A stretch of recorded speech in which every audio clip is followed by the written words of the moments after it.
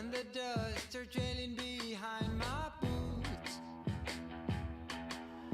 Blown by the wind, showed me a piece of my past. The soil and the dust is where we go. 6 feet under, whatever your uniform says. The smell of the dust is sticking onto my clothes. Burns my throat, sends shivers down my spine. The smell of the dust makes us just the same. What makes us different is just a bullet away. No pride but shame. No pride can bring a corpse from the graveyard. May the souls rest in peace up above. Some say we'll follow them down in the wind. Sooner or later, we're gonna pay the bill. The taste of the dust is lingering in my mouth. Burns my throat, sends shivers down my spine. We taste the dust when we crow. 6 feet under, whatever your uniform says. No pride but shame. No pride can bring a corpse from the graveyard. May the souls rest in peace up above. Some say we'll follow them down in the wind. Sooner or later, we're gonna pay the bill.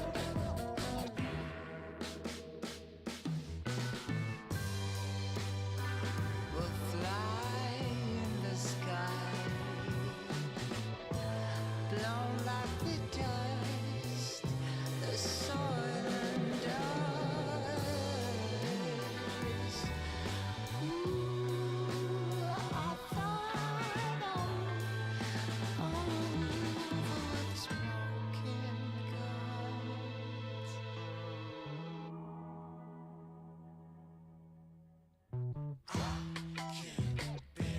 All this fuss around me, all this mess around me, makes me feel alone.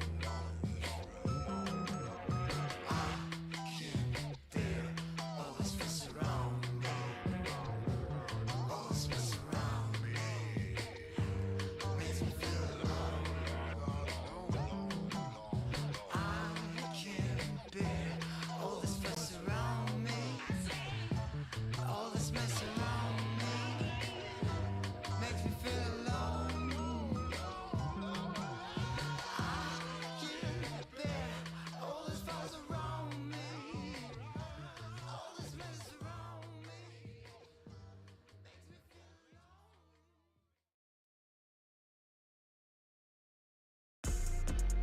If I gotta do it, I'ma do the most. Since they paid to see a show, got the South overflow, yeah. If I gotta do it, I'ma do the most. Watching me, they take no, raise a toast to the goat, yeah. Body be dripping and fancy, pat on my nose with that fancy. Money on me, I got plenty. Hundreds, 50s and 20s. Stay stack, lot of them. Rag, house by the lake, bought that. Opposite the brakes, draw back. Paddock on my wrist, I'ma hit 'em with a drip. They gon' pay the VIP to get a pic with me. I'm a star, brand new keys to the car. I'm the boss and the king and the czar. Got me so high, so addicted, telling me I'm the only queen of his heart. Guess I let you co-star. If I gotta do it, I'ma do the most. Since they paid to see a show, got the South overflow, yeah. If I gotta do it, I'ma do the most. Watching me, they take no, raise a toast to the goat, yeah. If I gotta do it, I'ma do the most. Since they paid to see a show, got the South overflow, yeah. If I gotta do it, I'ma do the most. Watching me, they take no, raise a toast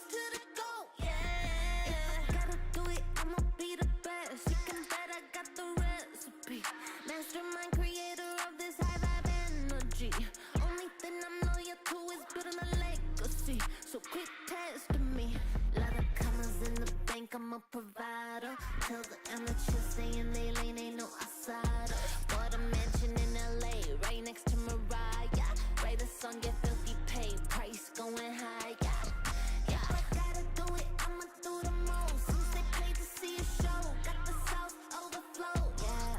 If I gotta do it, I'ma do the most. Watching me, they take no, raise a toast to the goat, yeah. If I gotta do it, I'ma do the most. Since they paid to see a show, got the South overflow, yeah. If I gotta do it, I'ma do the most. Watching me, they take no, raise a toast to the goat, yeah. Yeah. It takes a lot to be the best.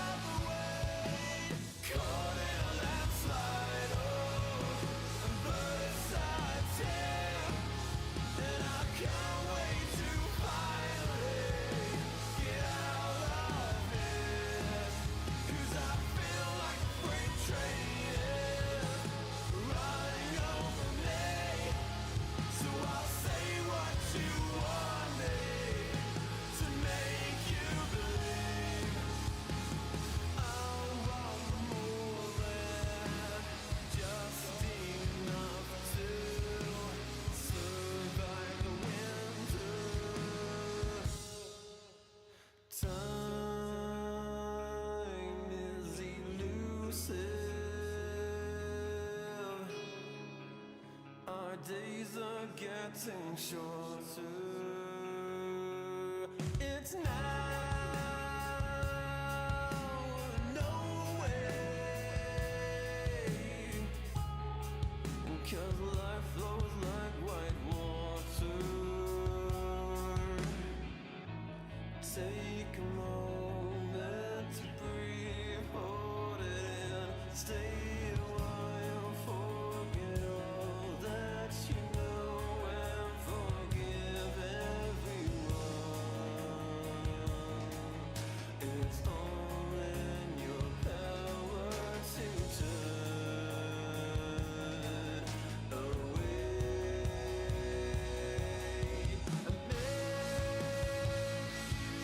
I've been blinded,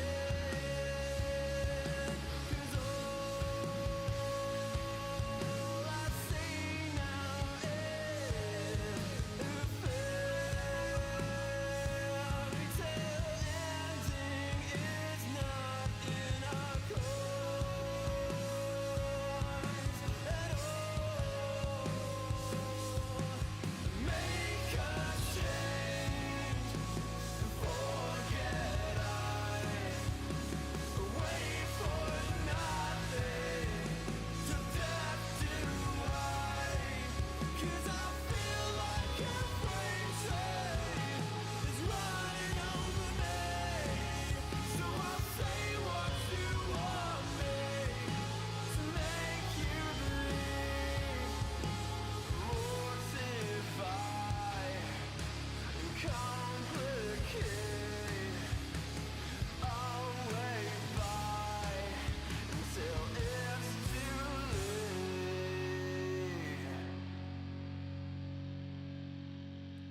But I think that you know much better. Wait forever. My head is on straight for once, and you will pay for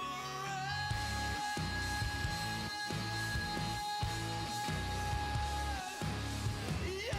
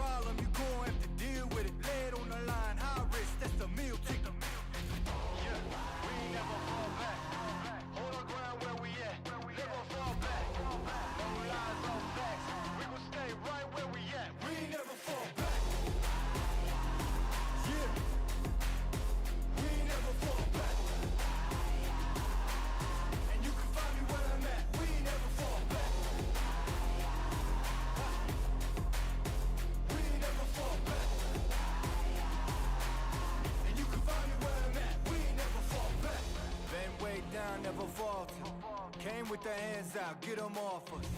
I'm 24/7 in the office.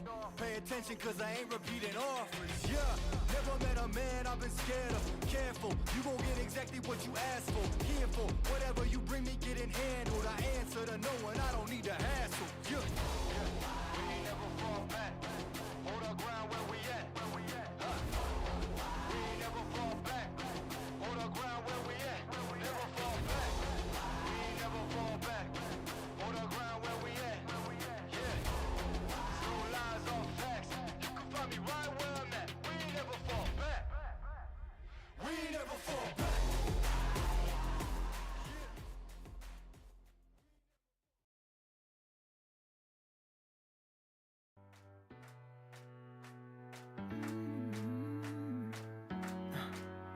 Am I wasting time? Cause I'm already gone. So long, can you stay the night? Cause you're the thing I want. I know you're feeling different when you're stressed out. But even with no makeup you still stand out. Cause no one makes me feel the way you do now. Like you do now. The way that you move your body, you make it look like a hobby. Every time that you touch me, it's electricity. Things we discovered underneath last night's covers. Everything came so easy. It's electricity. Electricity. Whoa. It's electricity. Electricity. It's electricity. When it's late at night, I feel you on my skin. My skin. You're all that's on my mind. It's finally sinking in. You're in. I know you're feeling different when you're stressed out. But even with no makeup you still stand out. Cause no one makes me feel the way you do now. Like you do now. The way that you move your body, you make it look like a hobby. Every time that you touch me, it's electricity. Things we discovered underneath last night's covers. Everything came so easy. It's electricity. Electricity. It's electricity. Electricity. It's electricity.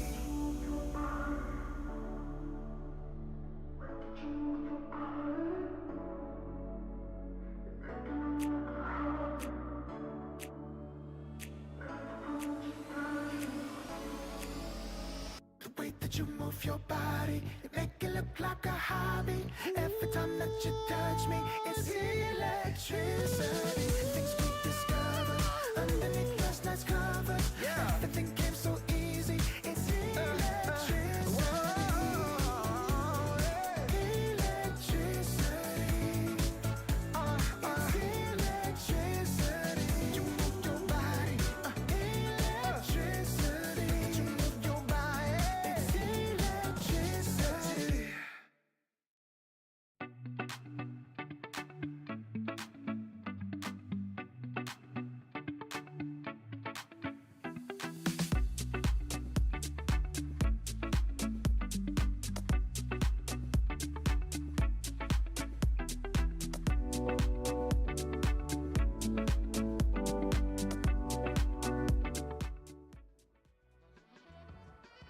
Ladies and gentlemen, welcome to the start of the Esports World Cup Riyadh Masters. Dano, we're over in China. We've got some other regions that have been battling it out, but today is day one for the Chinese region. How you been going? Because I know you're running on a little bit of sleep. You've been over in Eastern Europe.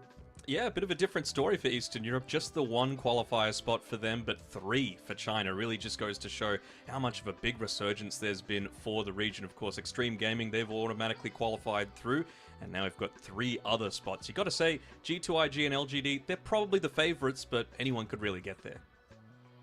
Yeah, definitely, without a doubt, and we'll see what those underdogs can be, because this is a region where we've seen in the past, right? These teams have kind of come out of nowhere. We saw the TI qualifiers, right, with Team Zero. Of course, we have a new iteration of this Team Zero, but previously that was like two ex-TI winners. It was Ice Ice, CTY was there. I don't remember who the other one was it two TI? Oh, it was the coach, right? It was Blink who was coaching them, I believe. So I think they came third in the international qualifiers, and we've seen this be the case where just these underdog teams always make a incredible run. Unfortunately, they fall a little bit too short. So maybe this time they'll be able to qualify to such a gigantic tournament.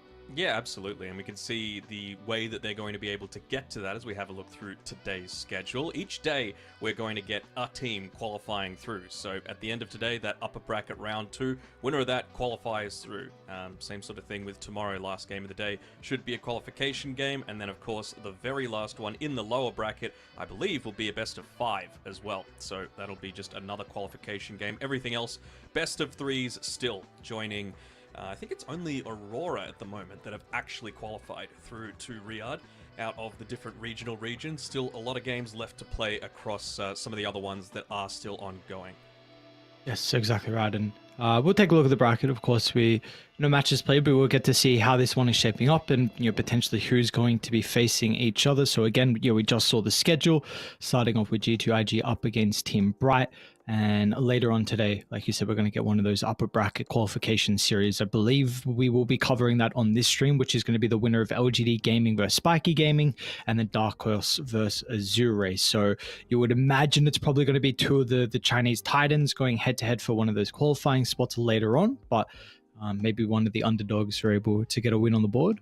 You never know. There's a new patch, right? Mm-hmm. So anything could happen. There could be some busted little interactions that haven't been seen quite yet. I was watching the All Chat podcast where Quinn was basically talking about how Gaming Gladiators were able to pick up the clinks. Not everyone knew about the burning barrage bug that happened at the time, where they were just able to dish out an insane amount of damage, but you only really get one shot to be able to do it. So for a lot of these teams that might not necessarily be the favorites in this first round of the upper bracket, this is your shot. This is your chance to be able to, steal a win, essentially, if you've been able to find some sort of tech that's going to be able to get you the W. For me, there are like 4 or so really busted heroes, TA at the absolute top of that list. So I'd be really surprised if that one slips on through.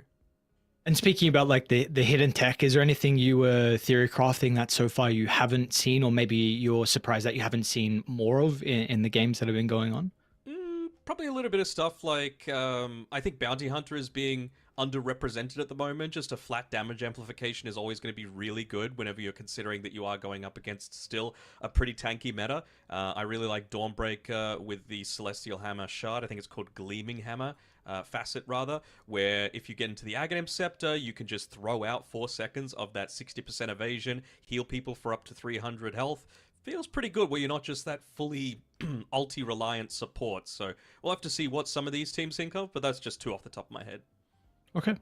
And like you said, though, we are still getting a lot of heroes that are currently very popular going on throughout a lot of the regions, and we'll see how China look to showcase what they feel is strong and potentially what they want to avoid, because definitely always this is one of the beautiful things about regional action, where we get to see some people just completely avoid what other people are picking up. So like you said, there's probably going to be a couple of those heroes. TA was at the top of your list, who 78% win rate currently on 32 games. I mean, that is busted, man. Like, how can you give her level 1 Psyblades for free and make refraction so much harder to chip through? And when you're dealing damage to the refraction and actually removing a charge, you gain one of the attack charges as well if you choose that facet. Like 3 separate buffs for a hero that didn't necessarily need 1. So it just seems way too good right now. I'm keen to see what's going to slip through. Also, we've got Bobika playing in this first series with G2IG, of course, and I wonder if, he was the original Monkey King support, and one of those tree dance facets is really interesting. If you've got full HP, it's just not on cooldown at all, so he could just be a menace for sniping couriers. Yep. He was one of those your early, no, I shouldn't say early, but he's definitely one of the more famous like Shaman and Lion players. So I know Shaman is being looked at the moment by pretty much everyone with a lot of the interesting facets. So we'll see if that's something he wants to pick up and what they're really going to pull out here for G2IG. So this is definitely, you spoke about before and kind of the China region having this resurgence, Extreme Gaming, multiple wins now. Oh, sorry, one win now. They, the grand finals, unfortunately, of Spirit at PGL. Then we've seen Azure kind of recently within the year have a lot of success. I know lately they've also struggled as well, but with that like previous roster before forming with the big one, they looked really good. And kind of G2IG though, like we haven't seen them have the results like we've been expecting. This is an organization, well, like you mix two. IG has been, kind of the star of China, and now you have, G2 coming in and whatever esports this organization has just been, incredibly dominant. And then you look at the players, you're like, this is kind of almost similar to the elephant stack that we had. It's not a stack. This was the 5-man that, was supposed to win events and was supposed to win TI, and we're kind of getting a bit of a similar thing here with G2IG. So we've seen China play really well, but we need to see this team also pick it up too. So we're definitely expecting them to make it out of the qualifiers, but we'll see if it's going to be as dominant as what people are expecting from them. Yeah, for sure. They've certainly had an uptick in form in recent times. Like, they just couldn't win a single thing, about a year or so ago. But in the past few months, they're getting some decent results on the board, getting through brackets and that sort of thing. But like you said, with the caliber of some of these players, you're certainly expecting a whole lot more. Monet, at the time, was, lauded as the carry for the Chinese region that was still hanging around. Of course, now you've got Ame coming back with a great amount of success with Extreme Gaming. Nothing to say. Still one of the best mids out there. Bobica, such a flashy player. JT, he is that big variance, isn't he? Like, he can either be the best player in the game by far or the worst. He's kind of the new neck god, the new old 11.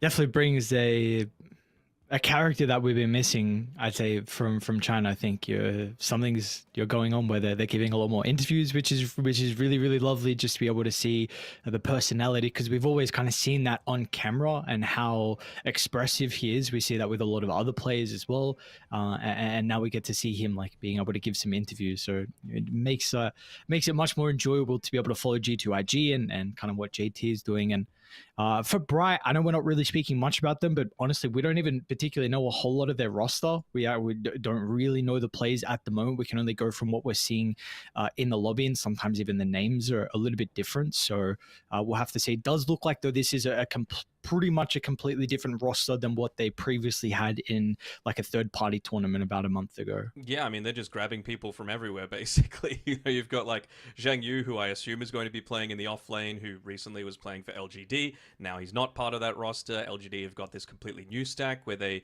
I believe, aren't playing with Planet as well.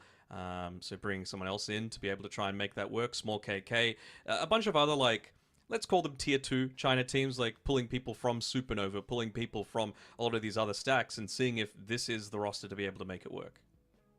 Yeah. So, we've seen in the past China have been that region that have been able to develop talent, and they've come and had some incredible showings. I think a lot of that was because of the third-party tournaments that we were getting in China in particular. I know we're not getting that as often at the moment, so we'll see if that's going to be the case, if this talent can start to rise from kind of down in those academy teams, and how they're going to be able to perform here. So just to update everyone, we are about to get in the draft. Hopefully, we are having some issues getting that one up, but as soon as I say that, draft does actually go through. So we should get that one up on our screen very, very shortly. It's going to be game one. We've got Team Bright on the rating side. We've got G2IG on the die side. We're ready to go. It's some exciting stuff for day one here of China. Like we've been saying, there's a lot of other regions that are going on at the moment, battling it out. But to qualify for such a prestigious event, it's going to be big here for some of the new people that haven't been to potentially LAN, and some of the old boys as well, to try and have their pride for their region. You mentioned pride. I think that's the big word as well. Even for the veterans, you would have to say the top 3 for this tournament would have to be Azure, LGD, and G2IG in no particular order. But this is the chance for these upstarts, I guess we could call them, to maybe make a bit of a showing, make a bit of a flashy play happen. Not all that surprised with some of these bans coming out. TA, number one, absolutely agree. DK, certainly on board with that as well, just because you've got that extra layer of flex added to not just the lane that you're playing in, but which facet you're choosing. I still think the Corrosive Breath is probably the OP one, and we've seen a whole lot more Slaughter mid actually happening in recent times, just because of pretty much always having that, if you're in water, you get a little bit of extra regen and movement speed buff. So that's part of his innate ability as well. Tiny's the other hero that we're actually seeing a fair amount of, and in terms of enjoyableness, I'm just making up words here, to be able to watch, Clockwork, I think, is the one that is going to be at the top of everyone's list, because he's kind of like the metal spirit now. You can punch around the cogs and it makes them move around, and if you hit people, it still mana burns them. It just adds a little bit of an extra layer of skill to the hero, and it's really interesting to watch.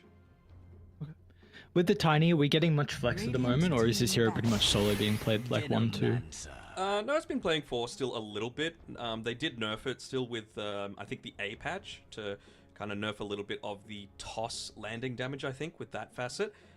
But yeah, certainly 1, I think, is the position that it's being played the most in at the moment. 10 seconds remaining. Yeah, because yeah, I mean, how are you feeling about this hero? I know you're a Venomancer hero for quite some time. Where do we put this at the moment? It's high tier, not S tier, but high tier, just because anytime you've got a lack of a stun as a support, it always feels a little and it's not even the greatest at being able to like push out lanes either. So I think with Venomancer, it's just you're all about your ultimate basically, and a little bit of the laning presence, I suppose, as well. Just being able to have 2 Noxious Plagues in a single team fight is insane. Percent damage, it basically acts as a huge area denial as well, where the person that gets hit by the plague just needs to move away from the rest of the team. And once you commit to a fight, you don't always have that luxury. Sure.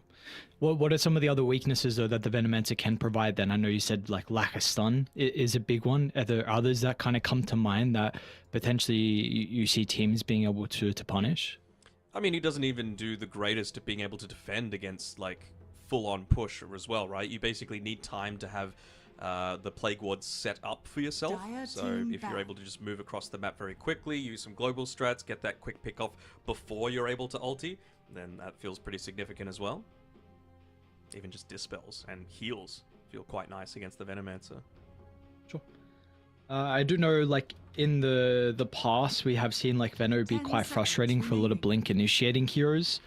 You know, the Tinies, the Earthshakers, whatever. So, you know, if this is going to be the position for Tiny, it can be a little bit frustrating sometimes. You need some invis to potentially cover you. Just something, I suppose, to bring up with Team Bright. You know, if they're going to keep it as a core, if it's going to be played as support, sometimes frustrating. It's not like it's not playable at all. I'm a little surprised that Weaver has slipped through this late into the draft. That is one of my other like top 2 heroes of the entire patch, just because you get Geminate Attack for free, and basically it means that at level 2 you've got such an insane timing where you have Swarm, Geminate Attack, and Shakuchi all available to yourself. Although Storm Spirit, he's looking pretty good too. Now, the main change to him is the, I'm just going to call it Static Walk. Static Slide, I think it's called, or something like that, where you can move your Static Remnant out to a particular spot. So one of the weaknesses of the hero previously was that you needed to go up into melee range to get the most of your farm early on with your Q. Now you don't even need that. You can just stay at range completely. So they did try and nerf this here a little bit, right, in the A patch, but I don't know. Not enough. No, the fact that I don't know if there has ever been a time besides maybe you're an outlier of a Bulba team where like Storm Spirit's getting your first phase, and the fact that like we're getting it picked so early on, it's just it speaks volumes of how strong this hero currently is. Oh, for sure. I wonder if now this is leading more to think that this might be a Tiny core as well, right? Because you need to make sure that you are blowing up the Storm Spirit whenever you get the chance to actually catch him. And, you know, and we haven't really seen Tiny Pos 1s build Blink Dagger as much. People tend to go more for, like, the Shadow Blade these days, just because it is going to enable you to farm and have some more of that consistent damage. But I think with how tanky a Storm Spirit can get, you really need to lean into the right click a little bit. One of the other changes, of course, is just getting that passive mana regeneration off leveling up your Ball Lightning, off of getting kills and that sort of thing.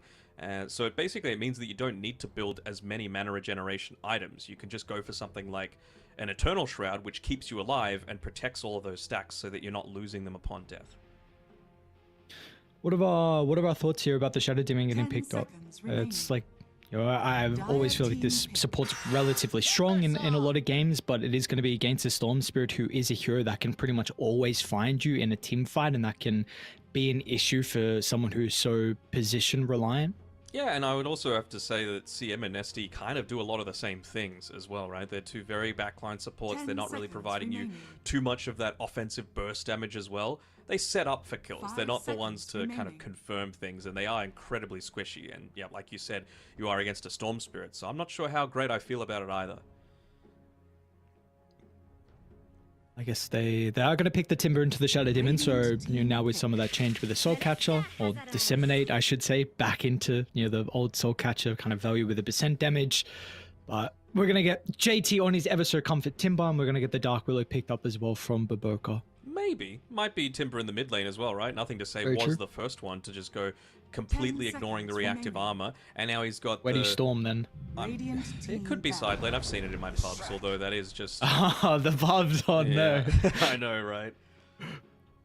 We'll have to wait and see. But Dire the team Infinity back. Chakram, I'm going to call it, is just way too good. You just gave him another power Dire spike, team literally back. like 0 nerfs to the Timbersaw in this patch, and I'm like, but why though? It was already being first phased previously. It was being first Radiant banned as team well. ban. It's just been able to slip on through. Feels like Have Team Bright are letting G2IG have a lot of the meta. that they are. I guess they get a little bit of their own though, right? Like the Lesh Tiny. I know the Lesh was nerfed a little bit with the facet, with just the value that you get back with the mana against the 10 creeps, but seconds we're still seeing this hero picked up quite a lot. So maybe 5 they got seconds your remaining. some of the strength currently in the meta as well. But I feel like we're both just a little bit concerned on the supports at the moment. Mm-hmm. And we don't even know what the position 1 is yet that's going to come from G2IG. Like, is it going to be something that builds a Blink Dagger that's also able to get onto the backlines? For me, it's just more burst. They just need even more burst than they Radiant already have, team just pick. because you're going to be able to wipe out a Leshrac, for example, very quickly before you're able to get health back from Bloodstone. You're going to be able to wipe out these supports very quickly. You have good stuff to be able to contend together with your Storm Spirit and Timbersaw. Maybe also they want to stun, because that's probably one area that they are lacking a 10 little bit seconds in right remaining. now on G2IG, and some tower push. So Sven, wouldn't hate to see 5 something like that. seconds remaining. Dire team pick. Night Stalker. You know I'm a Night Stalker enjoyer. Instant. Oh boy. You may now select Oh no. your hero. I'm a little bit worried when I see an instant last pick as well. I was just so ready for it. I think they would just pick at the gyro regardless, right? I know a lot of people really rate the gyrocopter, particularly with the afterburner. I'm not as sold on it. I think if you do go up against a lineup that is relatively tanky, you do fall under those issues where you just struggle to kill anything early on, just because, you know, you've got so many beefy boys, right? Tiny, tons of armor, Night Stalker, generally able to avoid a lot of those flat cannon hits. And, ooh, okay, so he's going the Blinding Void facet for now on Shang Yu, instead of going the, I think it's called Night Rain, his other facet, which basically makes it start 10 at seconds nighttime. remaining. I'm not sure how I feel about that, just because I 5 feel like this seconds lane is remaining. already going to be incredibly hard for you, going up against a Gyrocopter Venomancer.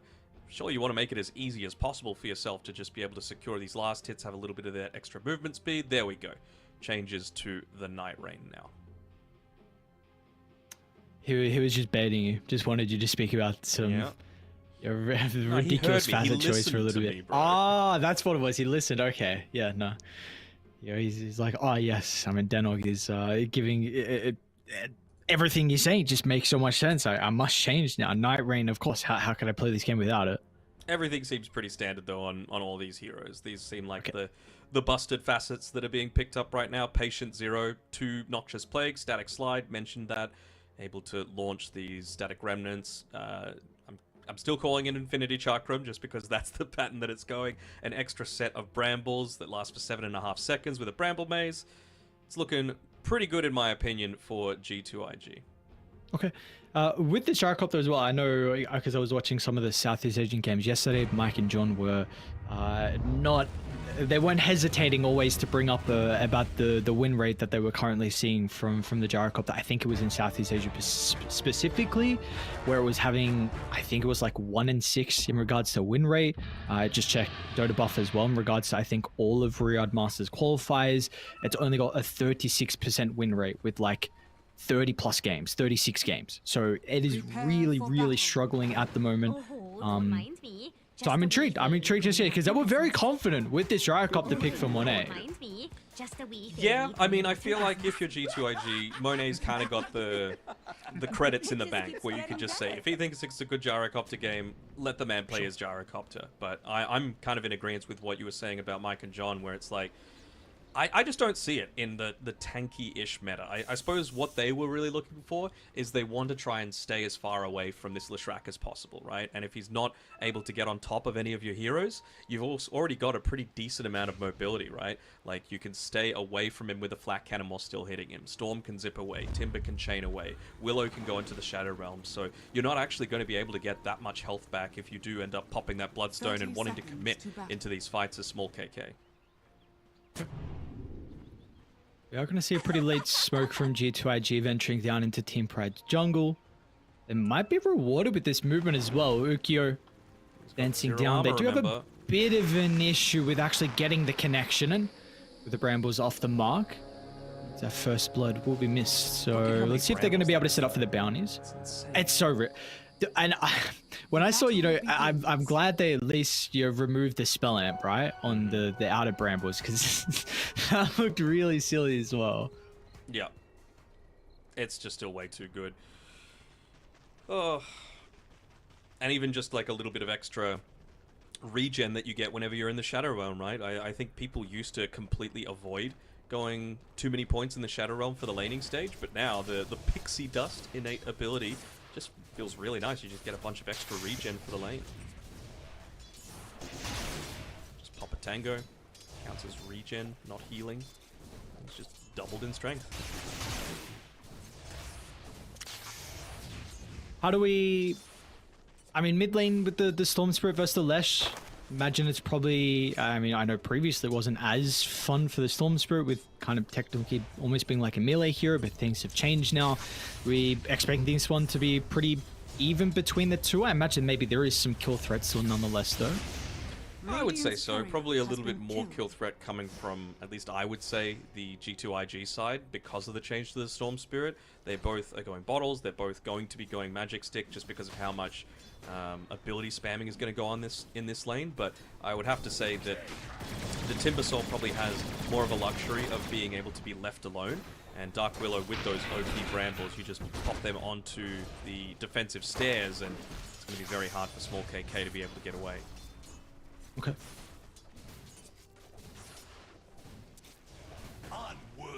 You see the top lane, pretty big wave currently going under the tower here from Radiant. So of course naturally what's going to happen with the Flak Cannon from Monet. So the Night Stalker is going to be pretty happy with soaking up this experience. They've blocked, actually they have unblocked the small camp, but still not going to spawn until this minute mark. So they're going to have a pretty good position in regards to the creep equilibrium for Team Bright, which is going to be very helpful for this Night Stalker. TK nicely done, just making sure he runs up into body block that one up. It should be okay on Chung Yu as well to be able to survive on his Night Stalker. A little surprised, I guess you've got a Leshrac. I'm a little surprised that TK didn't go back and start building up some of those stacks when that gigantic wave was being farmed up by the Night Stalker behind the tower.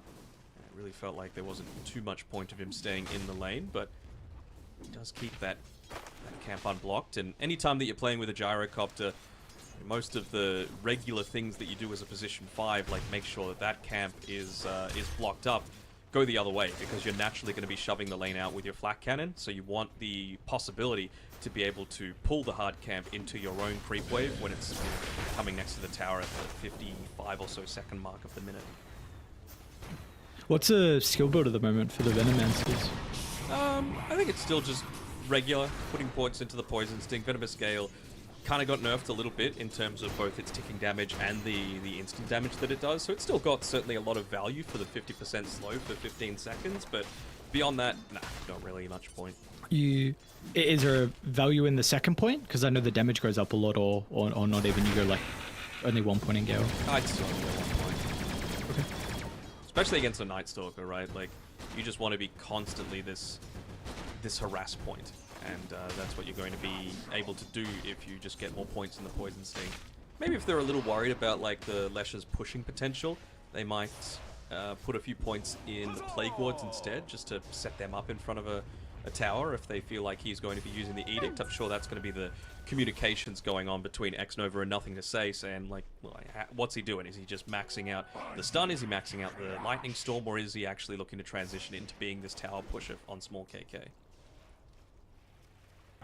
We will see both those supports start to rotate to try and help secure the water rune, both Nothing to Say. Along with small KK is going to be able to pick up their own, plus stacks have been made as well. How do we want to see Baboka look to play the next couple of minutes or once the lane's dissolved? Do you feel like JT is going to be fine solo down bottom into the Tiny and the Crystal Maiden? I think he should be. He's just level 3 at the moment. You can see he's not really going for like a kill build. 0 points to the Timber Chain at this point in time and point into the reactive armor. I honestly wouldn't be surprised to see him put that second point in and just leave it there. Just because the 2 points gives you a good amount of value, a good amount of survivability against this lane. Of course, it's going to be very important considering how it's a pretty solid lane whenever you've got a Tiny and a CM playing together.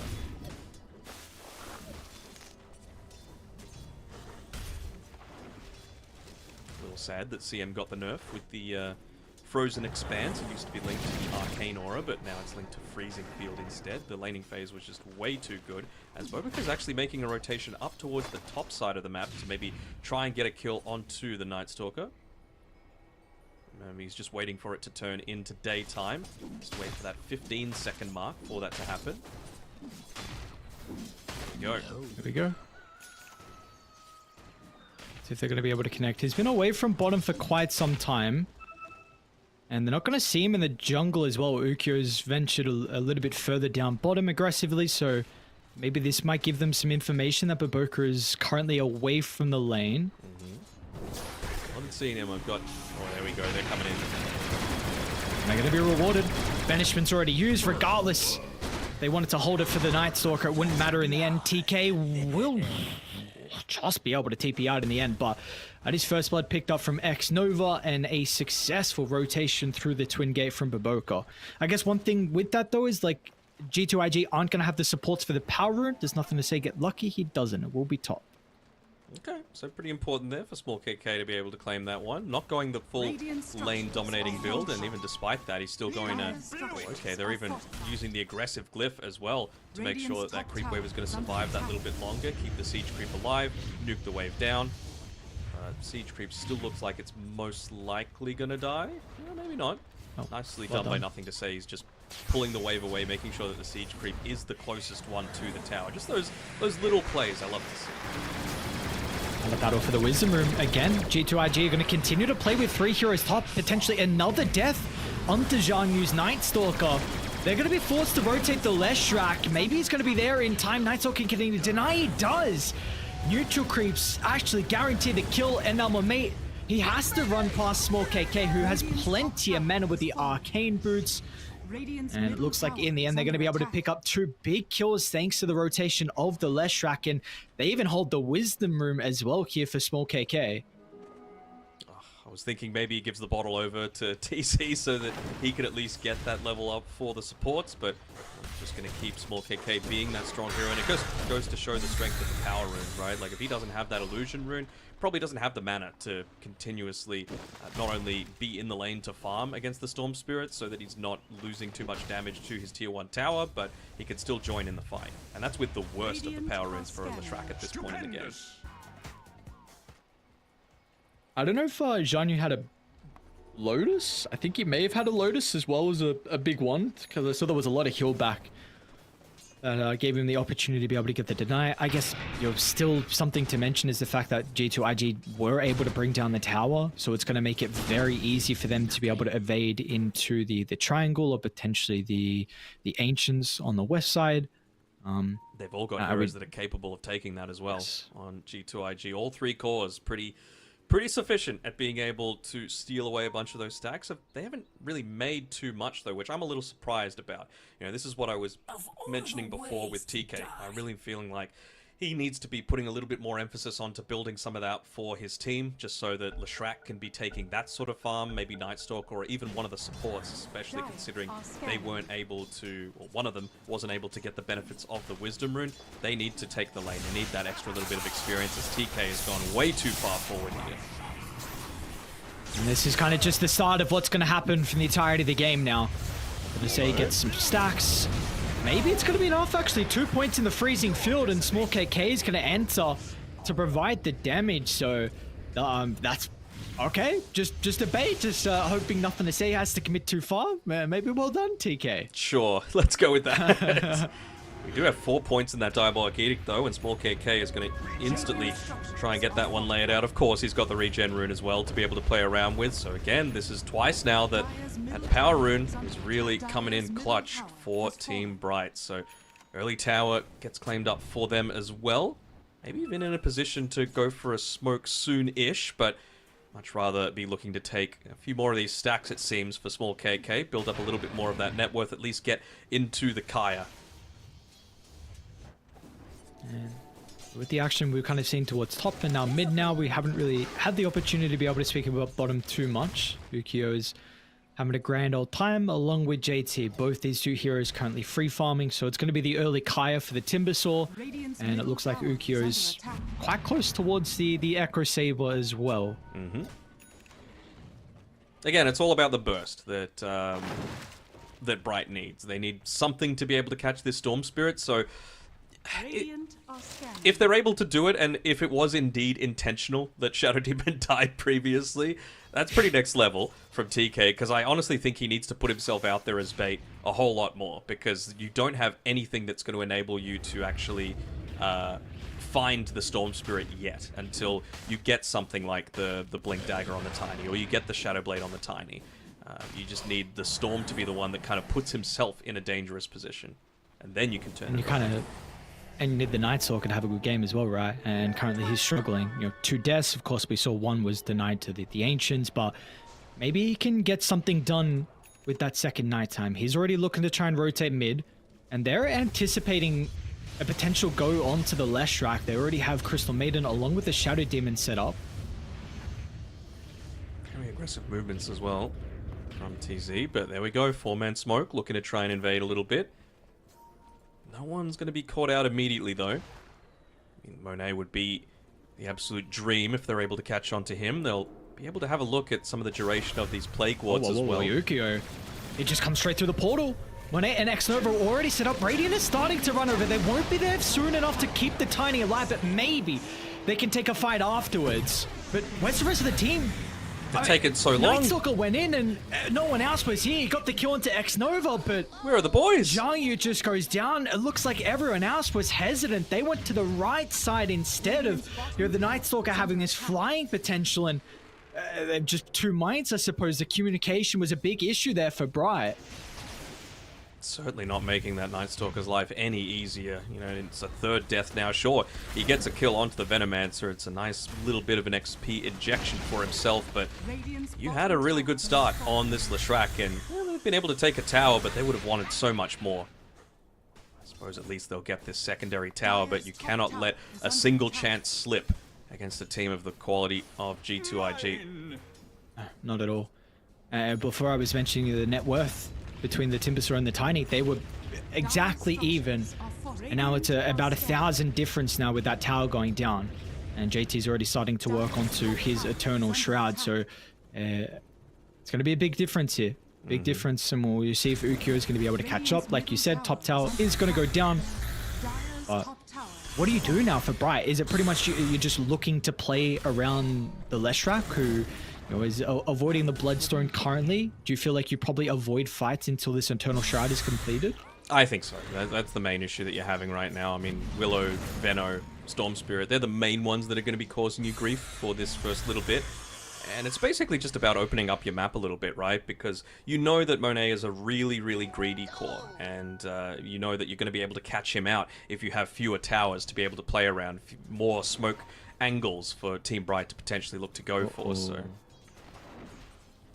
Gio. you'll be fine.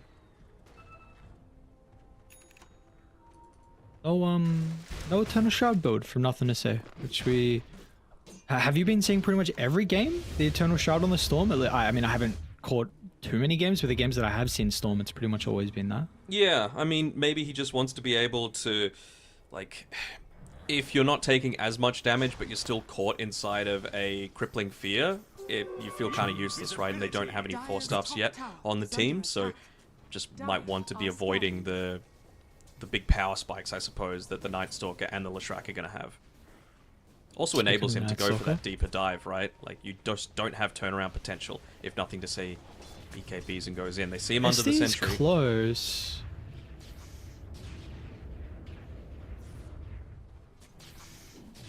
Maybe they can bait, actually? They're going to play aggressively. So Baboka and X-Nova are still nearby to potentially help with the Storm Spirit. Terrorize is going to be good. Is it enough, though? Nothing to Say gets the zip at the last second. And will be okay. Great Terrorize from Baboka. He made sure that he was mid-zip when the Demonic Purge actually popped as well, so didn't end up taking any damage from it, so... not exactly hard, but you got to make sure you're doing the little things right. And this time around they are going to be able to... Oof, look at that shield rune for the Leshrac. I'm sure he would love to be able to hold it till he's got that Vitality booster finished up. 2 points in the ultimate, just 500 gold away, which he should get. Mine just pops the shield rune to be able to help with taking some of these stacks. He's basically going to have that Eternal Shroud completed now by the 15 or so minute mark. Really a Blink Dagger as well for Xiangyu. So even though they might feel weaker with it, you know, turning into daytime shortly, he does have the Dark Ascension to be able to make plays with. They've got to go on him though.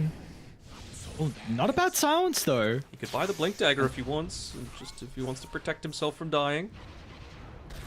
Doesn't feel like he needs it. Is he thinking BKB? Okay. Okay, he just buys it now. So let's see. Wonder when they're kind of where they're going to try and put themselves in a position on the map to take a fight. You do have just under a minute now until the next power rune. Maybe you can look to smoke to that, because currently you don't have any deep wards set up to smoke to. Picking out Ukyo at the moment, just on the bottom side of the map. They've got a good amount of vision down there off the back of this cliff ward. He's really not in a position to join the team at all. He's just sitting back and farming. He went a really early Aghanim Shard. That's a lot of gold being expended for something that's not exactly all that useful in a team fight. This is just all about him trying to get the most farm that he can on his own.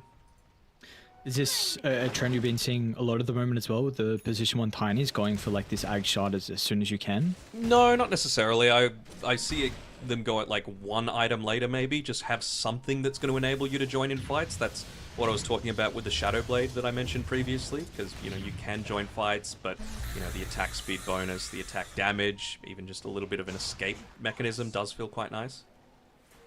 Once again, protecting the power ends. I think I've counted at least 4 that they've been able to claim on Team Bright so far, and might even be 5 as Small Cake Kate leads the charge with his Eternal Shroud. Radiant are scanning. Both sides scan connects. We're gonna go back to X-Nova.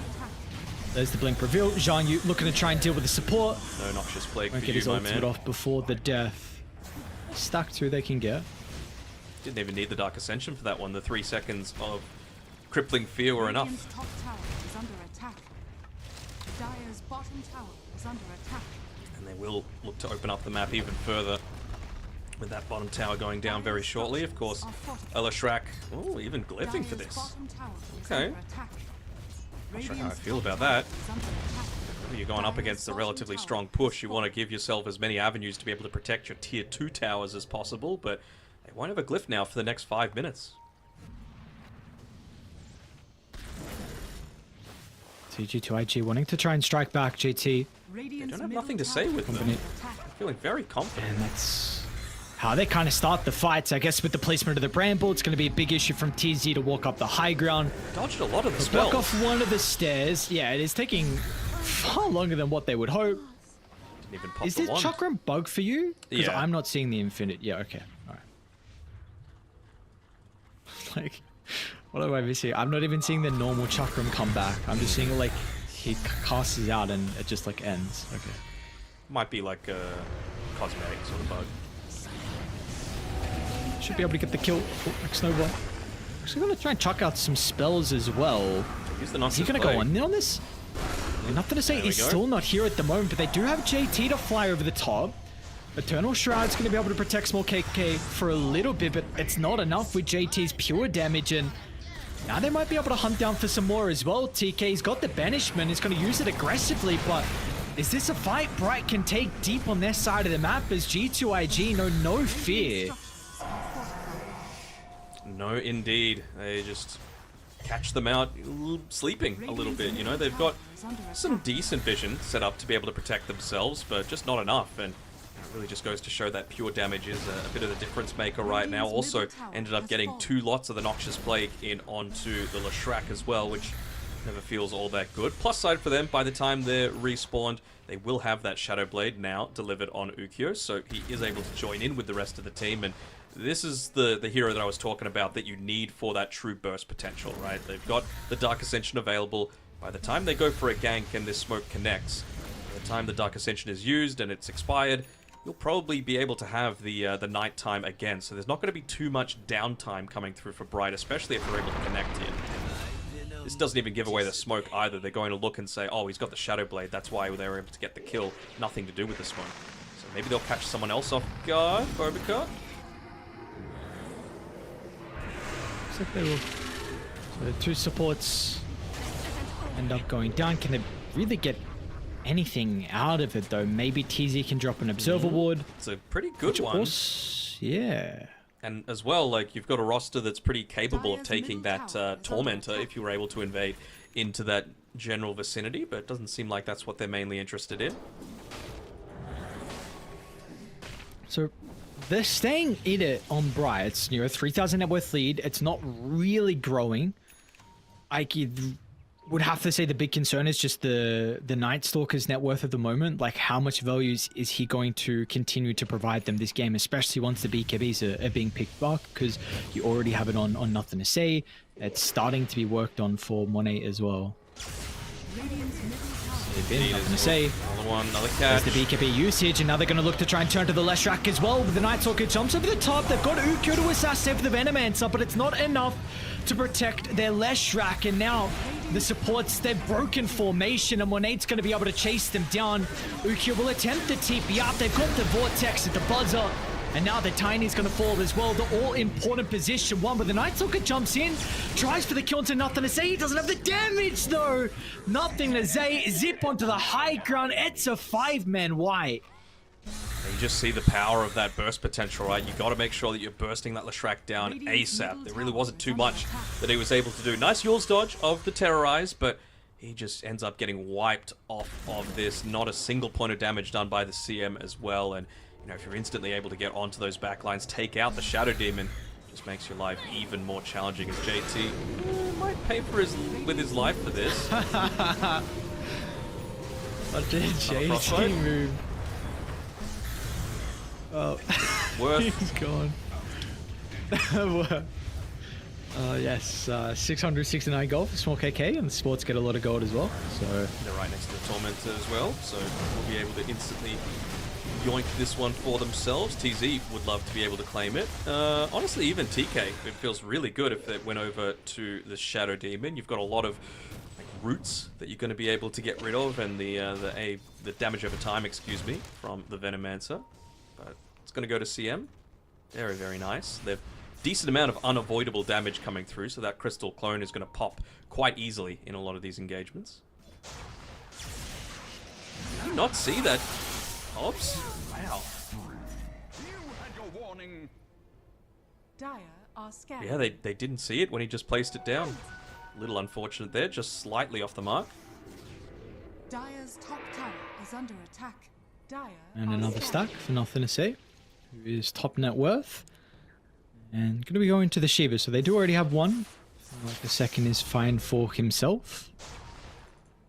One of the other things that I want to see different from Zhang Yu in that fight is that he continued committing onto the Venomancer after he'd already used the Noxious Plague. That's the main thing that you're trying to stop here, but if it's already going to be launched out, you've kind of done your job as a position 5 Venomancer, right? Like, yeah, you've got the mechanism. Yeah, it's nice if you lay down 1 or 2 Plague Wards for vision and throw out the Venomous Gale, but the Noxious Plague, especially with that facet, is the main thing that you're trying to stop. That's a big part of why he went the Blink Dagger so early on this Night Stalker, but if it's already been used, you may as well just go for a different target to stop your team from dying quite as easily.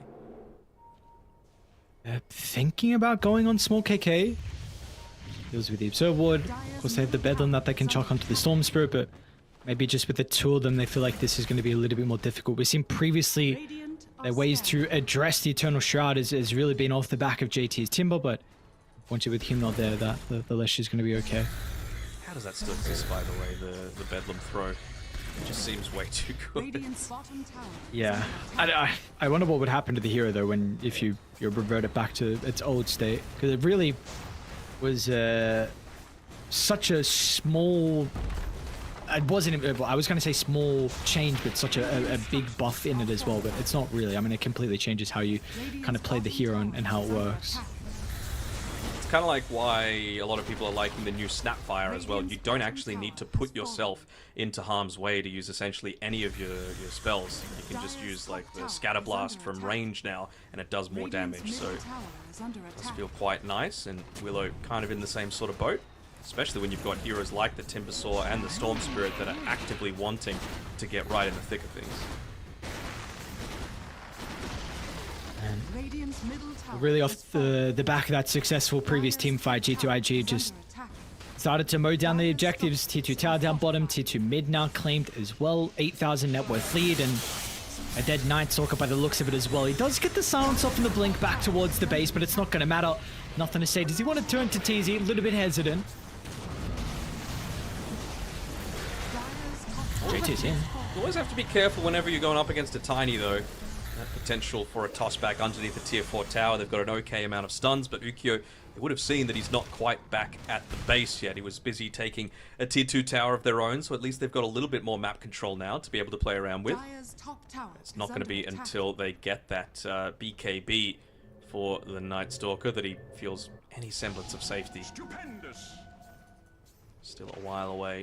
At least he's got the shard, though, so the mini Midas effectively helps him pick it up a little bit quicker.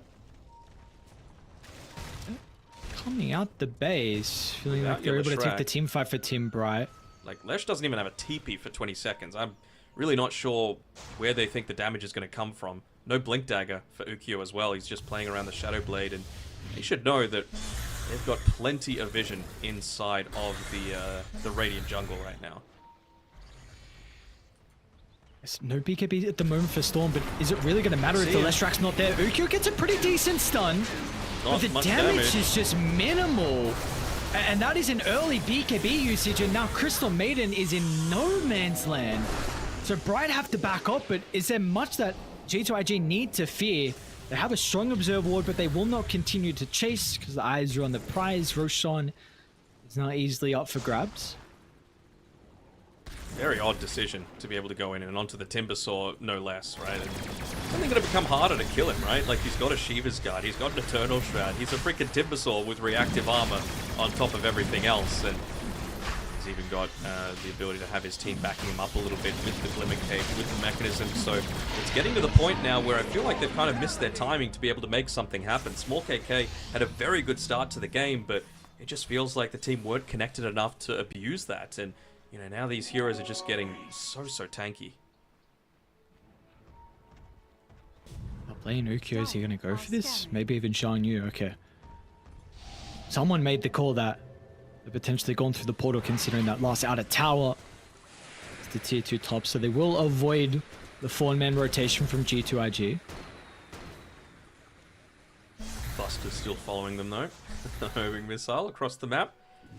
Gives a little bit of vision, gives a little bit of understanding of where the Night Stalker exactly is, and that's going to enable them to just take a Tier 2 tower for free. Bonk. Still my favorite cosmetic in the game.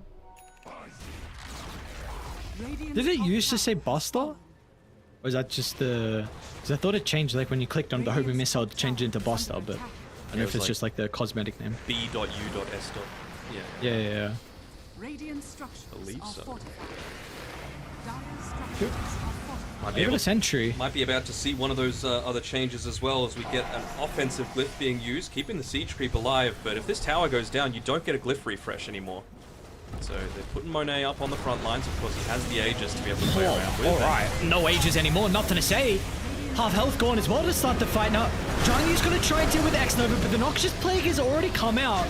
Finally, a fight that looks pretty decent. JT got blown up as well to start. They can't catch anyone else, though. With the Blink continuing to get cancelled thanks to the Venom answer. Zhang Yu is on the prowl, trying to catch up to Baboka. G2 IG are going to retreat as a 4-man unit. But they do a incredible job to defend the high ground. You take that every single day, not even losing their tier 3 tower as well, so well worth the defense. They know how strong they are, as long as they home in onto the right target, right? It was so much magic damage that was pumped in onto that Timbersaw.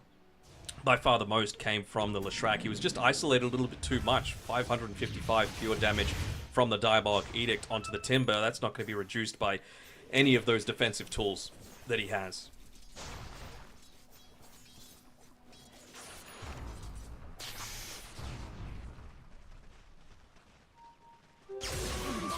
Interesting innate ability that he has as well in the Lesh. So much AoE with the Bloodstone as well. Level 20 now, so then reduction with the Pulse Nova. Now we'll see. They're still in a fighting position, Team Bright. And the Tiny going to be working on the Daedalus next. Do we like this? How are we feeling about the Daedalus? I'm on board with it. I quite like it. It would be nice if the Silver Edge still provided crits so that you didn't necessarily need it at this stage, but the break is still just going to be so much value going up against the Timber. You saw how quickly it was able to melt there, and that was without the break on anyone. So Shadow Demon ended up using the Demonic Purge onto him, but of course, still quite a ways until he's going to get an Aghanim Scepter for himself.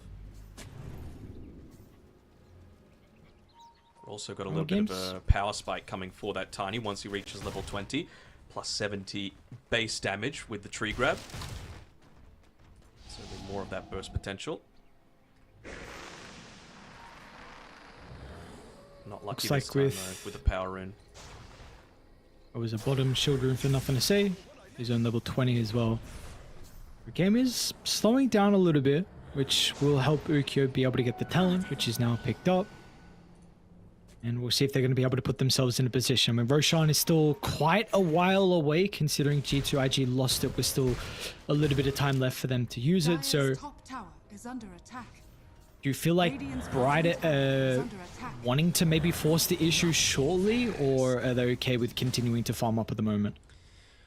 I mean, it's just turned to nighttime, right? So I feel like they just want to make the most out of that as they can. Whether that's, you know, being able to get a little bit greedy and farm on Zhang Yu or go for a kill, that still remains to be seen, because he is basically being the anti-support right now. Just playing Night Stalker in general is that, and he has to be very careful because he's got the gem.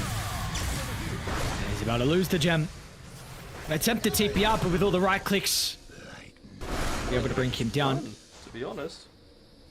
Should have been able to get away with the movement speed at that point in time, but wasn't the case, I suppose. Gem lost. Which is a big one. His position-based supports, like we were mentioning, are going to have an even more difficult time against the Storm Spirit. TK is going to be able to TP up, long zip in. Nothing to say will also miss on one of the heroes. I swear someone was there. Yeah, they shot at him. Man, he has just gone full into the status resist, huh? Like, he's just the anti-hero, basically. Like, anti-supports, Night Stalker. He just wants to cancel out these ultimates on the supports. He wants to... Well, he was going the Nullifier originally, but I think he's become more of a realist, let's say, with what he's going to be able to afford anytime soon. So it looks like going for the Sange for that extra little bit of status resistance. He's already got the level 15 talent for the Hunter and the Knight status resist. It just feels like he wants to try and reduce the effectiveness of all of these IG heroes. Damage isn't the main priority right now for Zhang Yu. Because they will have that with the Tine and the Leshrac if they're going to be able to have these fights where they can right-click, or where Lesh can use that full mana pool. No Aether Lens now for the Shadow Demon, with the courier being sniped.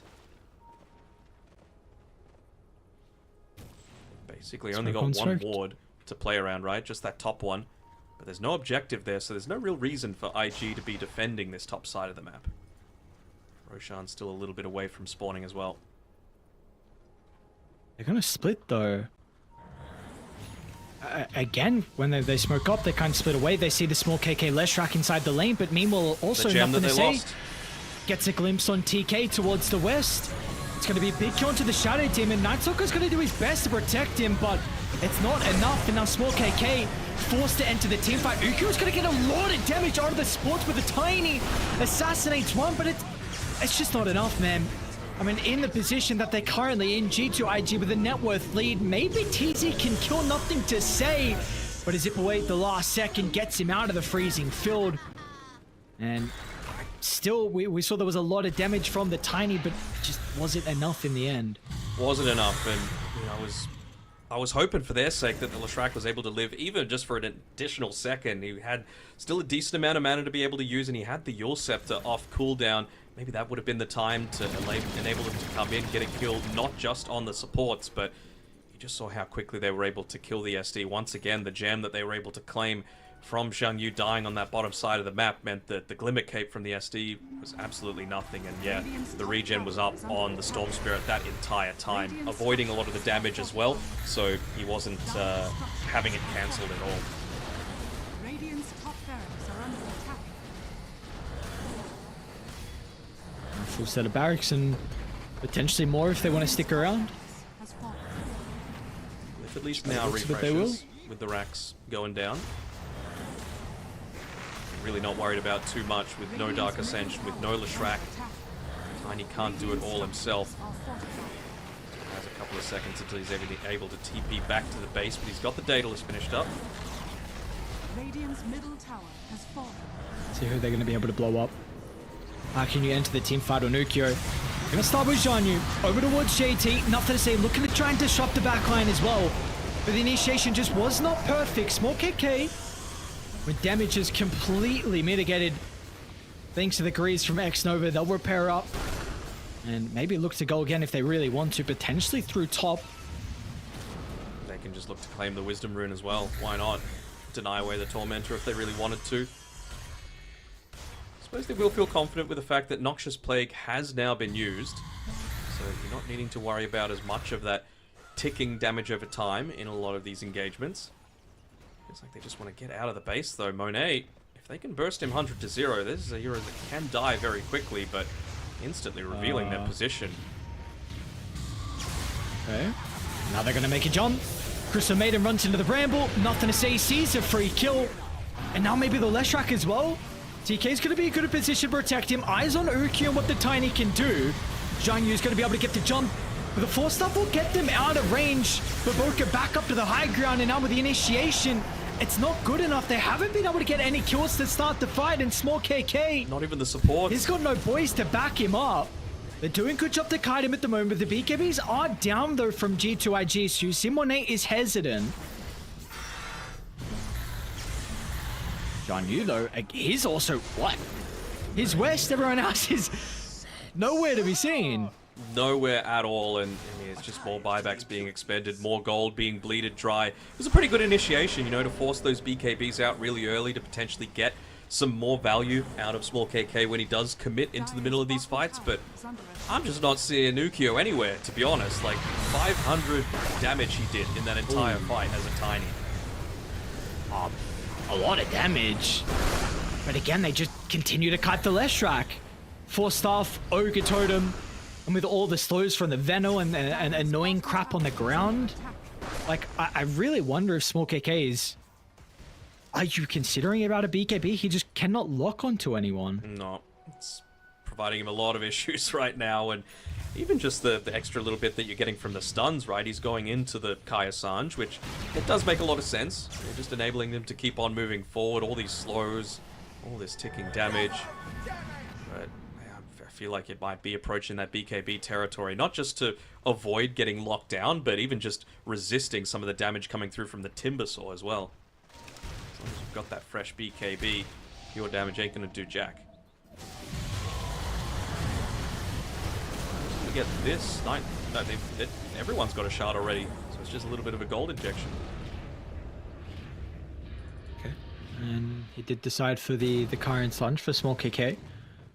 And unfortunately with them committing to the Tormentor will mean that second Roche is going to go the way of G2IG. So we've got the Aegis Has fallen to the dark. along with Roche's banner. Aegis going to go on to Monet. Got the halberd at least on the Night Stalker.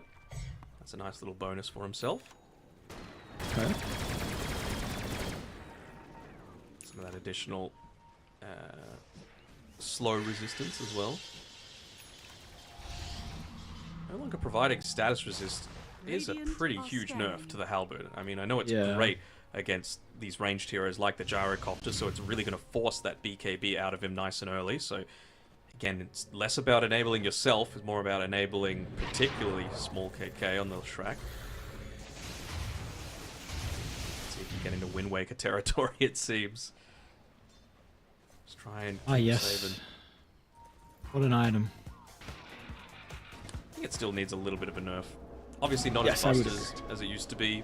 Like 23 seconds on the Yule's cooldown to 13 on Wind Waker was kind of insane. 17 seconds feels a bit better, but 20. 20 is that happy amount, I think. They would be hoping they can get to that stage this game for small KK. Unfortunately, going to be in a pretty difficult position. We'll see when G2IG want to look to brute force up the high ground. Poke is going for a nullifier.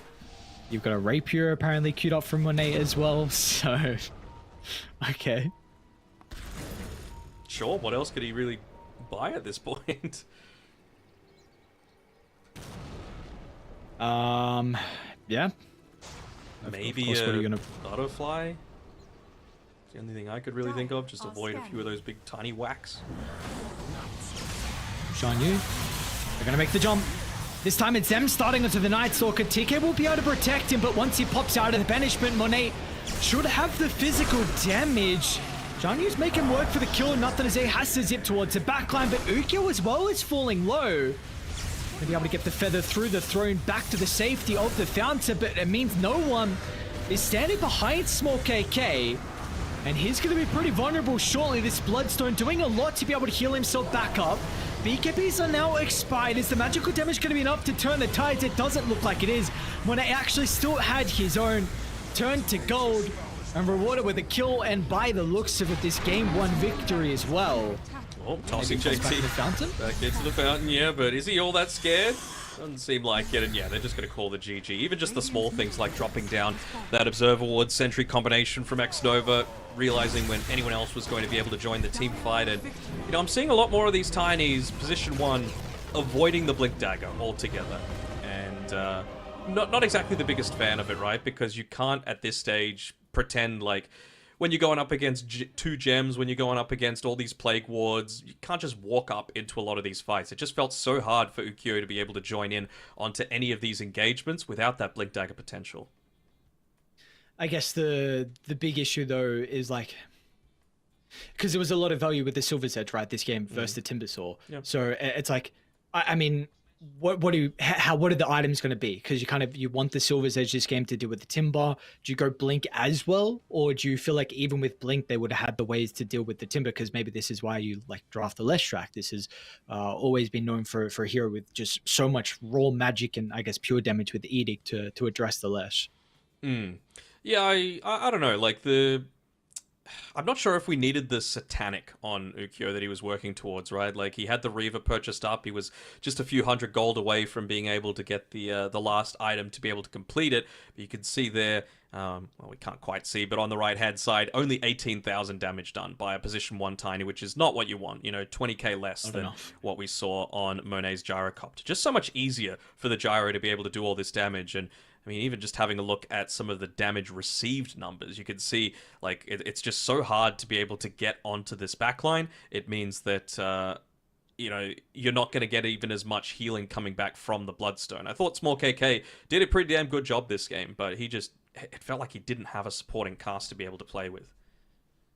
Yeah, and I wonder where that comes from is like, how different does this game actually look with the Night Stalker with net worth? Because there were actually some fights where I was kind of impressed by Zhang Yu's ability to find the jump. I mean, Night Stalker always can do that, right? But we potentially it was just a bit too late because he had the slow start where he didn't have the net worth to get going early, and once he was making these jumps inside the team fights, you're already doing 4 staffs. At that stage you had Ogre Seal totems, BKBs, so it just felt like your main initiator, like you're saying, like that big concern of yours was Tiny. He wasn't able to be that fellow initiator as well. So like for you heading to this next game, do you just want to see like a lineup that is a little bit easier to execute, where they can take fights in multiple different ways from multiple different heroes as well? Sure. I don't think they necessarily had like a hard to execute draft either. I just think they kind of dropped the ball around playing with Small KK when he was the strongest hero in the game by far, right? Level 12 multiple times that they had power runes to be able to play around with. It just felt like they were taking tier 1 towers at will, but he just didn't have the boys connecting together with him. So I think it just comes down to a bit more decision making, a bit more around the item choices, particularly from your position 1 to actually enable you to be part of the game rather than just farming. Okay. Well, let's see what they're going to be able to do to make amends and potentially come back and send us to a game 3. Because at the moment, G2IG looking strong, but it is just game 1 here for the Esports World Cup Riyadh Masters. We'll be back after a short break with more China action.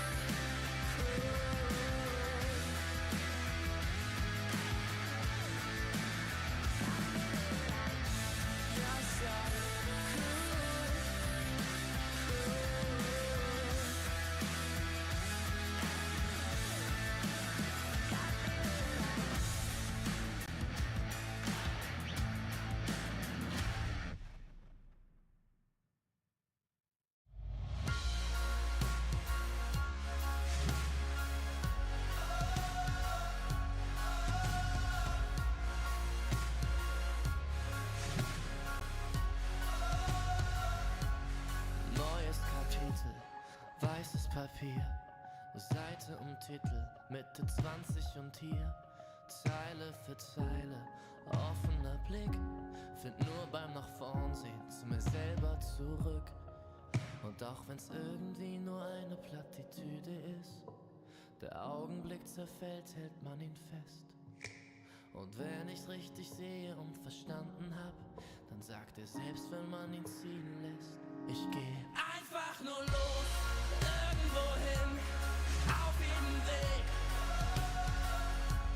Ob klein oder groß, wartet ein Sinn und wir haben's erlebt. Nein, ich hab noch nicht genug, wart mal wieder auf die Flut. Schlimm oder schwer, Leben ist Leben, Leben ist Leben. Solange sich alles bewegt, solange sich alles bewegt.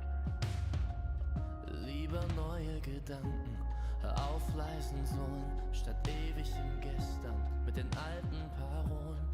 Nun ist die Währung, der Weg ist das Ziel, kostet die Welt dann vielleicht gar nicht so viel. Und auch wenn manches davon sicher Plattitüden sind, man fühlt genau, wenn es stimmt. Ich geh einfach nur los, irgendwo hin, auf jedem Weg. Ob klein oder groß, wartet ein Sinn und wir haben's erlebt. Nein, ich hab noch nicht genug, wart mal wieder auf die Flut.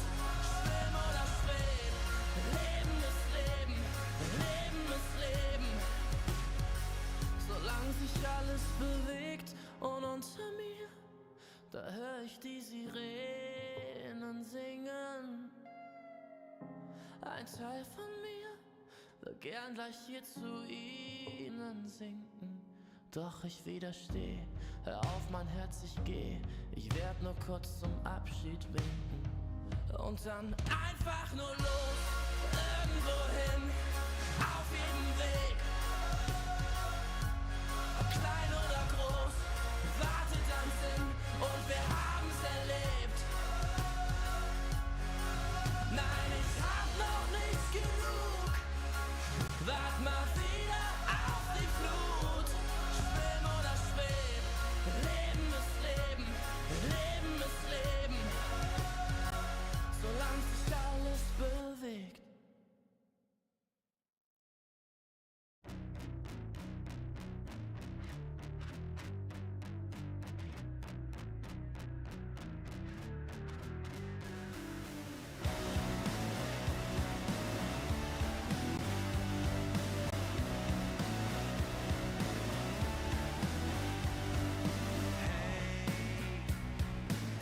I saw you riding on the train today, and I tried to figure out a way to stay close. I wanna see you again. I wanna be your friend. I wanna see you again, again,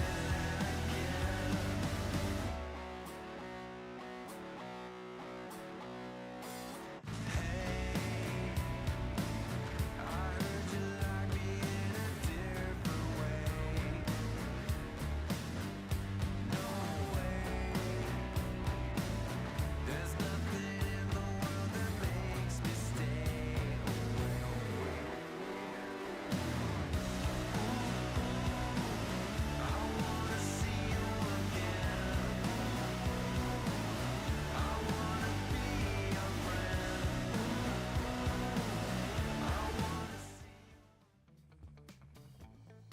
G2IG strike first in our game one. Let's see what Team Bright are going to be able to do to potentially send us to a third game for our first series here in the China qualifiers. And we'll see what other strong heroes have to come out as well, Danok, in this upcoming game. Because definitely we saw both sides having some pretty strong heroes. Unfortunately, you're potentially lacking a offlaner with the Night Stalker. Maybe it was the other facet. Maybe we were wrong. Maybe you needed the other facet. No, no, definitely not. I mean, having a look at the win probability again, they were ahead 22 minutes into the game. It really did come down to not being able to make the most out of these power spikes that they had at the time. The Night Stalker felt kind of like a non-factor. It really stems down to that fight where they just continued to commit in after the Noxious Plague had already been used. They got a couple of supports, but that's all they got. And then they just started cleaning up. Monet, he was able to farm up a little bit quicker than Ukyo was as well. And yeah, we'll have to see if it changes at all. I think we're going to see a lot of pretty similar bans coming out, though, in this game number 2. TA, I still want to see it completely out of there, and it 5 is. seconds remaining. Wonder if the Storm Spirit is also Radiant banned team up, banned. and if we see G2IG up the priority on it. They have who had first pick? Do you remember? Who had first pick? 10 seconds Yeah. remaining. What was the draft order? I'm just trying to remember what the last overall pick was. 5 seconds remaining. Oh, it was was- Gyro. Gyro, yeah. Radiant So team Team banned. Bright had first pick last time. Okay. Same What setup even as was last what game, was I it? think. Is it Shadow? 10 What was seconds first The pick? remaining. first pick. Tiny. Tiny, and then the 5 seconds Dire remaining. Support? Banned. Yep. yeah. And I'm still honestly Some fine ban. with a Tiny first pick. I just think they 10 need to seconds change their remaining. mentality around what's actually, useful at all 5 stages of the game. seconds Because remaining. Tiny has some pretty big early power spikes, right? You don't want to just be waiting until he's level 15 plus before you do Dire anything. team- And it really kind of felt like that was the way that they played this game. Oh. All right. I'm interested to see what Xnova's opinion is on the Chen as to which of the was it 5 facets that you get to choose from is the one to go for. I think you basically can choose one of two. This is just my opinion as not a Chen player at all. You could either go the Satyr one, because early on you get the Mind Stealer, so you get the mana burn for the lane. So if it's something like, I don't know, a Mars or a Darkseer, someone that really needs mana to be able to, farm at all in the lane, that's obviously going to be incredibly good. But if you're just wanting to bully someone in the lane, go the Hellbear. The Hellbear, I'm just going to call him the potato, is very, very high damage against a lot of what these guys are trying to throw at you. Centaur Courser for the magic assist, it's fine, but I feel like you shouldn't be playing for the later stages of the game. You should just be playing for what's going to dominate in the actual laning phase. I guess I want to continue on the Chen for a little bit. We can speak of the Nyx shortly. Do you feel like the facets should be pretty much...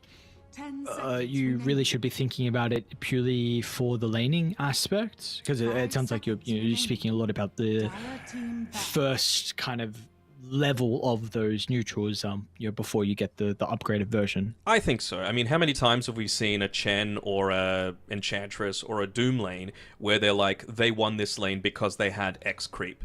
Now you choose which sort of creep that you want to be able to play around with. Yes, you can't choose exactly the one you want. Like, you can't get the Banish creep, for example, like the really small Satyr against a Darkseer, but having mana burn from minute 0 is pretty damn good. Even just the mana regen aura for the lane as well. All right, now what about this Nyx Assassin here? 10 It's seconds remaining. I know it was kind of definitely your pre-patch, but we're not getting a lot of Nyx Assassin. 5 Now we're seconds seeing it a little bit. I don't know if this is first phase material. I know the Mind Flare, the fact that you just have given this here an instant way to be able to kill creeps, I think is kind of crazy. But Especially have against you the been Chen. seeing? Yeah, okay, sure. So is this already, you feel like you're one of those counters we've seen in the past, like, Miranas and some of the other ways of to deal with some of the Enchantress or Chen creeps? You feel like now the Nyx Assassin is potentially one of those? Yeah, somewhat. As well, with the mana burn facet as well, it just feels like you've gotten even more of that burst damage out that you're going to be able to layer in. And as well, on top of that, we were talking about how are these different regions, different metas going to really, come into the equation. And you got to say, China loves its Nyx Assassin. More around, like, Kaka specifically, he loves to play it. And obviously he's not playing this game, but yeah, I can certainly see the justification for going this early onto the Nyx Assassin. The one downside, of course, is that if you do start to get run over, it's very hard for a Nyx Assassin to kind of change that sort of equation from happening, right? Like, what if they go into a Lycan, for example, beyond this, and they just try and continue running you down? They try and end the game in 20 or so minutes.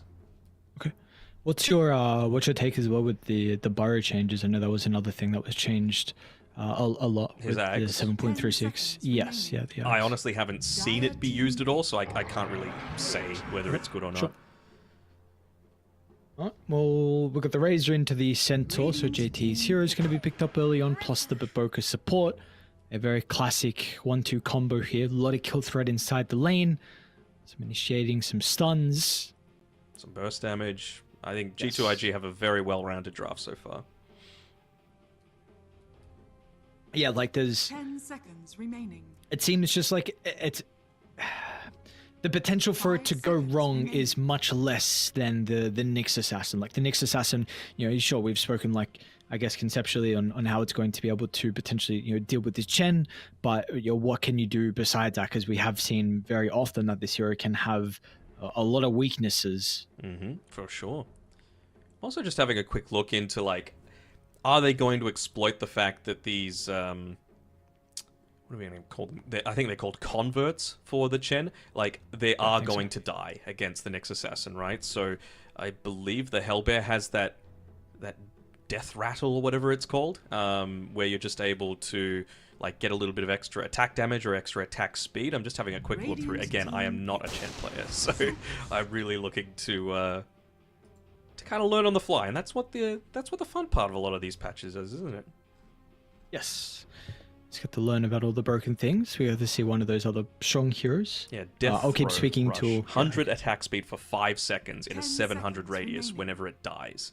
That feels pretty good. If Nyx Assassin moves on 5 forward and seconds uses, remaining. his Mind Flare onto it, then you're just like, whacking him about 10 different times, you know? Dire team pick.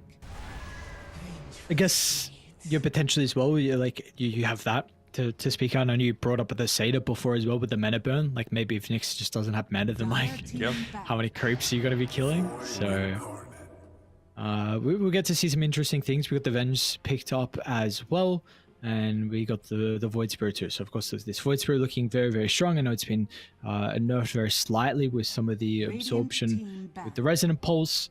How are you feeling about the Venge at the moment? I've seen some people look to try and play it as a offlaner as well, like we've seen in the past with the when the scepter was changed. Radiant But team are you still back. seeing it a little bit more predominantly as a support at the moment? Haven't seen it at all either. You know, this is one of those Okay. heroes that hasn't really been picked all that much. One of the changes they gave to it, of Dire course, team is back. that whenever there's a benefit that could be ranged or melee, you take the melee one, basically. Or you take the better one. And most of the time it is going to be melee being the better option for yourself.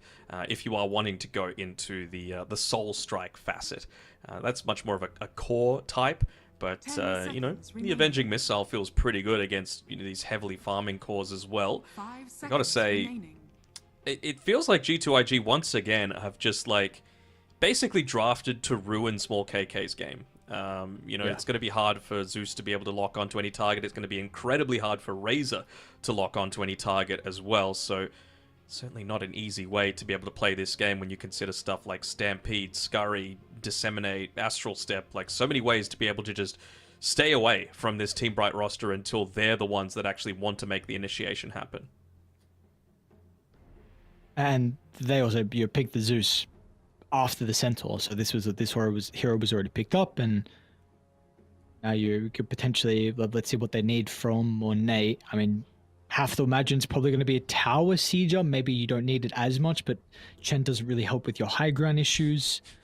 I'm just looking at the draft, sorry, that Team Bright has banned out these last 3 heroes. I'm sure Razor is just saying, I want to lock on to a hero, so nothing that has mobility. So no Anti-Mage, no Weaver, no Morphling. What is there still left out there? PA, Monet has a great PA, but I haven't seen that at all either. Faceless Void, not exactly the greatest heroes to combine together with it, at least in terms of the Chronosphere value, if you are going to stay with Chronosphere as opposed to the time zone, although I'm not really the biggest time zone enjoyer. Sven's okay, but I don't know where that hero currently is. Not against a Razor, though, I don't think.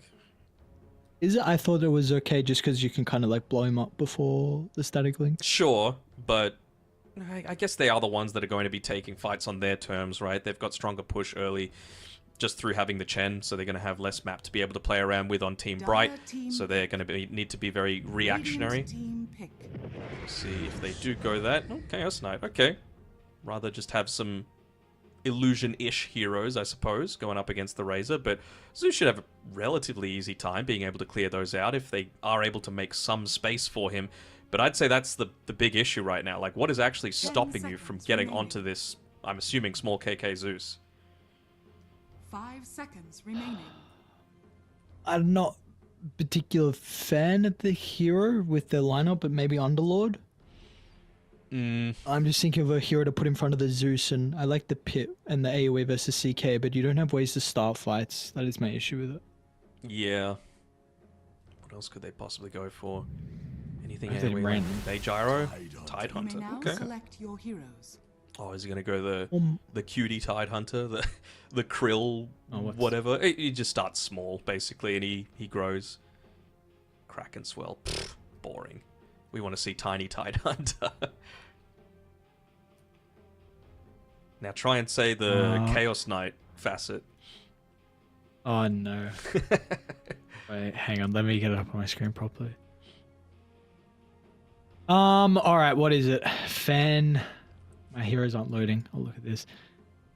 Phantasmagoria. Yeah, very good. Phantasmagoria. It's a bit of a mouthful for sure, though. Phantasmagoria.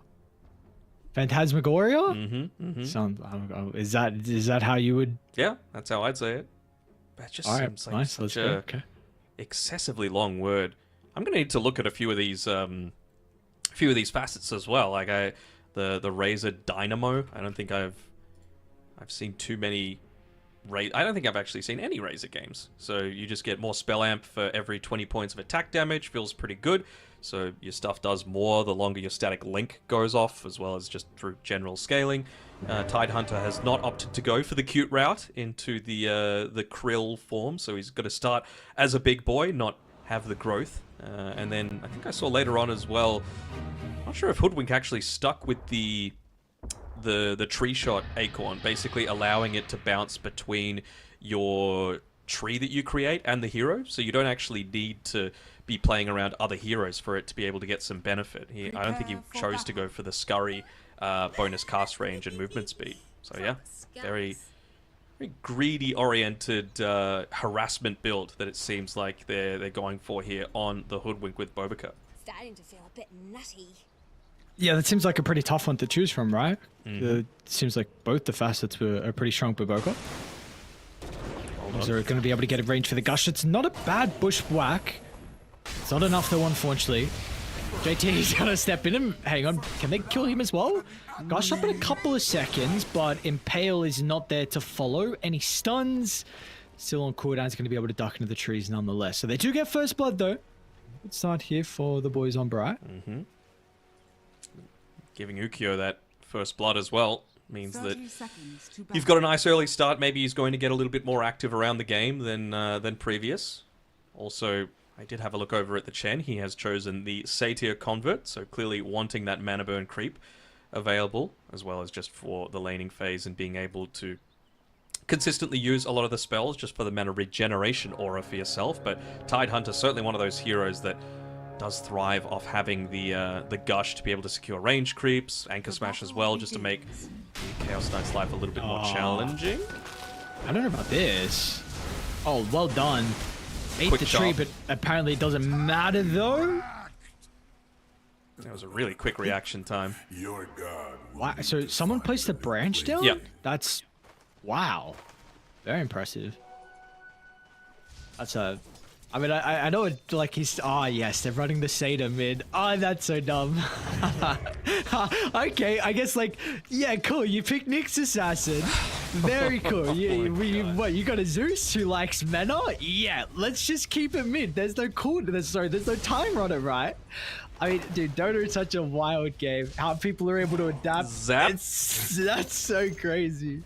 Oh, there we go. Tip instantly coming out. And the thing is, like, he's got no mana to play with, so the lane already becomes a little bit harder. At least he's got the live wire facet selected, so Yeah. it means that he is going to be able to, even with his right clicks, get that static field proccing for nothing to say. But even just having this creep mid as well is going to allow a little bit of that mana regeneration to come through for the Void Spirit as well. So, like, not a bottle exactly. Oh, never mind. He's calling it to the lane now. No, what? Zeus is pretty much out of mana, so I think he's like, well, lane's sort of won. We just wanted to get off a good start, and it is important, like I said, to make sure you are getting that mana burn onto the Tidehunter. Just Going back. preventing- What is it? They needed like a little bit of mana, so he sent it to them, and now he's like, alright, I'm happy with the mana regen. We can send it back. Sure. Oh, yes. You bottle? Very cool. Oh, especially if it's mid bottle sip as well. Ugh, disgusting. Alright, well, what's going on in some of the side lanes at the moment? It looks like bot lane, there's going to be a lot of kill threat. Ukyo, incredibly low at the moment. And the Centaur Hoodwink lane, I mean, even the Venge and the Razor as well have some kill threat too, with your potential stun to help the Razor to be able to lock onto his target. It'll help a little bit, for sure, but I'm still not seeing this as being the easiest Razor game by any stretch of the imagination, right? Like, you're going to need to be playing around your plasma field a whole lot more than the static link, in my eyes. You do have a decent amount of kill threat, for sure, if you are, you know, using it in combination with those stuns that you just mentioned. And even, you know, if Zeus is able to have some sort of a game, that level 6 is certainly going to come in clutch. Which we might see some surprises, as Zeus does not get mana burned, I think. He was able to get the lightning bolt off just in time. Do you know if he gets the live wire on his denies, on his own creeps? I'm trying to look. I thought I saw the animation before, at least the visual animation, but I'm not quite sure. Not certain, sorry. Because I know we've seen in the past, right? Like there have been some heroes who've got that extra damage with denying their own creeps, and that has been something that has been incredibly strong inside the lanes. And we've seen it has been nerfed eventually over some time. I don't think there's really anyone that has that anymore. Other than like TA can still Psyblade off of her denies. Feels kind of nice. I was wondering like how much of a hater is the Chen? He's a complete hater, instantly sending it back towards the mid lane as soon as the... Oh, that's a bit of an odd choice. Denying up his own bounty rune. Maybe just expecting TK to be moving on forward. Good map awareness by Xnova there. I want to speak a little bit more about the Tidehunter and kind of his role in this game. Like, do you feel like with a really farmed Tidehunter, this is something that can give Team Bright potential success inside the game? Because at least how I look at it, I feel like, Blink and Ravage on multiple heroes because they do have a lot of damage with the Zeus and potentially the Exodia Razor as well with like, BKB, Refresher and whatever. It's just kind of the AoE control that is a little bit lacking for them. So do you feel like if this Tide has a good game, then like that could be pivotal to their success? Yeah, for sure. And even not just those things, even just something like the Dead in the Water as well, right? You're going up against the Stampede. You want to make sure that you've got people leashed into place there, held there to minimize the effectiveness of a big reason about why you picked the Centaur indeed, just to be able to get away from people like the Razor.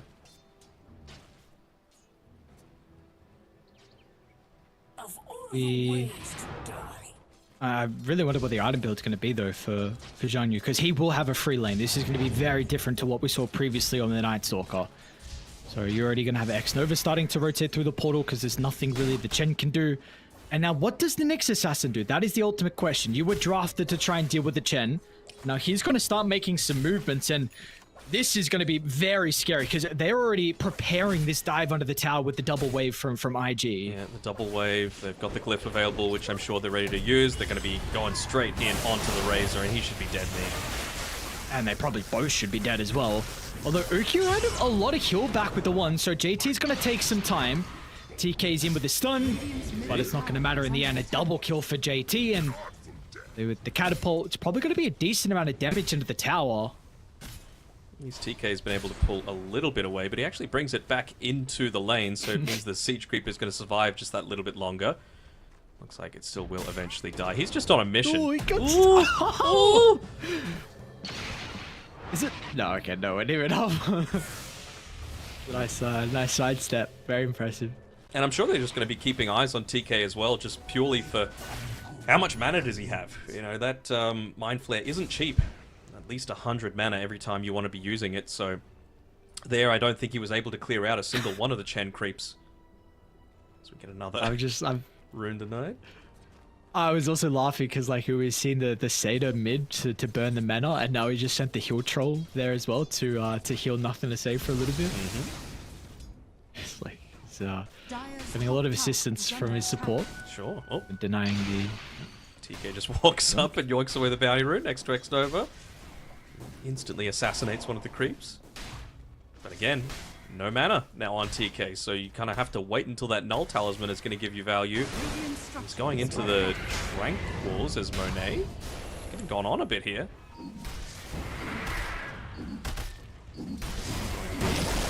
Too deadly though, although... Ravage. No mana for anything Still no after mana on that. TK. About to have the Impale.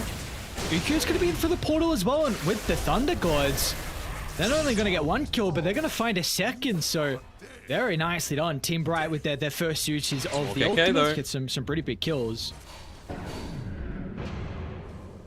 Will be able to get away, and even had the last charge of the infused raindrops, if Nothing to Say did decide to continue to commit. Very important as well that Small KK was the one to actually KS that kill up on the top side for the Chaos Knight. Means that he actually gets the experience from it as well, considering how well the lane has gone for Nothing to Say. Not just because of his individual skill. I mean, we've gone on a little bit about the consistent harassment that has been taking place as a result of Xnova.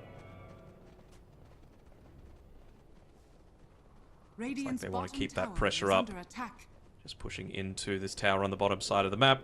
Doesn't seem like Ukyo wants a bar of it though. They've Done a little bit of damage into that tier 1 tower top. Feels like that's the more main priority for them to be playing around right now, because even with all of his success, he's still a full level behind this Chaos Knight. Not as fight ready, especially without that Ravage for another minute or so. They're actually going to even try and look to defend the tower too. Baboka coming in, a lot of damage!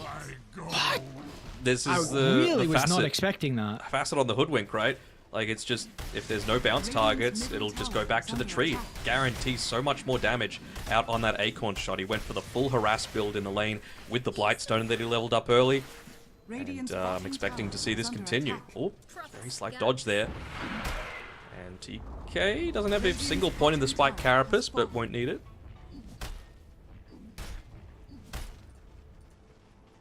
So tower's going to go down. And you defend top tower as well. And more mid lane, another jump from Nothing to Say. He's probably got to commit now. Oh, Aether Remnant well and truly off the mark. Should be able to get the kill and potentially get out of dodge as well with Impale off the mark. I mean, he's still got half duration of the haste, so yeah, he's more than truly okay. So we saw previously he got very close to killing the Zeus, but now with the assistance of the Power Rune, he's going to get the kill. Maybe look towards bottom as well. Zhang Yu. He's pretty healthy though on I this think time. it's surrounded. And he's got Ravage up shortly if they want to try and TP in and actually maybe make a turn. I don't think so. Just a little bit too deep for them to go against a Tidehunter at this stage. Top They'd lane, much rather Ukyo. be able to take out the Razor. And they will be able to do so. Now, Zhang Yu will TP in, but there's the Stampede instantly as a response. No swap yet for TZ. Really wants to be part of a lot of these engagements, but without that swap back, the Stampede is going to be giving so much value. You can see immediately after that, Zhang Yu only had the Vlad's queued up, I believe, instantly just going into his full item progression, right? He needs that Dead in the Water. He needs a way to be able to stop these heroes from just running away from them. Radiant's middle tower is under attack. Dire's top tower is under attack. So one interesting thing is Small KK going the Kyle. Now we've seen a lot of the phylactery. Some Zeus's preference of the Kaya first. See how this light change is going to affect him or not. Of course, there's not going to be much difference afterwards with the lightning hands. I think it's just because you don't necessarily have like a single target focus this game. Beautiful.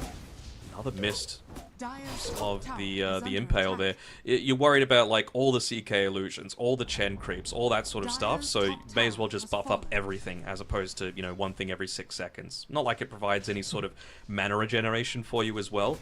It's been a while since the phylactery was changed from that, so just something like the Kaya that's going to, you know, give a little bit of that mana amp feels quite nice. Nothing to say. Gonna see Small KK starting to venture up the high ground. Very nice dodge and potentially with that connecting would have been a kill for G2IG. Really, really like how aggressive Nothing to Say is playing right now.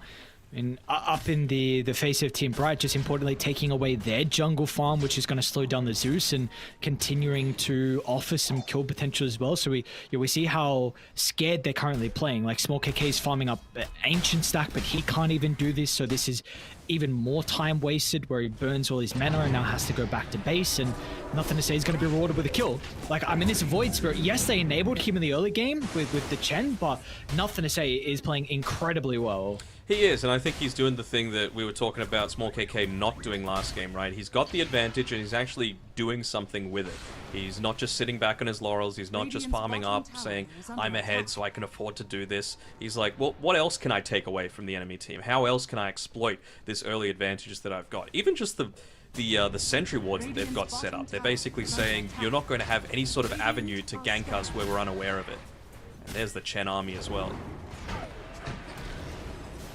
This is going to be the break onto the Tidehunter. Ravage. If they're able to pop the Ravage, Nothing to Say might be in trouble, but the Dissimulate, still the Tentacles clipped at the last second. The tree, it's going to be called with the Stampede. Cut short though, JT. Pretty safe though. I mean, triple bracer, blade mail, kill from X-Nova, and now the stuns are just not there. They got back in. Monet's actually here.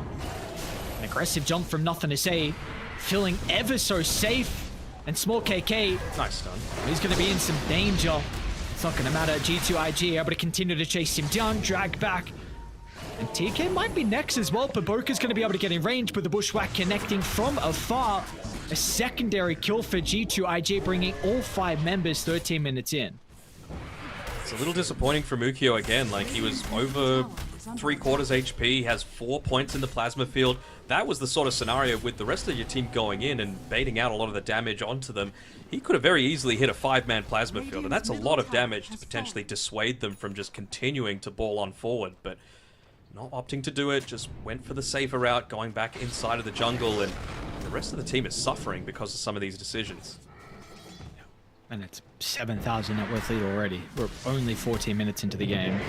And this is almost an orchid as well from 1A. And we're already seeing the difficulty with them being able to get out on the map. And once you have this orchid on CK, then make it even more challenging. Xnova looks like he should go down to TK, although maybe not. Okay. Wait, they're all dead. Oh my lord, they're all dead. Nothing to say. In a position to be able to catch Ukio, JT with a jump over the top. Stampede, why not? Oh no. Yeah, Chen's pretty beefy, you know, when you consider everything that you've got, right? He had the mech, he has the Divine Favor if he wants to use that onto himself as well.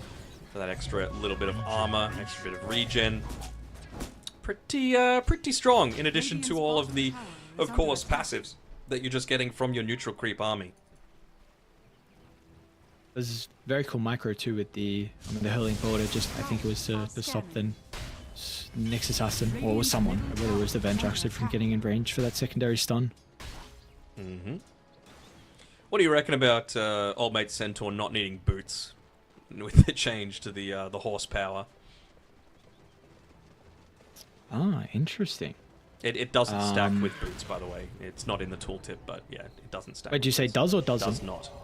So there's no point to get boots, other than some people like having phase boots just at the start of the game that they eventually sell just because it gives you a lot of stats that Centaur kind of needs early on, you know, all the armor and that sort of stuff. But we're seeing this build be a lot more prominent, the triple bracer, just because it secures you the early game, it buffs up your double edge for the laning phase, and you're really not that much slower than if you had that full phase boots. Is there more value with the shard now as well? Yeah. Because I know, are we seeing people buy it even? Because I know the shard felt really good, like when you get it from the Tormentor. It kind of depends how the game is going, right? Like I've seen, even without the shard, Centaur's having like 4.1k health at 20 minutes into the game. It's that ridiculous. So, you know, if you can get a shard on top of that, then you're bringing yourself to 5k just off of a single or maybe 2 targets being hit by the double edge. Looks like Nyx is going to be in a position at least to take the Arcane Rune and also pop the smoke. This next fight is so huge. Like, you finally got the Blink Dagger on the Tide Hunter. He's got the Ravage available. He's cleared out the bottom lane. He's got the Vlads as well to be able to potentially make plays with. Just can't get gone on and have a little bit of a weaker team because of this. TK, at least it's only a support that ends up dying. Spent most of his gold as well, so didn't really lose that much in the form of unreliable gold. Zeus has everything that, well, not everything that he could want, but enough. You know, he's level 12, he's got the Fairy's Trinket, he's got the Kaya, and they know that they've got vision up here as well.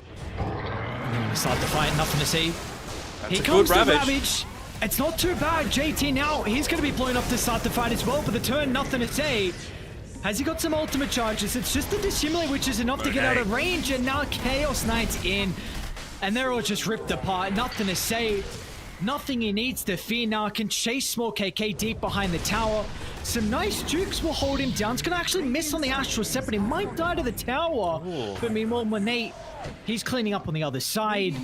And in the end, it's going to be a 4-for-1. So with a good Ravage, it's just not enough. The deficit is too large. The deficit is too large, and there's even a little bit of panic setting in, right? They knew they had the vision up there, and G2IG were protecting it so much. They even popped the glyph there on the tier 2 tower. I'm not sure why, maybe expecting there to be more heroes diving in underneath the tier 2 tower, but it was just nothing to say. So the multi-shot didn't even come into the equation, and a glyph is not the sort of thing that you're wanting to give up against a Chen lineup, especially one that's already 12k net worth ahead of you prior to 18 minutes. And one that's about to have ages too. That's what we're going for here. Is that a Atos? Yeah. They're going to try and come fight this. They know what's going on, but it looks like they're going to be just too late. Got any ultimates? Tower is under attack. Dire's middle No Centaur. It's going to be close. It's going to be close. Tied in. No Ravage. It's not going to matter. They're actually going to try and take the fight instead of committing for Roche. Razor's blown up from 4-0. And just look at the space. Nothing to say he's making. The barrier that he gets from the Resonant Pulse. And now they're going to be okay. Nothing to say. Still standing up in their face. Stampede gives them some extra mobility. 2 heroes are gone. TK, his stun's going to be off the mark. And now JT, he's come out as well. This is almost GG 4 territory. heroes. Yeah, it felt like a Hail Mary play. What a potential fight it could have been if Ravage was online from Zhang Yu, but unfortunately not to be. 30 seconds with it still on cooldown. And you just saw, I mean, you mentioned it, right? How quickly they were able to blow up Ukyo. It really just goes to show how a couple of fights can be the difference. If he was able to get 1 kill in a couple of those previous engagements, maybe he's level 12, maybe he's got the BKB finished up already, but because of the lack of that, he just gets completely exploded at the start of all of these team fights. No value essentially being gotten from the static link, and if that's the case, even your dynamo facet really isn't all that impactful. Radiant's top tower is under attack. That is a very aggressive jump. Seeing a lot of missed impales as well from TK. So a few opportunities to potentially turn it around, and nothing to say he's in Nice again. Resonant. Oh, it's beautiful. Onto multiple heroes. Main damage source in Small KK is just not there now. Pretty great timing for this from G2IG as well. Yes, I know they're dominating the game, but I mean, 10 seconds prior to the Tormentor spawning, they can just look to yoink that one away if they really wanted to. They want kills, they don't want a Tormentor. And they're going to be able to find them. No point in ravaging. Ravage, but there is just no one. Nah. Radiant's top tower is under attack. Might make you live, but yeah, there we go. Yeah, they call it. It's like, yeah, we're going to Ravage, we can live, but they're just going to start walking down the rest of the lanes now with the Ravage on cooldown. So this is the masterclass that we were expecting from G2IG. Game 1, they had to work for it, but this second game was clinical from them. Even just the clever stuff, you know, doing things that we didn't think about until we saw it, right? Sending that Satyr Mindstealer creep from the Satyr convert, just making sure that, hey, you picked a Nyx to try and deny this. Who cares? That's not exactly what we're using it for. We're just making the mid lane that little bit harder for a Zeus. So clever stuff by X-Nova. A lot of his map movements were really good as well. Died the once, didn't steal a single kill though on the Chen. I think the Chen was really the hero that brought this entire draft together, and they were able to get away with it with the first pick overall. Yeah, and yeah, well, look, I must, it's cool you were trying to attempt a Nyx assassin, but like you said, then you have the counter in the playstyle from the Chen. So this is something that we were saying. Yeah, we haven't seen China. They have a lot of their own unique strategy that we're going to be able to witness now with them in these regional qualifiers, and maybe the Nyx is going to be a hero that needs to be relooked if it's going to be considered to try and deal with this Chen, because then if you don't deal with it early on, we see what can happen when you have a bunch of auras and then a bunch of these heroes, a bunch of the summons running down the objective. So G2IG, a very clean first series of victory from them, so that's going to put them up into the upper bracket round 2, and at least guarantees them right to opportunities to qualify to the Riyadh Masters. Yeah, just one series away potentially though, and I mean, we even called it pretty early on in that draft, right? The Nyx Assassin, how's the way to be able to abuse it? Just pick lots of heroes that want to be able to just ball down lanes. It really has nothing to be able to stop against all of that. And honestly, Vengeful Spirit kind of in a similar sort of boat. So we saw a significant amount of damage being lacking from both the Nyx Assassin and the Vengeful Spirit. Just Bobika on his own dealt almost twice the amount of damage that both of the Team Bright supports were able to do combined. So it just goes to show the difference in some of the meta supports, what they're capable of, and even some of the flex, right? It was the first time that I had seen the tree bounce trick shot chosen for the laning stage, and well, he made it work to a fantastic amount. So very nicely done by G2IG, very clinical performance coming through for their first one of the day, which means we got quite a big break, don't we, before the second series? Yes, unfortunately we do. We're going to be starting at 4 p.m. CST, so hopefully potentially that is in other people's time zone. If not, honestly, I'll just say it's 2 hours. It's 2 hours and about 14 minutes until the second series is up. I would also recommend checking Liquipedia if you guys want to see it visually for yourself. So yeah, we have a very long break. We're going to be covering LGD Gaming versus Spiky Gaming. So two gamings, and importantly, we get to see LGD back in the midst with their new roster, and of course, one of the organizations that has been ever so staple in the China region as well. So let's see what they're going to be able to do, because they've taken a break for a decent time here through the start of 2024. So let's see what they can do in such a important qualifier. But yes, like we said, it's 2 hours and about 10 minutes of a break. So honestly, I believe Southeast Asia has probably already started. So with their qualifiers, they have another qualification series, I should say, going today. So there's still plenty of Dota to go on to keep you guys covered and entertained till we come back. But yeah, with that being said, we're going to be back a long break. We'll see you guys for our second series after this one for the Esports World Cup Riyadh Masters. Never gonna die. So take me to the finish line. Take me to the finish line.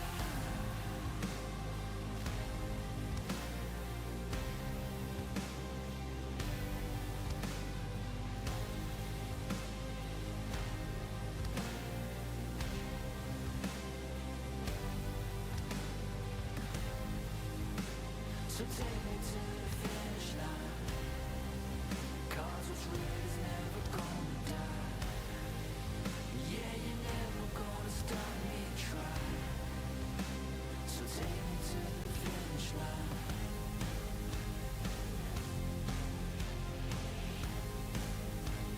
Take me to the finish line. Take me home.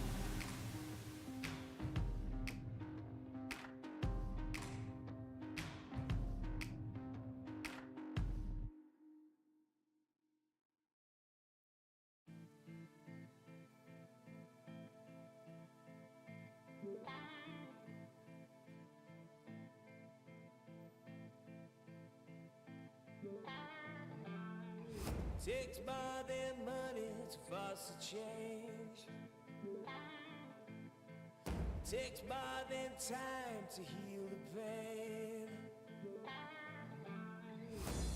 Heart break will light the fire. Heart break will light the fire.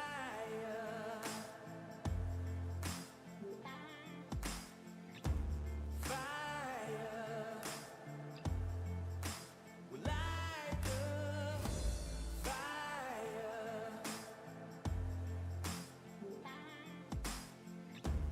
Fire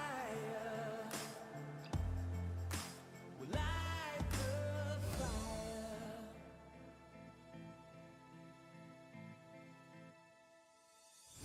Takes more than money to force a change. Takes more than time to heal pain. Heart break will light the fire. Heart break will light the fire. Fire.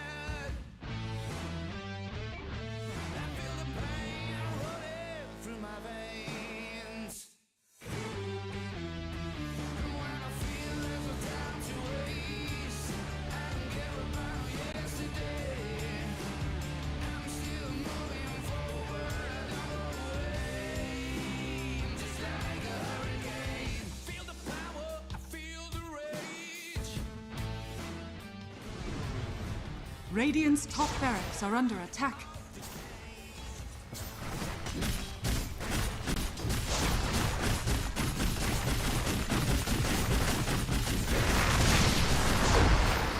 Radiant's top barracks has fallen.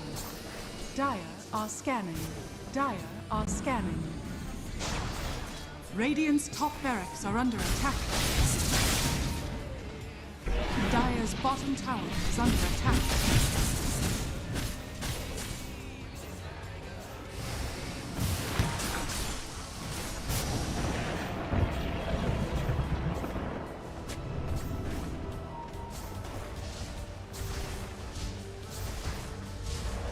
Dire's bottom tower is under attack.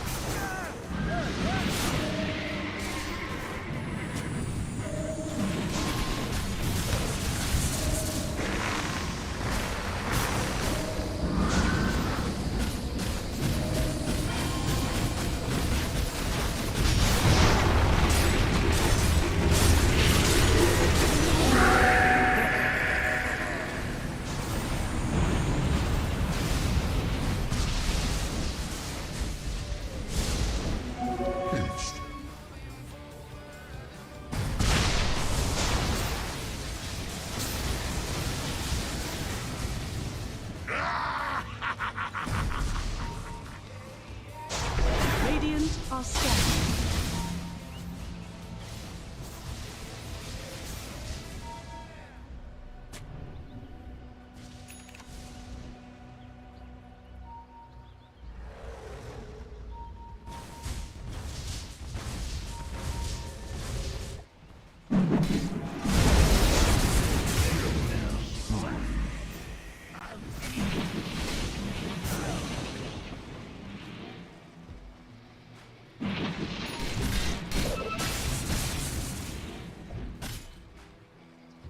A fitting bounty.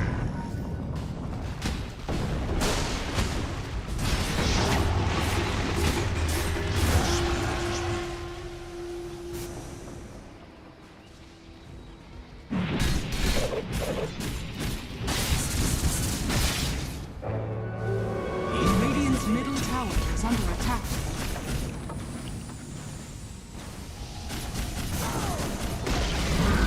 Radiant's middle tower has fallen. Radiant structures are fortified.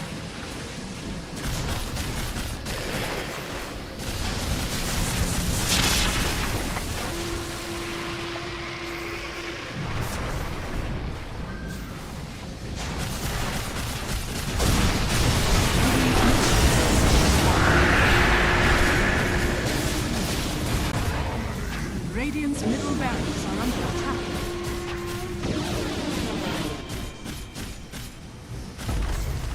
Radiant's middle barracks has fallen.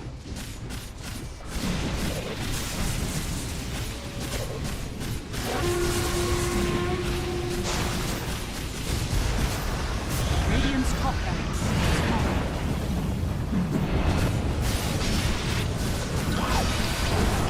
Radiant's middle tower is under attack. I'm the king.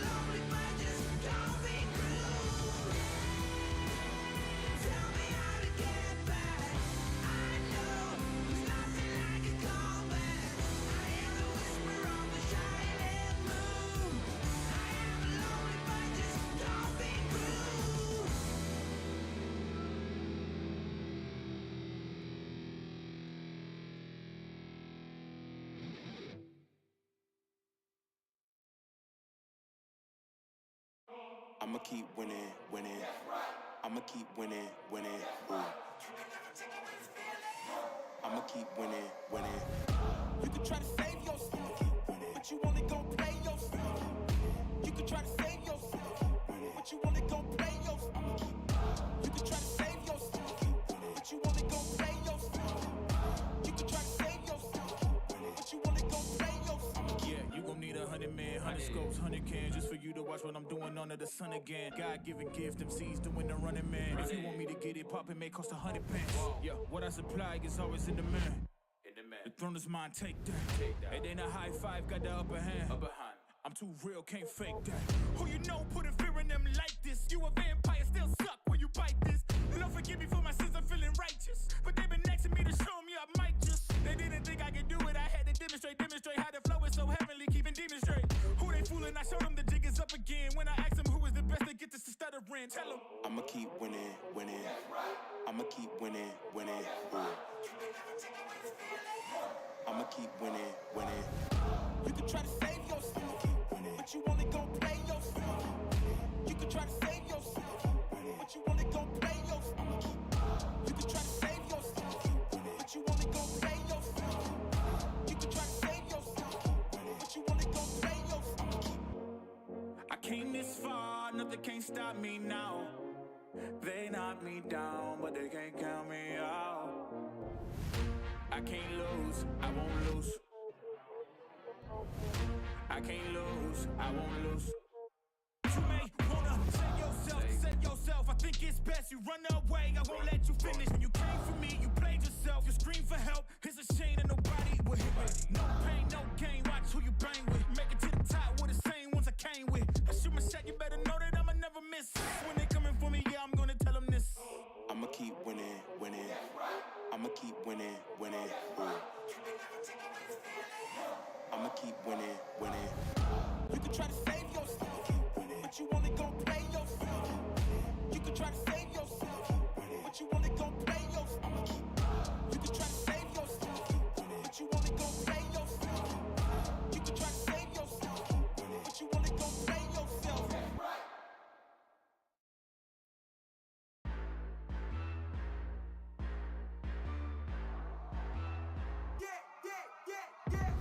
I'm the main event. Ain't no back and forth. Let's get it. Hollis in the G.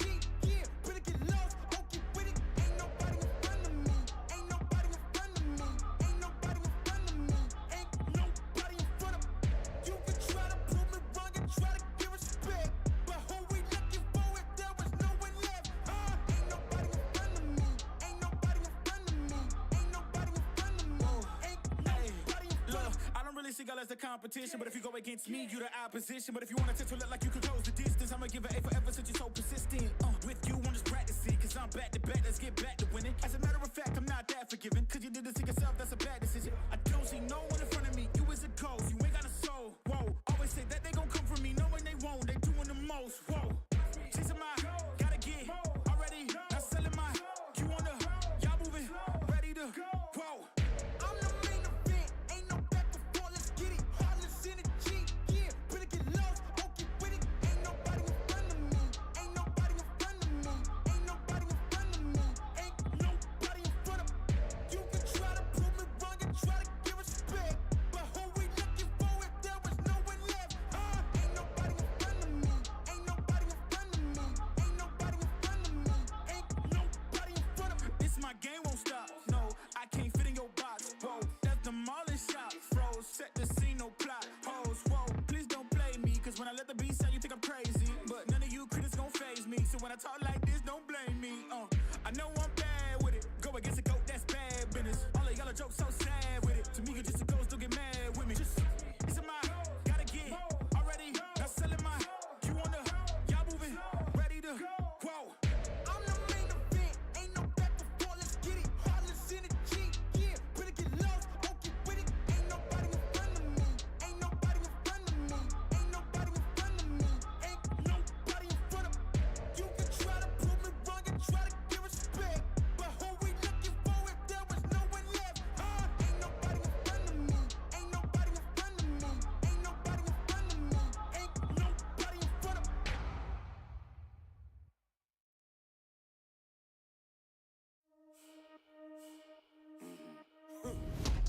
Everybody trippy, yeah, we coming, yes, they're back. Yeah, we walking with a body bag full of cash. Cut from a different rare, we raise it like a flag. Unapologetic. We gon' keep running it back, running it back, running it back. It won't stop. Running it back, running it back. And that's we gon' keep running it back, running it back, running it back. Running it back, running it back, running it back. Hey, 10 toes, I'ma never miss. Boy, I'm locked in, never take a loss in the sport, boy, I'm top 10. Giving work all around the clock, I know they watching. Got it out of the mud, ain't had no options. Oh, yeah. Let me go ahead and change my style up.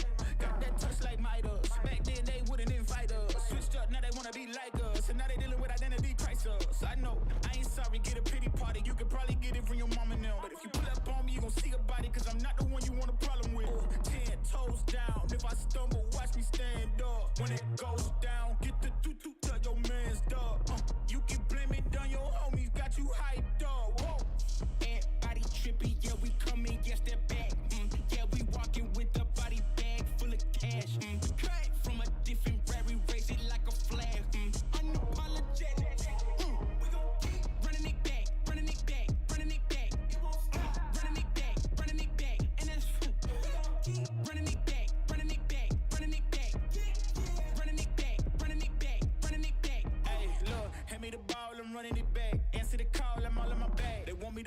charging the max, and then they pay more cause they paying me tax. I'm the solution and I'm the problem. If it ain't profit, it ain't an option. If you try to play me, I'm gon' get you packed up. If it's up, then that's up. Nothing's getting past up. No, we bout to act up. This whole game is wrapped up. Talk will get you smacked up. Refresh, you should back up. Hanging up these plaques up, it's fast, bro. Know that I'm a menace, catch you lacking with your hands up. 10 toes down. If I stumble, watch me stand up. When it goes down, get the tutu, tell your man's dog. You can blame it on your homies, got you hyped up. Whoa. Everybody trippy, yeah, we coming, yes, that back. Yeah, we walking with a body bag full of cash. Cut from a different rary, raise it like a flag. Unapologetic. We gon' keep running it back, running it back, running it back. It won't stop. Running it back, running it back. And that's we gon' keep running it back, running it back, running it back. Running it back, running it back, running it back.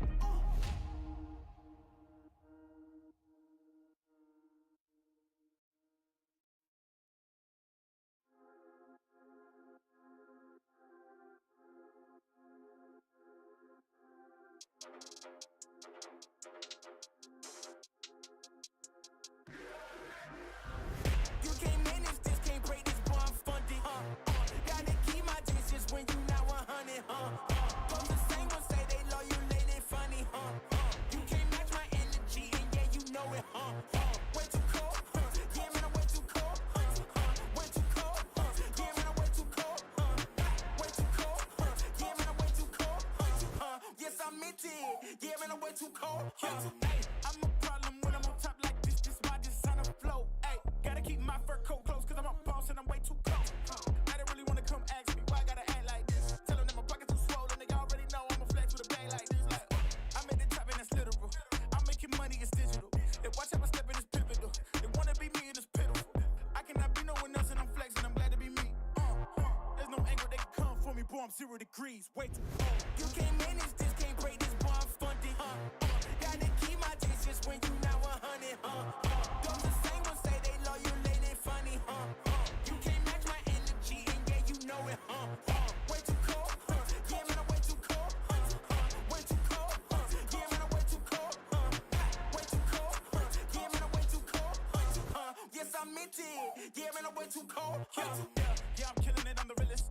Ain't gotta say, gotta know you feel it. My flow got a cold, sick as the illest. I know that I'm great and they about to witness me going in.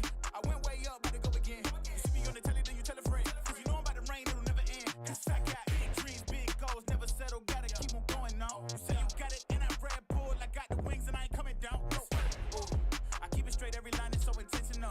This is your moment to let it go. You know that I'm into them way too cold. Too cold. You can't manage this, can't break this, boy, I'm funded. Gotta keep my distance when you not 100, Those the same ones say they love you, lady, funny, You can't match my energy, and yeah, you know it, Way too cold, yeah, man, I'm way too cold, Way too cold, yeah, man, I'm way too cold, Way too cold, yeah, man, I'm way too cold, Yes, I meant it, yeah, man, I'm way too cold,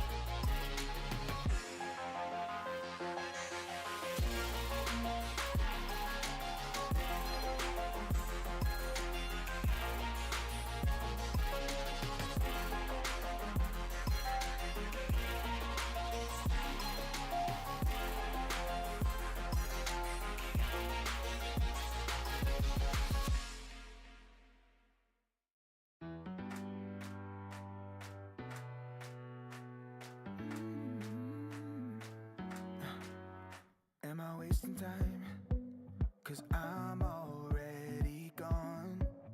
So long, can you stay the night? 'Cause you're the thing I want. I know you're feeling different when you're stressed out, but even with no makeup you still stand out. 'Cause no one makes me feel the way you do now, like you do now. The way that you move your body, you make it look like a hobby. Every time that you touch me, it's electricity. Things we discovered underneath last night's covers. Everything came so easy. It's electricity. Electricity. Whoa. It's electricity. Electricity. It's electricity. When it's late at night, I feel you on my skin. My skin. You're all that's on my mind. It's finally sinking in. You're it. I know you're feeling different when you're stressed out, but even with no makeup you still stand out. 'Cause no one makes me feel the way you do now, like you do now. The way that you move your body, you make it look like a hobby. Every time that you touch me, it's electricity. Things we discovered underneath last night's covers. Everything came so easy. It's electricity. Electricity. It's electricity. Electricity. It's electricity.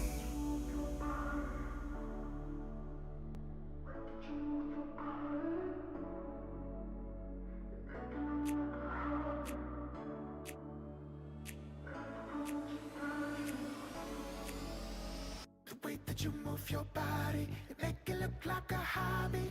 Every time that you touch me, it's electricity. Things we discovered underneath last night's covers. Everything came so easy. It's electricity.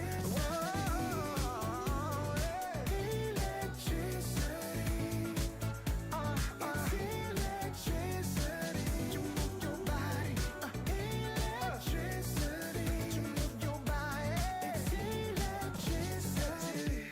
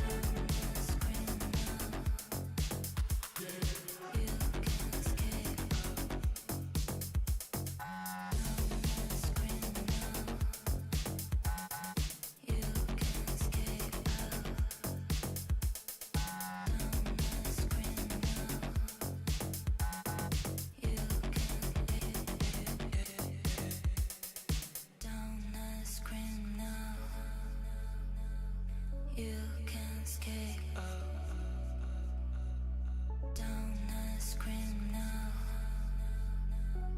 You can escape. Don't scream now. You can escape. Don't scream now. You can escape. Don't scream.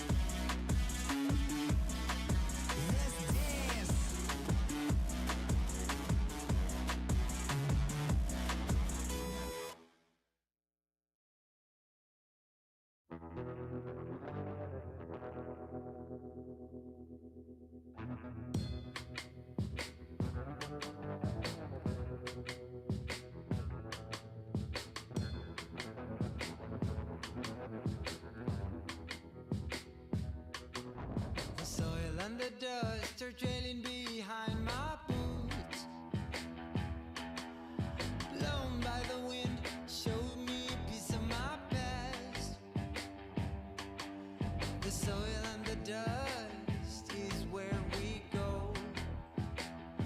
6 feet under, whatever your uniform says. The smell of the dust is sticking onto my clothes.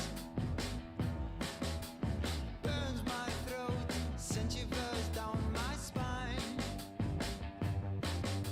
The smell of the dust makes us just the same. What makes us different is just a bullet away. No pride, but shame. No pride can bring a corpse from the graveyard. May the souls rest in peace up above. Some say we'll follow them down in the wind. Sooner or later, we're gonna pay the bill. The taste of the dust is lingering in my mouth. Burns my throat, sends shivers down my spine. We taste the dust when we crow. 6 feet under, whatever your uniform says. No pride, but shame. No pride can bring a corpse from the graveyard. May the souls rest in peace up above. Some say we'll follow them down in the wind. Sooner or later, we're gonna pay the bill.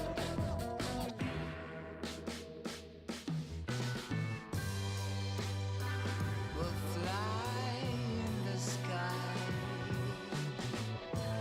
blown like the dust, the soil and dust. Ooh, I find all over with smoking guns.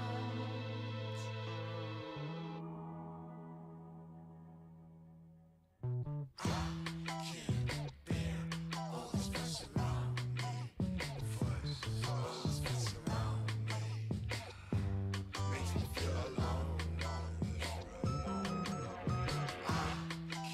can't bear all this fuss around me,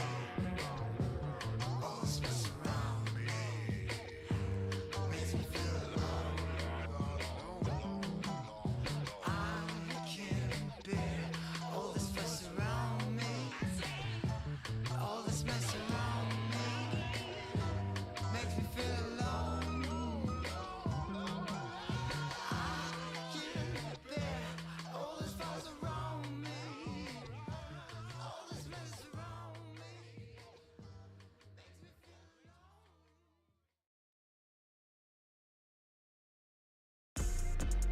If I gotta do it, I'ma do the most. Since they paid to see a show, got the South overflow, yeah.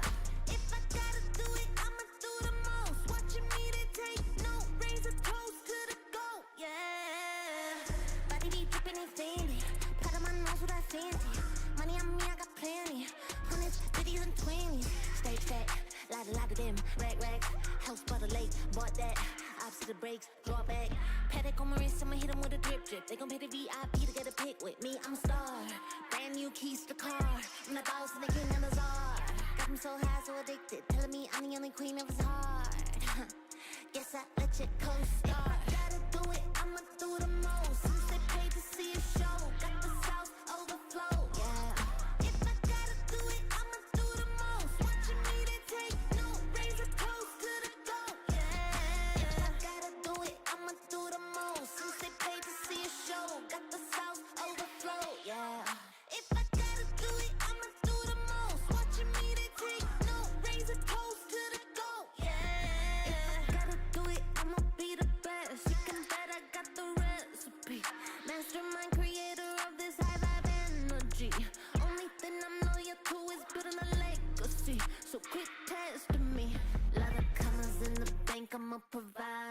tell the amateurs stay in their lane, ain't no outsiders.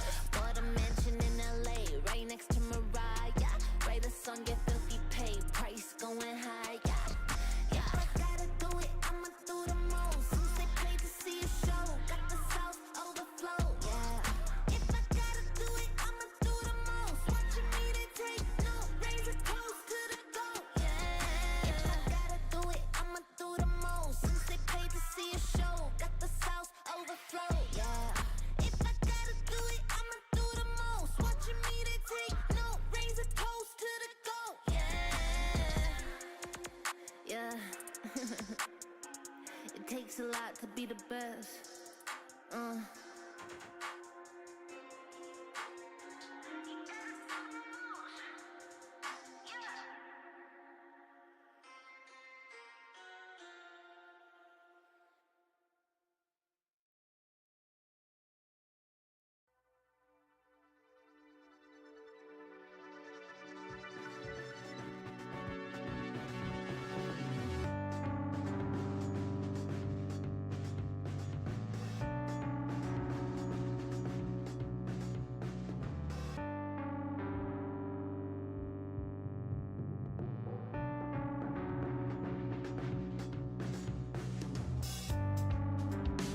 I've never seen you this gone.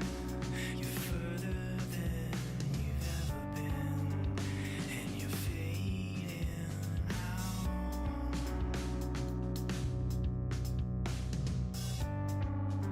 With your hands by your side, you're closer to the edge.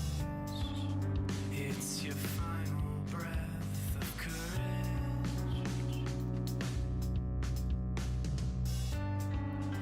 and you're ghost white, with a head full of pain. But if this goes right, then you'll never hurt again. Then you'll never hurt again. Then you'll never hurt again. Then you'll never hurt again.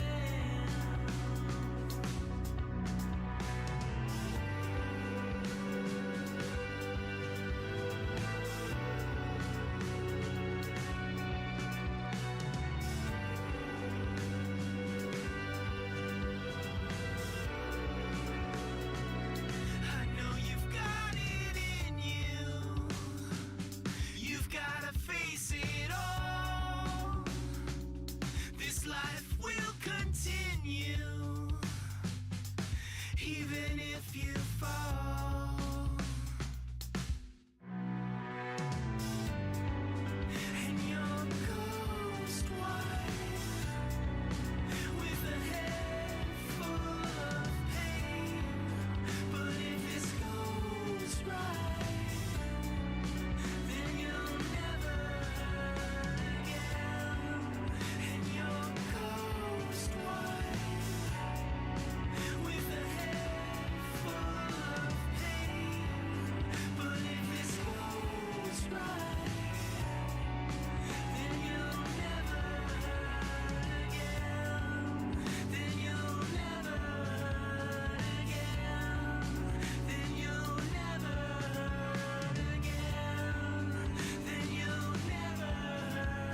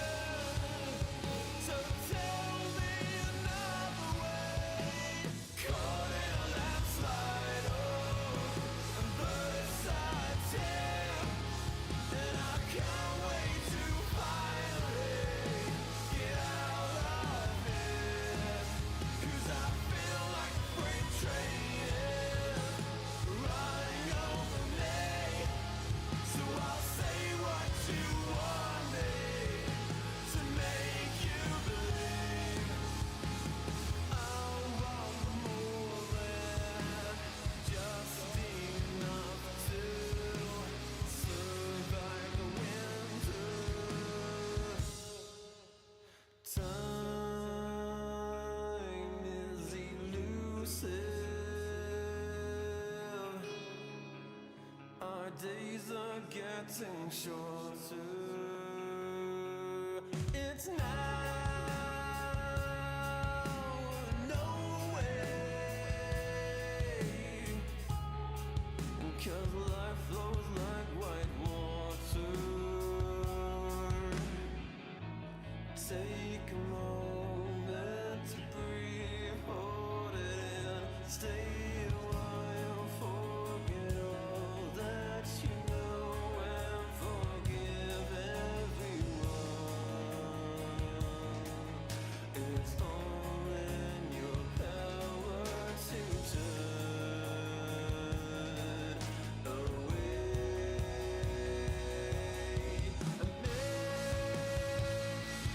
I've been blinded, 'cause all I see now is a fairy tale ending is not in our cards at all. Make a change, forget wait for nothing, to death do I, 'cause I feel like a freight train is running over me. So I'll say what you want me to make you believe, mortify, complicate. I'll wait by until it's too late.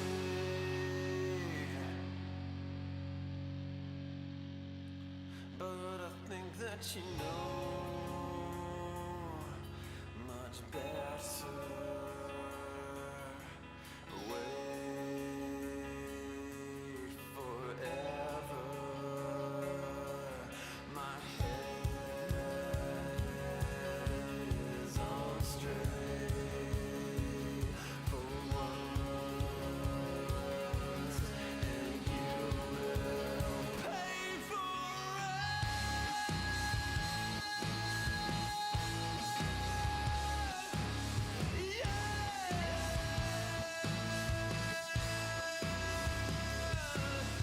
Caught in a landslide, first I take, then I can't wait to finally get out of here.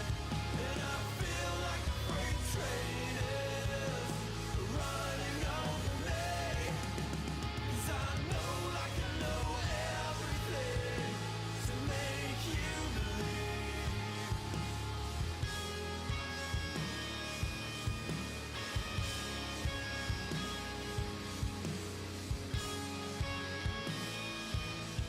Take every piece of me, and don't be fine for a little while. Forget everything.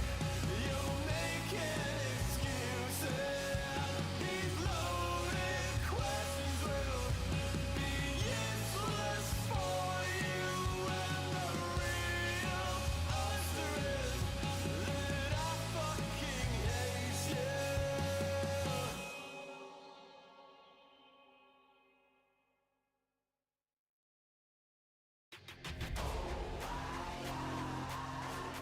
Never fall back. We will stay right where we at. We never fall back. Yeah. We never fall back. And you can find me where I'm at. We never fall back. Ha. We never fall back. And you can find me where I'm at. We never fall back. Come up with a game plan. Double XL up in the pen, you can't shake that. All the way gassed up, full tank, man. Moving too quick, keep the cameras in the playback. Dang, so tell me how you feel with it. You put a lid on it, I ain't got no chill with it. This right here your problem, you gon' have to deal with it. Lay it on the line, high risk, that's the meal ticket. Yeah, we never fall back. Hold our ground where we at. Never fall back. No lies, no facts. We will stay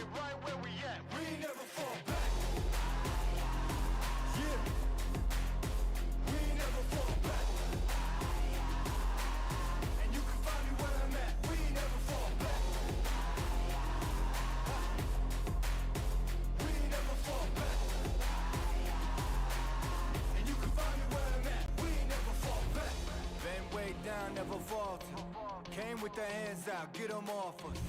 I'm 24/7 in the office. Pay attention cause I ain't repeating offers. Yeah, never met a man I've been scared of. Careful, you gon' get exactly what you asked for. Here for whatever you bring me getting handled. I answer to no one, I don't need to hassle. Yeah. We ain't never fall back. Hold our ground where we at. We ain't never fall back. Hold our ground where we at. Never fall back. We ain't never fall back. Hold our ground where we at. Yeah.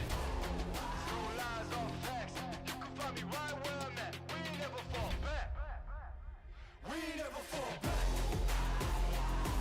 Yeah. We ain't never fall back. And you can find me where I'm at. We ain't never fall back. We ain't never fall back.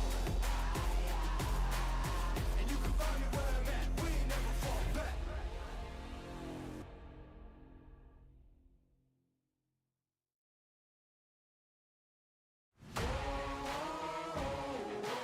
Man on a mission, I'ma get it. You know I be on a way.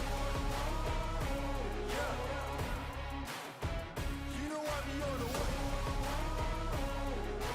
Man on a mission, I'ma get it. You know I be on the way. Yeah. It's all hard, ain't no fear here. You ain't giving this to all, you steer clear. Never beat, I've been down and I reappear. You got some money on the line, you better put it here. Rolling in and doing that work. Check priorities, I'm doing that first. Checks big and I'm sure that hurts. But it's checkmate, we ain't selling short, know the work. Ain't nowhere to hide. You ain't gotta see me come and keep me on your mind. Cause I be on the way. Yeah. You know I be on the way. Man on a mission, I'ma get it. You know I be on the way. Yeah.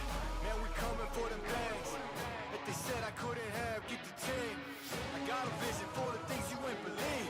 And here's the motto, hard work, this over everything. It's that comeback. I'm calling plays, hit the pass, then the run back. Yeah, I'm far ahead and gotta run laps. But we ain't letting up, we never done that. Ain't nowhere to hide. You ain't gotta see me come and keep me on your mind. Cause I be on the way. Yeah. You know I be on the way.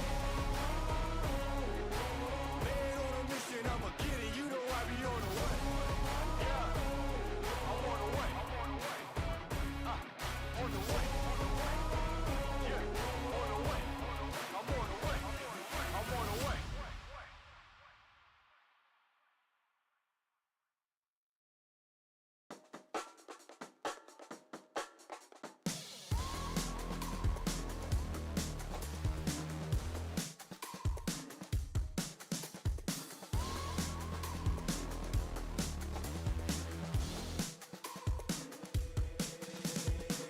They say that I'm such a weirdo. Tattoos from my toes to my earlobes. Was a role model, I never had a hero. I learned how to live through the stereo. Coming from where I come from, nothing inferior. Everything you see ain't what it appears though. Everything that I built, made that from zero, then added a zero. I am my hero. You couldn't imagine what it's like in my mind. It's beauty and catastrophe at the same time. Remember they laughed at me when it was game time. Now I know that they mad at me. I'm what you can't find. I'm not from the day. I come alive at night. I'm not what you used to. Couldn't recognize. They all on the ground while I'm taking flight. And you're welcome to join me. I promise I won't bite. Things they say, they're never getting in my way.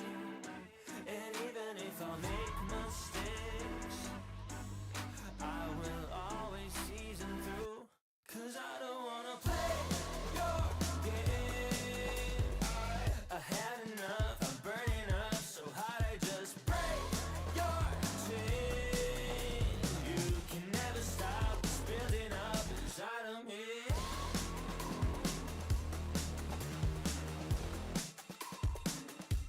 Inside of me.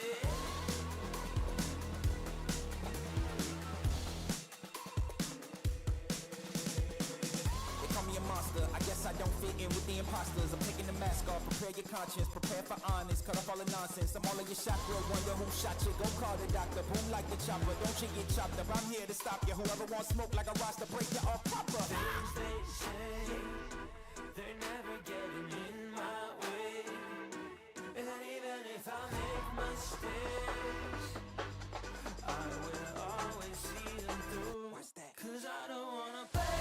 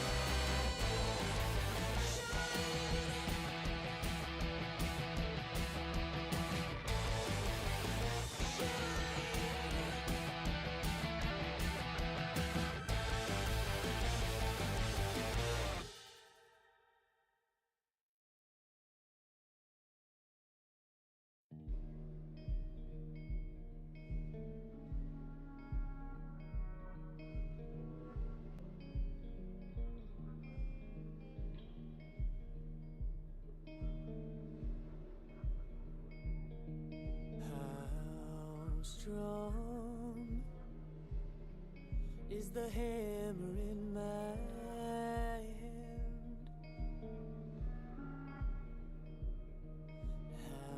How long can you force me to dance?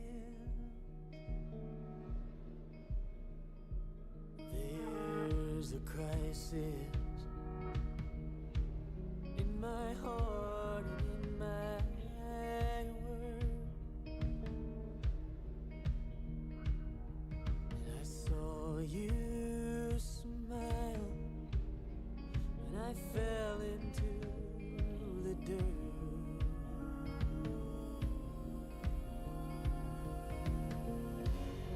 Oh, your fire.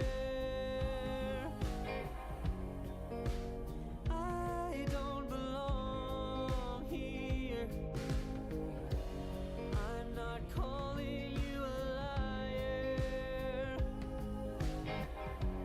but I know you don't know me.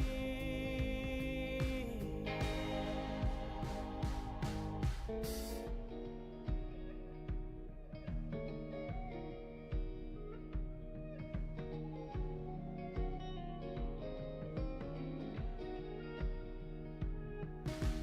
too young for bitterness like this. I've grown too old to forget. I'm not a killer. Killing never fails. To a hammer, every problem's a goddamn nail.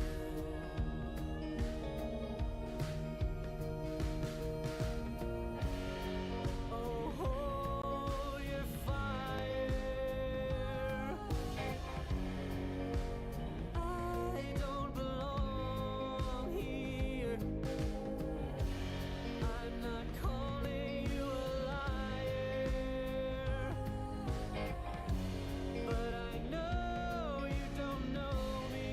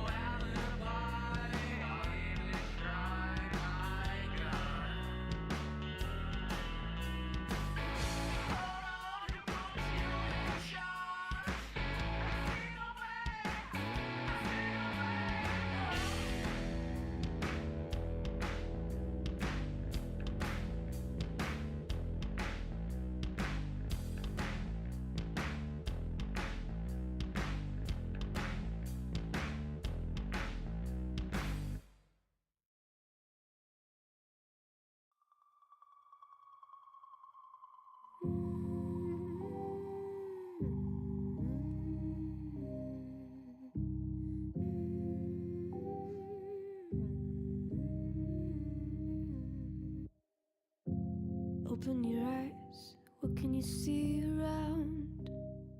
Wind of the open sky, over the siren sounds. This is a dream, getting the royal scar, holding a diamond blade, throwing it far. Holding your breath still, you jump the fire. We'll just sit and wait till you see me fly. You know they'll never catch me for it. See me fly, the way I put my finger on it. See me fly, you got it, then try to tell me you got the wrong guy. See me fly, you know they'll never catch me for it. See me fly, the way I put my finger on it. See me fly, you got it, then try to tell me you got the wrong guy.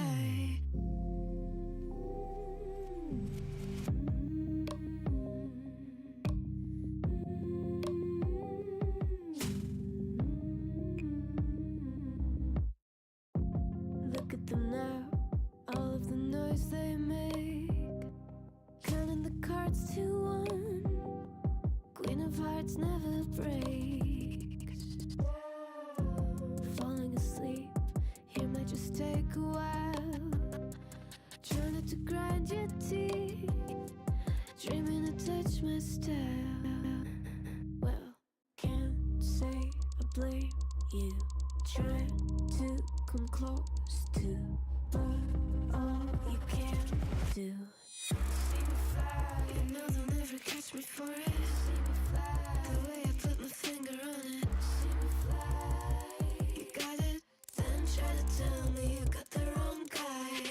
See me fly, you know they'll never catch me for it. See me fly, the way I put my finger on it. See me fly, you got it, then try to tell me you got the wrong guy.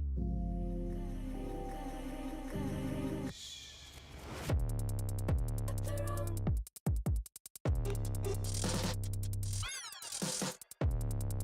Got the wrong guy.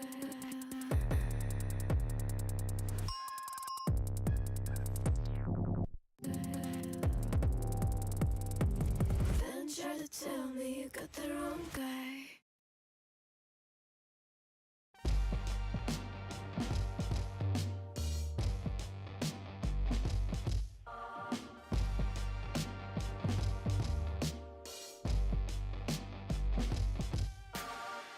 Throw your uppercut, try to hit me in the gut, thinking that I won't react.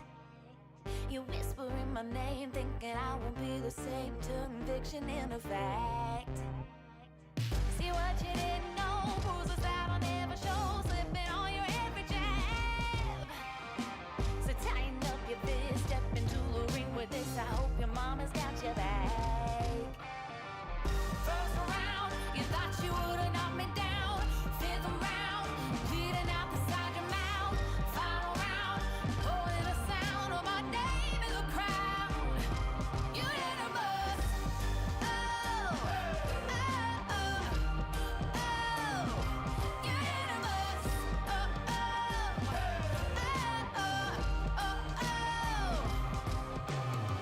Just 'cause I took a break, you're making a huge mistake, thinking you can take the throne.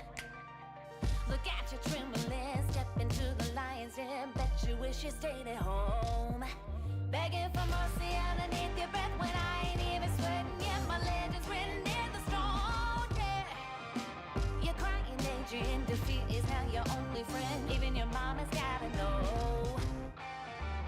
First round, you thought you would've knocked me down. Fifth round, bleeding out the side of your mouth. Final round, holding the sound of my name in the crowd. You didn't bust. Oh, oh, oh, oh. You didn't bust. Oh, oh, oh, oh, oh, oh.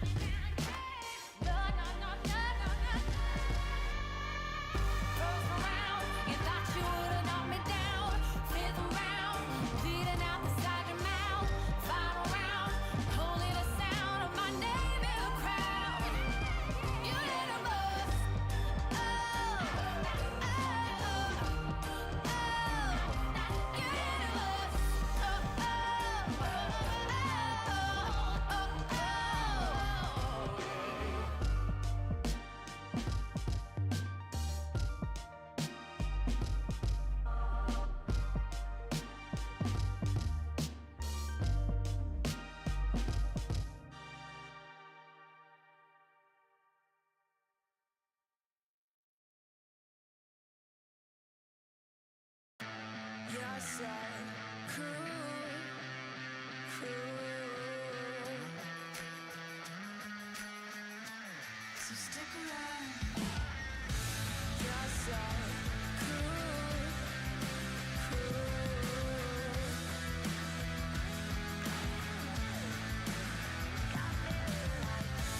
Just like cool, cool. Just like cool, cool.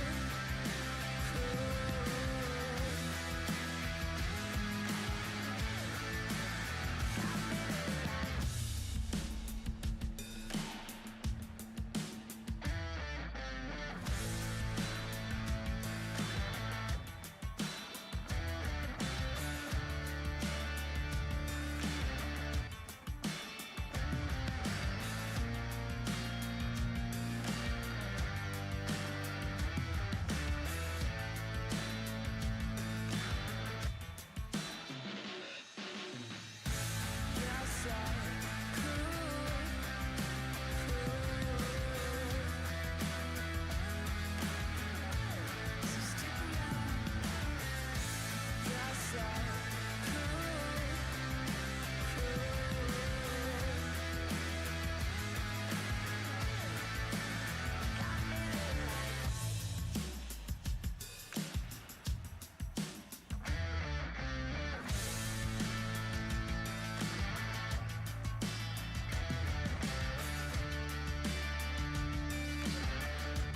cool.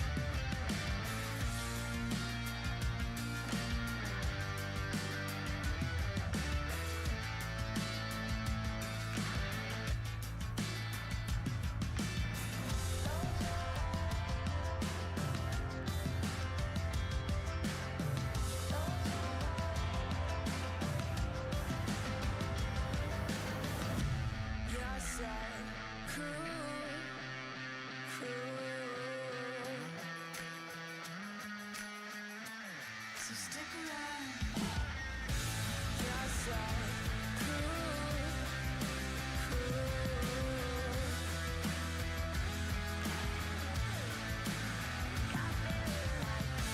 Just like cool, cool. Just like cool,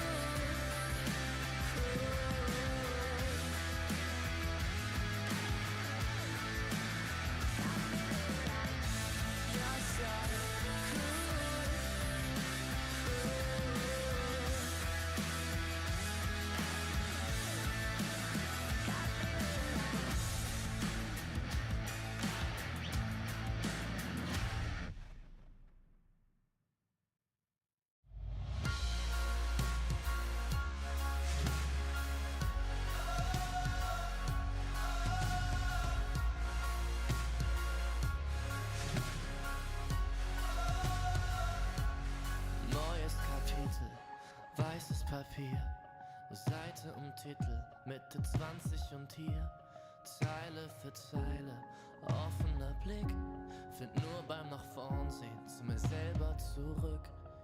Und auch wenn's irgendwie nur eine Plattitüde ist, der Augenblick zerfällt, hält man ihn fest. Und wenn ich's richtig sehe und verstanden hab, dann sagt er selbst, wenn man ihn ziehen lässt, ich geh einfach nur los, irgendwo hin, auf jedem Weg. Ob klein oder groß, wartet ein Sinn und wir haben's erlebt. Nein, ich hab noch nicht genug, wart mal wieder auf die Flut. Schwimm oder schweb, Leben ist Leben, Leben ist Leben. Solange sich alles bewegt, solange sich alles bewegt.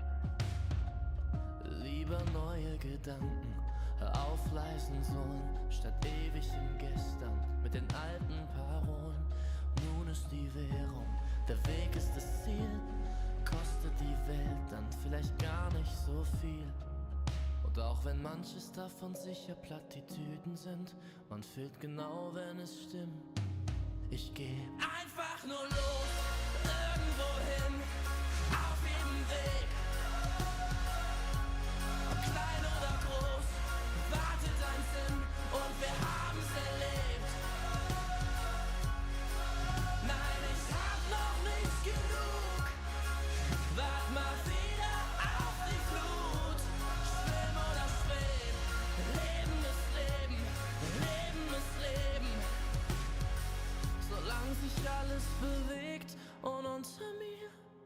Da hör ich die Sirenen singen. Ein Teil von mir will gern gleich hier zu ihnen sinken. Doch ich widersteh, hör auf mein Herz, ich geh. Ich werd nur kurz zum Abschied winken. Und dann einfach nur los, irgendwo hin, auf jedem Weg. Ob klein oder groß, wartet am Sinn und wir haben's erlebt. Nein, ich hab noch nicht genug, wart mal wieder auf die Flut. Schwimm oder schweb, Leben ist Leben, Leben ist Leben. Solange sich alles bewegt.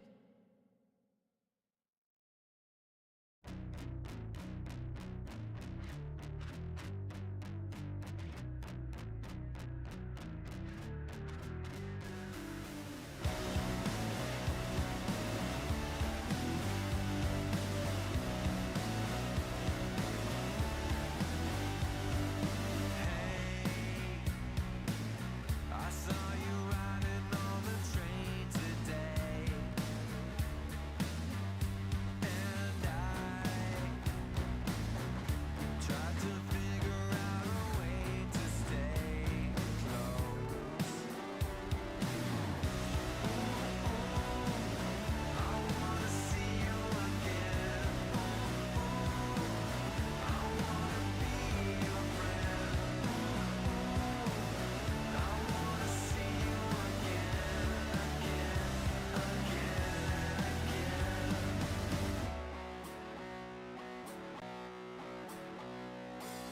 Hey, I heard you like me in a different way. No way. There's nothing in the world that makes me stay away.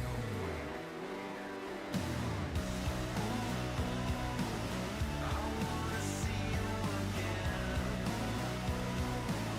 I wanna be your friend. I wanna see you again,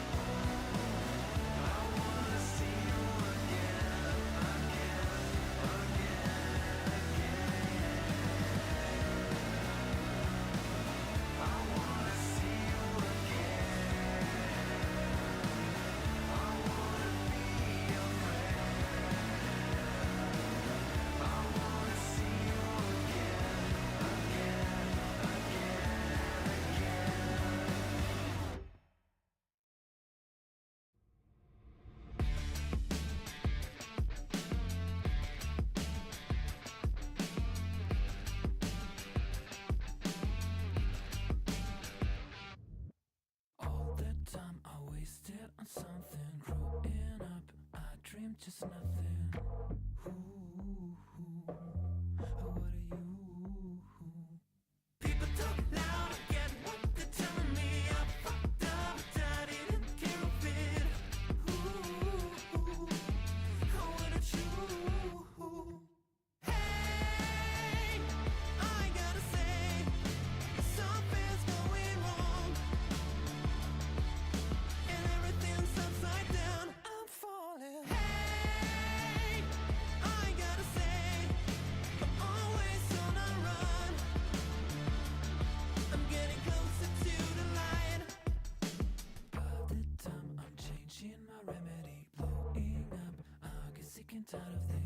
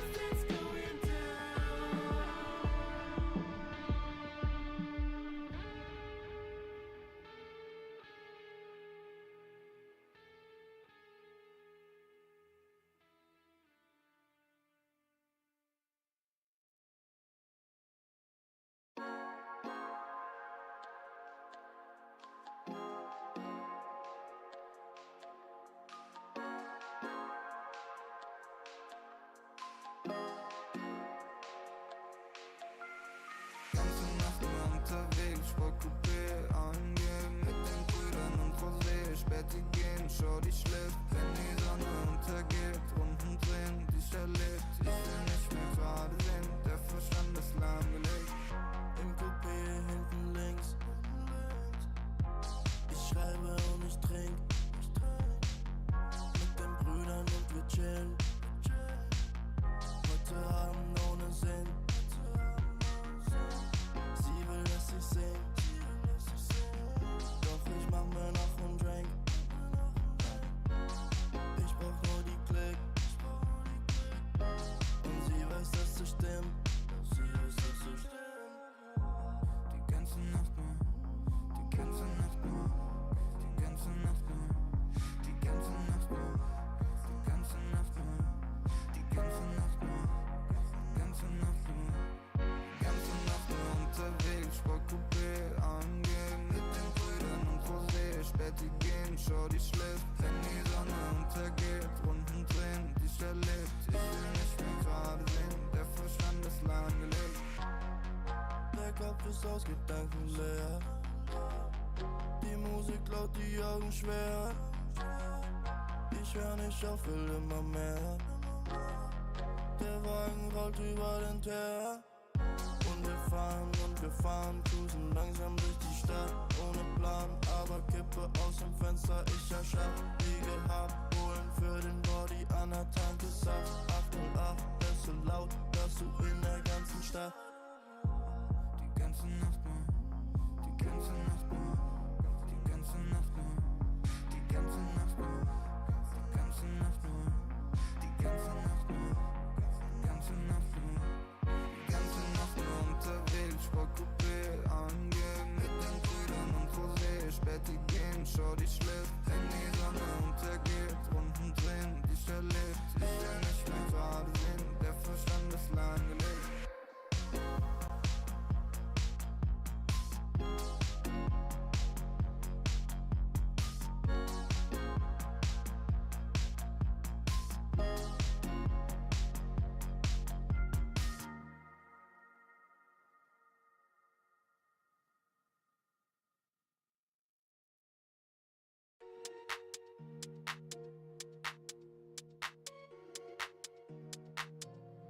Ich sitz auf meiner Fensterbank, die Nacht zieht vorbei. Ich blick über den Tellerrand, trinke Sekt auf Eis. Ein Teufel und ein Engel tanzen auf dem Parkett. Vielleicht sind wir unsterblich, müssen nie wieder weg. Ich sitz auf meiner Fensterbank, die Nacht zieht vorbei. Ich blick über den Tellerrand, trinke Sekt auf Eis. Ein Teufel und ein Engel tanzen auf dem Parkett. Vielleicht sind wir unsterblich, müssen nie wieder weg. Big Pie, Kippen und Drinks gegen Tristesse. Großstadtbild, komm mir nicht weg. Kopf fragt, mach kein Pisstest, nein. Ich will nicht auf deine Party gehen. Engel und Teufel tanzen schwarmsee. Von deinen Lippen tropft der Chardonnay. Ich küss ihn weg, bevor du schlafen gehst. Auf meiner Fensterbank, die Nacht zieht vorbei. Ich blick über den Tellerrand, trinke Sekt auf Eis. Ein Teufel und ein Engel tanzen auf dem Parkett. Vielleicht sind wir unsterblich, müssen nie wieder weg. Ich sitz auf meiner Fensterbank, die Nacht zieht vorbei. Ich blick über den Tellerrand, trinke Sekt auf Eis. Ein Teufel und ein Engel tanzen auf dem Parkett. Vielleicht sind wir unsterblich, müssen nie wieder weg. Faded auf den Wohnzimmerdielen. Baby, sag, wieso sind wir hier? Kann sein, dass wir den Boden verlieren. Wir heben ab morgens um 4. Ich sitz auf meiner Fensterbank, die Nacht zieht vorbei. Ich blick über den Tellerrand, trinke Sekt auf Eis. Ein Teufel und ein Engel tanzen auf dem Parkett. Vielleicht sind wir unsterblich, müssen nie wieder weg. Ich sitz auf meiner Fensterbank, die Nacht zieht vorbei. Ich blick über den Tellerrand, trinke Sekt auf Eis. Ein Teufel und ein Engel tanzen auf dem Parkett. Vielleicht sind wir unsterblich, müssen nie wieder weg.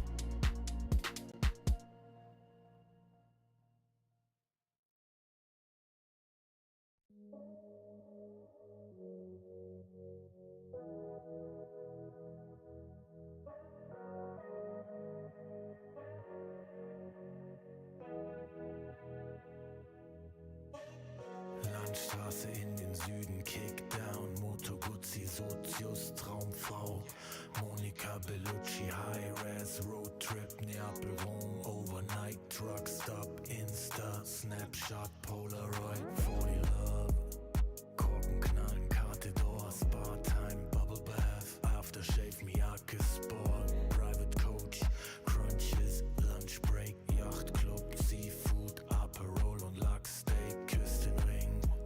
Wir haben Erfolg, Millionen Dinge und dein Lächeln spiegelt in meiner Persol, Pilotenbrille, Holz knackt im Kamin. Es werde hell, wir lieben uns die ganze Nacht, nackt auf dem Bärenfell, Wüstenstraße, weiter Himmel. Kawasaki, Speedboat, Karawane, F1, Abu Dhabi. Du bist meine Nummer 1 und nicht nur diese Nacht. Ich nehm dich zur Frau, trag dich die Marmortreppen zum Palast. Blaue Stunde, Promenade, Lippenstift an deinem Glas. Soda, Zitrone, Haut glänzt, Haare nass. Ich schenk dir nach, du sagst, wie schön ich bin. Ich küss deinen Hals und du lachst wie eine Königin. Leck die Lippen, ich bin dein bestes Pferd im Stall. Sind am Drippen, trinken Daiquiris aus nem Bergkristall. Schrimps und Limette, Monaco, Saint-Tropez, Dachterrasse, Whirlpool, Eiswürfel, Corbusier, Casino, Hopping. Die ganze Welt ist hier, Drinks für zwei, Champagner, Elixier, Traumpaar, Undercover, Americans, unsterblich, Grace Kelly, Cary Grant, allein unter Palmen. Und dazu kalter Cider, Sommerwind, Küstenstraße, Sonnenbrille, Alpha Spider, Hors d'oeuvre, schwerer Wein und klarer Kopf, Zigarren aus dem Humidor, Cohiba und Davidoff, Candlelight, sanftes Licht, Candelabra, deine Haut, China White, Seidenkleid, Balenciaga. Was die Leute denken, wenn sie uns reden hören, Open Water, Seychellen, Hochseeangeln, Segeltörn. Du bist meine Nummer 1 und nicht nur diese Nacht. Ich nehm dich zur Frau, trag dich die Marmortreppen zum Palast. Blaue Stunde, Promenade, Lippenstift an deinem Glas. Soda, Zitrone, Haut glänzt, Haare nass. Ich schenk dir nach, du sagst, wie schön ich bin. Ich küss deinen Hals und du lachst wie eine Königin. Leck die Lippen, ich bin dein bestes Pferd im Stall. Sind am Drippen, trinken Daiquiris aus nem Bergkristall.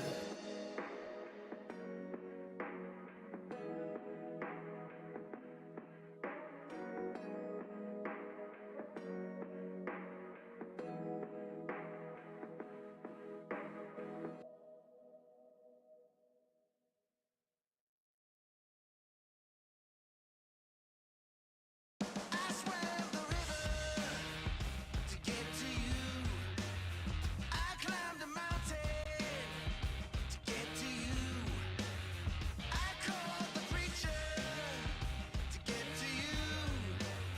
I'd walk through fire to get to you. Of all the things I've done and I'll do, yeah, I'm never gonna stop till I get you. I'm never gonna stop till I get you. I'm never gonna stop till I get you. I'm never gonna stop till I get you. Yeah, I'm never gonna stop till I get you. I tell myself to get to you. Go straight through hell to get to you. Break all my bones to get to you. And give all I own to get to you. Yeah. Of all the things I've done and I'll do, ooh yeah, I'm never gonna stop till I get you. I'm never gonna stop till I get you. I'm never gonna stop till I get you. I'm never gonna stop till I get you. Yeah, I'm never gonna stop. Never gonna stop. So look out, here I come. Yeah, baby. Hey. Never ever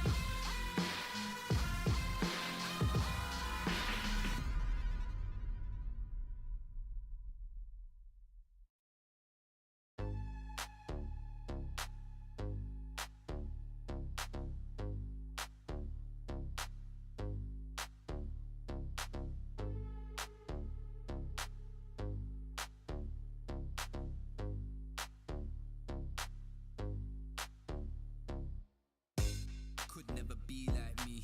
Flow so hot, but the jewels I see. Never think much of a fool I see. Them type of man we are school and teach. Fresh to death, head to toe. Smell the best fresh cologne. Finesse the best freshest clothes. I dress the best, yes you know. I'm that guy, pose for the photo, never been shy. Drips in the chokehold and I got vibe. Wardrobe looking so cold, put it on ice. Yeah, I'm that guy, pose for the photo, never been shy. Drips in the chokehold and I got vibe. Wardrobe looking so cold, put it on ice. Ice.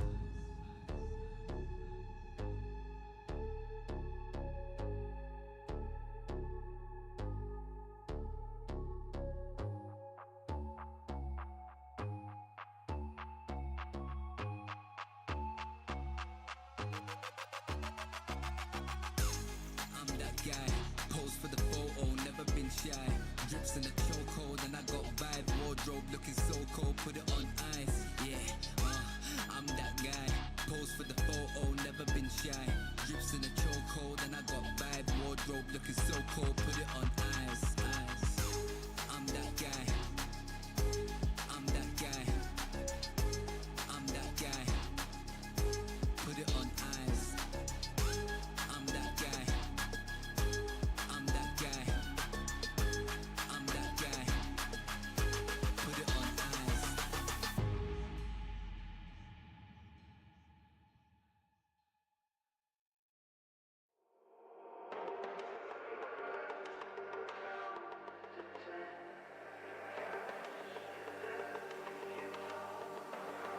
Steam out.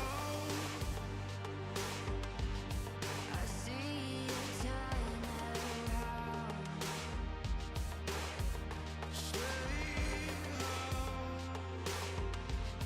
You shine the brightest now. There's no doubt. This current's changing, changing. Still about. There's danger waiting, waiting.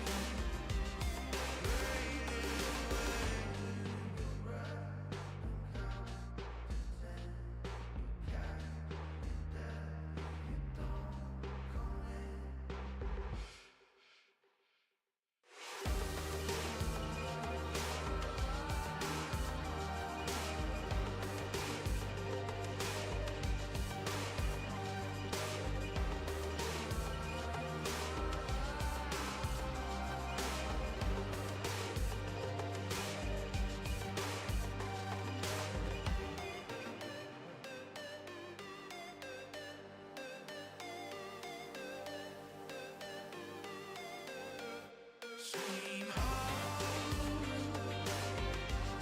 I see you turn.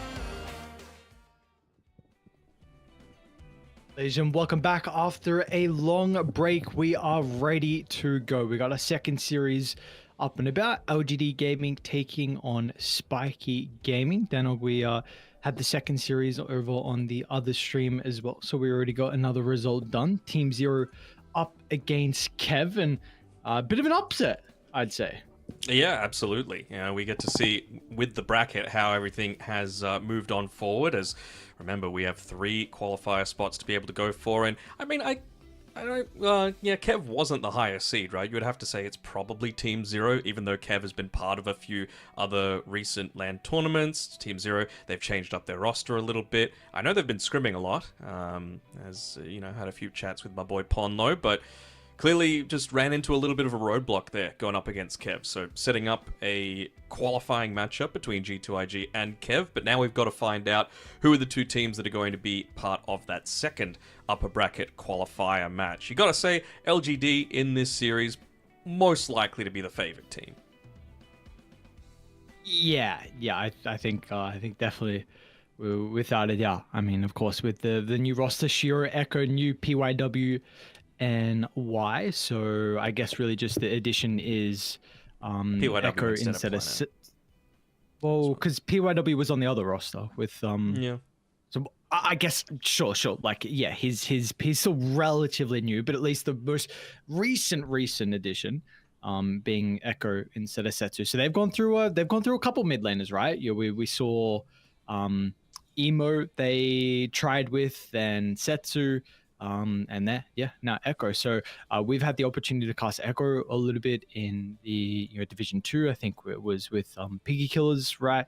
And we've seen him also have a lot of success previously, and then some of the other players, I believe it was like even Planet, for example. Planet was on that Phoenix roster, and then joined the eHome and then LGD. We've seen some of the other boys from those rosters as well do incredibly well. So let's see what Echo is able to do. It's interesting to see Shiro playing without Planet as well, right? They were the duo that just stayed together for quite some time. That was part of the reason why Clinks became so synonymous with LGD, because you could play it across both of those roles. Both players were incredibly comfortable. Yeah, I'm interested to see how Echo does as well, especially going up against XWY, aka Yi, who was really one of the standout mid laners back in 2019 or so, on like the Keen Gaming rosters and that sort of thing. I'm a big fan of XWY, so I'm keen to see how this mid matchup in particular is going to pan out. Yeah, right. He's recently we saw him on Astra, and then he got dropped. I'm trying to think of who Astra picked up. Was it actually Semail they got straight after they dropped I think it XWY? might have been, yeah. Yeah, so we saw afterwards he went back and played with Ast Aries for a little bit in the TI 12 qualifiers, and then Team Bright as well. So he's been trying to get back into a position where he can play on a T1 team, and let's see how they're going to be able to perform here in these qualifiers. Like you're saying though, this is more than likely it's going to be LGD with at least definitely with the advantage heading into it. But this is all of these boys have been out of action for quite some time. So let's see how much of a factor that's actually going to be for them. Actually, one thing that I haven't really recognized just yet. So, for Spiky Gaming, MDR, that is Xiao Yu. And you have to remember that around a year ago, actually 14 months ago, that was when that big ban wave came out for a lot of players within the China and Southeast Asia region. His was only for 1 year, though, because he wasn't, like, he was on the team that was involved in it, but I don't think he was actively involved in, all the sort of stuff that was going on. So I'm happy to see him back. I've always been a big fan of how Xiao Yu's able to play, and kind of understandable if he did want to go through a little bit of a name change just to kind of get the taint of that, because he obviously feels like he wasn't the one that was the main part of the issue. What roster was that? Do you remember?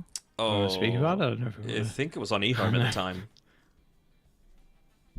Which is such a shame for such a storied roster to be, one that had many players that got banned from it, right? Like, this is the TI1 runners-up. And now we don't have any more Newbie, we don't have any more Vici Gaming, we don't have any more eHome. It's a little bit sad. That it is. Need some new rosters coming this way. Extreme and Azure, they all come in. So we're going to need some other ones as well. G2 exactly coming in. So let's see what these stacks are going to be able to bring us. We should have a draft up very surely. I just saw the lobby and just saw one of the players' names as well. It's our beloved Quad M letter. Yes. Yeah. There's for some people who aren't aware, when we did Div 2 last year, I think it was, there was 2 carry players, I believe. One, his name was with 4 M's, and then another was with 3 M's. And yes, it was very enjoyable to be able to cover all those games. I think 3M has been banned for match fixing, by the way. So we won't get any more of those confusions happening. This is the good one. The one that is, that's what we want to see. We want to see the integrity in competitive Dota for sure. But I think, speaking of the draft, we might be just about to get underway. Keen to see, once again, how the China meta continues to evolve. We saw a few firsts, at least for me, from my competitive watching experience come through in that previous series, even though it was a relatively quick 2-0. It was the first Razor that I'd seen, it was the first Nyx Assassin that I'd seen, it was the first Chen that I'd seen, the first Vengeful Spirit that I'd seen. So let's see if they want to try and bring out any of these other new unique heroes. No Clockwork, sadly, but I'm sure there's going to be plenty of entertaining picks and bans to come. It was a first raise up Maelstrom as well of the new patch. I know we didn't really 5 seconds remaining. have much of an opportunity to be able to mention it with how fast that game was over and done with. So yeah, not only the heroes, but let's see if we get any crazy item builds as well. And It was just role playing, going full lightning, bro.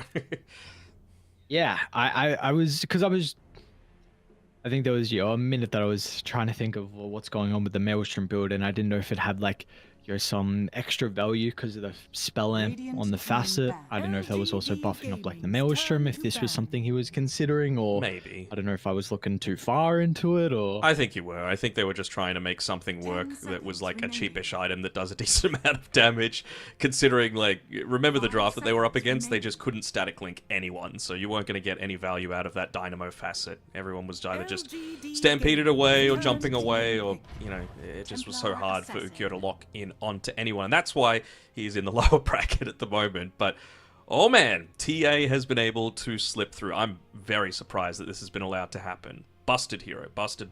And the fact that you can play it still 1 and 2 is obviously such a boon to how you're able to set up your lanes. And Shira is very, very comfortable on the position 1 Templar Assassin. This is something that we've seen him run multiple times in the past. But so far from the games that you've been covering, did you feel like there is some at least better ways that you've seen some people attempt to address the TA? There have been ways that people have tried, not with any significant success, I gotta say. Like, because, you know, previously you would run, like, I don't know, a Venomancer or use an Urn or that sort of thing, and every little tick is going to take off one of those refraction charges. Not anymore. When you've got 5 charges into it, you've got to get through 50 damage to break one of the refraction charges, and it's going to add attack damage once that happens. So if you're trading with TA, she's going to get the better side of it every single time. And on top of that, even if you're hitting him for, you know, 20,000 damage, it still just takes off one of those charges. So it just becomes a whole lot more. You'd really need to focus on the right sorts of heroes to be able to take it out. Phoenix is probably one of the better ones, to be honest, just because you've got so many different ways to have damage over time. I guess DP's kind of in the same boat with the Spirit Siphon. It actually does a decent amount of damage. Remember, you actually have to do more than 50 as well to break through it, because you've got to take stuff into account like just 25% base hero magic resist, so it has to be more like 70-ish odd damage that you need to do in order to even just burn 1 charge. Okay, so it's, yeah, alright. That was something I wasn't sure about, if it took into effect like mitigation before. Yeah. Even like Radiance ticks, it's not enough. It only does like 43 out of the 50 damage per Radiance tick. So like, you really need to itemize into going for it. I'm glad you said that, because I just looked that up as well. I looked up the Radiance. I'm like, oh yeah, this is enough. That'll be fine. And then... Not enough. It legit needs to be like 70, 75. Because remember as well, you get magic resist as well based on your intelligence, right? So it's not even just based on, you know, being a hero that's quite significant. You're actually up at around 30-ish magic resistance just passively by the time, you know, some of these big items like the Radiance start to become a factor.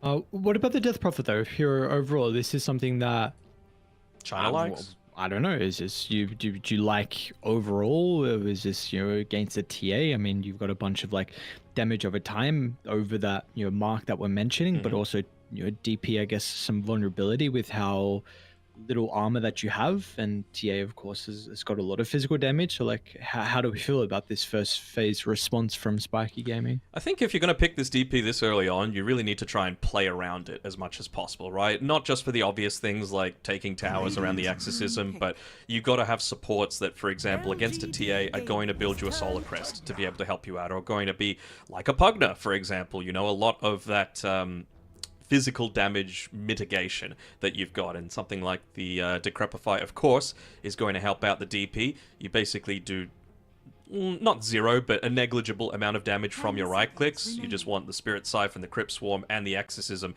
to be doing the work. So I quite like the the Pugna in this sort of situation. And Life Drain, I guess, can kind of burn through the refraction charges. For Death Prophet, you need 3 points into the Spirit Siphon before you can feel confident, you know, moving into the TA. That does 75 damage. Should be enough. Have you got a facet if you feel like Pugna will go down? The siphoning ward or the rewards of the ruin? I've seen more of them do siphoning ward, but I think when you've got a Pugna and a DP, I would be opposed to seeing rewards of ruin coming through, just because it's much more likely that towers are going to go down. And honestly, I like when the lesser favored teams go for more push-oriented strats, right? Like, play for the laning stage, play fast, because that's a way that you can potentially even things out where you can't have someone's, like, great late-game decision-making or farming efficiency on some of these, like, top-tier teams like LGD able to equalize things a little bit, right? So Chen is still in the pool. I honestly see that working, because Earth Spirit, Shadow Demon, not the greatest at being able to deal with lots of push. Even the Naga Siren as well. Okay, I was about to mention, you know, Illusion's quite good against the TA as well. So this is a really nice start for them. Maybe they're going to go into something like an Underlord against all of this, just to hold the DP in place with the Pit of Malice. Of course, the Illusion damage with the Firestorm is going to be very effective, and it provides you a way to keep lanes shoved out while still, of course, being able to join the team. Do want to speak a little bit more about the Earth Spirit hero. Do we feel like this is a support, or is there a potential for Echo to play it in the mid lane with some like Spirit Vessel build? Because we do see like Spiky of, you know, with this Death Prophet and the Pugna to back you up, that Vessel could really ruin a lot of the tankiness that the DP often plays around. Sure. I see it as more of a core, to be honest. I think mid lane is where you want to be on the Earth Spirit. Again, they do have the flexibility for it because you've got the TA, and I don't think they're wanting to reveal everything just yet. So probably the off lane is going to come here. Like, you know, you're going up against a Naga Siren in the lane. We haven't even touched on the Pudge yet, right? But that's just even more of that damage over time that we now have to for the TA to deal with. And I quite like Pudge's new facet as well, the one that deals more damage the longer someone is dragged along the hook. So I think you can deal up to like 700-800 pure damage if you're getting like an Aether Lens hook off at maximum range. So it's quite significant, even if you're just playing it as a support. Excited to see the Darkseer though. I know there's been some rumblings about what this hero is able to do now with some of the changes. We'll see news kind of idea on how he particularly wants to play the hero, and you know, it potentially enables this Earth Spirit as a 4 if that's what they want to do. And regardless if it's even mid lane, it's going to feel really nice with Surge and Shell to be able to buff you up.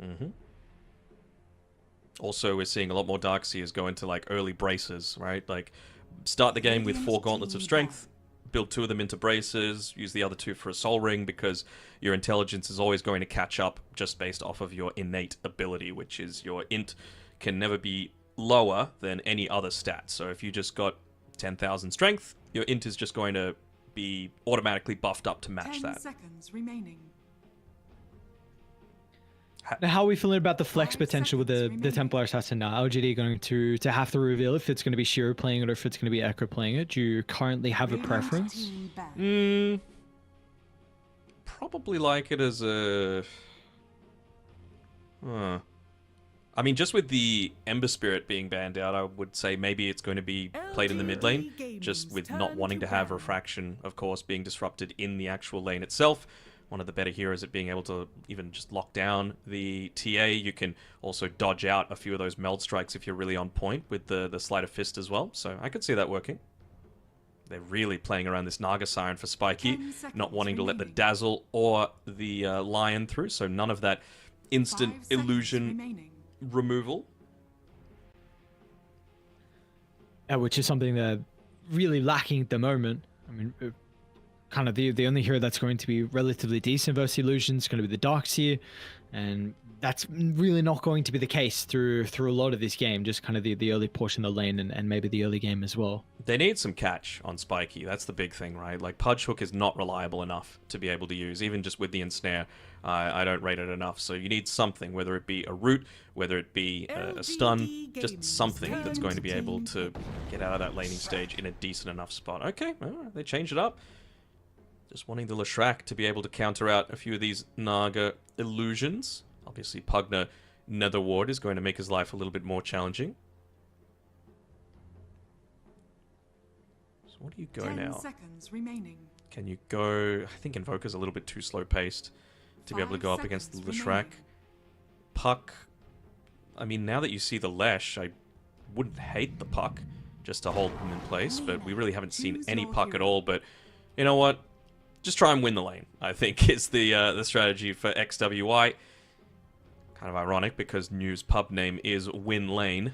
Just pick to win the lane. That's as simple as it is. And well, he's going to be playing alongside PYW, so it's a pretty nice lane up against the Naga Siren, right?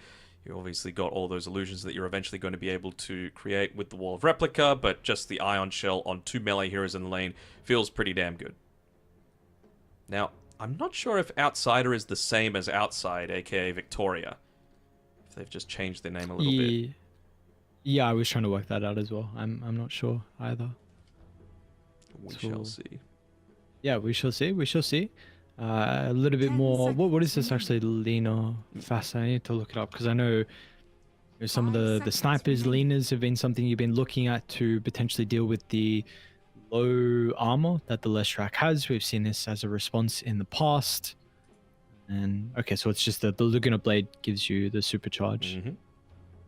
Pretty important. They just want to be able to rack up that damage pretty quickly. You know, again, like whenever you're going up against this sort of stuff like a Bloodstone, a mech, a pipe coming through from the Darkseer. This is the sort of stuff that you just don't want to let them have the time to be able to get that off. Even just the Shadow Demon save. Just anything that's going to enable the burst is going to be a good thing. I'm interested to see how... Siren, because I think it's one of those games where it's actually really important for him to have a presence, not just on the lane, but in a few of these early fights. Again, they are relatively lacking in control here on Spiky Gaming. Reliable control. Hook, Light Strike Array, you're really relying on individual skill. And, I mean, you're going up against LGD Gaming, right? They're going to be able to sidestep a lot of these things. They're not going to walk into areas that allow you to get caught out by one of those point-targeted abilities. So the Ensnare, it's going to be a very, very vital tool for a few of these early-ish team fights. So I want to see how he's able to get involved. Okay. How do you feel about the draft, though, overall, with this new LGD roster back into the competitive scene and with their opponent up against Spiky? Do we feel like they're a draft that you favor slightly in this first game? I mean, it's hard to go past LGD in general. You know, they've just got such a storied roster. I think the TA is busted. I really like the Darkseer Earth Spirit lane for the Naga Siren. And they've even got the Shadow Demon, right, for the Demonic Purge going up against the Death Prophet. So, for now, even though mid lane I feel like should go pretty favorably for XWY, I'm going to just go with LGD Gaming. Go with a safe pick, at least for the first game. Yep. Yeah, see what the underdogs are able to do, though. You know, until they prove us wrong, or at least showcase their talent. Maybe we can choose otherwise. We'll see, though. 5 men smoke, nothing crazy. Good luck, baby. That is... Oh, thank you. That is too. You chose the Siphoning Ward, by the way, on the Pugno. So, I mean, going up against the Leshrac, it's a good way to be able to just keep yourself pretty damn healthy with how many spells are being cast in the middle of a lot of these team fights. Oh, alright. Oh, okay. That's, a blind? Yeah. I mean, they had a ward up there. Maybe they just saw them on the retreat. Maybe it's just the mind games, right? Just saying, yeah, we don't have a ward anywhere. There's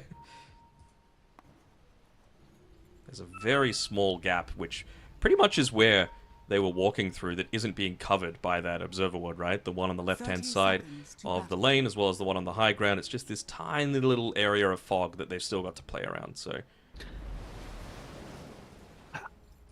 Are you surprised about the DP facet? I thought the other one was much better. But I've not seen any Death Prophet. I just really thought the extra damage would be something they would go for. I think when you're going up against a Leshrac, having the slow is pretty important as well. Maybe as well, like I mentioned, they are lacking in relative control for a few of these point target stuns. So, is Hara going to be able to get one of these? No. They're even positioning themselves perfectly that even if they were... even if it did connect, it would have gotten only onto the Bounty Rune instead of any other hero. So nicely done there. I mean, that used to be inbuilt into the silence previously, right? So I feel like maybe he just wants the familiarity of things. Also, the other one does work on your own heroes when they die, so it's not even just enemies that you're able to get. But clearly, he just feels like they're needing that tiny little bit of extra control. Have they body blocked him in here? No. Oh, they almost did. That's a lot of damage, though, man. Far out. Mm-hmm. Turns out level 1 meld is still busted. -5 armor. Pugner's dead, apparently. Maybe. Outsider. Yes, okay. Well, top lane and bottom lane. Dire's courier has been killed. Nice start for New. Has he gone the gauntlet strat? Looks like he has. Might just be going the one bracer. Top once again going in onto MDR. He'll be able to get away, but he's already out of all sorts of regeneration.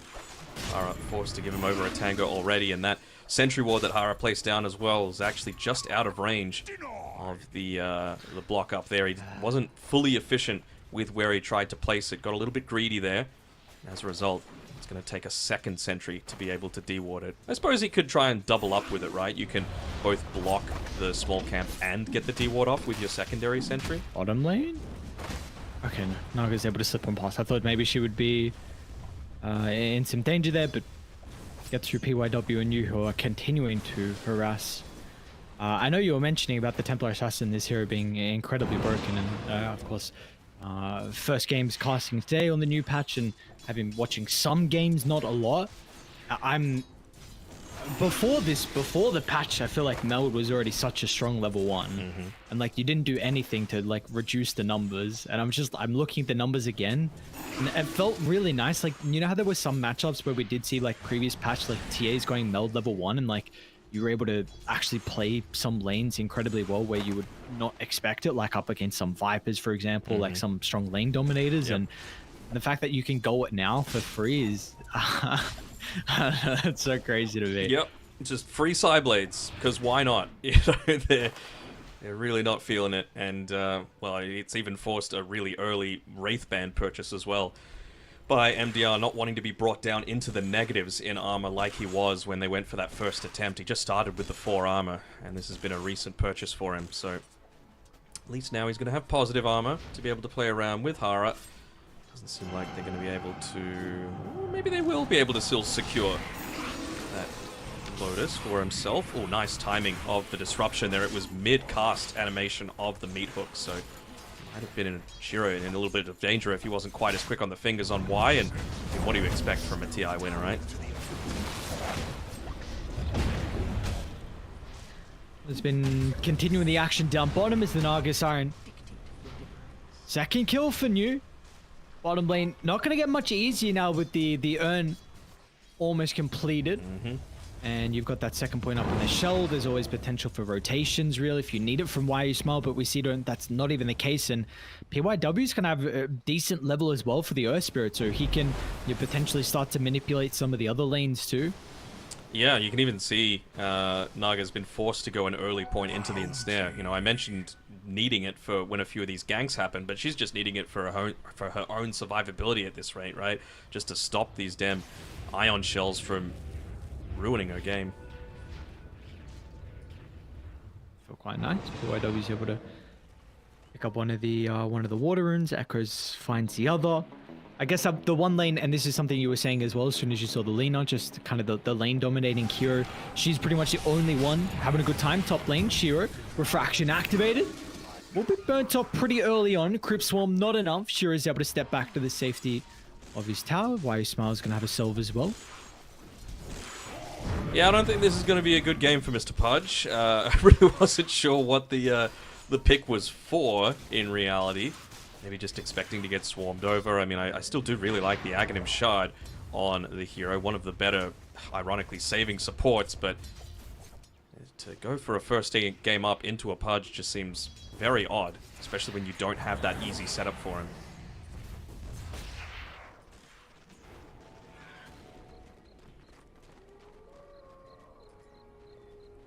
This is what I expected from XWI, though. Yeah, he's assisted a little bit by just playing the Lina in general, but He's always been such a strong laner. He's always been such a lane dominator as well, and almost able to just solo carry games as well from that mid lane, which is what you want. You want that flexibility, not just the tempo control.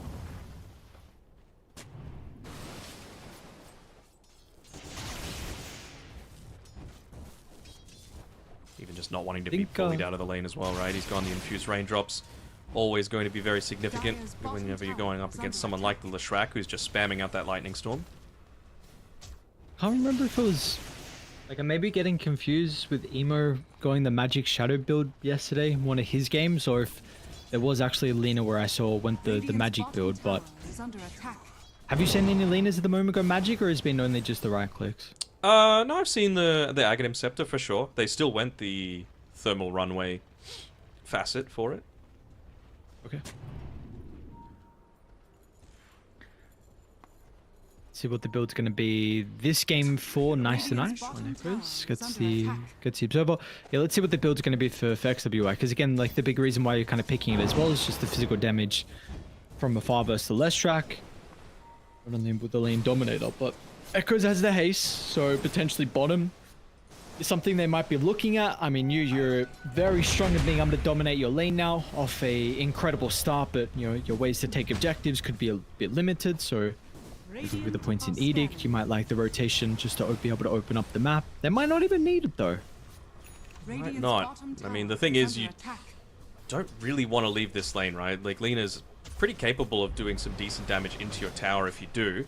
And of course, Echoes wants to be able to use that Diabolic Edict to its fullest potential as well, to be able to put some of his own damage on into the tower. So probably doesn't want to rotate towards like a Naga Siren lane, just because it's going to have relatively less effectiveness. Yeah, he's got the Pulse Nova, but I feel like a little bit more priority needs to still be given onto his own game for now. Very aggressive use of the wall. Okay, just ensnare and all of a sudden... Very cool. Ooh, money bags as well. He's got the Crimson Witness one, so it's a red wall. I feel like I see this more often now on Dark Seas. They're just pretty happy with just using the wall early on, even if it doesn't result in a kill, just getting the illusion and... Zoning wall. Yeah. What's he gone for, by the way? He went the Heart of Battle facet, so... Not going to be punching like Bruce Lee constantly with a massively increased attack speed. Instead, he's just running really fast in the middle of a lot of these team fights. Doesn't need the boots, but he's got them anyway. It's arcane boots. Why wouldn't you?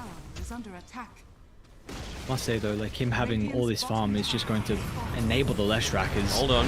We'll look to try and TP on mid. XWY in some trouble. Echo's going to be able to provide the damage, but the Leshrac stuck inside the river. Attempts to deal as much damage as possible before his death, but it's not enough to get a return kill. LGD find 2. Outside is going to be able to slip away with the invis, but maybe this tower is going to end up going down, or at least take some damage. This is the big issue that I thought the Lina would have, right? And sort of why I wanted someone like the Puck instead.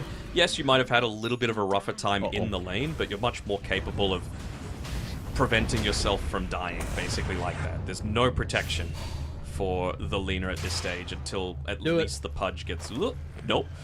Do it. Alright. Might be fine. Should be fine with roll, right? Who's actually the one in danger? We've seen level 6 supports here. Hang on a second. Kara's dead, and unused here as well. Vacuum just shy. Rare mistake coming there from New. They still should be able to get... I mean, they've cleaned up a couple of kills, and they're going to get the tower as well, plus mech just used onto everyone, so I think they're going to be pretty happy with a 6-7k net worth lead just 9.5 minutes in, with 2 towers already gone. Ah, yeah. It's not too bad. See you later, Xiaoyu. Just light work. MDR is going to go down. Nice LSA. Echoes. Not going to be able to survive. They should be able to get a return kill potentially. XWI forcing them back, but now with Shiro showing up. Nice decrep. Stops the Melod, missing the minus armor now. Haru's going to step in. Just see, like, he can't hook. He's like... Oh, look at the game. Hey. Look at the game. All right, he gets it. Now with the LSA follow-up. Nicely done. Okay, so we mentioned before, like, the differences between Lina's going for the the magic versus the physical damage. I like going for Glipnir because it's kind of like a mixture of the two, plus it's going to give them that little bit of extra control that you're going to need for a few of these fights, right? I'm sure that they might be thinking, well, you don't really need that much in form of like, you know, BKBs or that sort of resistance, but you're kind of forcing them to have to go into it if you go a Glipnir. Horror? Really deep. Doesn't seem like it's going to matter. They might just go for MDR. There is so much damage from Shiro. I think just missed the kick though, which may have been impactful with the extra slow. But they're just taking away even their jungle, right? Like, it's just so quick to be able to secure all of this farm. At least the plus side is Nagasaran has been left on her own for a little bit, going into the Yasha, so just trying to accelerate her own farm for now, but can't just sit in the jungle. With all the attention being put up on the top side of the map, she needs to start at least focusing on pushing out that bottom lane a little bit further with the illusions.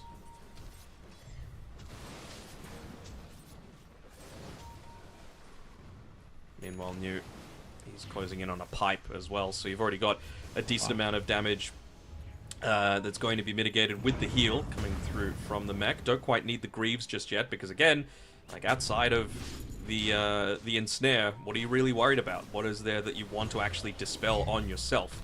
I guess there's a silence from the DP, but most of the time you're not going to be in the thick of things to begin with anyway. So crazy that like, yeah, when you draft a Leshrac, often it's mentioned that this is a hero that really likes to play around with like a defensive support, just to help you be more survivable inside these fights. Nice hook. Is it gonna matter though? Why Smart will be there with the banishment? I mean, they're licking their lips for a potential fight on LGD. They will not care if PYW dies, because the result is just an opportunity for them to get multiple kills. X by W potentially chased down. They'll get the slow, but unfortunately nothing more afterwards. You just see the power of the Shadow Demon as well, right? Even if you had level 6 on the Pudge, the Dismember was getting cancelled by the Disruption anyway, so it's not really like that would have changed too much of anything. This just seems like a very, very odd support pick the more that we're seeing it. And it is looking real poor as well, basically just having boots at the 13-minute mark of this game.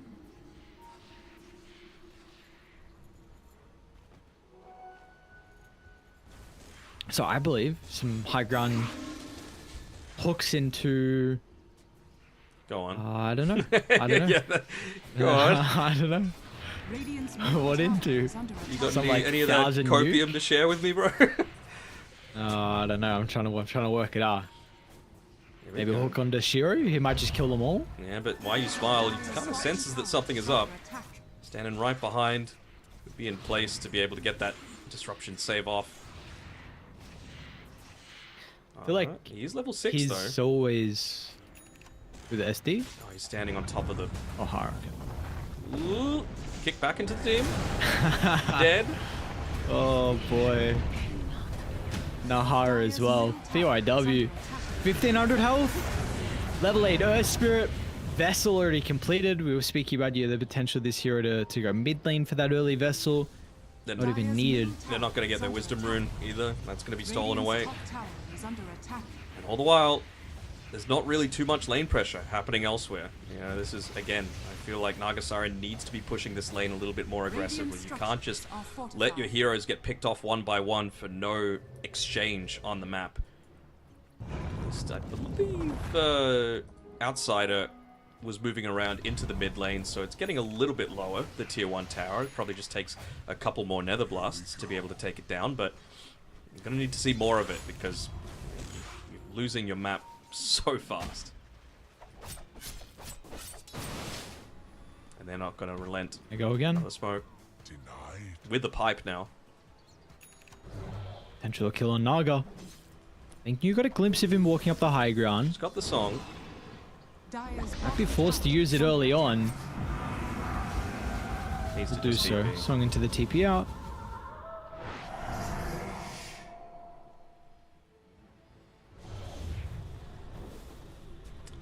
Well, I don't know.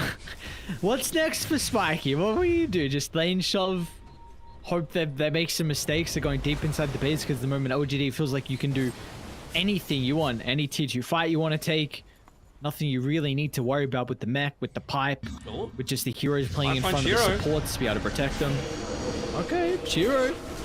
Oh, this is what you can do. Make a nice play. Exo Laguna. Everything dropped for a big kill onto the top net worth hero.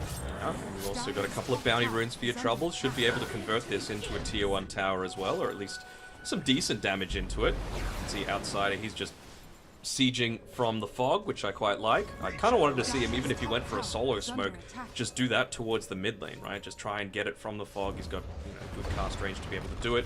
Relatively safe and secure, and you're going to probably have needed to rotate at least a couple of heroes back to be able to stop him from taking the tower, which means more space to farm, but even better if you're able to kill the enemy TA. So slows down that blink dagger timing a little bit, gets themselves a tier 1 tower, might even get themselves a second. With Outsider just moving in, might end up getting denied here, never mind. Able to secure it, so a little bit more map now to play around with. Okay, hold on. Naga, we're gonna try and TP out any stunners. Nope. Oh, he's even got a smoke holding onto him, just needing to get out onto the map somehow. Not have to walk through the lanes, not wanting to get revealed by anyone that's just in harm's way. But you can even see there's some really defensive wards set up here by LGD, right? Just covering more of the spots that Naga might think are safe to be farming. So maybe someone spied the fact that he's got this this Smoke of Deceit in his inventory. Alright. It's a good initiation. That's why you smile. PYW is going to be here, cancelled out of the Dismember. So they'll kill the Shadow Demon to start, but they need to instantly TP out. Nice read. Unfortunately, MDR's not going to escape. I think Outsider cancelled his own TP as well in the Pugna, so I think he got that. He's going to be chased down. Shiro, okay, never mind. Yeah, more than likely, and they're going to be able to catch him out of the river as well. Still though, more attention away from the Naga, more attention away from XWY, who's got the Maelstrom completed. Really feels like he needs that BKB to be able to fight into the Leshrac in particular.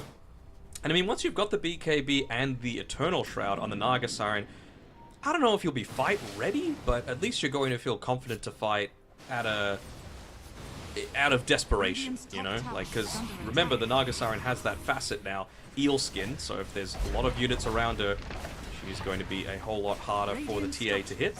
I do know exactly where she is, though, both through the Shadow Demon illusions following her, as well as walking underneath that, that Observer Ward. So she's going to need to be very careful here, just trying to cut as many lanes as possible. Slow down the game is the name for Spiky Gaming. Oh. You can always... Oh, no. Oh, no. Found him. I was just about to say, you know, you can always song TP out. But unfortunately, if you TP out under the cover of the ward, AYW is going to be able to cancel it. Instant ping of where that ward is from LGD. And a big kill for them to be able to shut down the Naga and the issue of him dealing with some of the side waves. I'm intrigued on when LGD are going to want to try and consider about moving over towards Roshan. Of course, a very easy way to be able to take over the Templar Assassin, and you could just be needing the Aegis to be able to brute force up the high ground. Might get Outsider too. Nice trap. Shiro's going to be able to scout out the Pugna, and will be another free kill for them to find.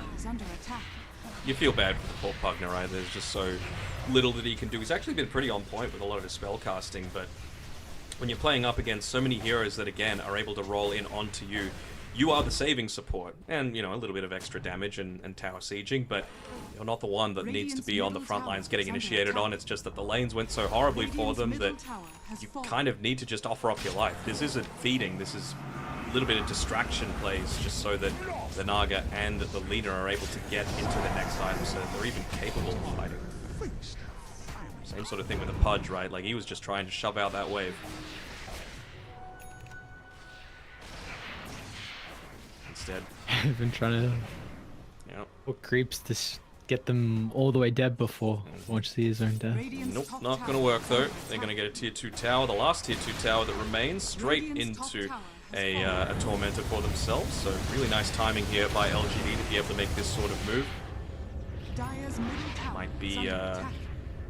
in a position to potentially start moving up towards the Twin Gate, take it down, secure Roshan, go down that bottom lane. Dire's Or who knows, maybe they're just saying, look, that'll take too much time, let's just push down another lane, go for a pick-off elsewhere. Seems like it might be the former, though. Really wanting to secure that passageway into the high ground. And here they come. OGD is 3 looking to try and connect with their 2 heroes down bottom. Bit of a pincer. They will cut them off. It might be outside of that runs into the first. They actually turn their direction over to the west, anticipating potentially harder, try and get the wisdom room. We'll still run into one MDR. First point of contact. Looks like they should be able to deal with the Death Prophet relatively easily. YSmell is going to put the Lina under, minimizing some of the damage from Radiant. XWY will be able to TP out, but Shiro looking to cut off fire as well. 3 right clicks is all that's needed. Radiant's bottom tower is under attack.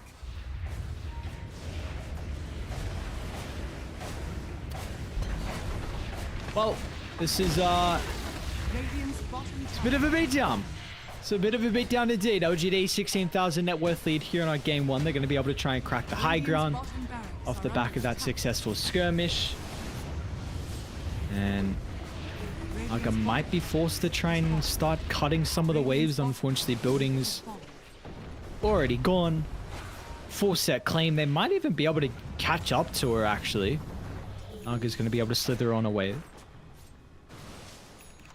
It just feels like they're grasping at straws here, though, right? So far behind at this stage, 18k. It's almost approaching that 1k net worth lead per minute in the game, and it's only going to get worse and worse. They're not even in a position where they even necessarily need to go for Roshan, but at this point, you always run the risk going up onto high ground, right? Especially against someone like the Pudge that has that move, that displacement ability. You think they feel like trying to find a way to put this lightly? Go on. Do you think they feel like pussies getting Roche instead of going high ground? Like, is this something they... I mean, No, how many years have we... Oh, nice man to dodge. Well done. Sean has fallen to the Dire. They're coming actually, Ray. Hold that thought. They're going to try and bait a fight. Dire are TPing back, nice an look. aggressive roll in. Haru's going to try and deal with New. Meanwhile, inside the middle, almost able to catch up with the Earth Spirit, but YSmell protects it with the banishment. Still, they will have the damage to go through at least one member, but that requires almost everything as Shiro crits down the Lina. They're going to lose hard to the damage over time for the Leshrac. MDR will be able to TP out as well, but unfortunately, Outsider will not be successful.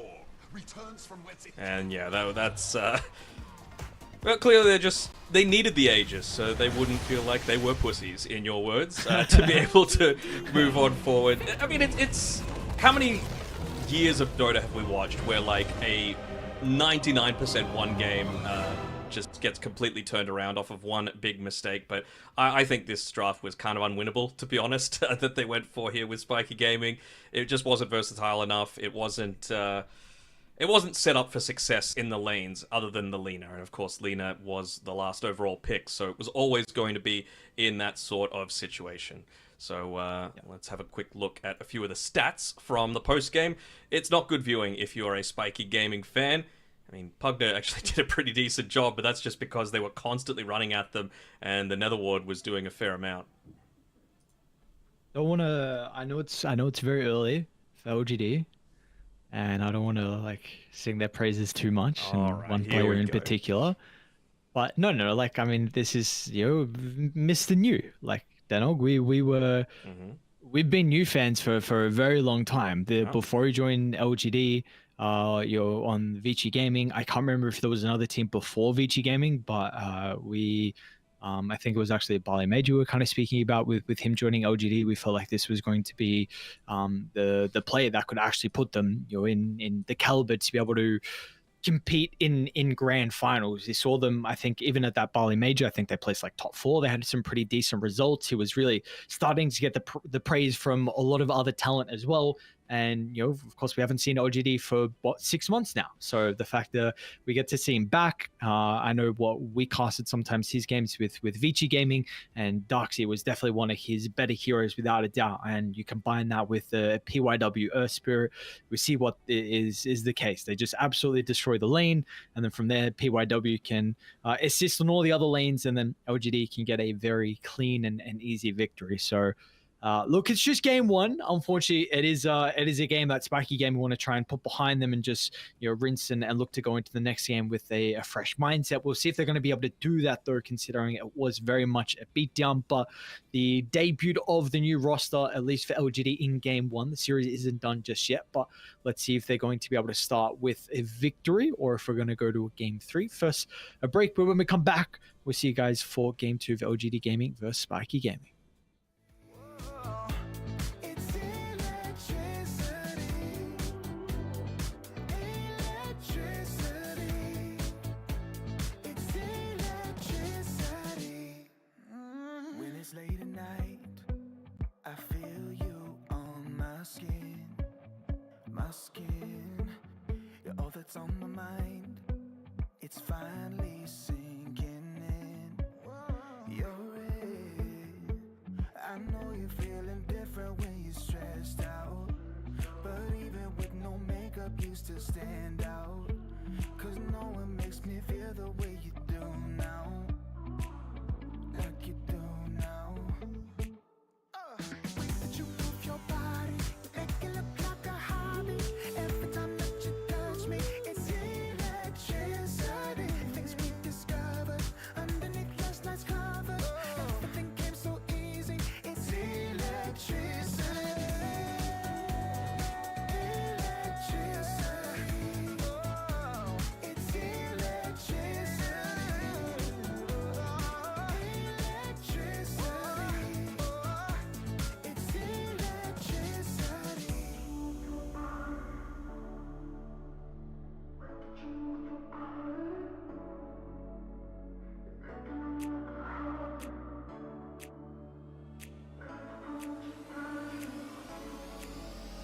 The way that you move your body, you make it look like a hobby.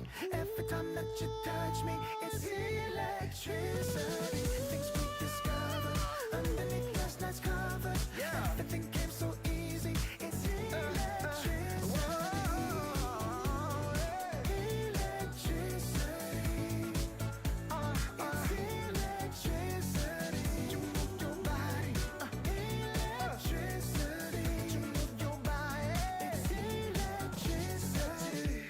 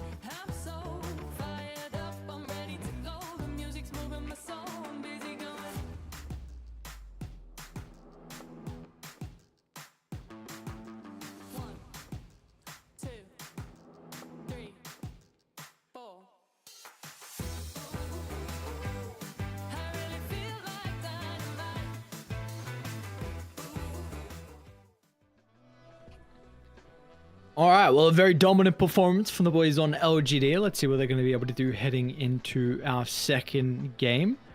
Looks like we're going to have the boys on LG on the Radiant side. I got confused for a second. I saw PYW and Echoes both say Radiant, and for a second I read the name wrong. I thought both sides chose Radiant, so I thought we were going to both have teams here Radiant, no Team Dire. But it's okay. Looks like we've got that all sorted. We've got the draft and the priority all sorted. We should have our second draft ready to go. All right, so what we want to see coming out of this one. Number 1, ban TA. Number 2, pick reliable stuns. Number 3, I mean, poor MDR just wasn't able to have any kind of game in that lane, right? There was nothing stopping them from running at him. There was nothing stopping, providing, like, damage mitigation. There was no stuns. There was no slows. There's just no way that you can play that lane. Yeah, maybe he's gonna ask for if his only input in the draft. I don't know what his role is in the draft. Hopefully, he's not the drafter. But if his role is just to say no pudge, please, because I feel like that's what often happens when you play a game of Dota and you lane with a pudge. You already kind of the mental drops a little bit. So sure, he's just at least wanting a bit of a better lane partner. Like, imagine if they had, I don't know, a Tusk or a Clockwork. I think was banned. Hoodwink, these sorts of things. Just give them a stun, give them something reliable to be able to play around with. It just feels so much more luxurious. I think Marcy was banned, I think Willow was banned, so those aren't really options. I don't hate Snapfire. I think Snapfire could have potentially worked for them, but again, there were so many holes in that Spiky Gaming draft, right? They had no one to frontline outside of the DP, and LGD identified that and made sure that the DP just didn't have a game. So, yeah. What are you supposed to do in that sort of scenario, unfortunately? Just quickly taking a look at the other series that's going on. Azure with Dark Horse. Looks like Azure were able to take game 1. Bit of an interesting draft from them. Faith Beyond played the Venge in the off lane, or he played a Shadow Feed mid. I don't know what the build was, but he ended with a Hurricane Pike, Yule Sept, and a Sanjin Yasha. So very intrigued on what the order items was. But we got another Earthshaker. We got a Chen in that game too. So at the moment, AR up with 1 victory here, and potentially the winner of that series versus the winner of this series is going to be playing later today for one of the qualification matches, which we will be covering. So. We gotta kind of keep our eyes on what happens in that series. Sorry, did you say the Chen was on the winning team? Yes, yeah. Tianming played the Chen. Yeah. Okay. I mean, even just the Shadow Fiend, right? I don't think people have brought it back to remember that period when TB was basically, or Shadow Fiend was being played as a TB that constantly had Metamorphosis active, just like that pure right clicker. It's not necessarily that strategy, just because you are most of the time going into the Shadow Maya as the facet, so you're needing to play around the Shadow Rays a little bit more. You're both a lane dominator as well as that late game carry. The big difference is that you just get Necromastery base now, so you can start building up some of those souls really early on, even if they're not going to provide too much extra damage at the very start of the game. As soon as you start leveling up your ulti, really starts to, amplify the effectiveness. Yeah, and of course the Shadow Fiend Clockwork duo is back as well, so to say. Which we haven't actually seen Clockwork today. We 3 games. I don't know if it has been banned. Okay, yeah, I was gonna say I don't remember if it's been banned or not. So we'll see what the priority is going to be with that hero heading into this game. But we do have a draft underway. I know the big thing for you're saying ban the Templar Assassin and some stuns. So let's see what we got. LGD going to be Radiant. They're going to be playing with second pick, Spiky, Dire with first pick. I'm fine if Spiky don't ban the TA just because they've got first pick, right? Like it's up to LGD to be able to let it slip on through. I just feel like there's way too much that needs to be done to address it. So that's the main priority point for me. Little surprised that more attention wasn't given to the Weaver as well. I think it's back as one of the best heroes in the draft, just because of the flexibility for the lane that you can put it in, as well as just your huge power spike at level 2. Both facets feel pretty alright as well. So I'm interested to see if China feel the same way as Eastern Europe does. Eastern Europe absolutely loves the Weaver across basically every single role that isn't mid. Not so much off lane, but everything else. 10 seconds remaining. How actually like strong is the hive mind facet, the experience one? Did It's you okay. notice the experience game? Honestly, most people are going the other one, but I still think the hive mind facet is really good for a support in particular, just because it's going to enable you to like keep up while not just AFKing in the lane and like shoving out lanes and that sort of thing. I just feel like it's a nice way to contribute to team fights, still get active, get some of that assist gold, and be an ongoing presence, right? Especially considering you can get Swarm reliably at level 2 now, right? So you start getting effectiveness from it really early. But So we do have is gone. Yes, Tier's gone, and we do have a bit of a difference with the Storm Spirit not being banned out. It was previously banned from LGD, so Don't hate the it will be Phoenix. available. I keep hearing this hero is not too bad at the moment. Very good. Also, I think that its skill ceiling is even increased a little bit, right? Because now you have to get them with just the tip of the Sunray if you're really wanting to give maximum effectiveness to that ability. Also, you can potentially influence your HP if you're wanting to go into the other facet, which does more damage based on how much health you've lost. But we do finally get to see the Metal Spirit, the Clockwork, coming out here. To see cogs bouncing around in all sorts of these team fights, and now you need to be very mindful because you don't know if this cogwork, let's just call him that, because that's what it feels like these days, is going to be played as a 4 or a 5, and you need to be very mindful of not picking heroes now that rely on mana to be able to like lane at all. Supports obviously need to do it, but cores that also rely on that just feel so much more awkward in my eyes, because you're going to get mana burns. Like you're not necessarily going for like the damage harass, you're going for the efficiency denial, I guess you could call it. 10 seconds remaining. There are some heroes that potentially come to mind then that I guess aren't as reliant on mana that could play into it. I think Sniper in lane doesn't feel too bad. Going up against the Clockwork, you can just concussive grenade yourself out of it as well, which always feels pretty nice. What else? Yeah, Morphling doesn't feel great. Monkey King could be there, but I'm not seeing anyone play the Monkey King these days.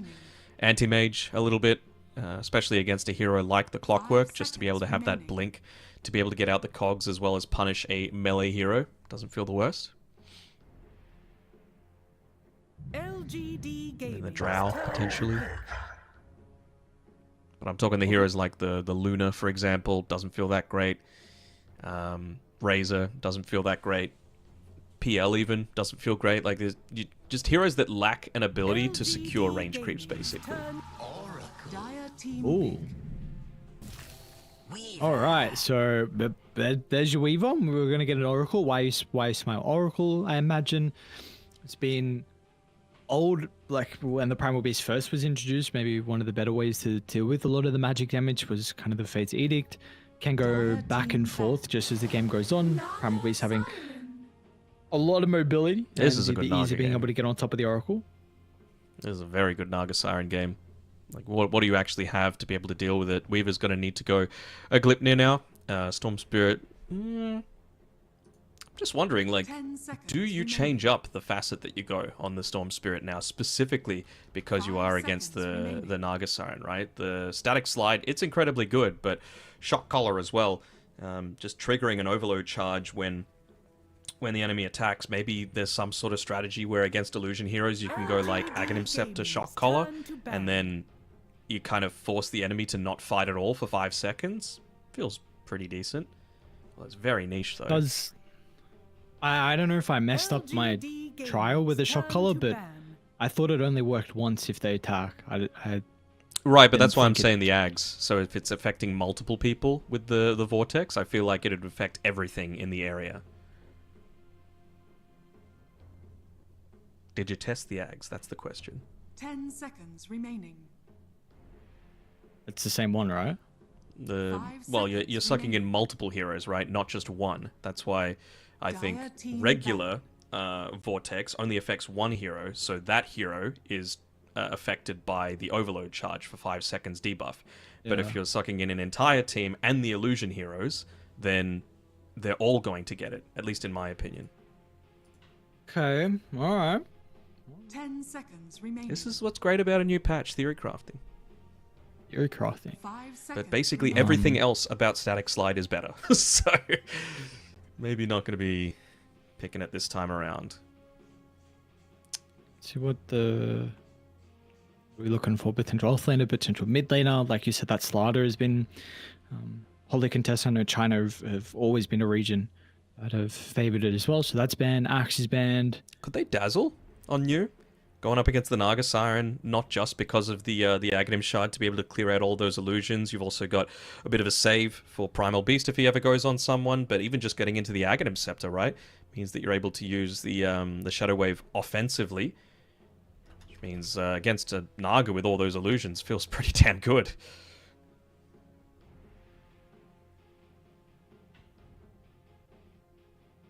I'm just intrigued on what route they go down, actually, with their draft. I honestly much prefer the Spiky Gaming draft at the moment. Yep, I do too. The Oracle's nice for the Primal, but it doesn't address... I guess it addresses the Willow a little bit and the Phoenix. They're very magic damage oriented, so for Spiky Gaming, what I want to see from them is just a whole lot more physical, that they're going to be able to dish out, as well as more burst, considering it is a Oracle with False Promise, and Weaver. Yeah, this is burst, this is good. So they just need a little bit more control. They need a little bit more way to get on the back lines, to find people out, and even just some AoE damage is quite nice, and ways to even get out of the cogs. So this is a really good pick. Yeah, Spiky Gaming draft by far superior. Remaining. CLGD got 2 minutes in reserve time to be able to outround their draft. We'll see what they want to give over to New. Come on, give me the dazzle. Is his scepter still the same? Yep. You can use it on enemies. Which feels pretty good against a Naga Siren. Okay, yeah. Okay. The Slom. We love to see it. Haven't seen this in pro games as well, by the way. I really thought that, I think it's called Beast Mode, was a really OP facet when I read it. So basically every time that you're right-clicking someone, once you've got it activated, I think it stays active for 6 seconds, you just get bonus attack speed. So you're able to really quickly, especially if you go the Slom, build up a whole lot more of those charges really, really quickly. So you don't necessarily even need to rely fully on your ultimate to start getting the ball rolling.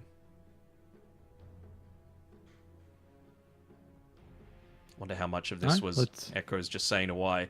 I think this is a good Oracle game, and I feel like there's going to be a lot of mid laners that are just saying that to their position 5s because they want that information about the power runes.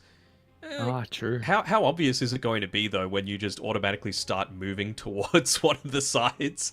And they're saying, alright, it's going to spawn here, so is there a potential for the next level mind games coming through where you actually move towards the wrong one? Yeah, alright, well, let's see. We'll have to see. Well, Marcy's the other one, right?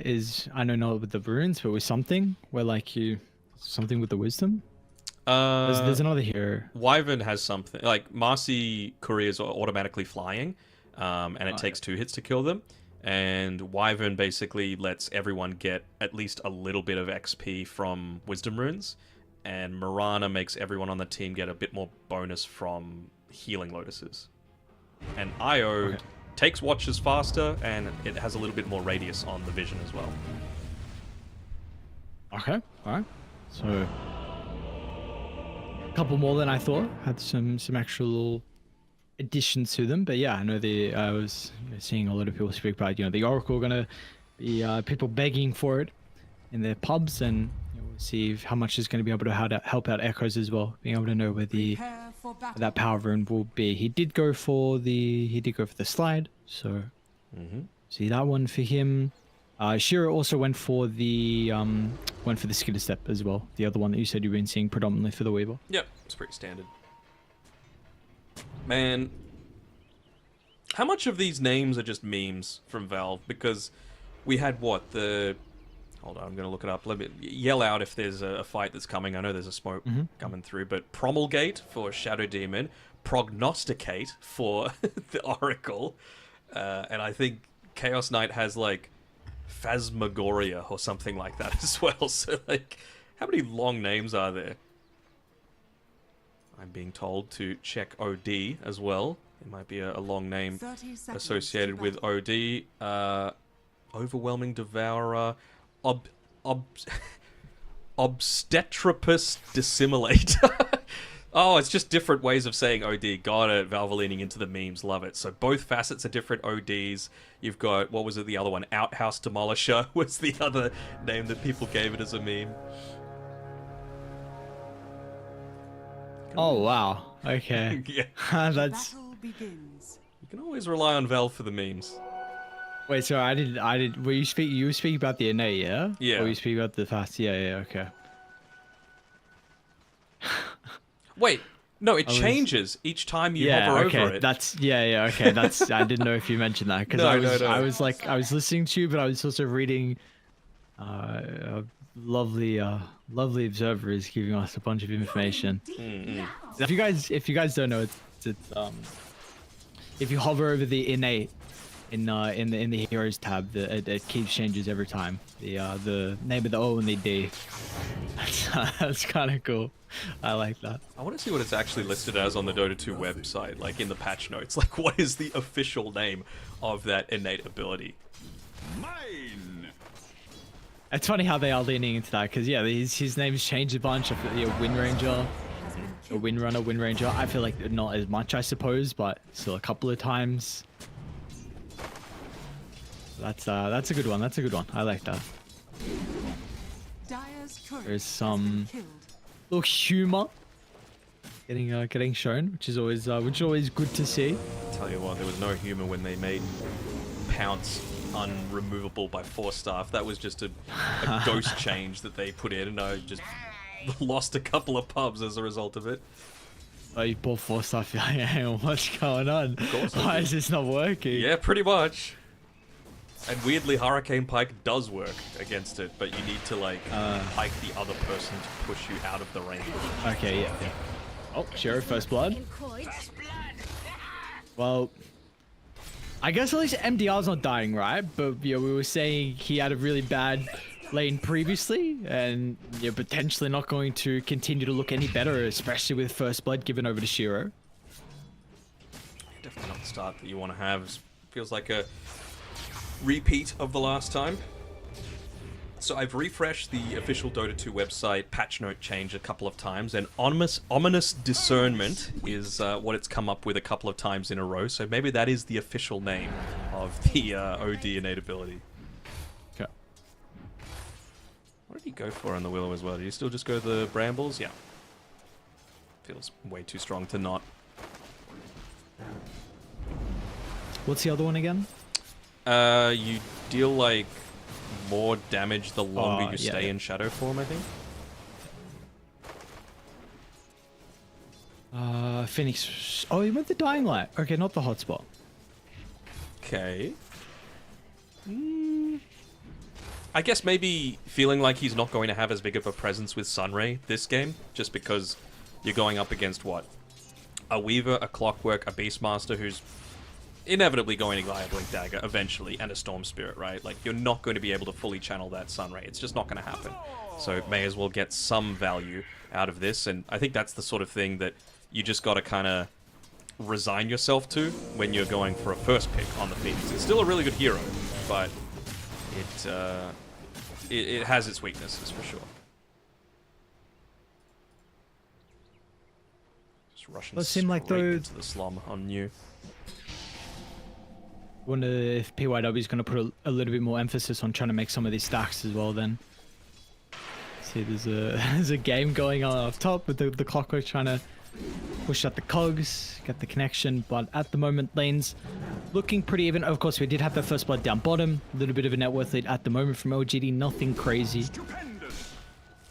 Now I know you're a bit of a zoomer, but does the Clockwork cogs bouncing them around and people like literally pinballing back and forth remind you of the old Windows pinball game? Did you ever play that? No, I did not ever play it. Oh, So- you're missing out. It was a Windows XP staple. No, does this give you some good flashback memories or what's going on? For sure. Yeah, well, Observer agrees with me. This is crazy. We're the correct ones, Scriff. All right, it's him that's wrong. Wait, hang on. What the hell do you mean correct? What's this? Correct or what? I mean, imagine you like don't have money, don't have any of the free games on Steam, yada yada yada. What are you actually playing on a computer? Like if you're stuck at grandma's house or something with nothing to do.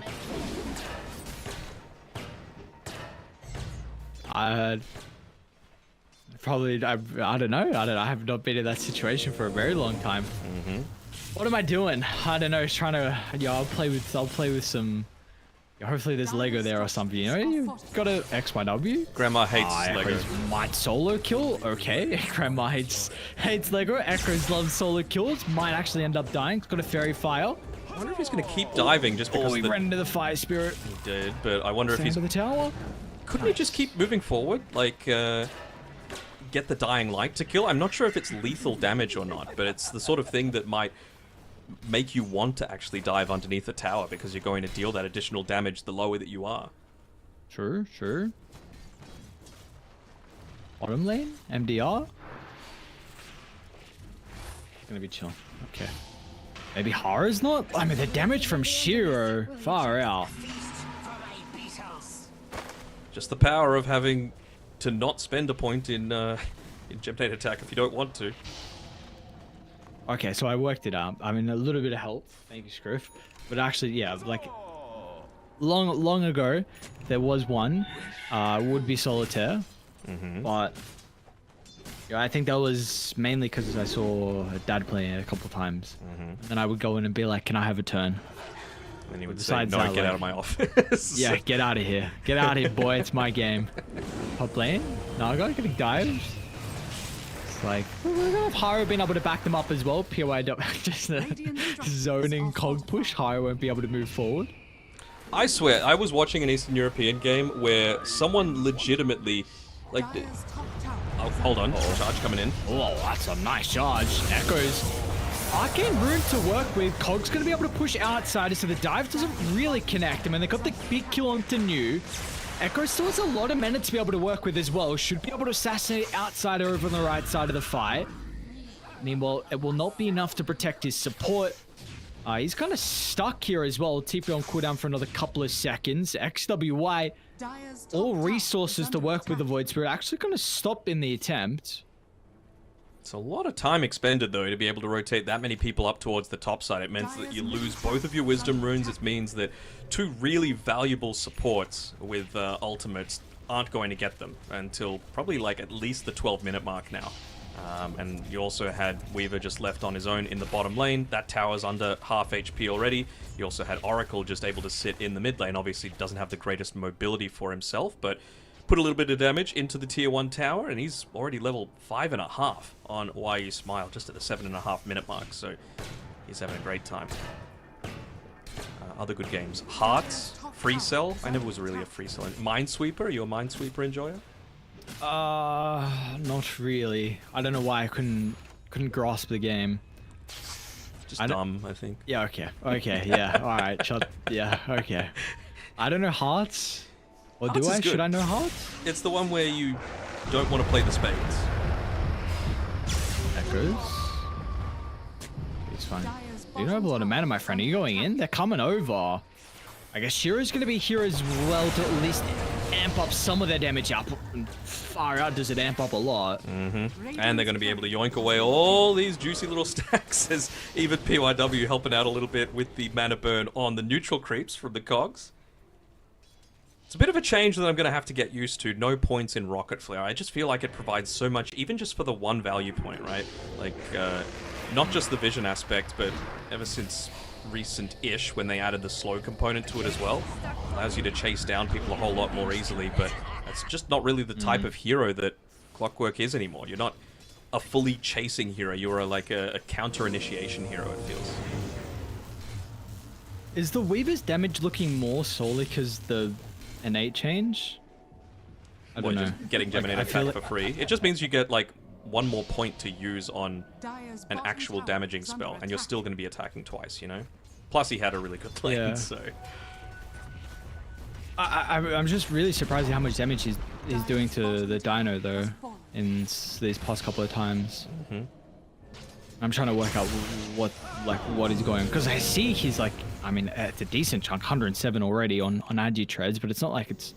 I mean, I guess it's 10 minutes in. It's a lot. It's a lot, and Primal only just got his phase boots as well. Remember, so he was sitting on 5 armor prior to that. You can even go in and get they a just root here. fought. Are you serious? No way. Okay. I mean, they're diving past the tower.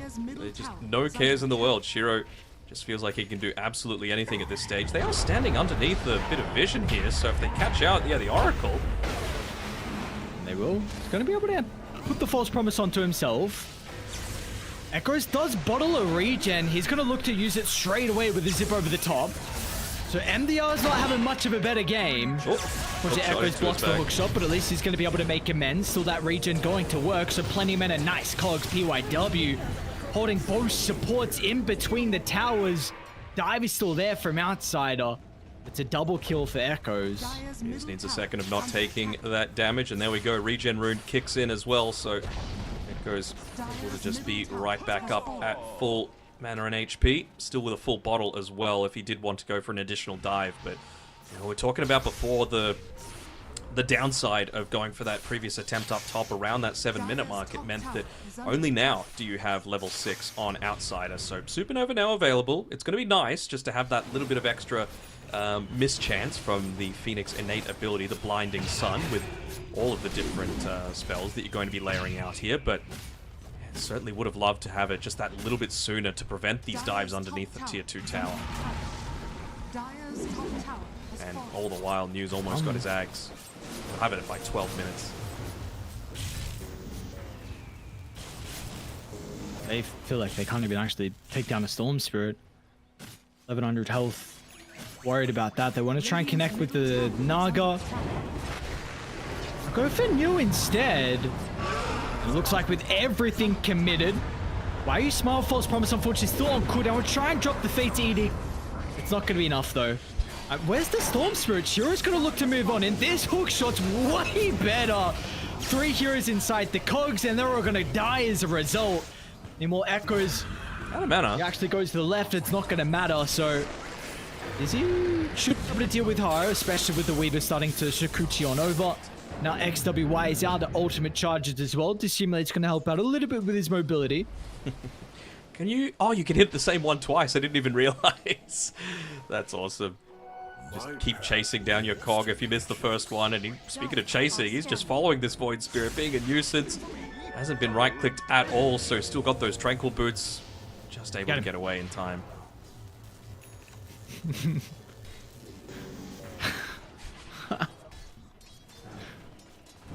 This is why I told you I wanted to see Clockwork, right? Like, it's just fun. This is fun to watch. I can understand it might be very frustrating to play against, but you're never going to get the same game twice with this clock.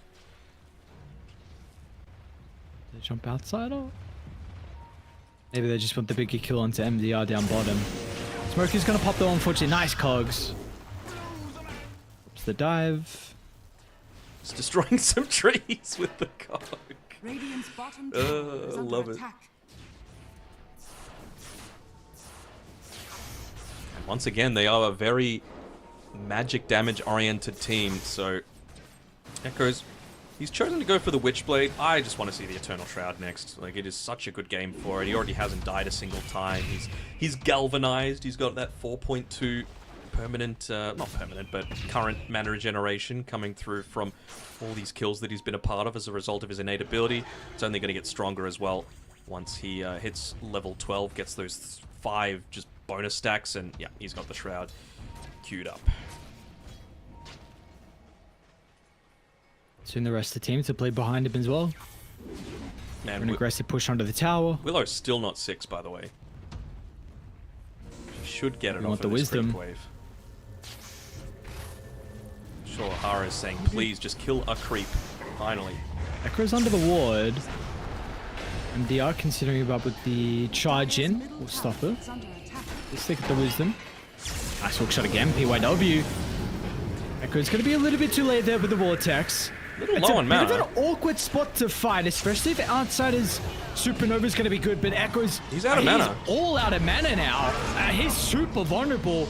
Wastemart's going to be able to protect him with a False Promise. News in the middle as well, but it means that Beastmaster's got nothing to assist on the escape, and now Weaver's going to get blown up. Man, LGD, that is a crazy fight for them to attempt. 2 heroes going to die as a result.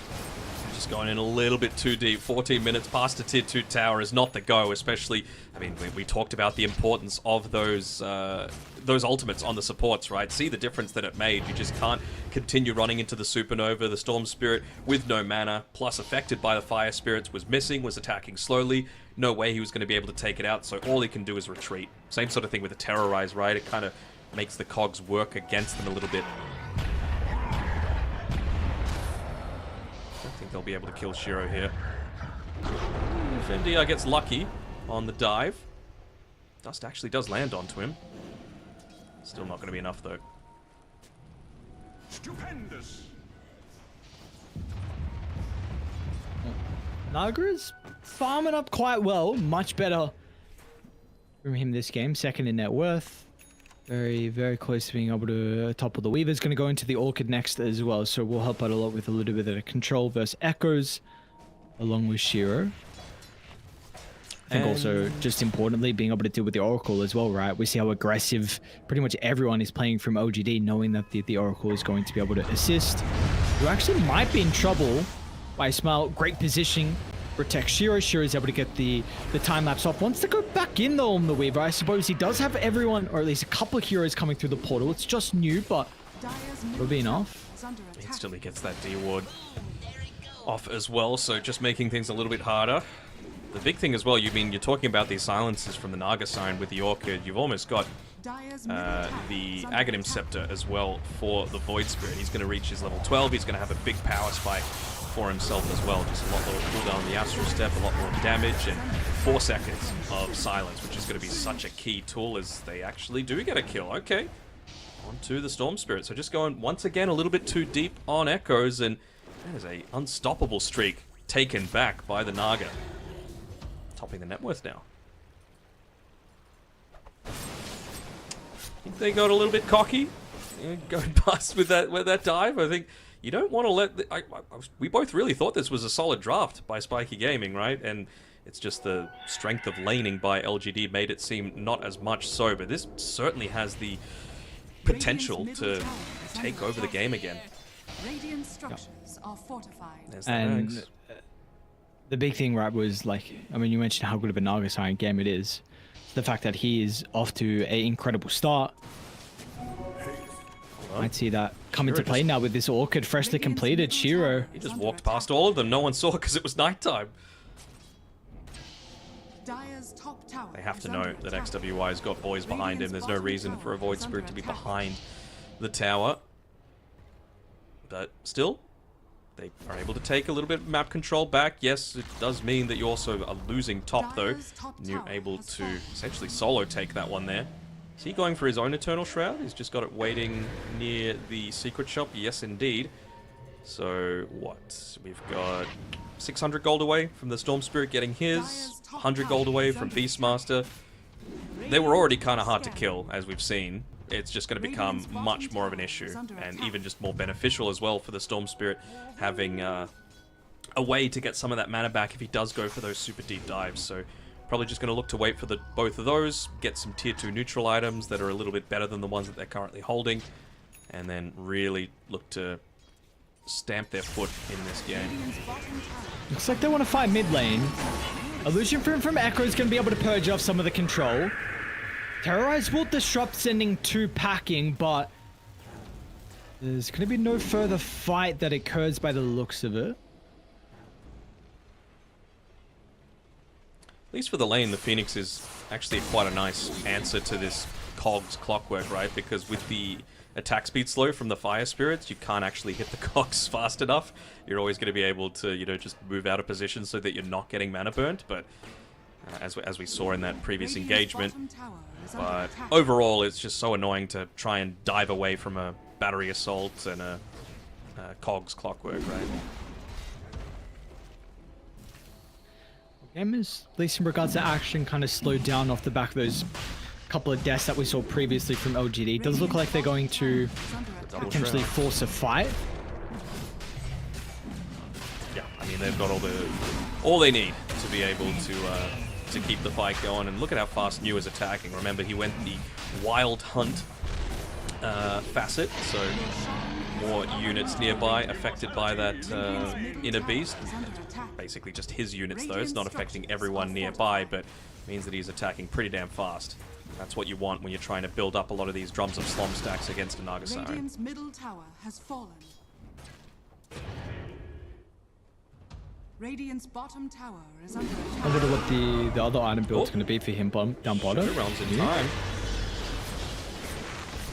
Naga's going to reveal herself now with the moment as well, and he's already got the swarm ticking. You're not really going to be able to song thanks to the battery sold, and PYW's in a lot of trouble. Able to get the kill into the Naga. Now MDR. Egg in the middle is pretty goddamn good, especially with XWY being able to follow up. New's going to try and turn to it, won't have the attacks. The egg will go off, outside will attempt the TP, but an ambitious one nice hook shot and a play from PYW though to be able to stop the Naga from escaping. That is a big kill, top the net worth hero. Very questionable decision to be able to go in back onto the Beastmaster while he's already got the Drums of Slum stack going. It meant that those Naga illusions were just getting torn apart there without too much that he could do about it. And you just saw, like you mentioned, the cogs, the battery assault, just keeping him locked in place, wasn't able to go for the escape. I think it was just a bad fight decision there by Spiky Gaming. Now he's got a BKB, I believe, on Weaver as well. Can't really give those opportunities though to a team like LGD, especially. Still, I mean, I know we haven't really seen this new roster, but the caliber of players, it's going to be very scary. So T2 Towers end up going down. They might even look to take the Tormentor if they want to. Probably New and Shiro can do it by themselves. Do have Naga starting to venture aggressively into Radiant's side of the map over to the left, so they might be able to get a free kill into PYW. Yeah, they're just going to go straight into it. Let the Swarm start to stack up. A little bit of those minus armor instances. The Tormentor is at, well, it was at 2 armor by the time that it died. Nice easy way to be able to quickly get a free Aghanim shard over. It is the Reign of Destiny.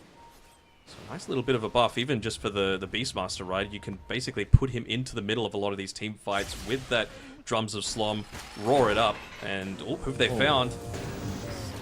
The outsider. Oh.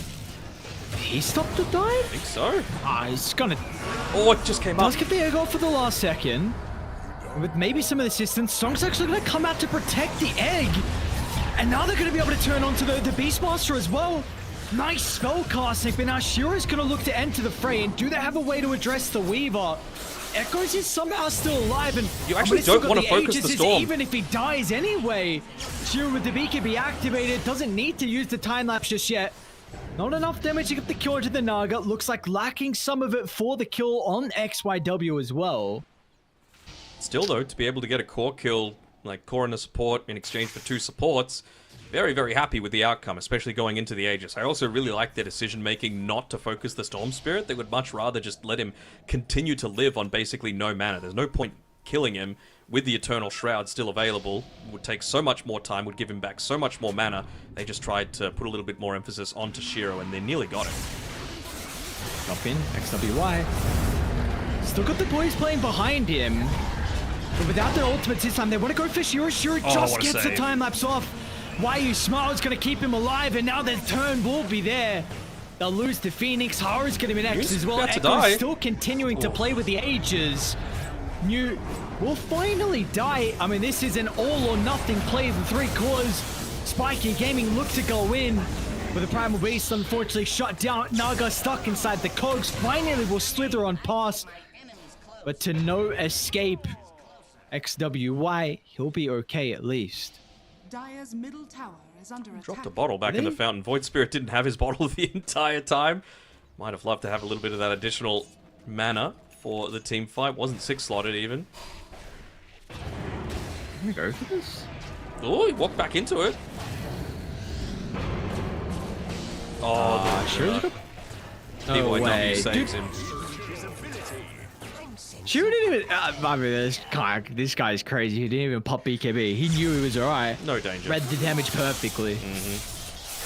He's got one of the best supports out there helping him out. PYW. Loving seeing him on one of these top teams again. Even just the silence was able to be removed with the Lotus Orb as well. Had a great healing Lotus to be able to feed over to Shiro as well, so never in danger. That has been a loss of value out of the first ages from LGD. Echoes in particular, 11, 1, and 7. 25 stacks already of the Galvanized. And now a shard as well for PYW. It's going to get even better. Oh, I mean, the shard on the Clockwork is amazing now with the increased range on the, or the increased radius rather for the cogs. Just means that it's so easy for you to go into a team fight, lock 3 enemy units inside of it, basically force out like some big defensive spells, and you're not just catching one unit inside it anymore either. So 4-star, not the greatest. You honestly need to consider like BKBs just to be able to get out of the cogs, which never feels great. And it's only going to get worse actually at level 15, right? He's probably going to go that +2 power cogs hit to kill talent, just because you just want to keep people locked in for a huge amount of time, and to be able to do that as a support is such a huge tool to have. Smoke up LGD. They're going to split their forces. Shiro and Wai Smile playing together. And Echoes PYW looking to try and move towards top. It looks like they might run into Hara. So not the big valuable kill. Does show that multiple heroes are not playing next to Shiro. Wai Smile, oh, nicely done. Gets the 4-star away. They had the read though. There's no way we're going to be able to deal with the Weaver with the Oracle potentially playing behind him. So we need to go for the Oracle first, and unfortunately unable to do so successfully. Means it puts him in a compromised position. It will be able to get the TP out.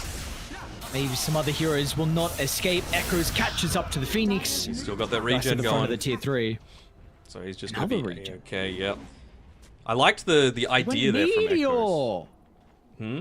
Oh. He went Meteor Hammer. Right. What's this? I think he might be memeing a little bit too. Oh, found the Void Spirit. Still has a couple of seconds left on the regen. Use Meteor! He's waiting for the... Go on, Vortex! He's waiting for the Vortex, bro. Is he going to have enough mana to do it? I don't think he will. Oh. Meteor! No! They just want out of this game, bro. They want to get out. Oh, he used it. For vision? Yeah, he used it for the vision. Wow, value media for vision. That's crazy. That's why you buy. How much is it? That's why you buy these 2,800 gold items. I'm impressed. Oh, memes. Could have just asked Clockwork for a rocket, but you know, we'll take it. Radiant's top tower is under They just can't let New get off the roar, basically, because then Nagasaran just isn't a presence in these fights at all, and you need her to be. She's the one holding the vast majority of your net worth. She's the one that's got a lot of these items, like I mean, scratch that. You need to find the Oracle, because Wai did such a great job of being able to get down onto that high ground, right, away from the initial engagement. My Meteor Carrier. He's in trouble. Maybe the Eternal Shroud Plate Mail. Is it enough? No way he lives, dude. He's so survivable. Eternal Shroud, baby. This is why it still needs more of a nerf. And all the while the rest of his team just do not care. No one's going back to be able to TP. Everyone had it off cooldown. And they were just saying, you know what, you got yourself into this mess. You deal with it. Oh. Or actually onto the Primal Beast. And he just wants those slump stacks. The crit's raining down. PYW is going to be able to land the hook shot. That's a great angle for the Naga, though. Should be able to catch up to the Oracle. 4-star doesn't get him down to the low ground, and as a result, that's a big kill for them to find him. Maybe now a successful fight. Egg on the low ground, but it looks like LGD, the call will be there to deal with. A little bit too late with the song, unfortunately. I mean, half a second earlier. Maybe keeps that egg alive. Yeah, I think they just would have been out of damage, though. Void Spirit needed a little bit more time for the recharge to be able to come through for his Astral Steps. Hit up into the Manta style at least, so a bit more of that universal damage coming through. Trying to quickly pick up New. A lot of damage. New might die to the Orchid, actually gets the BKB off. Needed more boys to help him out.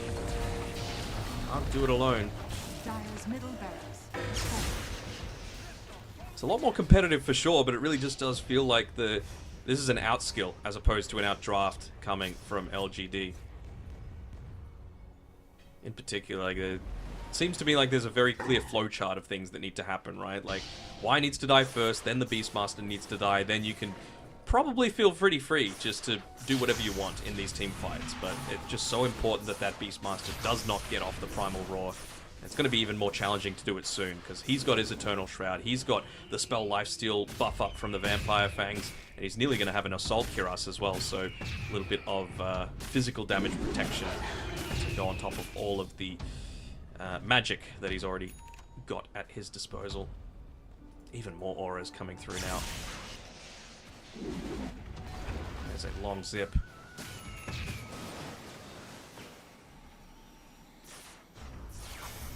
So galvanized, Echoes. Really 3 stats. Having a good time. So I don't know, this build is very interesting. Who would have thought we'd ever see a Storm Spirit build with Eternal Shroud, Meteor, Witchblade, Sheevers? Like, this is... Your old classic Storm Spirit build looks very different to this. Oh, yeah. They're roshing. Good for them. I mean, this is a Hail Mary play. Good for them. They might do it. It's actually going down very fast. They kind of need to jump now, otherwise Aegis Rockets. will be stolen. Zip in, Shiva Vision. Aegis is going to be claimed with the last Nice second. cogs. Can they take the fight, though, even with this advantage? Egg's going to go up to the northern side. No one's going to be able to address it. Song is there, but the beacon be activated from New. Think he's able to stop the TP? Maybe no, actually. Already used the Roar. That was a long TP going back from the Nagasaran as well. Waited a very, very long time. I think he probably should have died there if the cogs came out a little bit sooner, but well, they're going to be able to get away with the Aegis. It's still... Drop the banner in the base. I mean, it's... Honestly, the banner kind of sucks when they're in their position, because they're not really in a spot to be able to push at all, so creeps being invulnerable doesn't necessarily feel that great. Is this a position where this is where I asked you if you should be able to sell the banner for gold, like cheese? No, I don't think so. I think the banner certainly has its space right now. So much about going high ground is easier, but it's just that Spiky Gaming, they're that far behind that it's just not going to give them too much benefit. Who knows? Save it for a rainy day. Zip in. Should be chilling. Nice Fortune's End's going to be able to purge off the sound. Still with the extra control comes out. Aegis gets blown up, and now MDR's gone as well. Doesn't have a buyback to be able to work with. New's falling a little bit low, but that's where the false promise protects him. This game's over. And yeah, you can't get on top of the Oracle. So you're attempting to kill everyone else, but that's not going to be possible with the constant heals and protection that is coming out from Why You Smile. I mean, Echoes is having the time of his life beyond godlike. 16, 1, and 11, even considering going up onto the fountain and finally getting a full usage out of the Meteor Hammer to be able to end this game. Just Siren. Siren. All chat and Siren at the very end of it as, yeah, LGD take a pretty clean 2-0. As expected, going through this one without too much hassle. Gotta say, though, I was much happier with the draft that Spiky Gaming were able to produce, but yeah, just some of those side lanes really haven't gone to the expectation that I would have for some of the players of this caliber. Yeah, I guess I wonder. It still has to be said though. Like we were both kind of fans of the draft from Spiky. So is this a potential critique for LG? Like, you know, as we get to the later stages, I mean, your next series potentially versus Azure or Dark Horse. So you can't really be giving some of these teams that opportunity where your draft is just a little bit behind because, like you said, this was definitely an outclass. They looked incredibly good, but you potentially with someone at the same caliber, giving a big opportunity to your opponent with a draft advantage could be a bit of a weakness. Yeah, for sure. I think there is that aspect, but I think the outclass component comes into it as well, particularly with Why You Smile, right? Like, he made himself basically unfocusable. There were very few positioning mistakes that happened from him, and he was just there to enable New to have an incredibly solid game. And we saw how the Naga illusions were taken care of by that Beastmaster. Like, he was in no danger of dying at all as long as the Oracle was hanging relatively nearby. Didn't even need the false promise for it a lot of the time. Just the Fate's Edict was enough to be able to get the W. So another quick series, Lockie, and it means that we're going to have a little bit of a break once again. Yep, there we are. Just quickly checked how the other series is going on. Does look like Azure have a 7,000 net worth lead in game 2.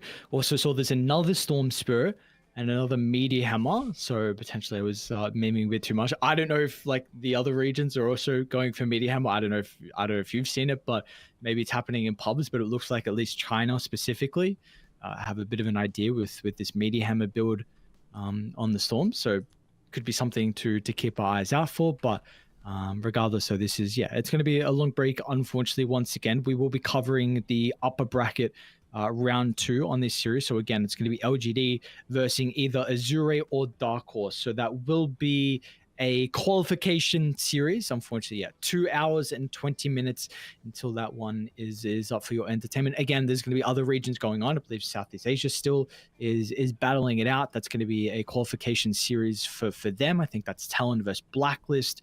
So there's a lot of other Dota to watch to fill the time. Maybe you guys can play some games as well. Maybe some solitaire, that being said, maybe some some hearts, maybe some Windows pinball. Just by the way, on the Meteor Hammer, I just had a quick look. So obviously it builds from the Kaya, and it's the only thing that builds from the Kaya that's actually increasing your mana regen amplification. So when you're playing a Storm Spirit that's not dying, that's got all these galvanized stacks, it makes sense just to buff that up a little bit further. So there's memes, but there's a little bit of sense to it as well.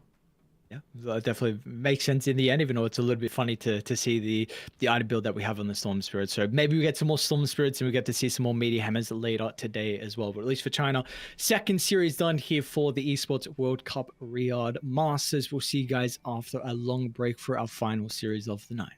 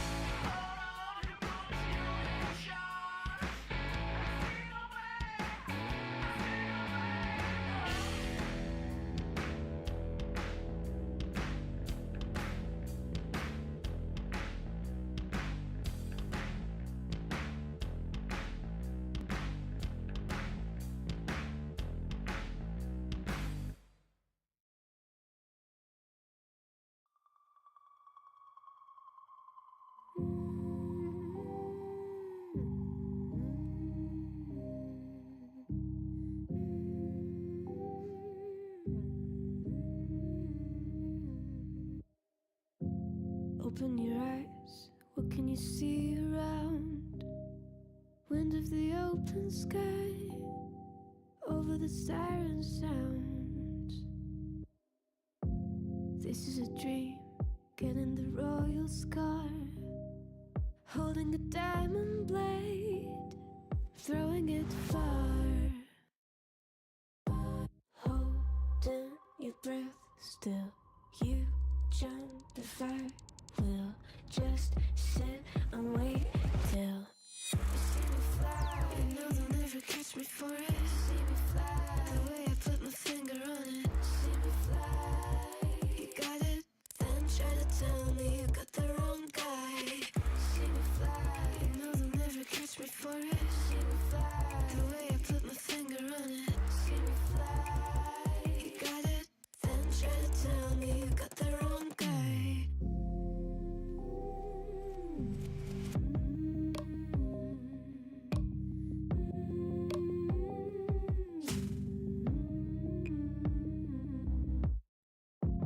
Look at them now, all of the noise they make, counting the cards to one. Queen of hearts never breaks. Falling asleep, here might just take a while. Try not to grind your teeth, dreaming to touch my style. Well, can't say I blame you. Try to come close to, but all you can do. See me fly, you know they'll never catch me for it. See me fly, the way I put my finger on it. See me fly, you got it, then try to tell me you got the wrong guy. See me fly, you know they'll never catch me for it. See me fly, the way I put my finger on it. See me fly, you got it, then try to tell me you got the wrong guy.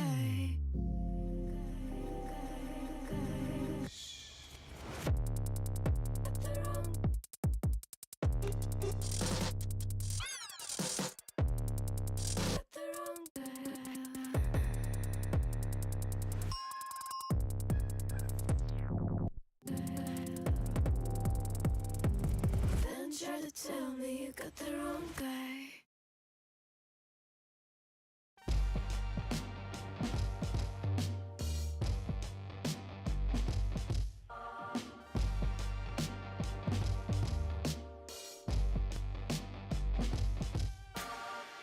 Throw your uppercut, try to hit me in the gut, thinking that I won't react. You whisper in my name, thinking I won't be the same. Turn fiction into fact. See what you didn't know, bruises that I'll never show, slipping on your every jab. So tighten up your fist, step into the ring with this. I hope your mama's got your back. First round, you thought you would've knocked me down. Fifth round, bleeding out the side of your mouth. Final round, pulling the sound of my name in the crowd. You hit a buzz. Oh, oh, oh, oh. You hit a buzz. Oh, oh, oh, oh, oh. Just 'cause I took a break, you're making a huge mistake, thinking you can take the throne. Look at you trembling, step into the lion's den, bet you wish you stayed at home. Begging for mercy underneath your breath when I ain't even sweating yet. My legend's written in the stone, yeah. You're crying, Adrian, defeat is now your only friend. Even your mama's gotta know.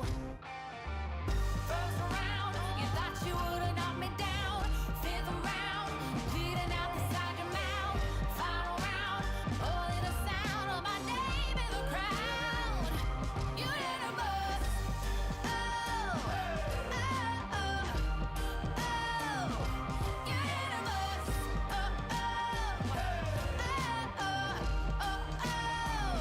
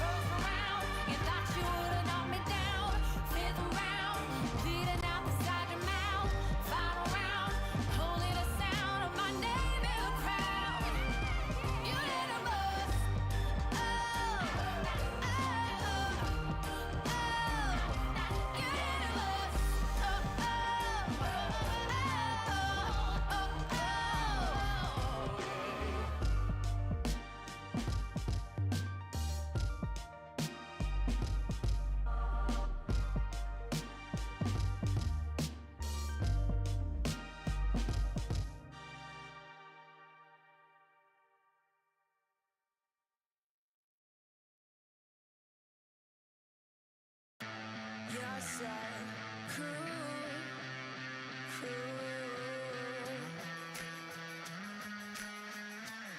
stick around. You're so cool.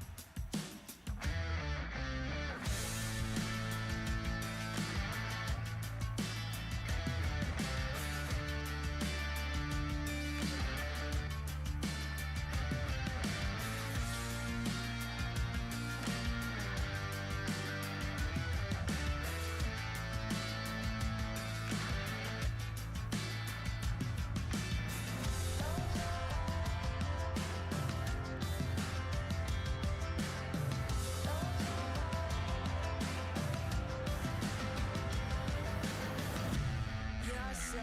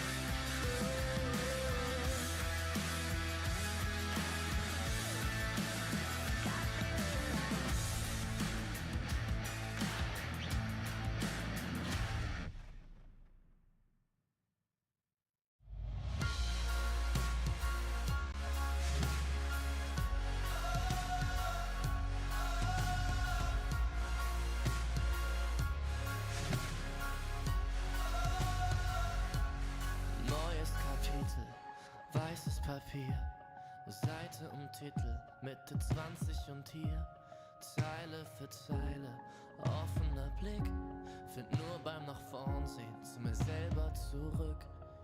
Und auch wenn's irgendwie nur eine Plattitüde ist, der Augenblick zerfällt, hält man ihn fest. Und wenn ich's richtig sehe und verstanden hab, dann sagt er selbst, wenn man ihn ziehen lässt, ich geh einfach nur los, irgendwo hin, auf jeden Weg. Ob klein oder groß, wartet ein Sinn und wir haben's erlebt. Nein, ich hab noch nicht genug, wart mal wieder auf die Flut. Schwimm oder schweb, Leben ist Leben, Leben ist Leben. Solange sich alles bewegt, solange sich alles bewegt. Lieber neue Gedanken aufleisen sollen, statt ewig im Gestern mit den alten Parolen. Nun ist die Währung, der Weg ist das Ziel, kostet die Welt dann vielleicht gar nicht so viel. Und auch wenn manches davon sicher Plattitüden sind, man fühlt genau, wenn es stimmt.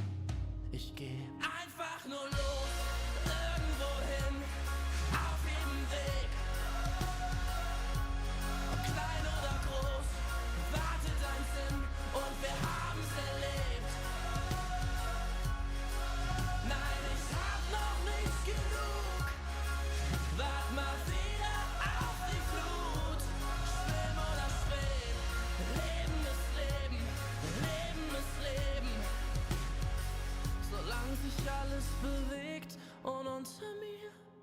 Da hör ich die Sirenen singen. Ein Teil von mir will gern gleich hier zu ihnen sinken. Doch ich widersteh, hör auf mein Herz, ich geh. Ich werd nur kurz zum Abschied winken. Und dann einfach nur los, irgendwo hin, auf jedem Weg. Ob klein oder groß, wartet ein Sinn und wir haben's erlebt. Nein, ich hab noch nicht genug, wart mal wieder auf die Flut. Schwimm oder schweb, Leben ist Leben, Leben ist Leben. Solange sich alles bewegt.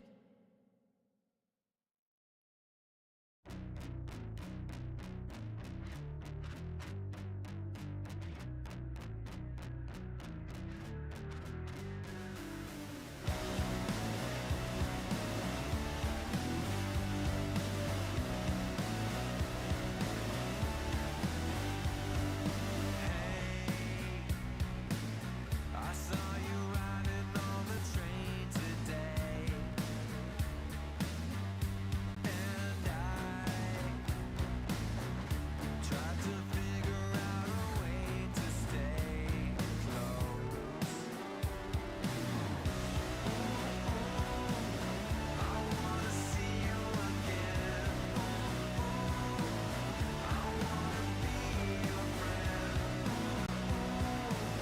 I wanna see you again, again, again.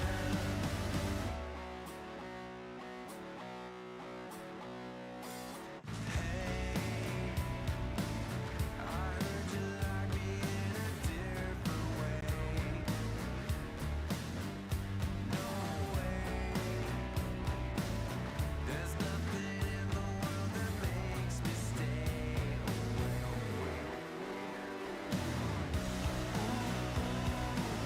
I wanna see you again.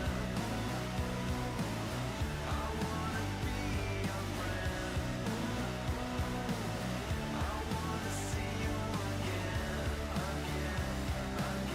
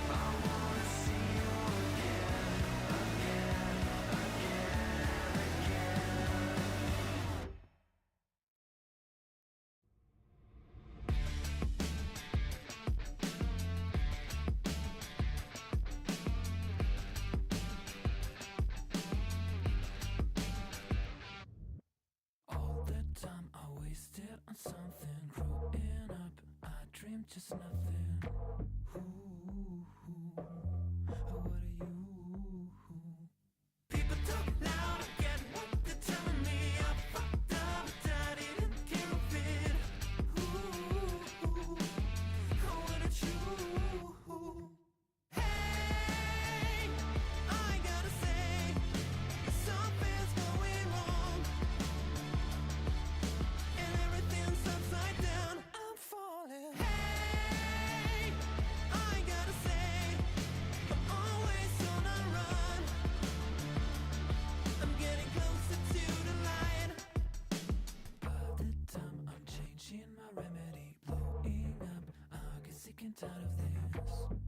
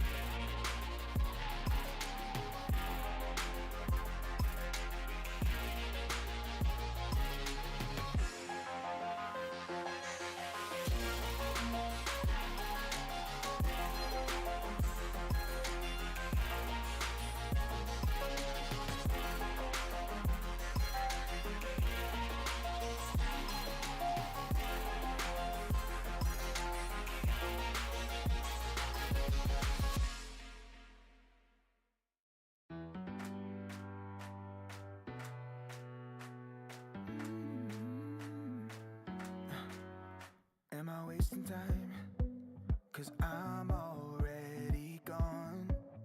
So long, can you stay the night? 'Cause you're the thing I want. I know you're feeling different when you're stressed out, but even with no makeup you still stand out.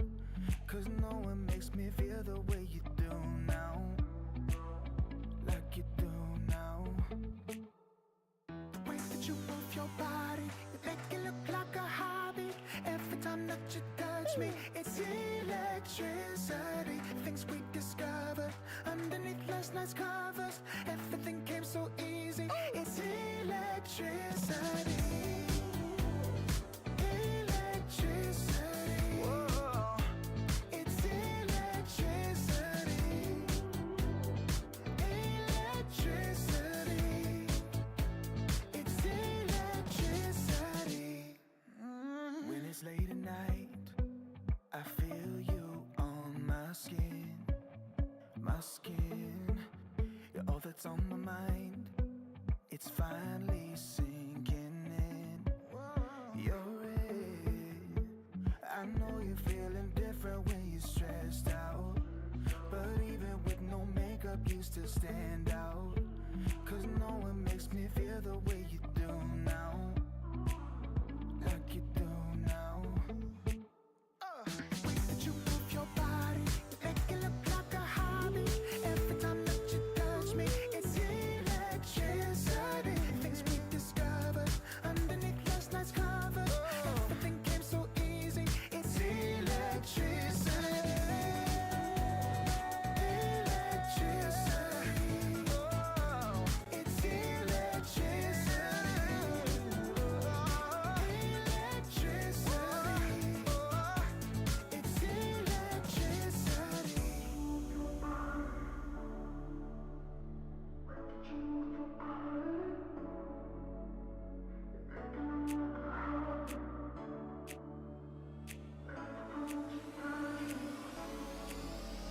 The way that you move your body, you make it look like a hobby.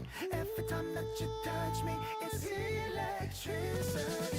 Things we discovered underneath last night's covers. Everything came so easy.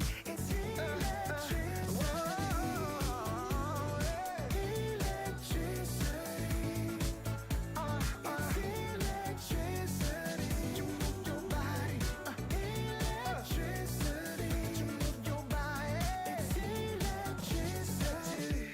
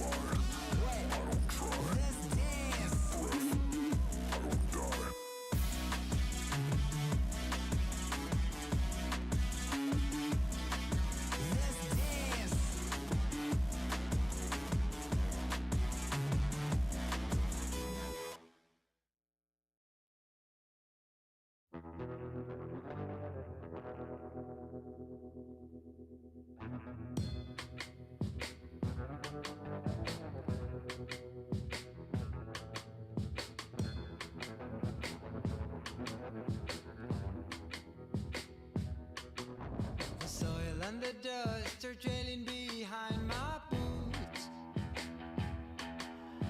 Blown by the wind, showed me a piece of my past. The soil and the dust is where we go. 6 feet under, whatever your uniform says. The smell of the dust is sticking onto my clothes. Burns my throat, sends shivers down my spine.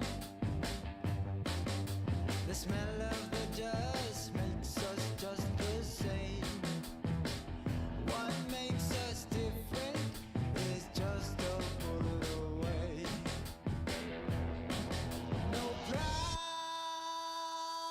but shame.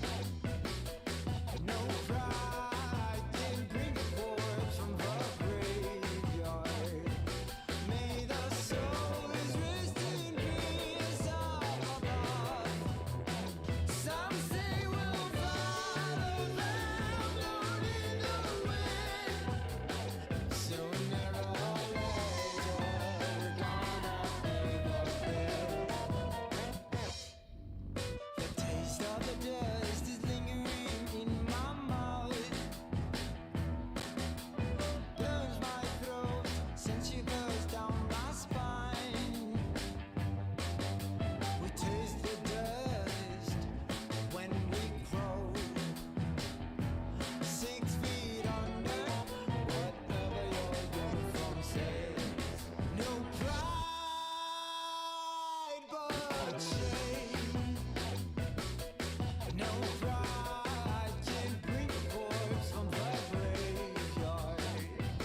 May the souls rest in peace up above.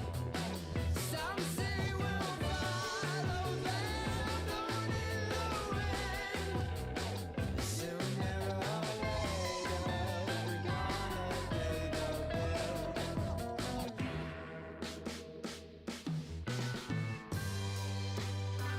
We'll fly in the sky, blown like the dust, the soil and dust. Ooh, I'll fly over the smoking guns.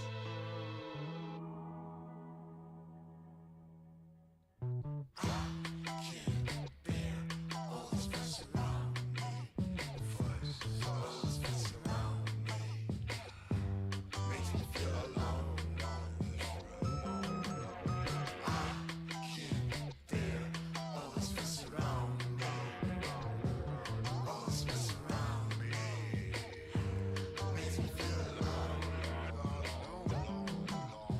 I can't bear all this fuss around me, all this mess around me, makes me feel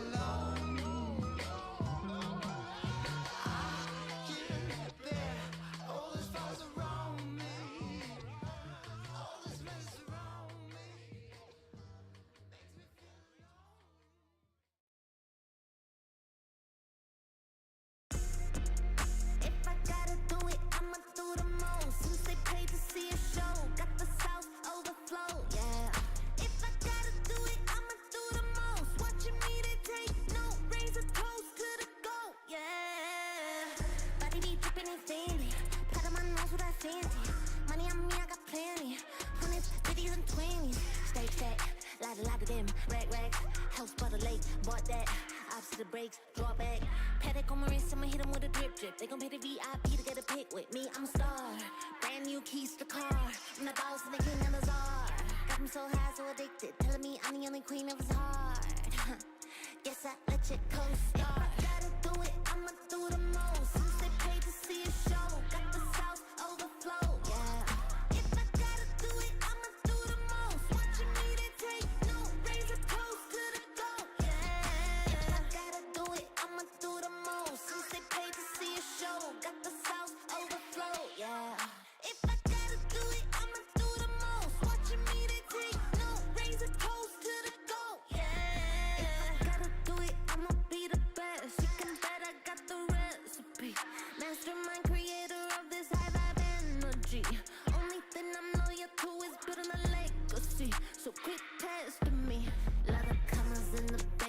provider. Tell the amateurs stay in their lane, ain't no outsider. Bought a mansion in LA, right next to Mariah. Write a song, get filthy paid, price going high. Yeah. If I gotta do it, I'ma do the most. Since they paid to see a show, got the South overflow. Yeah. If I gotta do it, I'ma do the most. Watching me, they take no razor close to the goal. Yeah. If I gotta do it, I'ma do the most. Since they paid to see a show, got the South overflow. Yeah. If I gotta do it, I'ma do the most. Watching me, they take no razor close to the goal. Yeah. It takes a lot to be the best.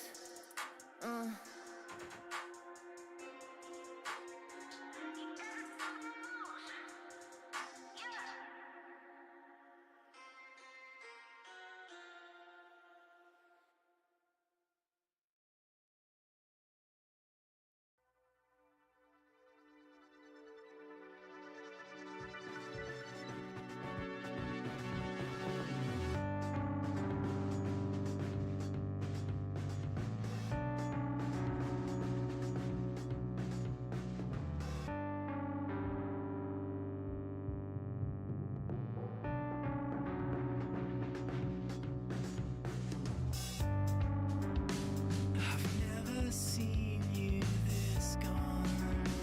You're further than you've ever been, and you're fading out.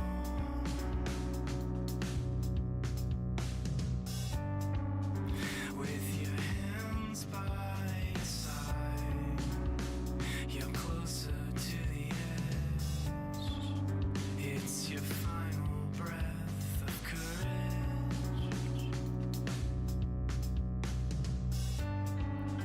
and you're ghost white, with a head full of pain. But if this goes right, then you'll never hurt again. Then you'll never hurt again. Then you'll never hurt again. Then you'll never hurt again.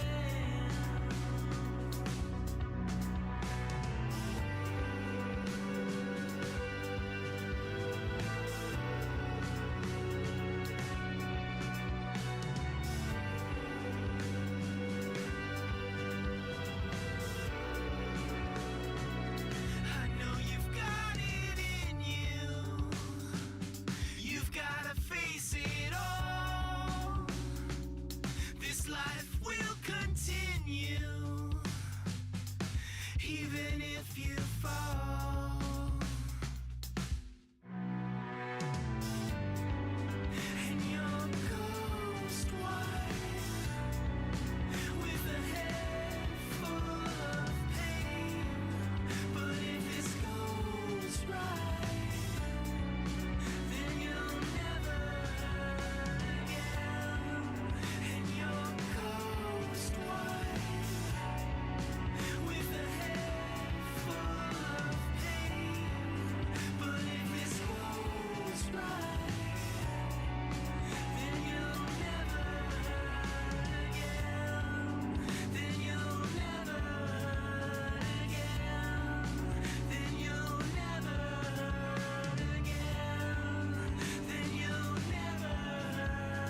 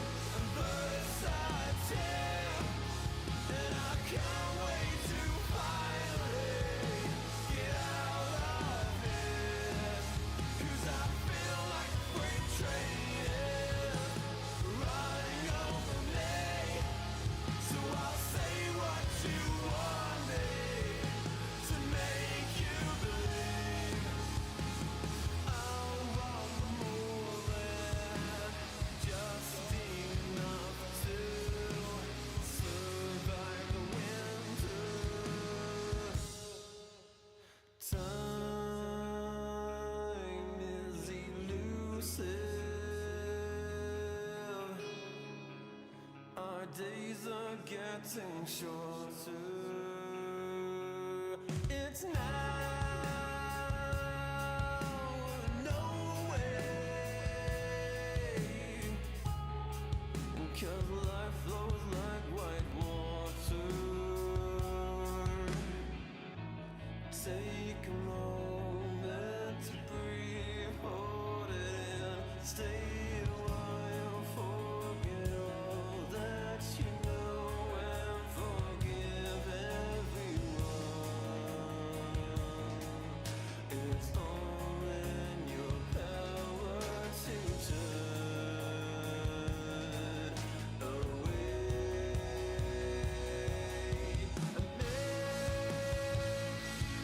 I've been blinded, 'cause all I see now is a fairy tale ending. It's not in our course at all. Make a change, forget wait for nothing, to death do I, 'cause I feel like a freight train is running over me. So I'll say what you want me to make you believe. Mortify, complicate, I'll wait by until it's too late.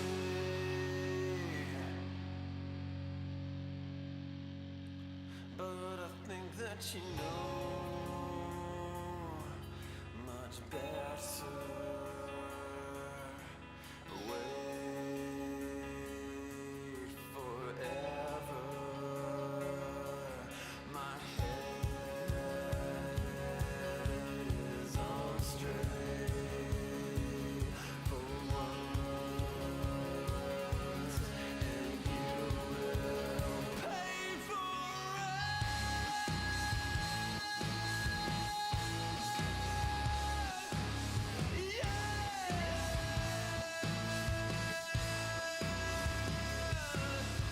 Caught in a landslide, and birds I take, and I can't wait to finally get out of here.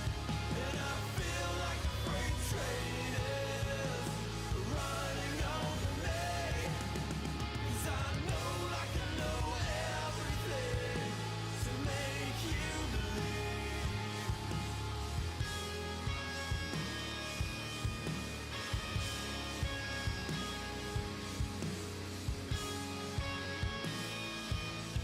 Take every piece of me, and don't be fine for a little while. Forget everything. You're making excuses.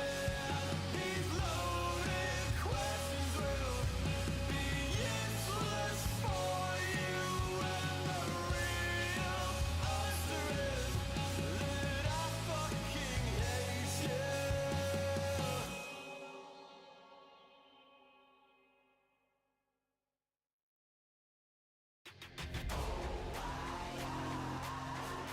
Never fall back. We will stay right where we at. We never fall back. Yeah. We never fall back. And you can find me where I'm at. We never fall back. Ha. We never fall back. And you can find me where I'm at. We never fall back. Come up with a game plan. Double XL up in the pen, you can't shake that. All the way gassed up, full tank, man. Moving too quick, keep the cameras in the playback. Dang. So tell me how you feel with it. You put a lid on it, I ain't got no chill with it. This right here your problem, you gon' have to deal with it. Lay it on the line, high risk, that's the meal ticket. Yeah, we never fall back. Hold on ground where we at. Never fall back. No lies, all facts. We gon' stay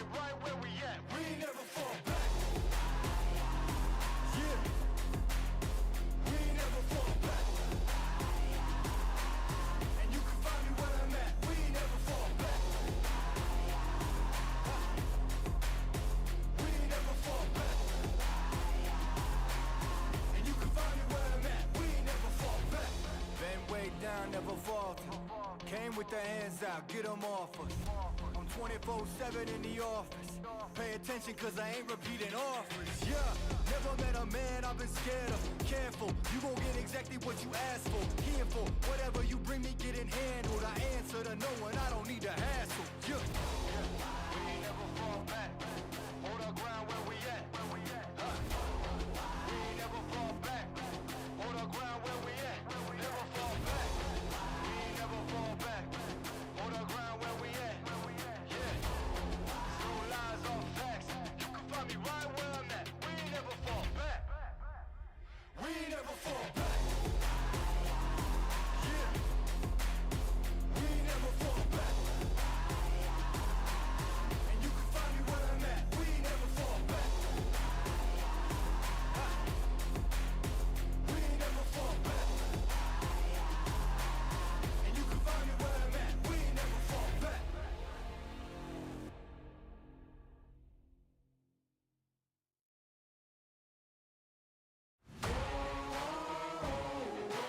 Man on a mission, I'ma get it. You know I be on the way. Yeah. You know I be on the way. Man on a mission, I'ma get it. You know I be on the way. Yeah. It's all hard, ain't no fear here. You ain't giving this at all, you steer clear. Never beat, I've been down and I reappear. You got some money on the line, you better put it here. Rolling in and doing that work. Check priorities, I'm doing that first. Them checks big and I'm sure that hurts. But it's checkmate, we ain't selling short, know the work. Ain't nowhere to hide. You ain't gotta see me come and keep me on your mind. Cause I be on the way. Yeah. You know I be on the way. Man on a mission, I'ma get it. You know I be on the way. Yeah. Man, we coming for them bangs that they said I couldn't have. Get the team. I got a vision for the things you ain't believe. And here's the motto: hard work this over everything. It's that comeback. I'm calling plays, hit the pass, then the run back. Yeah, I'm far ahead and gotta run laps. But we ain't letting up, we never done that. Ain't nowhere to hide. You ain't gotta see me come and keep me on your mind. Cause I be on the way. Yeah. You know I be on the way. Man on a mission, I'ma get it. You know I be on the way. Yeah. I'm on the way. On the way. Yeah. On the way. I'm on the way. I'm on the way.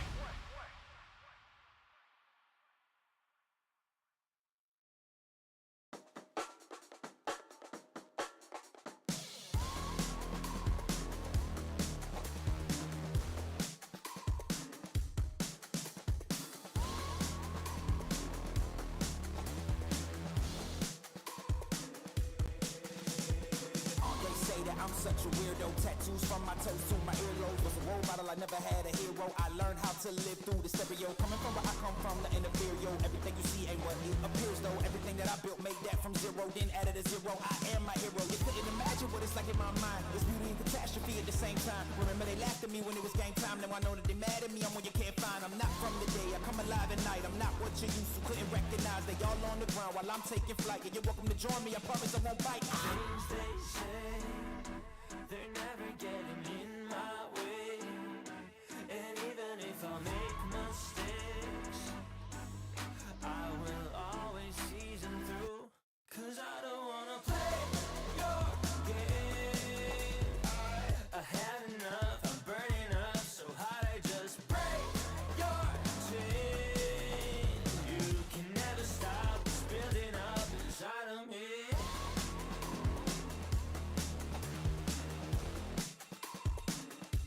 Inside of me.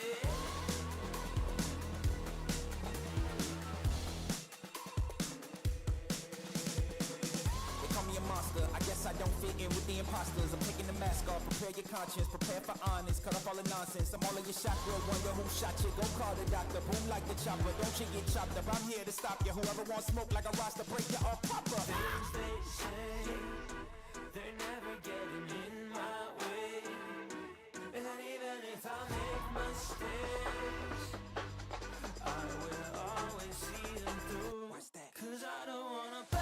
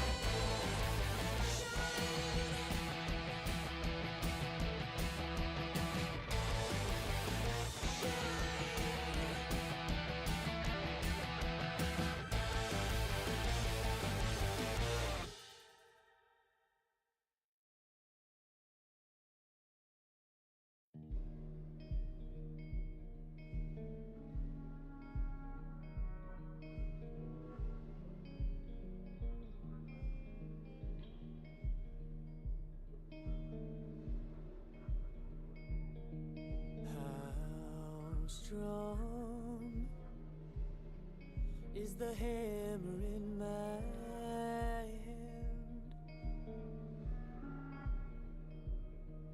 How long can you force me to dance?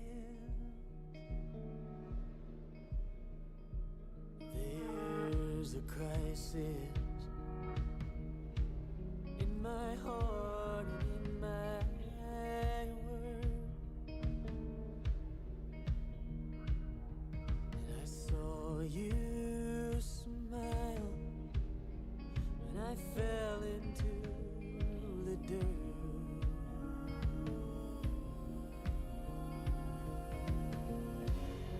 Oh, your fire,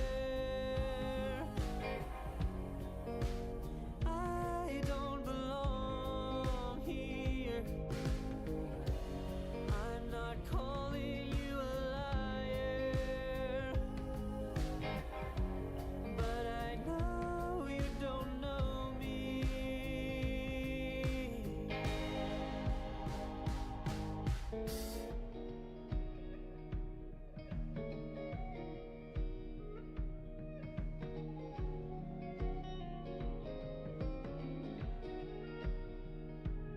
I'm too young for bitterness like this. I've grown too old to forget.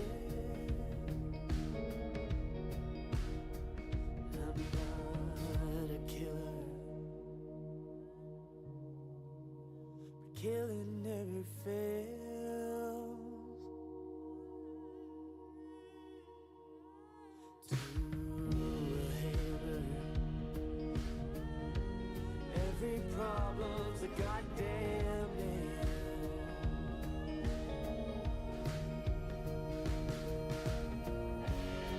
Oh, your fire, I don't belong here. I'm not calling you a liar, but I know you don't know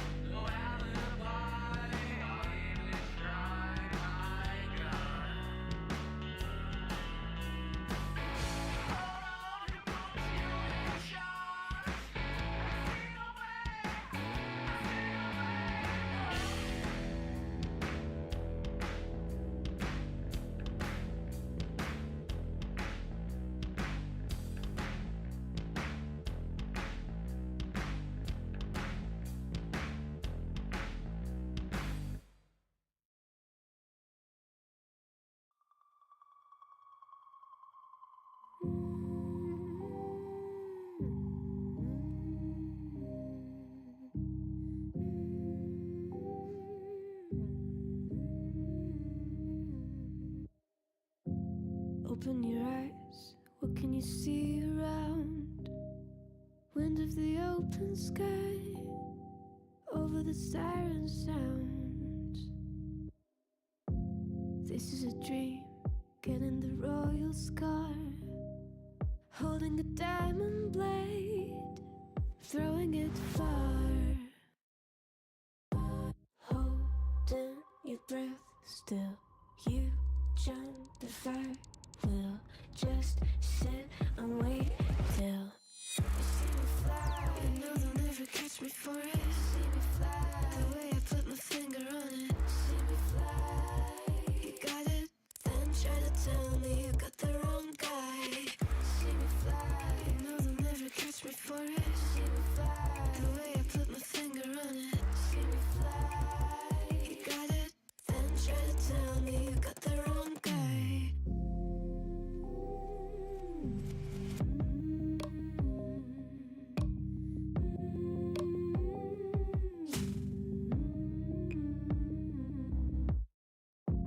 Look at them now, all of the noise they make, counting the cards to one. Queen of hearts never breaks. Falling asleep here might just take a while. Try not to grind your teeth, dreaming to touch my style. Well, can't say I blame you. Try to come close to, but all you can do. See me fly, you know they'll never catch me for it. See me fly, the way I put my finger on it. See me fly, you got it, then try to tell me you got the wrong guy. See me fly, you know they'll never catch me for it. See me fly, the way I put my finger on it. See me fly, you got it, then try to tell me you got the wrong guy.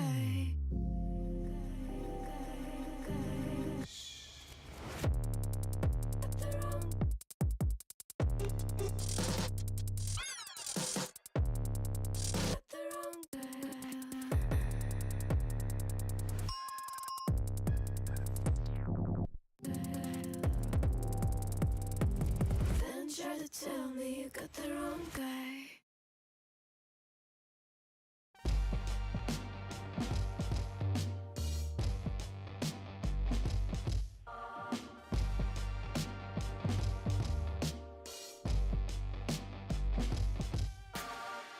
Throw your uppercut, try to hit me in the gut, thinking that I won't react. You whisper in my name, thinking I won't be the same. Turn fiction into fact. See what you didn't know, bruises that I'll never show, slipping on your every jab. So tighten up your fist, step into the ring with this. I hope your mama's got your back. First round, you thought you would've knocked me down. Fifth round, bleeding out the side of your mouth. Final round, pulling the sound of my name in the crowd. You hit a buzz. Oh, oh, oh, oh. You hit a buzz. Oh, oh, oh, oh, oh. Just 'cause I took a break, you're making a huge mistake, thinking you can take the throne. Look at you trembling, step into the lion's den. Bet you wish you stayed at home. Begging for mercy underneath your breath when I ain't even sweating yet. My legend's written in the stone, yeah. You're crying danger in defeat is now your only friend. Even your mama's gotta know. First round, you thought you would've knocked me down. Fifth round, bleeding out the side of your mouth. Final round, pulling the sound of my name in the crowd. You hit a buzz. Oh, oh, oh, oh. You hit a buzz. Oh, oh, oh, oh, oh, oh.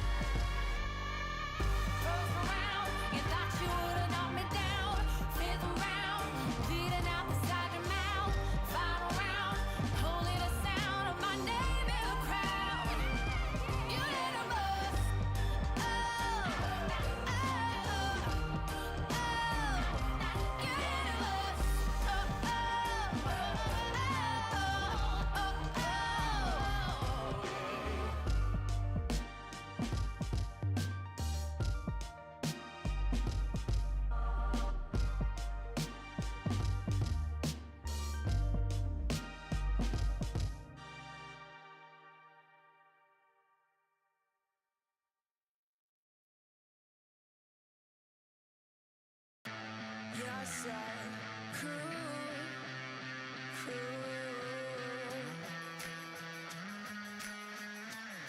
stick around.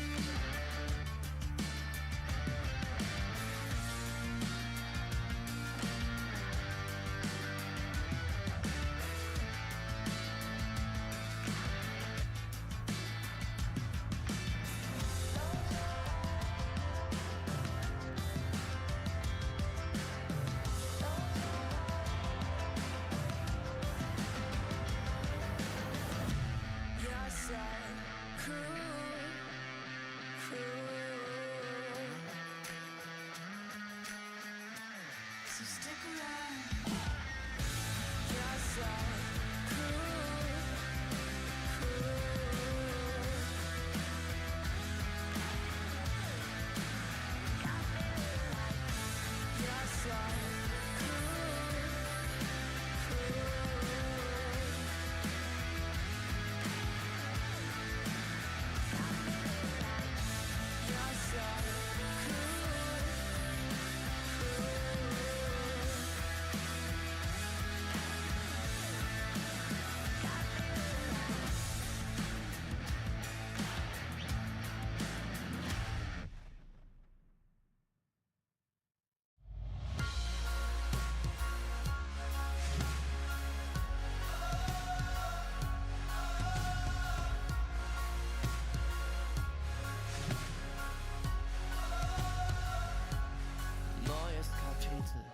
Weißes Papier, Seite um Titel, Mitte 20 und hier Zeile für Zeile, offener Blick, find nur beim nach vorn sehen zu mir selber zurück.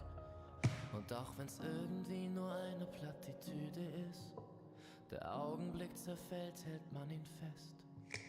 Und wenn ich's richtig sehe und verstanden hab, dann sagt er selbst, wenn man ihn ziehen lässt, ich geh einfach nur los, irgendwohin, auf jeden Weg. Ob klein oder groß, wartet ein Sinn und wir haben's erlebt. Nein, ich hab noch nicht genug, wart mal wieder auf die Flut. Schwimm oder schweb, Leben ist Leben, Leben ist Leben. Solange sich alles bewegt, solange sich alles bewegt. Lieber neue Gedanken, hör auf leisen Sohn, statt ewig im Gestern mit den alten Parolen. Nun ist die Währung, der Weg ist das Ziel, kostet die Welt dann vielleicht gar nicht so viel. Und auch wenn manches davon sicher Plattitüden sind, man fühlt genau, wenn es stimmt. Ich geh einfach nur los, irgendwohin, auf jedem Weg. Ob klein oder groß, wartet ein Sinn und wir haben's erlebt. Nein, ich hab noch nicht genug,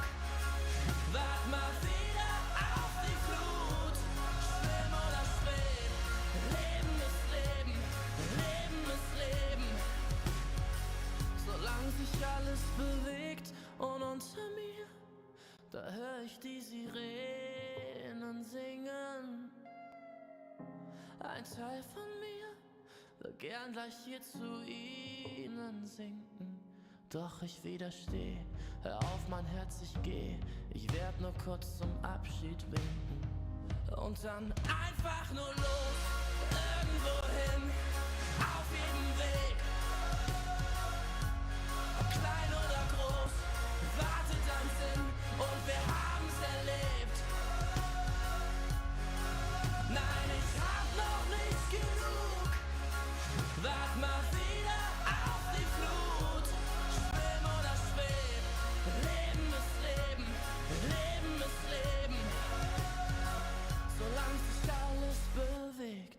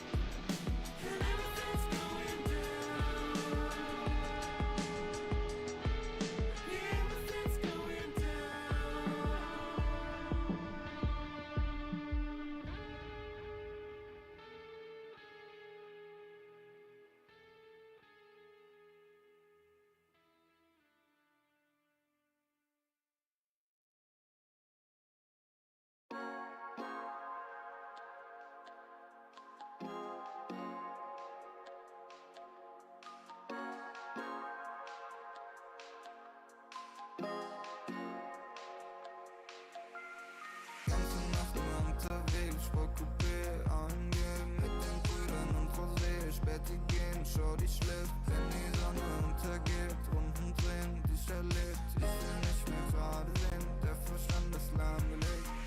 Im Coupé hinten links. Ich schreibe und ich trink. Mit den Brüdern und wir chillen.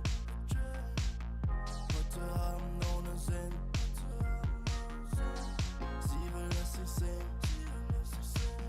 Doch ich mach mir noch einen Drink. Ich brauch nur die Klick. Und sie weiß, dass es stimmt.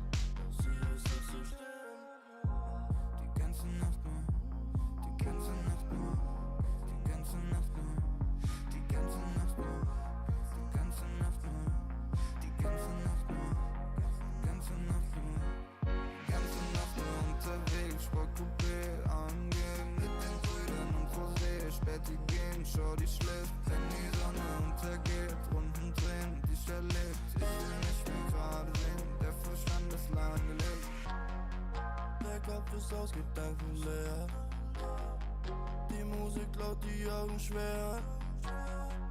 Ich hör nicht auf, will immer mehr. Der Wagen rollt über den Teer.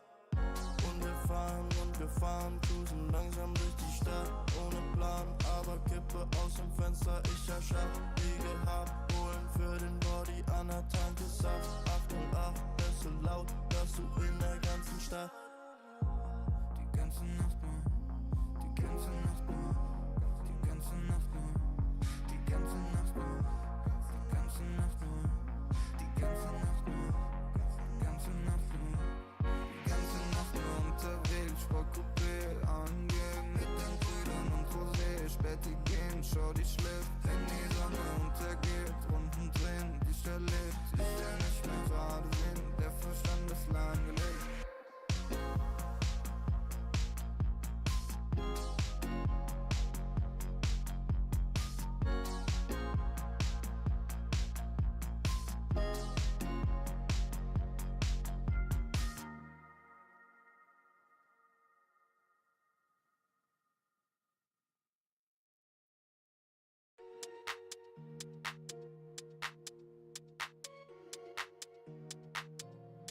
Ich sitz auf meiner Fensterbank, die Nacht zieht vorbei. Ich blick über den Tellerrand, trinke Sekt auf Eis. Ein Teufel und ein Engel tanzen auf dem Parkett. Vielleicht sind wir unsterblich, müssen nie wieder weg. Ich sitz auf meiner Fensterbank, die Nacht zieht vorbei. Ich blick über den Tellerrand, trinke Sekt auf Eis. Ein Teufel und ein Engel tanzen auf dem Parkett. Vielleicht sind wir unsterblich, müssen nie wieder weg. Backpack, Kippen und Drinks gegen Tristesse. Großstadtbild, komm mir nicht weg. Kopf fragt, mach kein Pisstest, nein. Ich will nicht auf deine Party gehen, nein. Engel und Teufel tanzen schwanzig. Von deinen Lippen tropft der Chardonnay. Ich küss ihn weg, bevor du schlafen gehst. Ich sitz auf meiner Fensterbank, die Nacht zieht vorbei. Ich blick über den Tellerrand, trinke Sekt auf Eis. Ein Teufel und ein Engel tanzen auf dem Parkett. Vielleicht sind wir unsterblich, müssen nie wieder weg. Ich sitz auf meiner Fensterbank, die Nacht zieht vorbei. Ich blick über den Tellerrand, trinke Sekt auf Eis.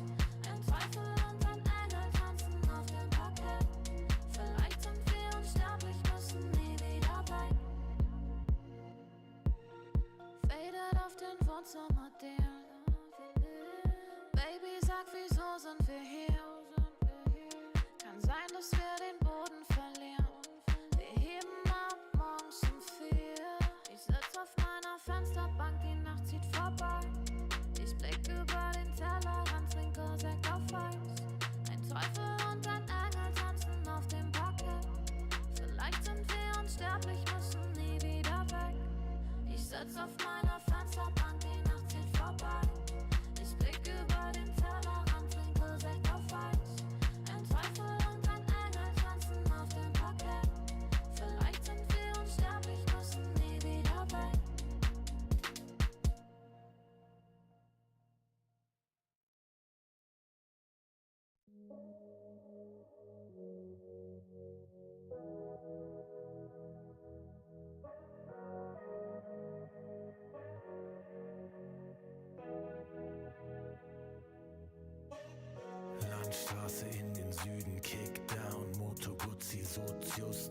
Traumfrau.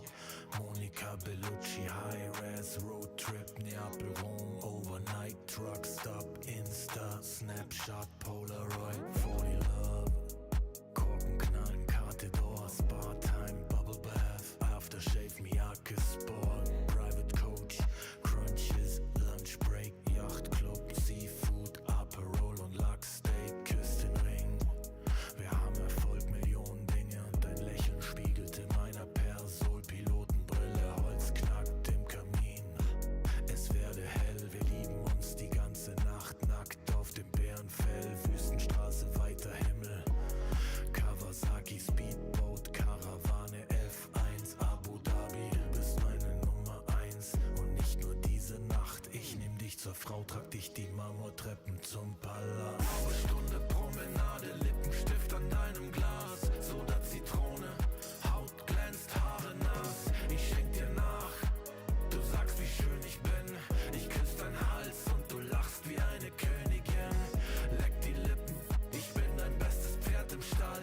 Sind am Drippen, trinken Daiquiris aus nem Bergkristall. Schrimps und Limette, Monaco, Saint-Tropez, Dachterrasse, Whirlpool, Eiswürfel, Corbusier, Casino, Hopping. Die ganze Welt ist hier, Drinks für zwei. Champagner, Elixier, Traumpaar, Undercover. Americans, unsterblich. Grace Kelly, Cary Grant, allein unter Palmen. Und dazu kalter Cider, Sommerwind, Küstenstraße, Sonnenbrille, Alpha Spider. Hors d'oeuvre, schwerer Wein und klarer Kopf. Zigarren aus dem Humidor, Cohiba und Davidoff. Candlelight, sanftes Licht. Candelabra, deine Haut, China White, Seidenkleid, Balenciaga. Vergiss, was die Leute denken,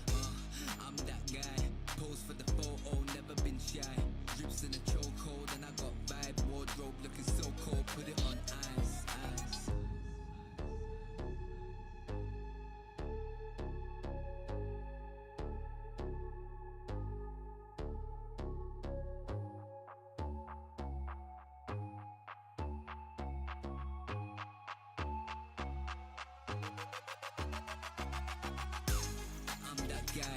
Pose for the photo, never been shy.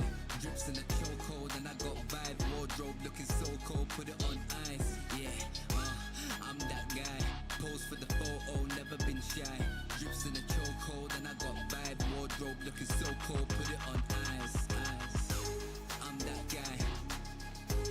I'm that guy. I'm that guy. Put it on ice. I'm that guy. I'm that guy. I'm that guy. Put it on ice.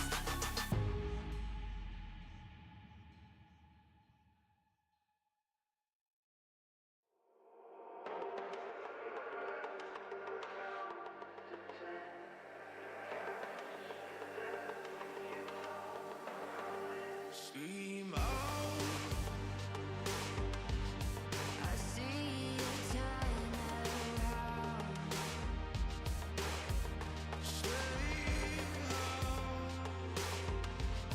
You shine the brightest now. There's no doubt. This current's changing, changing. Still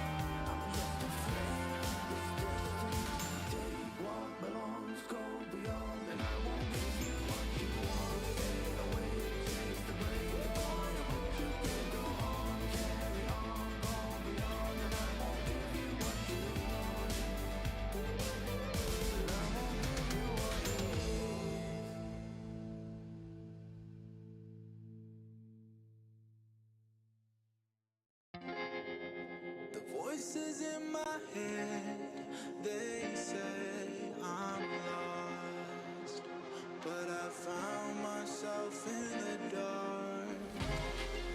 The voices in my head, they said I'm lost. Blow me like a C4, give me what I want. Mad Max with me while I'm rolling up a blunt. They asked me where the body's at, I told them check the trunk. She asked me who the man is, I told her I'm the one. I told her I'm the one. You can figure where I'm from. I told her I'm the one. You can't make it where I'm from. Couple warrants and a gun to my name, low-key. Wood grain dripping and I keep it on me. Whole lot of new faces, I'm the real OG. Keep talking shh, and I'll put you on a white tee. The voices in my head, they said I'm lost.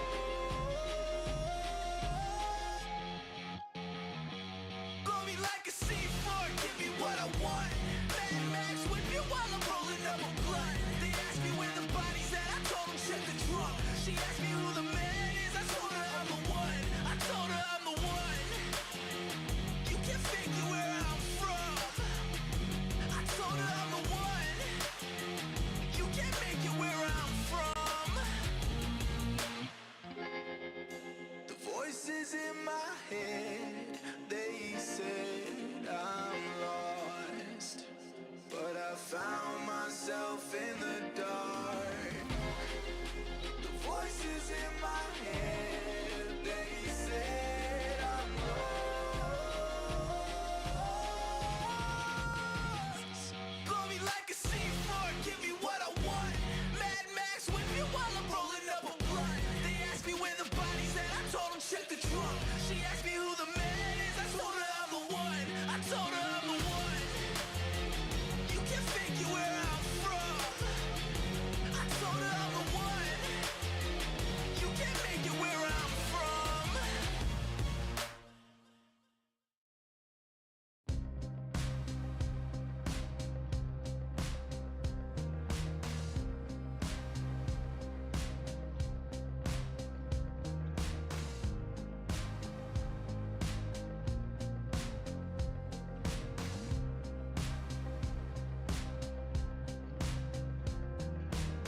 Walk with me through these derelict streets. Threatening behavior spreads like disease. Hell is empty, all the devils are here. Hell is empty, all my demons are here. Gaze in the fire, let me dance in the flames. Fuel my desire, there's hurt in my veins. Hell is empty, all the devils are here. Hell is empty, all my demons are here. Oh, find a way. Oh, come what may. Cast out of heaven, fall from grace. Staring in the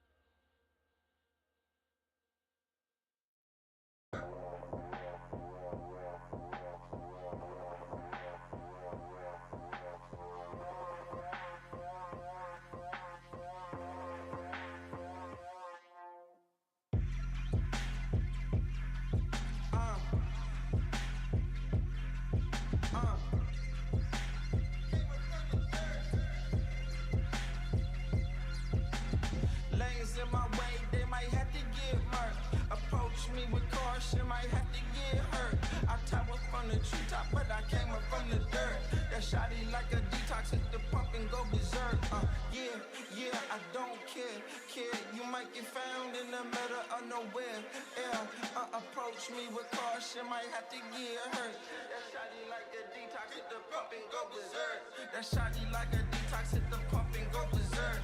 I think y'all in my way, so tell me which one going first. You end up in the hearse, you end up in the grave. That shotty like a detox, hit the pump and you enslaved. Hey, yeah, I don't care. You might get found in the middle of nowhere. Yeah, that shotty like a detox, hit the pump and go berserk. I think y'all in my way, so tell me which one going first. Scroll through my living room, chosen the pinnacle. I jump into the spotlight ever since I seen the hidden view. Move how I move, I don't know who you approaching. I'm Jordan, less suggestion, I don't need nobody coaching. All these niggas frozen, that's the usual. Every space I go in, that's not unusual. Approach me with caution, might have to get hurt. That shotty like them Reeboks, hit the pump and go berserk. That shotty like a detox, hit the pump and go berserk. I think y'all in my way, so tell me which one going first. You end up in the hearse, you end up in the grave. That shotty like a detox, hit the pump and you enslaved. Hey, yeah, I don't care. You might get found in the middle of nowhere. Yeah, that shotty like a detox, hit the pump and go berserk. I think y'all in my way, so tell me which one going first. That shotty like a detox, hit the pump and go berserk. I think y'all in my way, so tell me which one going first. You end up in the hearse, you end up in the grave. That shotty like a detox, hit the pump and you enslaved. Hey, yeah, I don't care. You might get found in the middle of nowhere. Yeah, that shotty like a detox, hit the pump and go berserk. I think y'all in my way, so tell me which one going first.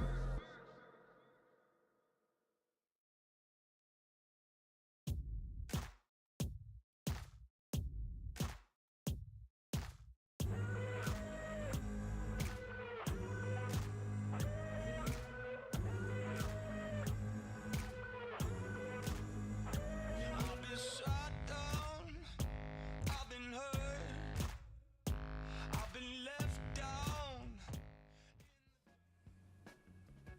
After a long break, we are back and ready to go. Already up with our qualification series as well. China, a lucky and I suppose deserving region having these 3 qualification spots, which means we get to cover one of them today. It's going to be the boys on G2IG taking up against Team Kev. Then we already saw in the break for some other regions, Southeast Asia finished off with their qualifiers. We saw Blacklist able to come out on top against Talon. So that means Aurora and Blacklist are now the representatives for Southeast Asia. We know Eastern Europe are going on currently, and then also Western Europe just started as well. Yeah, I mean, there's a lot of teams, especially Western Europe. Had a look at the bracket very quickly. It's wide open. You know, there's only 2 spots available. Entity and Secret, by far the most, I guess, recognizable, even you could call it, teams that are in that qualifier. And if one of them have a bad day, then it might just be one of these underappreciated stacks. Like the Mao's roster has been taking a pretty big scalps lately, so you never know. Yeah. I know we can stick on them a little bit longer, I suppose. Navi Junior as well. I know they've been getting some praises. I think actually even Seb tweeted something. This was maybe a month ago. They must have been having, because I know a lot of teams are actually scrimming Navi Junior and people are talking about them with being high up on the ranking. So yeah, you never know what's going to happen in Western Europe, and you potentially never know what's going to happen in China as well. Let's take a look at the bracket and see what we have in store for us and how we got to this position to start the day. Of course, we've covered 4 series as a whole, at least us. We covered the G2IG versus Team Bright. Very, very convincing series victory for G2IG. On the other stream, though, Kev, they were able to take down Team Zero. And I would say, bit of an upset. I think I know your Kev, they did play at the Swiss stage for Elite League. They didn't have the greatest showing there. They didn't make it into the second phase. So we'll see how they're going to be able to perform with this roster now, because this is a very difficult opponent in G2IG. But they beat Team Zero 37 minutes and 35 minutes as well. So there's some pretty clean victories by the looks of it. Game 2 was a lot more convincing. Game 1, Team Zero actually had like an 8k lead at about the 20-minute mark, but they just let it slip and somehow were just able to ball on down a bunch of these lanes and take a bunch of towers really quickly. It was a really good performance. coming out there from the carry. I know you're a bit of a Butterfly Effect fan, aren't you? And I'm interested to see how Kev are going to be able to move on forward with him carrying in that mid lane.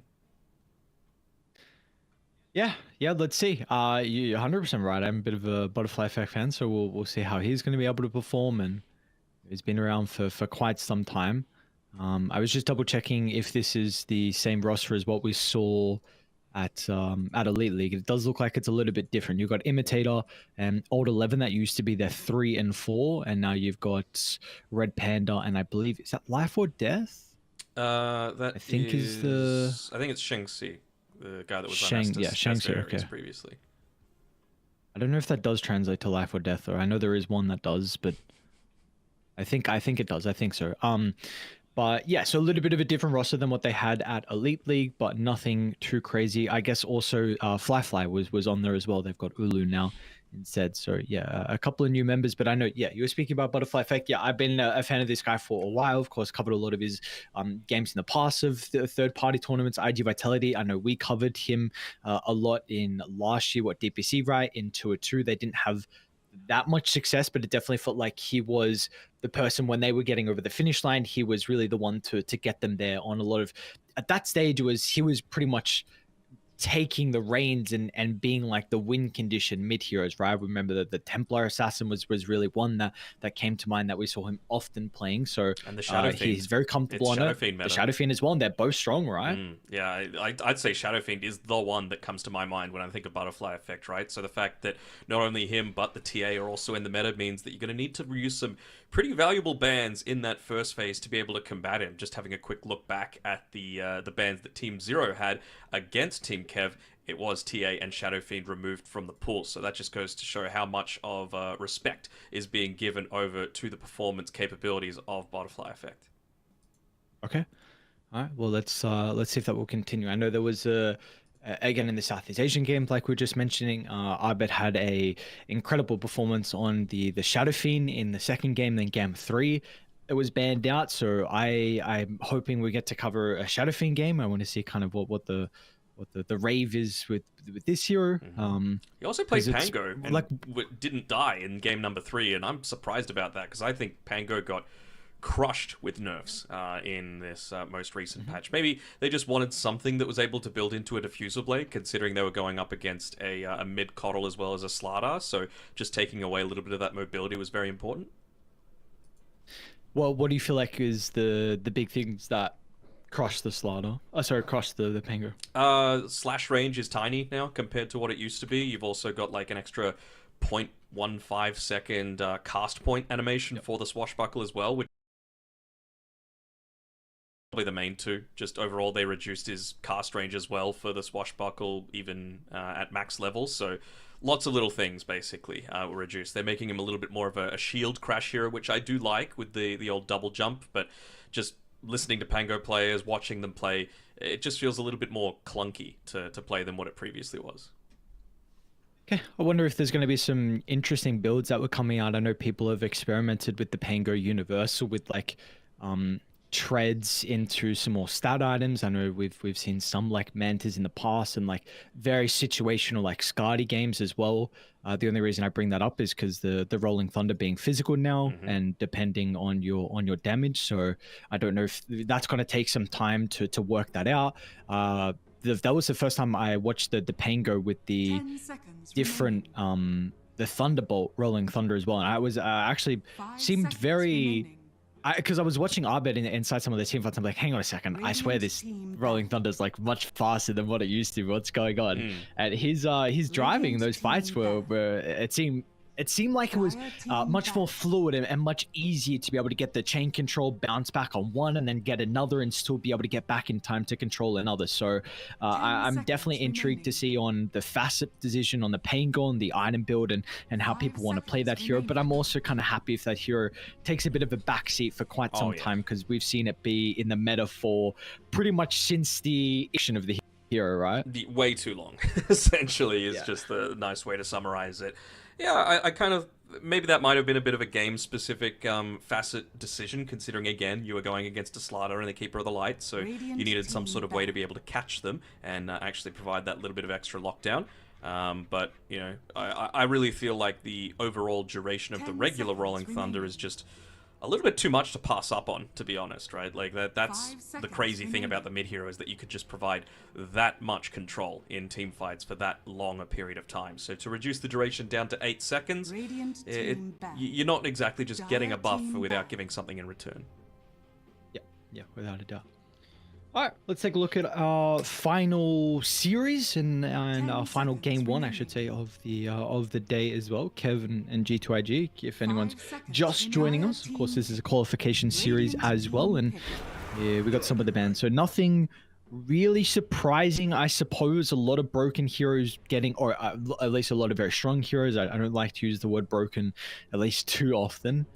We do get the DK though. This is the first time we're seeing the Dragon Knight today. It's been banned a lot of the 10 time. seconds I think you can use remaining. broken with TA. It certainly falls into that category that 5 you seconds certainly have the remaining. justification for it. Zeus, kind of in a similar sort of boat as well, as long as you've got the right draft around it. I have no opposition to any of these bans, except maybe the Legion Commander. Isn't quite as busted as it used to be, but maybe they're just assuming that Team Kev are going to go this, again, like ball up and go lineup, and you know, anytime that you've got someone that's just able to provide that little bit of damage onto the dual target, that just means, you know, obviously everyone is getting buffed up in the same way. So let's see what Team Kev do to be able to combat this. Seems like they just want to maintain flexibility for themselves, right? They've got last overall pick. We've seen Tiny go between 1, 2, and 4 throughout these qualifiers so far. But I do prefer the Dragon Knight just as an overall 10 answer. seconds Yeah, I feel like remaining. you've got less lane flexibility, but more 5 seconds what you remaining. do in the game, I suppose, right? Like, are you that big tower pusher? Are you needing to go position 1 and farm? Do you need to pick up the pace? Do you need to be a response to an enemy, you know, Dire morphling? team It back. really depends on what facet you go for. But in my opinion, 80% of the time, it's probably still just the corrosive dragon. Sure. Is there an avenue for you to be considering the Frost Dragon just with the percent damage now against 10 the... Wait, is it seconds percent? remaining. Oh no, it's just healing reduction. Never Yeah, mind. so Okay. if you're against Okay, a sorry. morphling, maybe, you know, like that sort of 5 thing. seconds But remaining. or like a necrophos, perhaps. Radiant But team yeah, back. that's like the 5%, and I can see like a 15% chance of going the red dragon if you're the position 1 that just needs to farm, and you know you're not really looking to pick up the pace of the game all that much. Yeah, I thought there was 10 percent damage seconds with it as well. Because when I saw the healing breath reduction, sorry, the healing seconds reduction, I just like instantly thought of like those tanky heroes, and I guess I kind of just equated like percent damage with that as well, because that's what you often get. Something like that, but no, not to be. So okay, yeah, more than likely we will get that green dragon. Nothing else that we need to be concerned about. Let's see. Just getting dragons we have for seen free as well is kind of insane. You know, True. Just True. free health regen, free armor, level 1 that increases by half a point, I believe, every single time you go up a level, which is kind of insane. Means that you've got even Radiant better sustain team than previous. You essentially get an inbuilt Dire desolator team with that poison form, corrosive form, and another Venomancer pick, which again I am a fan of. And I guess this is a hero though with percent damage without a doubt. So maybe this is something you're looking at for Kev, a way to be able to help destroy through some of the tankiness of the Dragon Knight. And we were actually mentioning Baboka Shadow Shaman, right, in the first series when we covered G2IG. So we will get to be able to see it at least once today. We will indeed. So this to me feels like a corrosive breath. I mean, look at the speed being given out by G2IG here. 3 heroes that have super pushing capabilities. You're going to have armor reduction for towers. I wouldn't even hate to see an Enchantress just go a passive Blightstone to be able to assist with some of this push. Probably just going to go the regular Mass Serpent wards and then go into the Cluster Cluck on the Shadow Shaman. As well, when you're going into that, you can use the Hex on your allies. Provides a basic dispel, so not actually the worst laner going up against a Venomancer. A little bit unorthodox, but great for whoever gets caught by that Venomous Gale. Have you played with the other one as well? Is it just a meme, the Serpent Ward one? It's a little bit of a meme, to be honest. Like, Okay. you need to provide a whole lot of protection for it, and there are enough heroes right now that have pretty insane attack rates that, Radiant you know, team you're going to be able to respond to it in some way. Cluster Cluck just does feel very there's memes, but there's also like the potential for big plays, right? Like you can disjoint things like Laguna Blade or Finger of Death, or if a Timbersaw's coming in for a big whirling death, that 0.1 seconds of invulnerability, which, I mean, Baboka is an incredibly skilled player, could be the difference maker there with being able to take advantage of that. And just even besides the like outplay potential with that invulnerability, like you said, just the fact you get a basic dispel is ridiculous. I mean, that is something this hero has never had. Your toolkit has solely been like control, push. Some stage your lane has been okay because like your high attack damage, sometimes your nuke as well, you've been able to trade well, but there's been a lot of other weaknesses with the hero, but you've never had the capability to be able to save. And now all of a sudden, okay, CM Frostbites you, I'll just Hex, all of a sudden purged off. Like this is a very big addition to the hero that you have never ever had in your toolkit. Yeah, for sure. And I mean, the other thing is, most of the time when you're getting frostbitten, Tiny's probably going to look to try and get a combination done after the fact. So it's not just the dispel, it's also a little bit of that invulnerability as well, which is going to help you. And if Tiny isn't going to throw out a stun onto you, then you can just use the shackles. Like, just looking at Shaman's toolkit and the little mini buffs that he's gotten over time, I mean, remember, Hex, if used offensively, still has that damage amplification. So anything in a beefy hero meta, that's always going to be really impactful. You've got pushing power, you've got really good base damage, you've got a stun, 2 stuns, you've got good harass, you can push out waves, you've got a really good Aghanim shard, and with the shackle, it also heals you during all of this. So pretty much one of the few weaknesses of Shaman is like his attack range, I guess. That's probably the main one that I'm thinking of here, and maybe once it gets to the real later stages of the game, you can be a little less useful, I suppose, but a Blink Hex is always going to be impactful, especially if it comes alongside some damage amplification. And now you got a Timber to be able to, you got a Doom to be able to address the Timber issues potentially.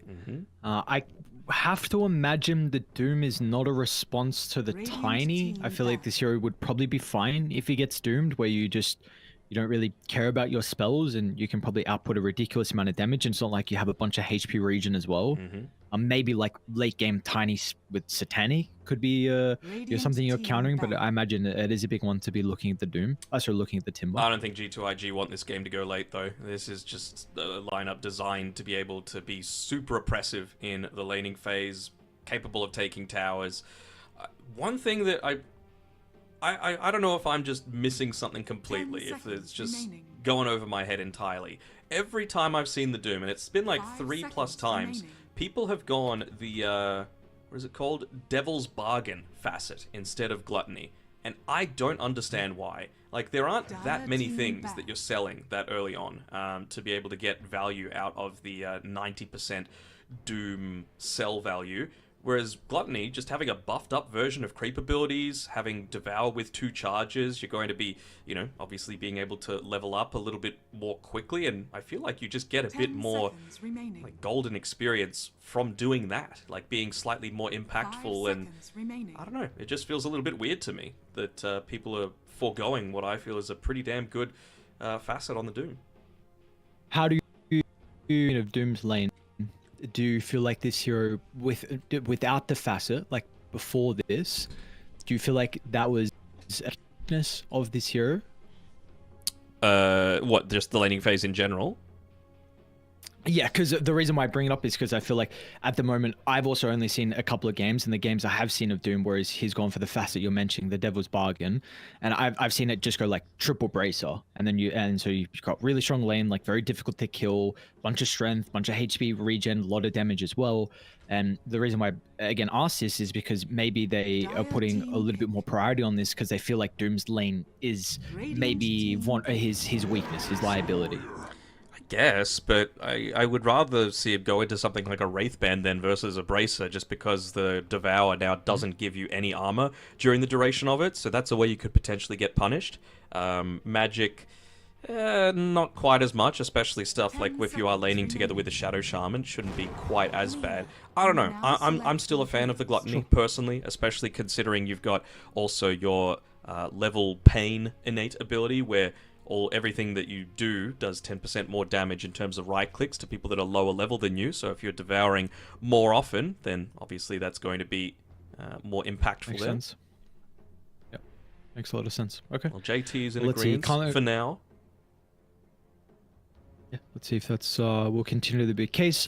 This Ursa hero, and of course, the response from Team Kev going to the Lina. This is what we saw earlier. It looks like at the moment, Butterfly Effect is actually going the slow burn. I do want to speak about the Ursa first. How do we feel about this hero? Because I've seen a couple of games where Ursa is actually starting to get picked up definitely more than what he was getting last patch, without a doubt. Have you been seeing the Ursa a little bit in your games currently? Yeah, absolutely. I mean, just being able to build super tanky and have that translate into damage feels incredibly impactful, right? With the Maul, with his innate ability, 1.5% of his health as damage feels really nice if you're eventually going to go into stuff like the heart and things along those lines. Looks like he's going the bear down as his facet there. And, I mean, when you consider the change to the... I think they even changed the talent relatively recently, the Fury Swipes reset time. Once you've got that, plus the bear down, your Fury Swipes actually lasts, I think, 48 seconds. So, like, how are you supposed to rejoin a team fight at all? You basically, once you've got a few swipes, you're either committing to the fight or you're retreating entirely. There's no, like, duck in, duck out sort of gameplay. Oh, okay. He's changed the Devil's Bargain. Oh, no.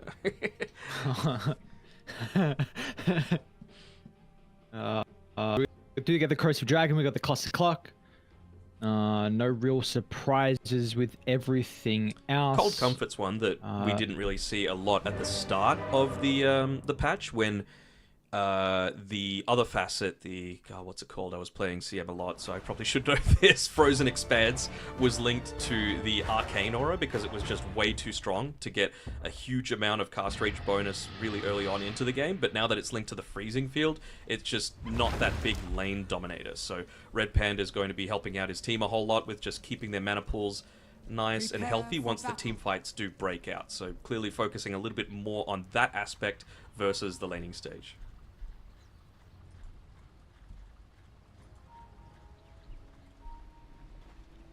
Alright, let's see. Let us see what we have in store for us. Good luck, have funds, and we are underway.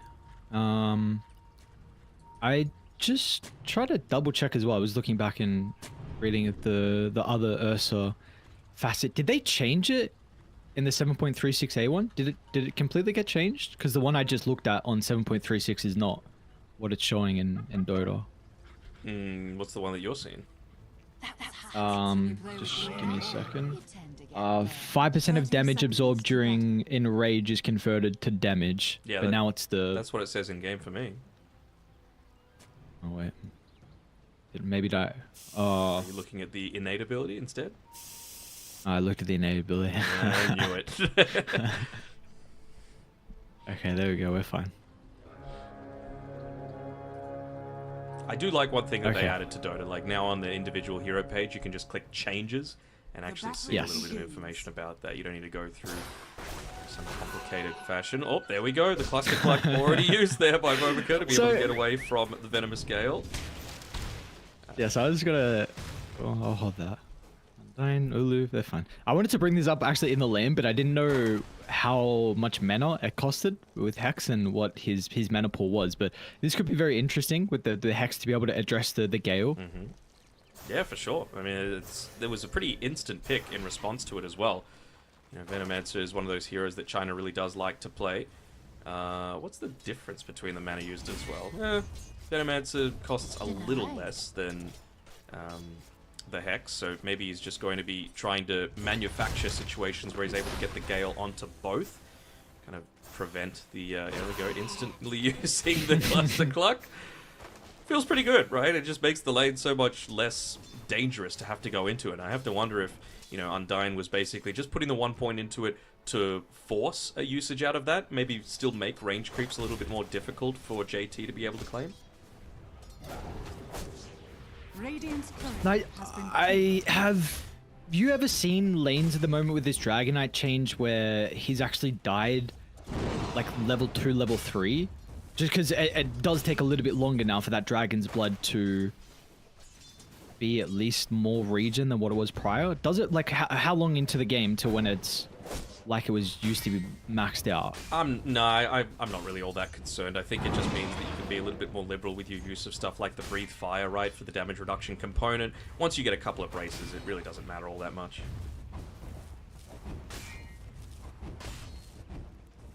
can see he's doing just fine at the moment. Going up against the Lena. Of course, it will change a little bit. Butterfly effect actually... oh no, he still went for the thermal runway, never mind. Thought he had a different one selected for quite some time, but clearly not. Oh no, he's got the Stormcrafter on X-Nova. So, not an enjoyable lane to have to walk up into, but of course, you are playing a Timbersaw. He does have a Bracer to be able to play around with, and he has to be very careful with the positioning of that creep when going up against a CM. Of course, a Frostbite able to chunk through a lot of these neutral creeps these days.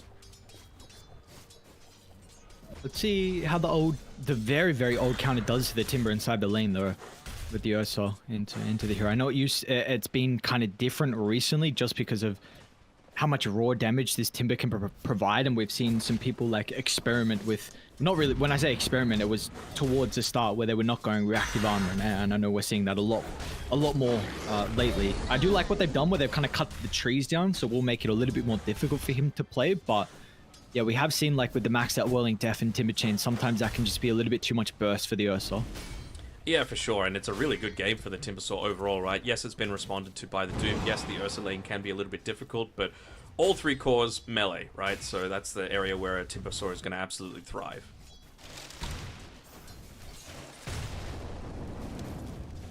One other thing that, not necessarily a hero thing, more of a player thing and player style.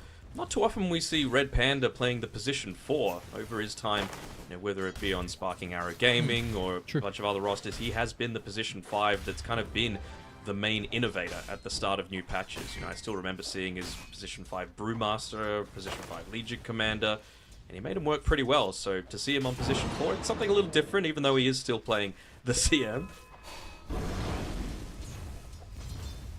Do you think Undyne was probably one of the stronger position 5s we were seeing when we were covering a lot of Division 2 in China? So potentially feeling like he wants to give way for potential rising star in the region. But 100% right. Yeah, Red Panda was really, you know, I think the big roster, at least I remember, of course, was the Elephant stack. I know he's been on some very other good ones as well. I think there was an RNG team that he was on too. Yeah, they've been sparking, tried to keep trading players between each other to be able to make something work, and unfortunately for them it wasn't overly successful. Okay, so yeah, I mean, it looks like this DK is incredibly fine. Yeah. No doubt. Yeah, he's chilling. So and you doing just very get it well for as well. free. So kind of surprised. That's the big thing. I didn't know it was so much region level 1. Yes. I think it's like 5. I thought it was less. Yeah, it's way too good. 2.5 level 1 for your armor, 4.5 regen, just for free as a strength hero that's going to gain more just from good strength gain, and you're naturally building into braces. Just, it's way too good. I suppose he's not really getting the benefit out of the Worm's Wrath, right? Like the breath damage does last a little bit more, but you're not exactly right-clicking the Lena, so you're not that aggressive. Looks like it's going to be our first blood. You thought. Ulu and Undyne. Oh, you thought right. Ulu finds first blood, a little bit of tricks, but nothing that they're unable to manage. Foul play, way too strong. Alright, good start there for Ulu. Actually coming here from Bobica, maybe looking to try and go for a bit of a kill attempt here onto Butterfly. I don't need him, dude. Look at the damage. Oh, good movements. Butterfly effect should tick out to the damage over time. Never mind. What? Oh, that was a rage. Yeah. Oh. I thought by going back down to the low ground there was a chance for it to miss, but a little bit lucky there. Did nothing to say. Just be a little careful about going too far forward though, with Ren Panda joining together with Undyne. Of course, they know that this Venomancer is here because of Bobica prevented from being able to join in onto that kill attempt. Putting more points into the Hex as well is Shadow Shaman. No points needed for the Aether Shock, I suppose. Oh, NTS. He's in a lot of trouble. X-Nova's actually going to try and rotate over to protect him, but Baboka, if need be, has the Hex, and I'm going to say we'll be okay. Radiant's courier has been killed. See how quickly they rip through with that Frostbite onto the Centaur creep, though. Very, very quick to be able to take it out. Gotcha.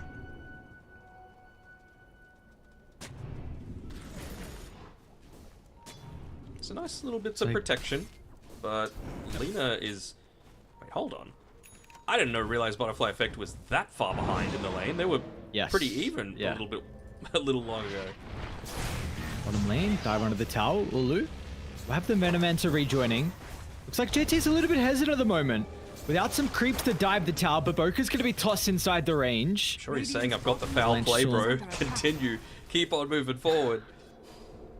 Maybe just waiting for a second round of that Hex Shackle. Dire's top tower is under attack. Radiant's middle tower He's just is in the under general attack. vicinity to be able to walk back and get the Wisdom Rune for himself. I wouldn't hate seeing him just get 1 point in the Ether Shock, just for a little bit of that pushing potential, maybe securing some more range creeps, a little bit of extra magic damage against the likes of a Timbersaw. Feels pretty good to me. Oh, they're actually just going to use the Doom onto the Venomancer, who might be able to deny himself off to some neutral creeps. See if he's able to get there fast enough. Never mind, doesn't even die. Okay. Radiant's middle tower is under attack. They do know now that Veno is not really going to be in a position at all to be able to come back to this lane, so a really nice Observer Ward is going to at least scout out this movement coming down here from X-Nova. This TP coming in from Red Panda in anticipation, but they know he's there. Similar to the Observer Ward that scouted out the movement on the Dire. Middle tower has fallen. The Radiant's movement will be found out as well. Let's double avalanche. Dire's top tower Let's see how the mid laners want to get involved, though. You've already lost your mid tower, and Lina's had such a rough lane. She doesn't really want to leave. JT just able to catch up the Tiny inside the tree line, so Ulu's TP is going to be cancelled. He's forced to stay down bottom. And of course, Red Panda TP down as well, so quick kill onto the Crystal Maiden. They will actually not continue to chase Ulu down. I guess happy with the economic damage that they're going to do nonetheless to slow down the Tiny's game. Yeah, I mean, they're very happy to just take the tower and reduce the safe places for them to be able to farm. And I think he knows that Butterfly Effect, like we were been saying, really hasn't had that much of a game so far, so there's no real danger to leaving the lane to be able to put this much pressure on. Instantly actually, I was about to say TPing up top, but instead he's going to TP towards mid. Like the tower's in a little bit too much danger, but yeah, not even needing to use the Corrosive Breath, the Elder Dragon form for that one either. So it still has that capability if they are looking to go for some sort of gank soon. Still seeing Butterfly Effect farming inside of his own jungle. Luckily for him, he's got the boys helping him out a little bit, both Red Panda and Undyne just backing him up. Well, we have no action.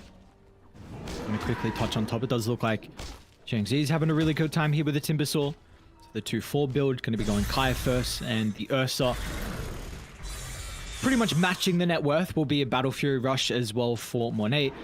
I've always thought kind of China Ursas have been one of the best, and I think really it was Arme that pioneered this weird like Wind Waker type of build with like the Octarine as well. So not sure if that is still the current Ursa build or not, but we'll see what Monet wants to go in this game. Regardless, so it's going to be a very good Battle Fury timing. Yeah, absolutely can be. That if you're wanting to go down that sort of route, I wouldn't hate seeing him go into like a earlier Basher as opposed to that as well, just because he does have the bear down facet, so a little bit longer bash duration just allows you to stick onto targets a little bit more easily. Undyne actually going to continue the chase with the threat of like an LSA into maybe the burst. Nothing to say we'll think otherwise, but this net worth lead is continuing to grow from G to IG. JT's going untouched down bottom. This is Midas now getting delivered, and which we can go back and speak a little bit about the facet. Actually, we'll hold that thought because they are smoking to top. Let's see. I guess with some of the control, they should have the damage thanks to the Ursa. Are there going to be TPs that come out fast enough to protect him, though? Once the Fury Swipes gets going with the Avalanche, it's pretty good. Ulu finds it onto 3. Monet's going to use an early enrage, but now they're going to be able to chase him down with a slow from the tree. enables him to catch up to the bear. And very nicely done. Quick TPs out of Kevin. Maybe hoping they can get the Shaman, but quick use of the Hex able to at least purge off the Blood Grenade. Ends up dropping a little bit of vision down. Red Panda laying up additional person to be able to focus down. Now level 6 on the Crystal Maiden. Yeah, I just wonder if the order perhaps of that gank attempt was a little bit wrong with the spell usage. Like, I know the range is a little bit less on the Shackles versus the Hex, but I feel like he almost certainly would have died if it was a Shackles first into the Hex, have that damage amplification when the Ursa was actually outlaying all that damage instead. It's definitely prime target to be able to slow down. I was saying Monet was going to have a pretty good timing with the Battle Fury, so he drops about 700 gold behind the Timber Sword now. We're going to see him fall back in and start to farm up towards a triangle. It is going to be pretty slow, though, for the Ursa. This is not a hero that farms this area relatively fast, but obviously feeling like they need to put a little bit of importance onto Baboka, who's still only level 5 and really probably needs another minute until he gets that 6. It's such a safe area of the map to be playing, though, right? Like, you don't... Kev don't have the tier 1 mid or bottom to be able to make TPs with. There's no Twin Gate anywhere close by. It's going to be... Oh, hold on. Red Panda might be dying up here on the top side, almost certainly. There's no way to easily get to where he is, right? And so it just means that a lot of the moves coming out from Kev are going to be so much more obvious. Like this move down bottom onto JT. A Doom early on to protect him against some of the damage. Ulu should be able to get in range, and JT Doom wasted. And now TP on cooldown as well. So I wonder if they're ever going to get into a position like X-Nova's probably the one to be able to do it, right? Just to grab a few observer wards, start walking through the enemy jungle. Put yourself out there as bait because you've got the overprotective... Actually, he doesn't have the Nature's Attendants leveled up at all, so his facet's not really being all that impactful to him right now. But yeah, I want to see some really deep wards placed down by G2IG. Look at Baboka. I like this. It's a bit greedy, but... Oh, maybe nothing to say actually gave this away with him running over to the triangle. Probably going to get a lot of the creeps regardless before they come over, so... Yeah, pretty happy. Sure. Well done. It's not like he needed the circle wards, right? You've already taken all 3 of the T1 towers too. And they just saw what happened if they are to go just that little bit too deep as well, so really not feeling like it is tier 2 tower assault time anytime in the near future. Jim was actually denied up top there by Butterfly Effect. Feels like he's happy enough to just sit back here and farm, start to recover some of that net worth for him. I wonder what he's going to go here. Like, is it going to actually be a Glipnir, or is this just a farming Maelstrom? Yeah, looks like it is. They just feel like they need a little bit more control, I suppose, for the Doom, for the Ursa, but of course Ursa will have that strong Dispel associated with the Enrage, so it'll be enough to just keep him locked into place. Honestly, I mean, maybe Baboka didn't see where the tiny... Oh, okay. Maybe Baboka didn't see where the tiny was. I don't know if he was showing down bottom or not. Thought he could have TP'd out when the Venom started going from. Regardless, doesn't matter. Wasted some time. We see Ulu again, or at least another tiny going the Ag Shard straight away. And I wonder if this is like even more of a game where I'd prefer the Blink after the Echo Set, because who's your playmaker on Kev? You're going to have Alina that's looking to try and catch up. Maybe the Timber with the supports, but like... There's no instant jump in. There's no burst damage on the supports as well. It's all gradual, right? Like, Freezing Field even is kind of random as to how much damage it's actually going to do in a lot of these team fights. Venoman's a great team fighter, but certainly not in the form of burst. So yeah, I do kind of agree that Tiny needs to get somewhat involved. But...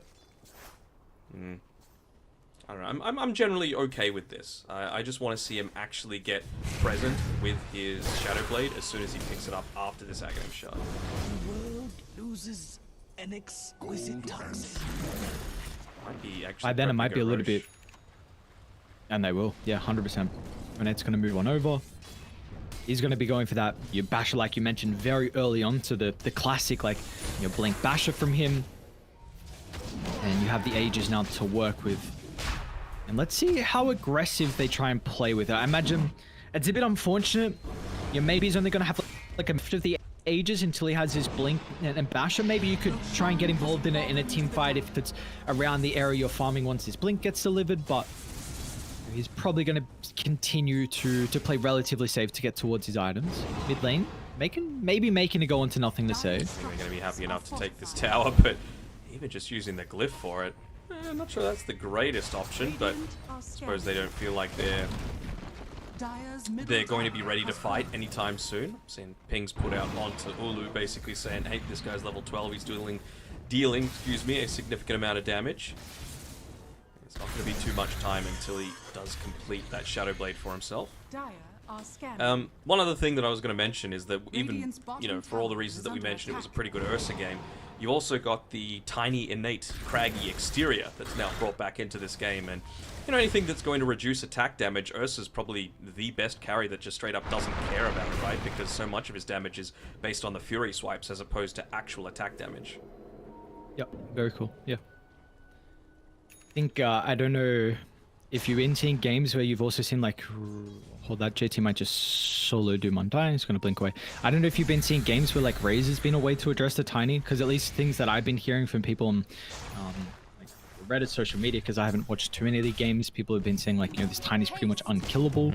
I don't know if it's a little bit different now with the patch we saw in the A patch, but I was thinking maybe Razor could be a way to help limit his damage output. If you can't kill him, just make it so he can't do any damage in fights. Like the old... I've seen some bans. The old anti-bristleback strategy, basically. Just ignore him. Sure. Ulu. Run down onto the T2 tower. This is incredibly deep. Kill him again! Another move from G2IG where they try and get a core, and it's going to result in multiple heroes getting killed off. Nice Yule Scepter. Is it enough to keep Butterfly Effect alive? It looks like it is. Another core will live. Kev, quick on the fingers with the TPs in M18. He's potentially stuck. The Poison Ting will expire, gets the blink away. And at least the bear is okay, but man, G2IG really forcing the issue. Yeah, they're really just trying to stick to that fast pace that we were talking about this draft is ideal for, but anytime that you're walking into, a bunch of Plague Wards, a Noxious Plague, every second that you're taking where a target isn't actually dying is just so significant. And, Popika's gone for a Midas on his Shadow Shaman. I mean, I get it. He might want to be just rushing that level 20 talent for Hex Breaking, good against the Timbersaw, especially when you've got a bunch of heroes on G2IG where really none of them want to buy that Silver Edge. I'm pretty sure this is the FY build. I'm like 90% certain this is a build that I saw FY do like 2-3 games when he was playing Shaman. It was maybe about a month and a half ago. So look, I don't know. This is mid lane, another kill. Okay, DK's gone. Nothing to say.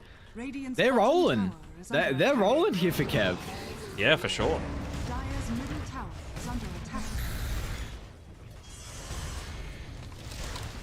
It's always a case of like, how are things?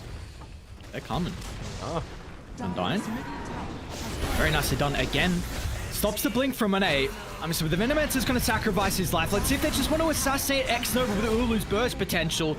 And with Timber nearby, there is no question at that. TP out from Lina. Let's see if he's going to die inside the base. Is the damage actually enough? It looks like it. One tick. So last tick. 7 damage. Feels bad.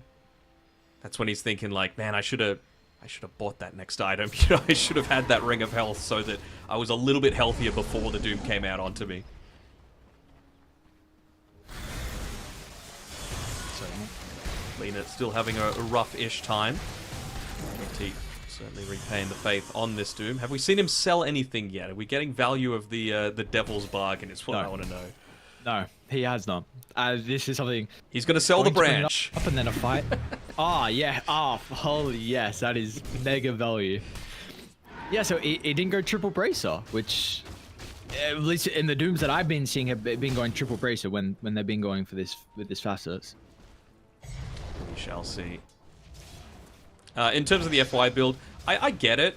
But I really want to see Bobica actually, like, again, I feel like the 2 times where they've tried to kill someone, it's A, been under a tower for some... Is JT just dead? Never mind, he popped the BKB. It's been under a tower, so additional armor, plus an immediate place for teammates to join that person and be able to help them. And C, it's been where most of the damage being output isn't when Hex is on the target, so that damage amplification isn't actually coming into the equation. No way, Buboko. No way, he's actually gonna die with a Centaur stun? Okay. That was pretty close, though. It's making so much space, though, and like, he's not worried at all about this creep wave. He's just making sure that his Mass Serpent Wards take out a tier 2 tower. That's a support, basically. Wow. Solo taking a tower. Huge game impact there. Yep.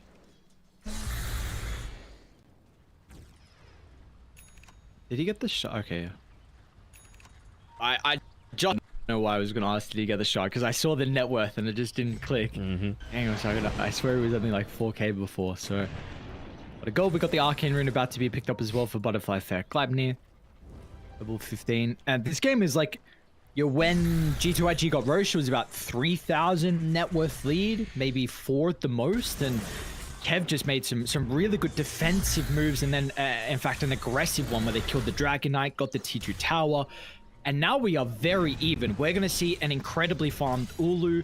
He's working towards a Sanjin Yasha by the looks of it, has the blink queued up afterwards. You're giving time for the Lina. We know what this Timbersaw is able to do with damage output late game. The question for me is, what do the supports do against BKB?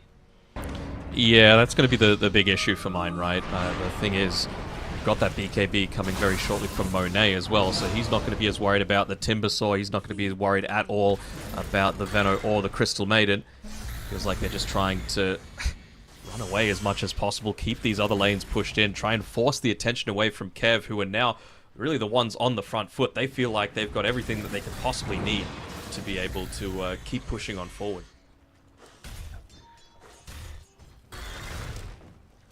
So, I mean, you're probably going to force a fight though. G2IG. BKB, ready to go. When it forced to go this route, considering the response we've seen from Kev in the last 5 minutes. Undyne had to exactly what is going on. Doesn't have the poise to play with him once the smoke pops, and it's almost 3 here. Undyne will go down, tries to get some spells off. Meanwhile, Red Panda's going to get jumped as well with Klima Cape into the ultimate. It's going to make them use the BKB on Monet. Little bit messy, not until they're able to find the Tiny, though. This is how they can turn the fight. As the supports wasted some time, forced some BKBs, but the Claws were able to get nothing out of it. Meanwhile, nothing to say. Also catches Butterfly Effect. Monet potentially ready to go with the blink, but they're going to think otherwise. It was really good, again, positioning there from Undyne to be the one to pop the smoke, play around the top of the cliff, even having a Plague Ward up on that high ground there. But, I mean, the mistake just came where the rest of the boys joined him. That's the sort of thing where you cut your losses, you maybe do a tiny bit of extra damage to the tower, you force them to waste time taking out a Venomancer, who's already used his ultimate. Like, he'd done his job, basically, but they just kept on committing to it, maybe feeling that as a result of those previous team fights, they were a little bit stronger than they actually were. The big difference in both of those, I feel, is that JT just wasn't a presence previously, right? Like, now he's got the BKB, he's got the Doom to be able to layer out, and now a Shiva's Guard as well on top of all of that. It's a lot harder for Ulu on his Tiny to be able to outlay quite as much damage anymore. Did JT sell miners? He did, and he's gonna buy it again. Wait, that doesn't, like, not put it on cooldown, does it? That'd be pretty next level if you could, like, crazy. Use it, sell it. Nah, it can't, no, I don't, it must not. No, no way. Because I mean, I guess no one would do that with BKB, though. Yeah. That one would be crazy to try. It just would not be, how much gold would you need for that? I don't know. So, yeah, alright, well, I don't know if he did it before. Did he do it before that fight? I don't know. I don't know. Anyway. They're still holding the Purge as well, so very interesting. Yeah, we've spoke about the value with the Shaman Hex this game, and JT's still feeling like the Purge can have a lot of value. Yeah, good against the Yules that they've picked up so far. Shang-Chi. CM instead. Quick and easy kill into the Crystal Maiden. Ulu's gonna look to try and enter the fight here with the BKB. JT's in a lot of danger. Is it going to be enough? In fact, Ulu forced over the west as Monet starts to get his claws deep into the Tiny. And Kev unable to assist their carry.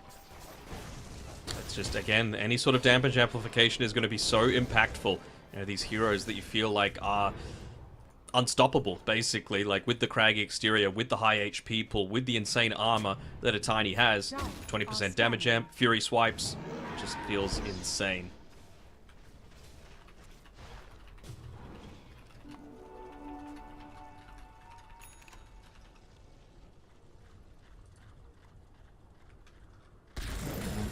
Ursh's, is it up?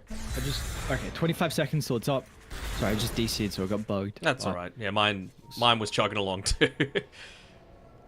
So 15 seconds away for the Roshan respawn. It's going to benefit G2IG as well, of course, being on their side of the map. And while Monet, he's working in towards that level 20 for himself, so it's going to be very handy just to have even further amounts of damage able to be output. See you later to the Venomancer. Bobika's just letting the wards do the work, basically. Is you already got another item? More stuff. Ah, dude, this Midas. Value. It's pretty rich. And this Lina is not. Butterfly effect for the 2 deaths. Second in last hits, but I mean, he's actually not that poor. The top net worth is 2,000 ahead of him. I suppose it just looks a little bit... Because it's a Lina. Bit lower, considering. Yeah. Yeah. You're expecting it to be, you know, way ahead, especially only with the 2 deaths, right? That's the case, especially if you're going for a first item Maelstrom. The sort of thing where you're feeling very confident in being able to pick up a lot of that net worth, even Boots of Travel. Like, this is a farming Lina build. Roche, so Aegis and the cheese. I say he's going to get the cheese. Monet has the Aegis to work with. Interesting. Have you been seeing the DKs going for this Sanj and Yasha? I know the Scepter doesn't have as much value anymore, right? But the Sanj and Yasha, have you been seeing this? Not a lot, to be honest. I mean, they do have a decent amount of this this control. I mean, the thing is, it's not status resist anymore, right? It's slow resistance, so maybe going up against... It's still on the Sanj and Yasha. Okay, but yeah, for just the Sanj component, basically. So you really need to full-on commit for it. Even a Halberd doesn't provide status resist anymore.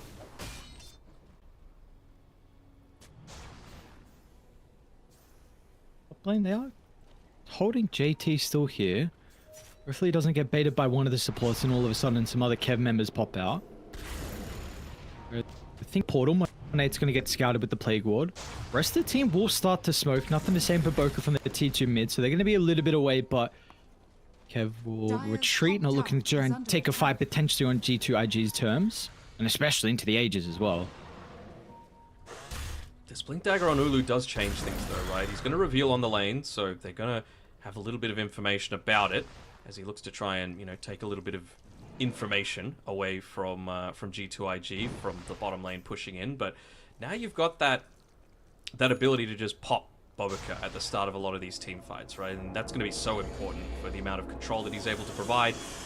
For, of course, the Mass Serpent wards just being very annoying in the midst of a lot of these engagements. And again, the damage amplification and the Dispel can't be underestimated. Dire's bottom tower is under attack. 1A? Jesus. Just trying to distract, let the true carries, the Mass Serpent wards, do their work. Okay, I wonder with this build on Nothing to Say if they feel like their high ground siege is weak because the Ursa, and maybe this is where the Sanjin Yasha Assault Cuirass build comes into play. Like, because you're sure the Shaman can, but you're playing into Lina, so more than likely the wards will be killed off at a pretty quick rate, so I wonder if this is something like, how do we actually go high ground? Yeah, certainly a possibility. Might be something that even Xnova is going to want to put himself out there as a little bit more of the sieger, right? Try and maybe split push a little bit with Dark Troll Summoner, for example. Jesus. What is this? Why am I seeing Dragon Eye like there's so much damage? I know he's got DD, but Radiant's middle tower is under what attack. is this? You Elder Dragon form. Too good. Radiant's middle tower Also is buffs down. up the Dragon's Blood, by the way, when he's got it Dire's bottom popped. tower is under attack. Okay. So even tankier So than yep, usual. multiplier, yep. Radiant's top tower is under attack. We can just backdoor this tower, but Shouldn't take too much effort to be able to remove that. Even being able to claim a Tormentor for themselves will be quite nice. Go over to X-Nova to allow him to transition into something that makes him even more of a right-click threat here, but instead, JT. Pretty useless one, in my opinion. The old Doom, Scorched Earth's Aghanim Shard really doesn't do all that much for him. I was going to say, this could be a decent fight. Nothing to say we're starting to pivot over to the triangle, but we'll think otherwise. The Ulu Tiny was able to scout out, I think, at least Baboka's TP. Maybe it was a little bit too late to see JT TP bottom as well, and I thought, this is why Kev were going to try and smoke, but they're a little bit too late to stop G2IG from retreating away. See, they connect as a unit. Maybe look to reoccupy the map, considering they have a minute left. And there really has been a lot more value given over to the Sanjin Yasha, right? Like, it's the only thing now that provides status resist in the game. So I think that's just the simple factor of why everyone's looking to pick it up. It's a bonus too, just extra slow resist. Why not? A lot of slows and not as many stuns, but sure, a bunch of debuffs as well in this game in particular. Dire's top tower is under attack. I don't know if JT... Observer, can you confirm? Did he buy the Midas again? Because he has it queued up. We'll wait for that. X-Nova. He bought it on too. Nice. Pretty goddamn survival with the Eternal Shroud. He's taking a lot of time to be killed, man. And now with the rest of the boys, they're going to be able to react. Doom out onto the Lina. No BKB to protect him, so JT can easily chase him down, and yeah, they know the damage has been dealt. There is no way he survives through the ultimate. And now these buildings, they're going to fall pretty quick. You've got still half duration of the Elder Dragon form. He went the increased attack range as well on the Mass Serpent Ward, so you can put them in an even safer position for them to be able to assist with the sieging there. Onto the racks. Eternal Shroud. It's what an item. Yeah, 100 extra gold needed to be able to buy it. That's enough. 5 less base magic resist. No, that ain't it. Radiant structures are fortified. Dire's top tower has fallen. The overprotective wisps ended up saving him there as well.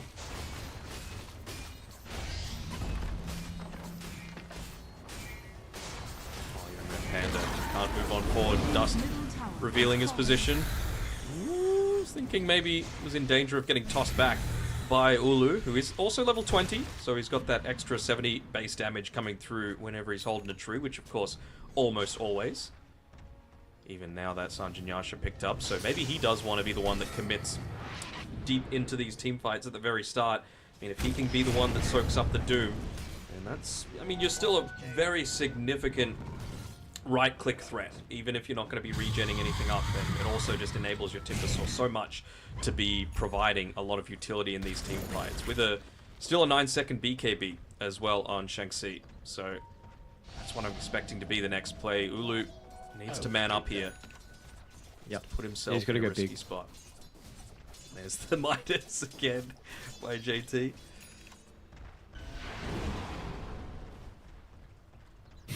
Let's see what Ulu can do. Level 20 to that buff in damage. I don't find anyone, so what do we... Because we saw Kev, right? Like, they took a couple of really good fights. This game broke even. And then G2IG has looked in the driver's seat since then. So what needs to be different in these upcoming fights for Kev? I think it's like, if you find a way to be able to eliminate the Shadow Shaman, that's going to be huge. I mean, if you're able to stop the Doom from contributing to these team fights, that's going to be enormous as well. It's just a lot easier said than done, right? He's a very beefy boy, 3.2k HP, 25 armor, a decent amount of magic resist as well. But yeah, Shadow Shaman definitely does feel like the easiest target to be able to quickly pick off. So he's the one that they got to try and find, and got to try and anticipate where, not only where are IG, but where is the backline? Like, how are you going to be able to maneuver yourself so that you're not just running into this triple core, honestly, even quad. You could call X-Nova beefy, considering what just happened in that previous engagement. Yeah. It's a bit of a question at this stage of the game, but with the Frostbite buffs, is this a... Well, Frostbite changes, I should say. Not really. Like, you clear creeps a little bit quicker, which does feel nice, but the fact that you can't just frostbite any creep in the jungle for the full like 10-second duration that it was previously is it's a little bit awkward. You know, it only works on ancient creeps now. Why does the long duration matter if you still kill it through the duration? Well, I don't think it does kill it, is the thing, right? Like, it still does 4 times damage to non-ancient creeps, right? I don't think it dies. Dude, Boca? This is gonna Shadow Blade. He just walked up, dropped wards, stunned Ulu. They were a little bit too low to respond. Already popped the satanic. I guess on nothing to say. And Monet is only really going to be worried about the Scepter. JT tries to jump the back. That's pretty good. Quick toss to fingers from Ulu prevents JT from using his ultimate. Can they blow him up? Cheese is eaten. And JT's okay. They had to deal with the Doom. It's now gone. Maybe they can go for the Dragonite instead. Nothing to say. Still has the BKB to work with, but they overcommit. Doom is ready to go. And he's got JT satanic. Sees an angle. Still got the satanic available as well, and nothing to say. If they did feel like, you know what, no BKB, we can look to go on in. Radiant's middle tower. It seems like Monet wants to back off, even though the rest of the team kind of is. No harm, no foul from both teams. What? The balls on Bobica just to be going in first like that when he is by far the squishiest of all of these heroes.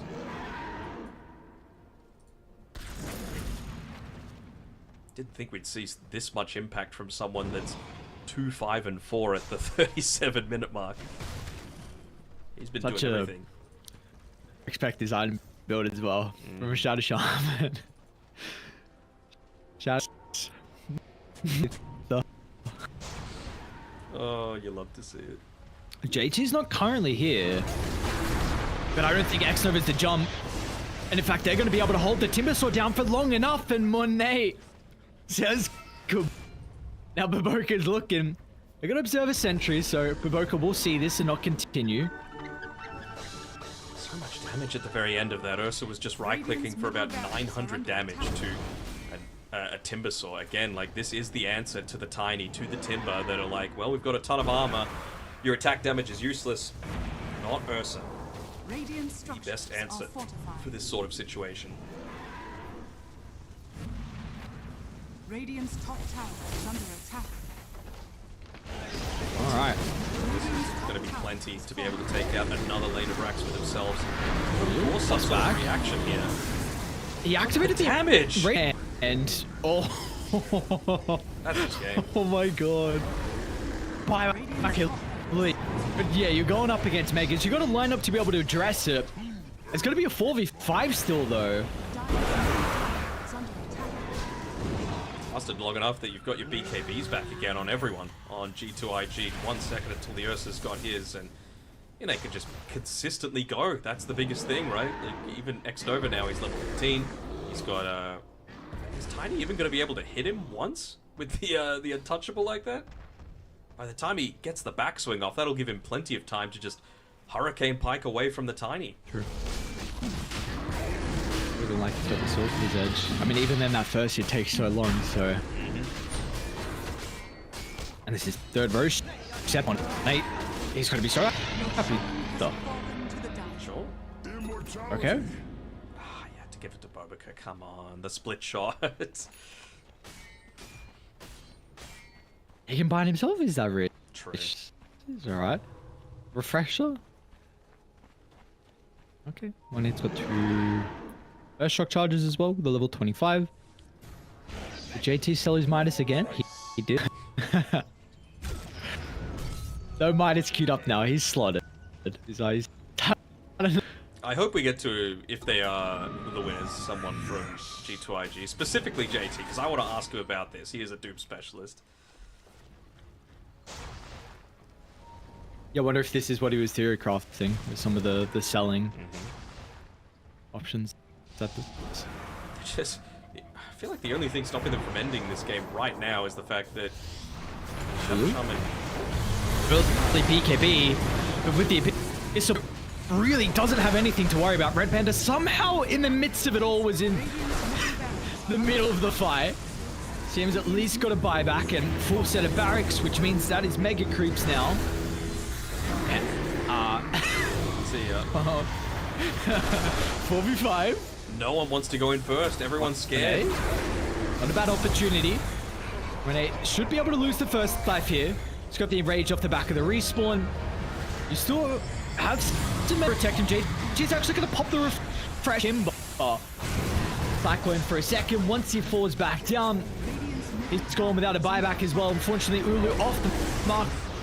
That's going to be G2IG being rewarded with a game 1 victory. G's dropped, and we can talk about a little bit the messy period of time where Kev, ages, they took some really good fights, felt like they were back in it, but really that was just a 5-minute lapse for G2IG, and ever since then they were really in the driver's seat.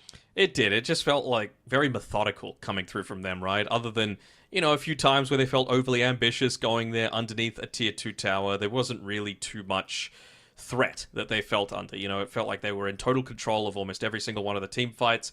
Gotta say, again, that Ursa late pick in the draft was just incredibly solid. As we have a bit of a look at the post game, have a look to see where the net worth lied, and I mean, it's pretty much just very even across the board on G2IG, as well as the damage. I mean, X-Nova, he's just dealing pure damage. You've got Doom preventing the healing from the Timbersaw. You've got the Fury swipes going through the high armor that you've got, the reactive armor on the Timber as well. So it really felt like they had no answers once they weren't fighting basically right underneath their towers. And I wonder now if we're going to see responded as a response to the tiny earl, because it looked good. And actually, I can even see, I think I still have the win rate. The win rate is as Ursa so far. 37 games, 56%. That's not too bad, pretty good. So yeah, I wonder at least if we see Tiny picked up early, if maybe that's going to bump the priority in the Ursa, because I mean, you brought it up, it's what we saw. Definitely one better ways to address this here, and we're getting Tiny like first phase. Let's see if it's going to bump the priority on this very good in our game 1. Yeah, for sure. And it never really felt like Kev were able to get team fights on their terms, and even despite that, Venomancer was popping off with damage. Like 27k damage did the most the entire game, and that's pretty damn significant. He just needed more players to be able to play around. This is certainly a game that Butterfly Effect would like to forget.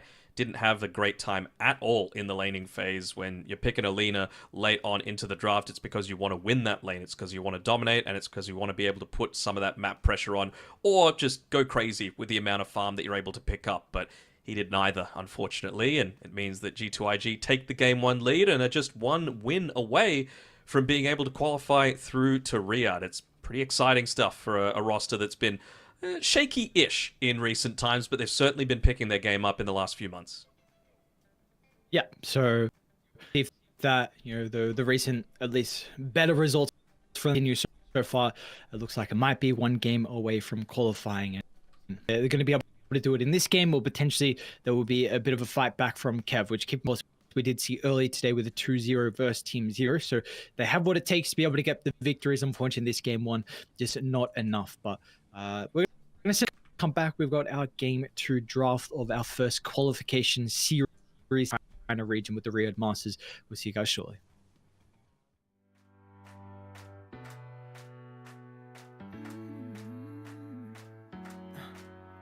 Am I wasting time? 'Cause I'm already gone so long.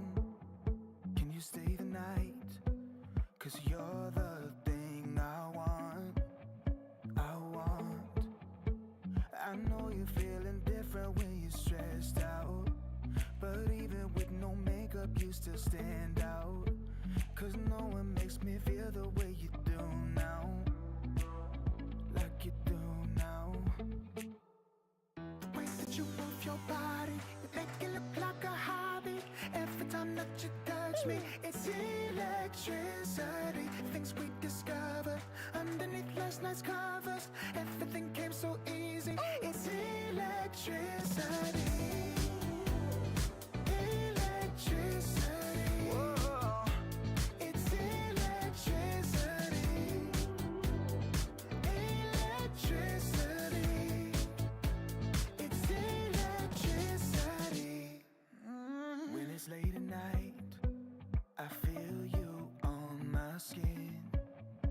skin. You're all that's on my mind. It's finally sinking in. You're it. I know you're feeling different when you're stressed out. But even with no makeup, you still stand out. Cause no one makes me feel the way you do now. Like you do now. The way that you move your body, you make it look like a hobby. Every time that you touch me, it's electricity. Things we discovered underneath last night's covers. Everything came so easy, it's electricity.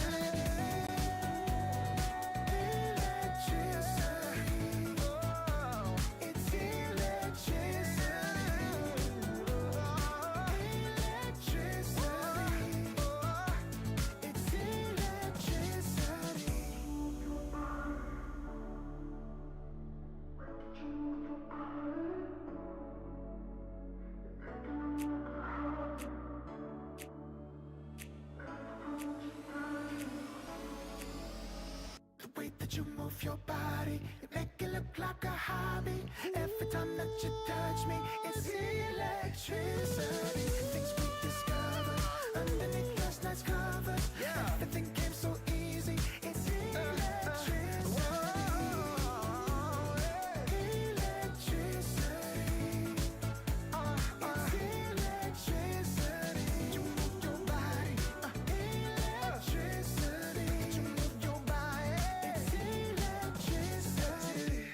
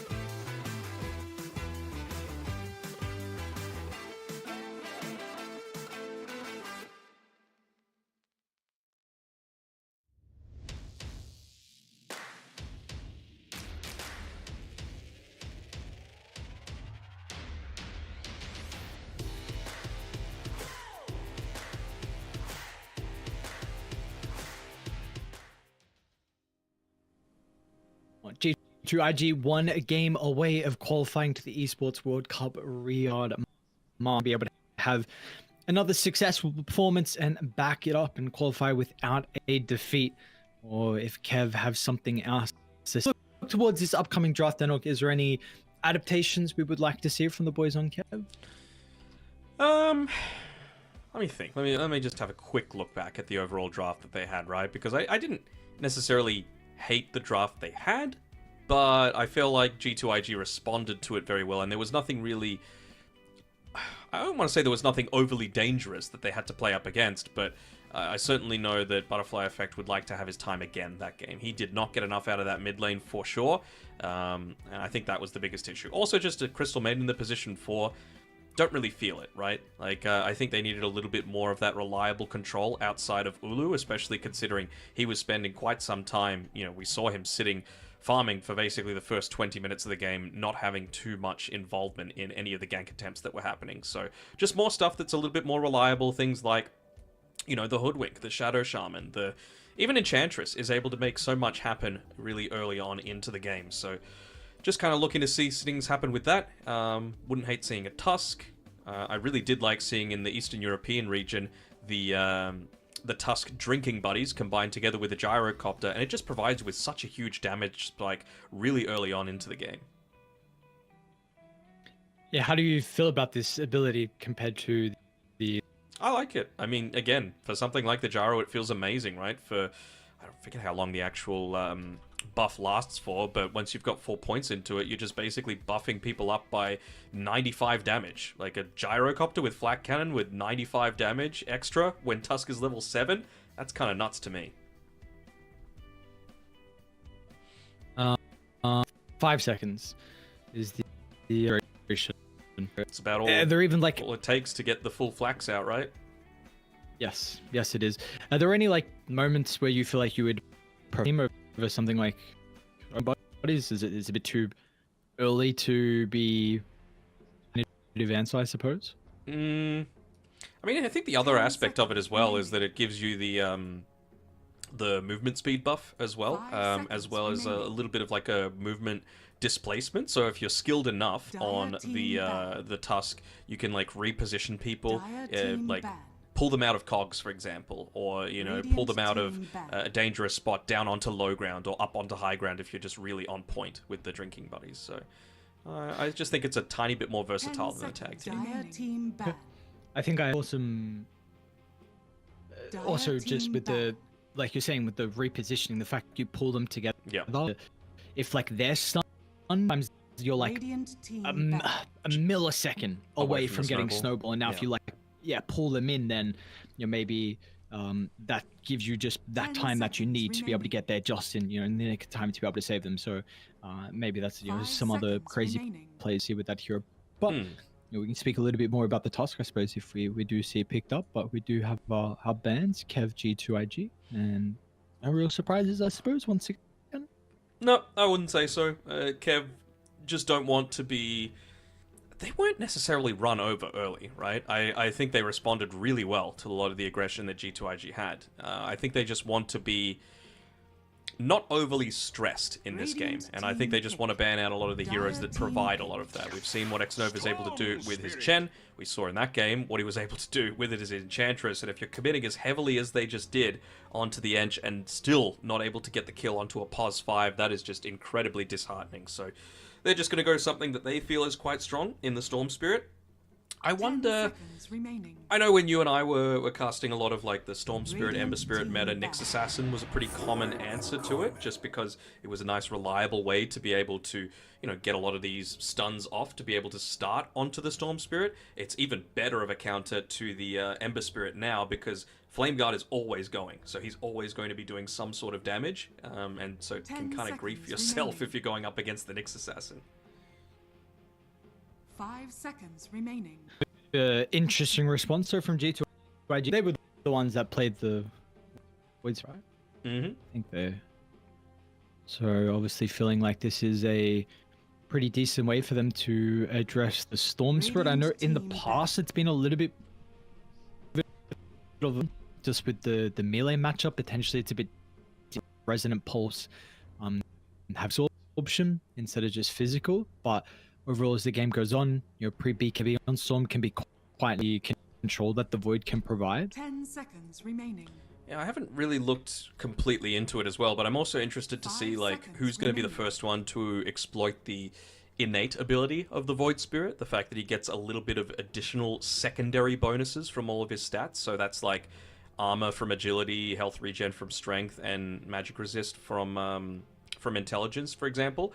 So, you know, if you're going up against a really, you know, spell damage heavy lineup, maybe you just go a little bit more into the int side of things, right? Just to give yourself that little bit of a survivability boost. Dire I wonder how many team pick. people Radiant magic team resistance pick. is built in with the. Oh, there's the Nyx. Good, good. I mean, it's China This as is, well. yes. They do like their Nyx assassin. Yes, indeed. So how do we respond now from Kev? Do we look to Up the go pace. for overwhelming? Yep, up the pace. Overwhelming amount of summons, not only just like one Nyx can deal with. Remaining. Wouldn't hate a CM. Just, Radiant you know, team a little bit of assistance to the Storm Spirit. Okay, mana burn for the clockwork. That feels pretty effective too. But what we were saying before, right? Against a push style lineup, Nyx Assassin, pretty terrible. You just have no ways to be able to clear, like, sort of split push. Doesn't seem like they're going to be going for that, though. In fact, going for more stuff that has the potential to just get stunned in place by the Spike Carapace. Yeah, very true. Because this has been an old counter, right, with the Batrider versus 10 Nyx. seconds remaining. I know this hero, like, off the patch looked very strong. We're seeing a lot of people playing it. I don't know if it's still as popular at the moment because it did get nerfed in the A patch, but yeah, like you said, I mean, picking into the Nyx Assassin has definitely been interesting. Wonder if they're considering going something like a Slaughter in the offlane against this. I think, of course, it's going to depend on what core G2IG pick, but even just Slaughter plus Batrider combination, Batrider's innate ability dealing, I think it's 15% of your attack damage that you do to the target again over 2 seconds. Feels pretty good when you're combining it together with stuff that buffs it up, like the Sticky Napalm, as well as, of course, you know, minus armor from something like Corrosive Haze. So I can certainly see that being an option. Wait, who does the damage? Batrider, his innate ability.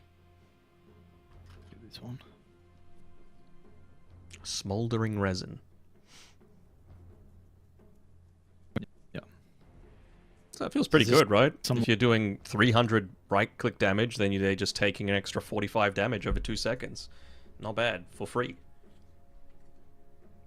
Might lead us to see more core Batriders. We've seen that a little bit, actually, come out across... I think we saw Mind Control play it a little bit earlier for Shopify in the position 3 role. I know I definitely saw it be played in the mid lane in the Eastern European qualifiers. Radiant team pick. Disruptor. Oh, Okay, good Weaver. man, this is the worst supports at being able to deal with push. Like, I really feel like you're in a position now to exploit this, but you're going to need to commit a core to do it. I mean, not a bad Beastmaster game, right? Like, Primal Roars, that extra little bit of lockdown that you might need for the Weaver, for the Void Spirit. You, instead of going for something like the Slom, you go Helm of the Overlord. I think it could work quite well. Maybe against the Nyx, it's a little bit more challenging while you've just got the Dom, right? Because he's just going to be able to Mind Flare your Helm target. Sure. Let us see if this is something here for Kev, because at the moment you definitely are lacking ways to take objectives regardless. This is going to need to come out either from your offlaner or from the on. We're going to get the Legion instead. So I believe that was first phase ban in the previous game. Excited to see how strong this series looked. I know it was, I saw some games. It was Dream League, right? Where the patch came out afterwards. So I saw some games with the Legion Commander, how strong it looked. I have not seen any games recently though where the Legion's been played. It's become significantly weaker, which, you know, thankfully. I think there's even some changes where it's not mentioned in the A patch, right? I'm certain that there was like a reduction in the amount of shield that you get from the Stonehall plate. Yeah, it used to be 100% of the damage to barrier. Now it's only 50%, for example. And I think the Spoils of War, maybe it got nerfed a little bit, the assist bonus damage that you can get.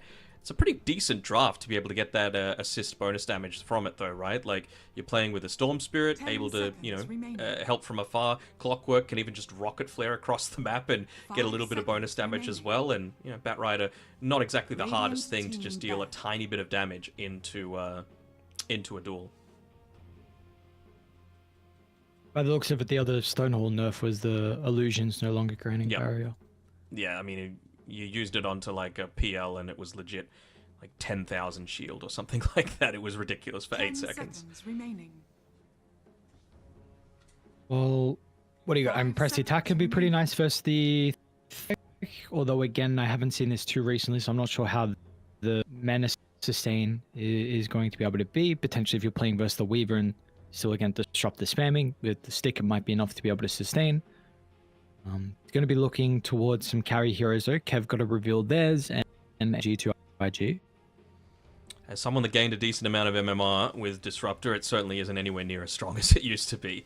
Like, one of the kinetic fence feels pretty horrible considering, it just requires so much more effort than the kinetic field does, right? You want to be able to catch people inside the static storm, give them no avenues to be able to escape. And it feels like kinetic fence, you just need to be so precise with your positioning. If they gave it a massive cast range increase, it might be decent, but not in its current state. Okay, that was something I wanted to ask you because I was like, is this good? I don't know. Like, I was so intrigued. I really don't rate it at all. The fact that you get 2 is kind of nice, but the cast range is just so small that you can't, like, block off avenues for escape. I think they need to almost double the cast range for it to be usable. The only thing, like, I tested out earlier, and I was trying to see, like, when are you actually going to feel more value of this? And it's just the fact, like, it blocks or in a line. But, like, when is that? Is there even a location where you need that? Usually, like, a kinetic field is in a point where that's plenty of AoE to stop anyone from running out, like in staircases in particular, is really the big one. Well, I mean, when you're getting mega creeped at 15 minutes because you've picked a terrible facet, then it's pretty good at keeping them in the base. The throne, right? Yeah. Okay, this is next level stuff. All right. Got G2 IG. It's going to be the offlaner again for JT. So trying to do the gyrocopter. Dude being banned out. What else is there still yet to come? You may now select your heroes. Feels pretty decent into the Legion Commander. Of course, I really hope he doesn't go the not Corpse Eater, basically. Offlane Weaver, huh? That's not what I was expecting. What's going on? I mean, it's JT. You got to expect the unexpected from him. I still haven't yet to see the offlane Meepo this patch, but I'm just waiting. It's going to be coming. So, this Skitterstep's not the No, Hive Mind is the one that gives XP. Okay, so what the hell's? Talk to me. What's going on? Why am I seeing offlane Weaver? What's the build from JT? Why last pick the lifesteal? I'm trying to give you an answer to that. Give me 1 second. I mean, is this an early-ish Aghanim Scepter that Monet's trying to go for, and then you're acting as a little bit more utility on this lifestealer? And then if that's the case, then maybe JT's freed up to be a little bit more of that right-clicker in his own right. You can just burst down the gyrocopter while he's not able to use things like the Satanic or anything like that. I've got to say, it's a pretty decent draft, though, from Kev, right? Like, they have pretty strong lanes. They've got good ultimates, good pickoff, decent team fight. The team fight's a lot more reliant on Clockwork getting jetpack, probably, just so that you can go sort of like onto that backline after the initiation's already happened. Like, basically the way that Kev want to be able to start these fights is one of two ways. They want pick off by someone underneath vision where Legion Commander just gets a dual kill, easy clap, or Bat Rider needs to, man up, go up onto the high ground, get a lasso back, and while he's pulling them back, Clockwork jetpacks onto the back lines, drops down the cogs, prevents anyone from being able to help, and then tries to get back out. So it's easy-ish to execute, but again, it's going to come down to the lanes. And, I mean, if Nothing to Say can just body Butterfly Effect like he did in game number 1, then I think G2IG can still probably get it, although it is certainly an unorthodox draft. Yeah, and we'll be able to, though, because I was a Lena should be fine versus Dragon Knight. It's not like DK stuff, but Lena should be farming. And in this game, Storm Spirit, it should be your favorite over the Void Spirit. They like, I haven't seen this patch, so I don't know, but previously it has a little bit of an edge. So yeah, let's see what Butterfly Effect is able to do, because Nothing is early to stay on the Void. But that being said, you know, we did have the assistance of the Chen creep. That is, you know, definitely a very big role to, you know, why was he able to. Not only that, I just think, you know, with how he was able to play the early game and his positioning, he was very confident in his Void Spirit, and like he's been playing. No, I'm in agreement with you. I think the Storm Spirit again should have a really good lane. Like they've given, it's even stronger than it used to be against the Void Spirit. Just because again, you don't need to get up into that melee range, right, to be effective against it. Also, just looking at the Bat Rider, he's got the stoked facet, so every single time he's using Lasso or the Flame Break, just going to be moving that tiny bit faster.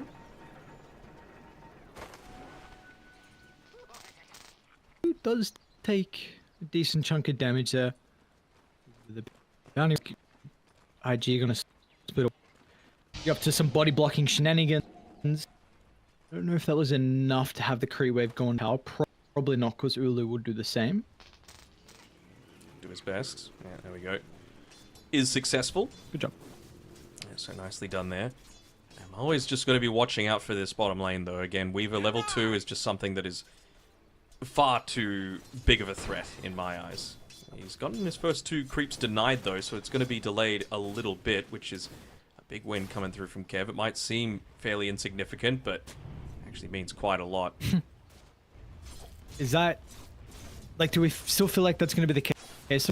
Nyx Assassin is not the strongest laner, so do we feel like the Weaver can offset some of the which we see from the little bug? Well, I guess the Nyx, I should say, in particular, with the bug.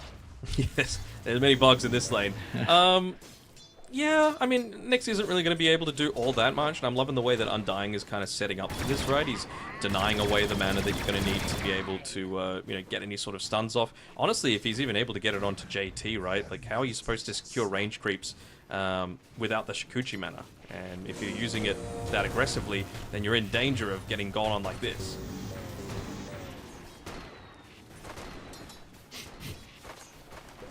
So entertaining. Saying you bounce one way, bounce the other way. Yeah, you just, like, you bounce around like... This is why I even brought up pinball previously, right? It's literally pinball inside of the cogs. Alright, enough about bottom lane. What's happening elsewhere? Up top. Next Nova... Again, like, is level 1 Thunderstrike, you basically want to force an early point and press the attack out of the Legion Commander, because it's not exactly something that the man likes to be going. He's more about just that lane domination, but... Hold on, it's Nova in a little bit of danger, of course. That is one thing that is quite nice about the Disruptor, his innate ability. Dine's in danger bottom. Bugs were in him for far too long. He... I don't know if greedy's the right word, but he was definitely playing around with the cogs for a little bit too long instead of trying to deal with the swarm, and it helps JT be able to secure first blood. That was just a fresh level 2 as well by the Nyx Assassin, right? I saw the Mind Flare go out onto the Clockwork as well. So, again, just the damage output that JT's capable of. Very, very scary. Could have been even... Did they time it so that the Flak Cannon had expired before they went for that aggressive attempt? Because then you can't attack the Beetles, right? And also contribute to the team fight. Could have potentially saved him. Yeah, I only tapped down health left, so I didn't see. I didn't check the Black Cannon counter. JT's watching out a few of those cogs, doing a good job. How is mid going, by the way? A little bit of a lead for Butterfly Much Effect better. this time around, so yeah. As expected. Going a whole lot better down here. I wonder if... Will someone go for like a super aggressive play that has the TP? Because again, power runes, whenever you got spirit heroes, is just such an important thing. It's literally game deciding if your lineup is heavily based on tempo, which I would say for Kev it is, right? Like you're playing with a Bat Rider who needs those early levels, which you can get from kills. More importantly though, you're playing with a Legion Commander. Put him inside the cogs, and this is going for them to be able to kill the Weaver. Look at the damage. 2 points, Rocket Barrage, and all of it solely onto one hero. Very, very nicely done. He's just there, and there's nowhere for him to run, right? It was pretty low on mana as well. Probably only had 1, maybe 2 Shikuchis left at the very end of that. Just that huge range of the cogs is just so impactful. Although Undying maybe a little deep here. Just using it to its fullest potential, getting a little bit of mana drain off. He's actually stuck it around to try and man fight. Could he look to try and run towards Ulu? Might have been the better option. Instead, running away from the boys, and means that he goes down without getting any sort of trade, and also missed out on a little bit of farm on Ulu. So a little bit of lack of comms there from the team.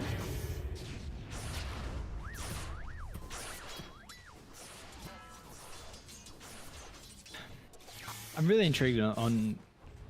I'm just seeing 1-8 like not do well.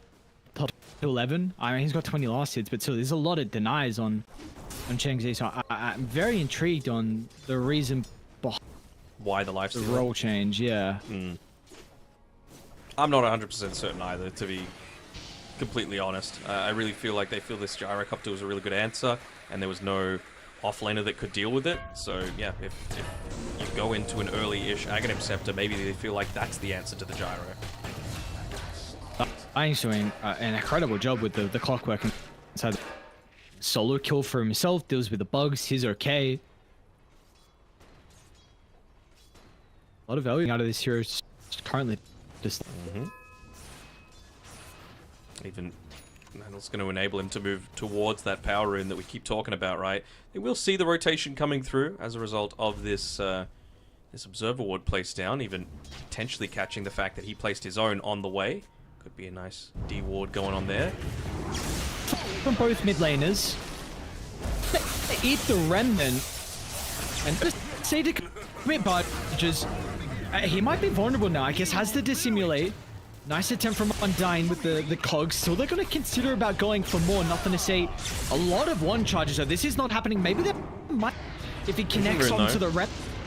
He's beautifully done. He exactly before it happened. Ulti if for and the right clicks is all he need.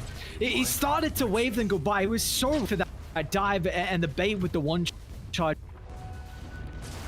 It's just one of those things where not quite keeping track of all of the tools that someone has at their disposal. It's honestly one of the things that I'm really excited about this patch is that now you can always see how much mana someone has just on their health and mana bar, right? You're not necessarily reliant on manually checking that sort of thing, but clearly that is going to be a key factor to are some kills able to be acquired if you're not paying attention to the items and the amount of charges that are available. Sorry, what's your MMO? This didn't, Alright. I was just gonna avoid it. I could have kept on. You could have. You would have been wrong, though, so it's fine. Isn't it the game to be easier? So I those quality they say. They always say to make it easy. Dota's never been more accessible than it has been now. Radiant's middle tower is under attack. Going for thought he was going for a cheeky duel up there on the Legion Commander. Started running towards X-Nova. Not sure how that works, actually, when you're trying to duel the Disruptor. Does his innate still go off? Like, do you get pushed back from the initial part of the duel? And I feel like if it is, maybe you don't actually have the damage needed to be able to kill him. Look at this rotation as well from Ulu. We got the damage for him, especially with Ulu. The cooldown required to potential if they see someone step in.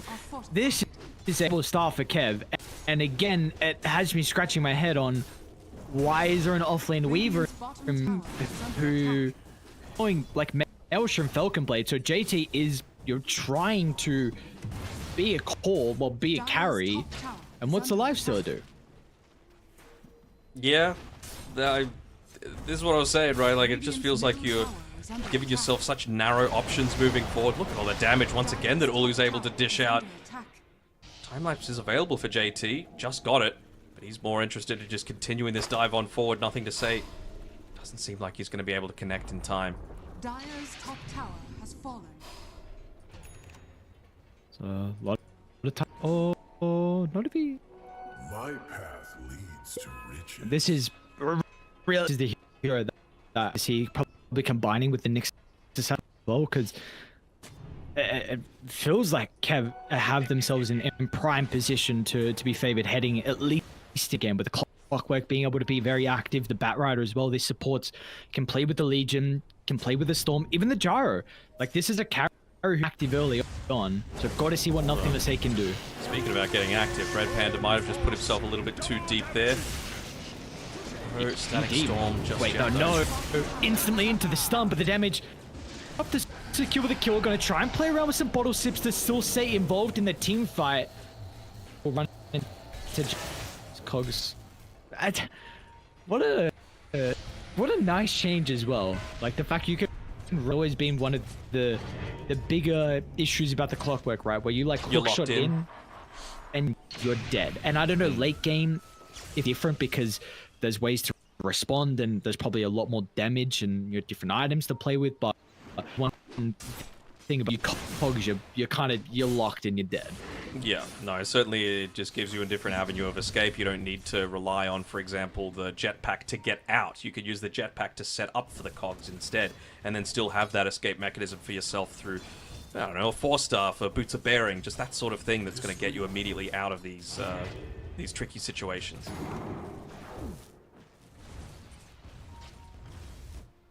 One thing to mention is the fact that Red Panda haven't seen Empire's 2.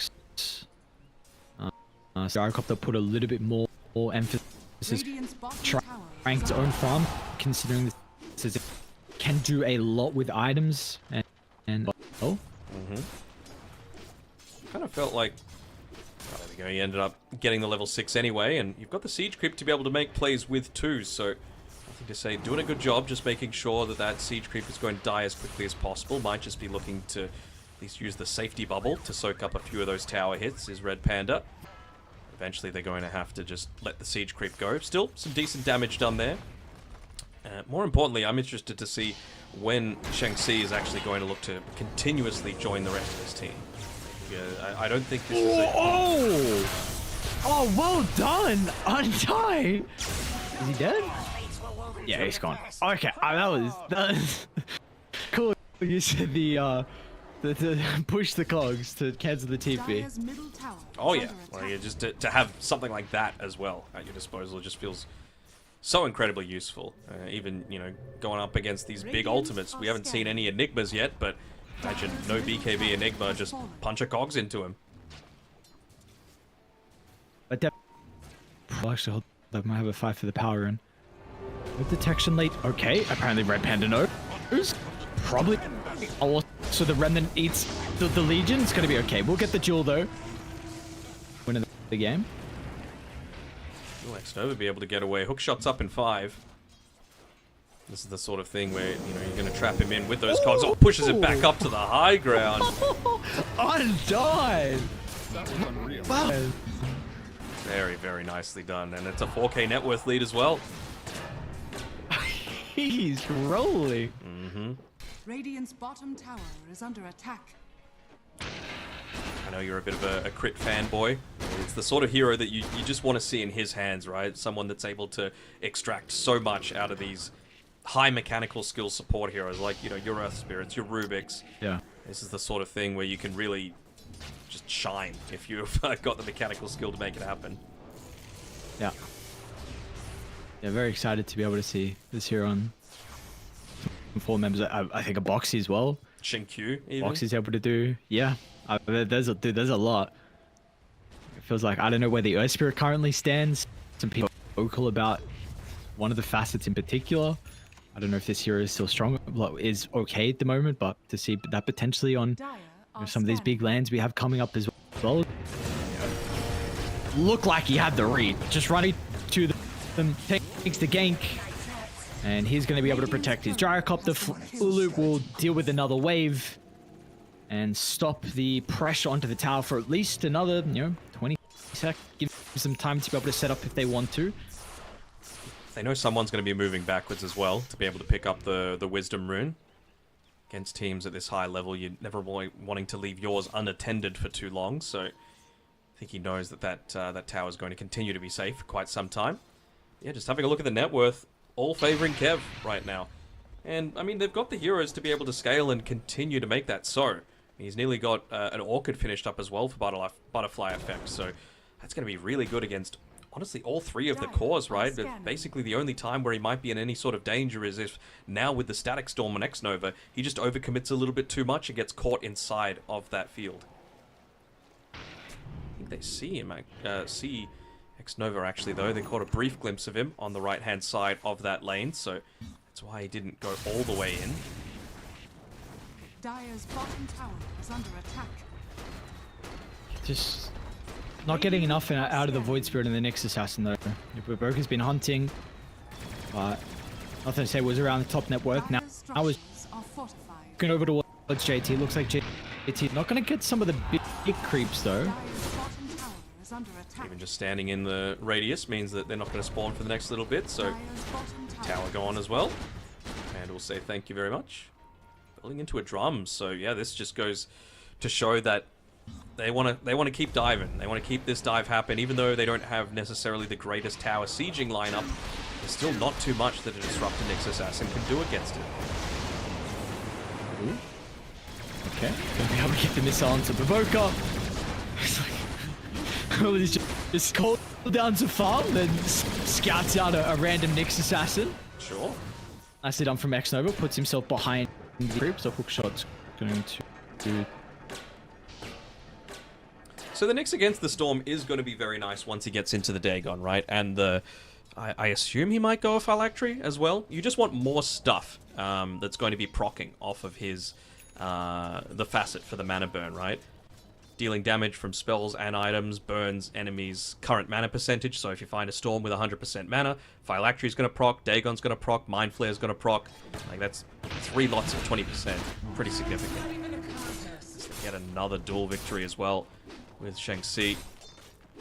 Taking out this off-lane Weaver. Maybe getting a little bit too confident were G2IG after how well that game 1 went for them.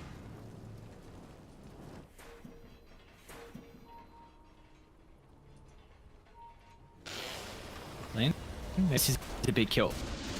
This is a gigantic kill if they're going to be able to find it. It looks like they will. With the Static Storm, it was a little bit too far away from the team. Undying's going to react along with everyone else. It's the Infest. Drop charges, but it is not enough. Die are responding. No, move on over. Baboka's going to take the Lasher with a sentry already laid down. But the Ravage. 3-man stun at least. But the fall ability. It's going to have an ultimate charge in a couple of skins. But no mana. And now as well, this is the opportunity they've been waiting for. Are they going to be able to capitalize with it? Jump in for the Legion. They'll deal with JT. Nothing to say. He should be all right. I believe, yeah. And then down, so nothing to scurry away. And G2IG, I mean, a dual victory. So, I mean, Shang-Chi's having a great game so far. You get a buyback at least out of the clockwork, but not bad. Yeah, 2 cores for a core and a support. I'd say Kev is still relatively okay with that. I mean, ever since the buyback came out, it kind of just forced them to back off. Could have potentially baited them in a little bit further, but like you said, you're still going to be happy with the scaling potential coming through from this LC. And we know that Gyro is only going to get stronger and stronger, right? He's pretty much finished up the Aghanim Scepter now. So if he can get lucky enough, maybe getting into, I don't know, something like the Vampire Fangs, or if he gets the Specialist's Array, that's a whole lot of additional damage that you're able to potentially output in these next few fights. This early Orchid is going to continue to be a really big issue. You've got Butterfly Effect now. Hold that, Baboka. Sees the Legion compared up. Not a bad kill. They're going to be able to find 4-0-2 streak. They did have to commit pretty heavy. And with the Astral Steps, easily closes the distance. Looks like JT is going to be okay. But one for Kev. Radiant's bottom tower is One under for attack. Kev. I mean, he was still able to pop the blade mail on the Legion Commander, but it was just a little bit too late. He was basically dead by the time that was able to happen, so it's becoming a bit of a trend this game, right? Just overconfidence in terms of positioning. I'm not so sure if they're going to be able to do this fast enough for it to be easy to do. They've got one scan charge available on G2IG to be able to actually catch it out, but maybe with the Orca they're just feeling confident being able to burst it on down. Radiant are scanning. Especially with that Aghanim Scepter, and he did luck out with the Vampire Fang, so even if you're being chain disabled, you've got a little bit of that damage going back, you've got a little bit of that lifesteal coming through. He's actually going into a Boots of Travel on the Gyrocopter after the power treads, which he's going to be selling. Is under attack. Not going to be able to benefit from that full recipe price for a power treads, of course. Doesn't have a recipe component.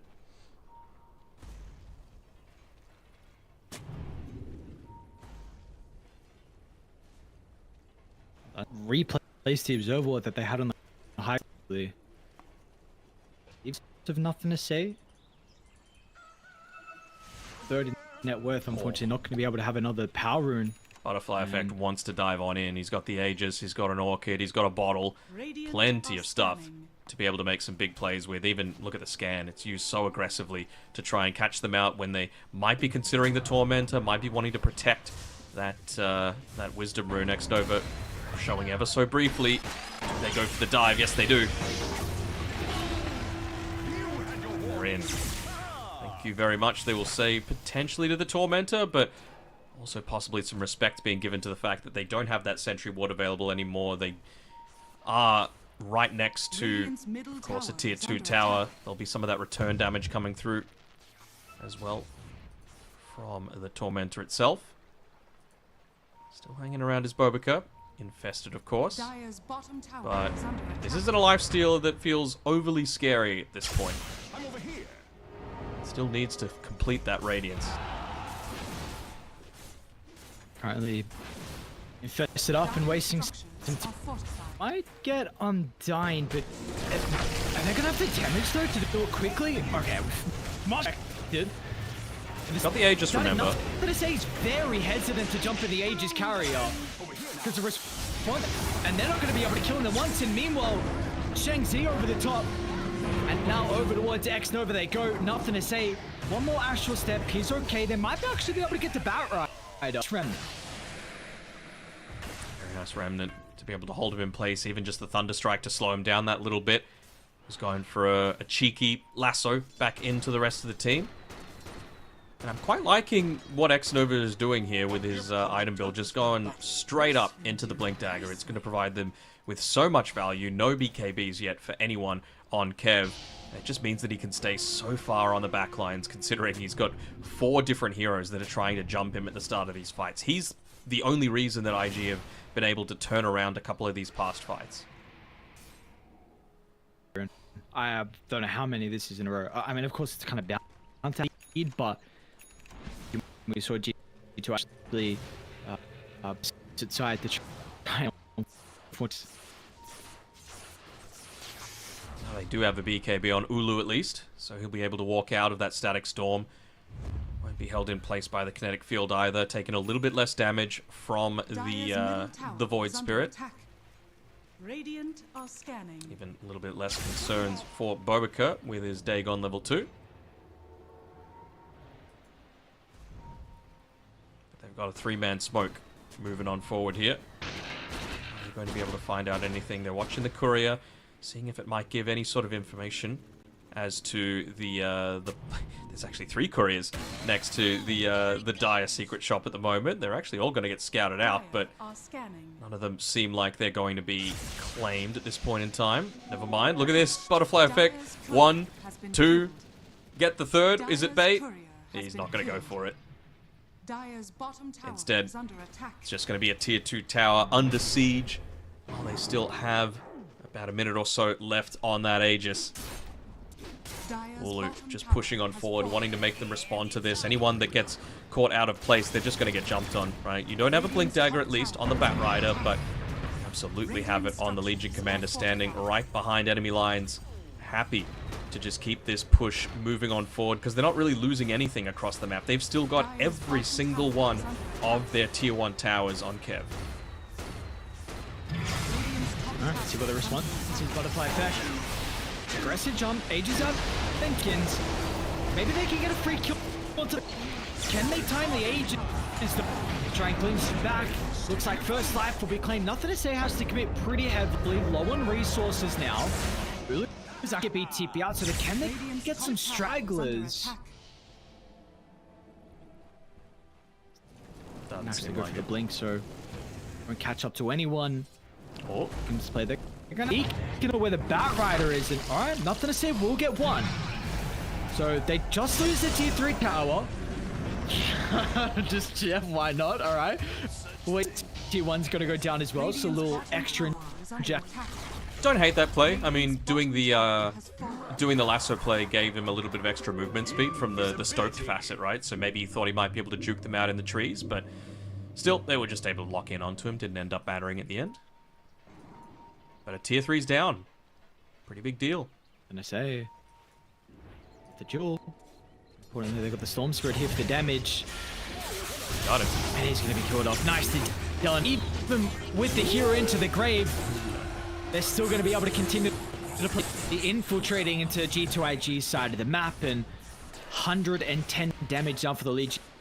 Not only issues of the Gyro and the Storm, but without a doubt, this is a hero that's going to be scaling into the late.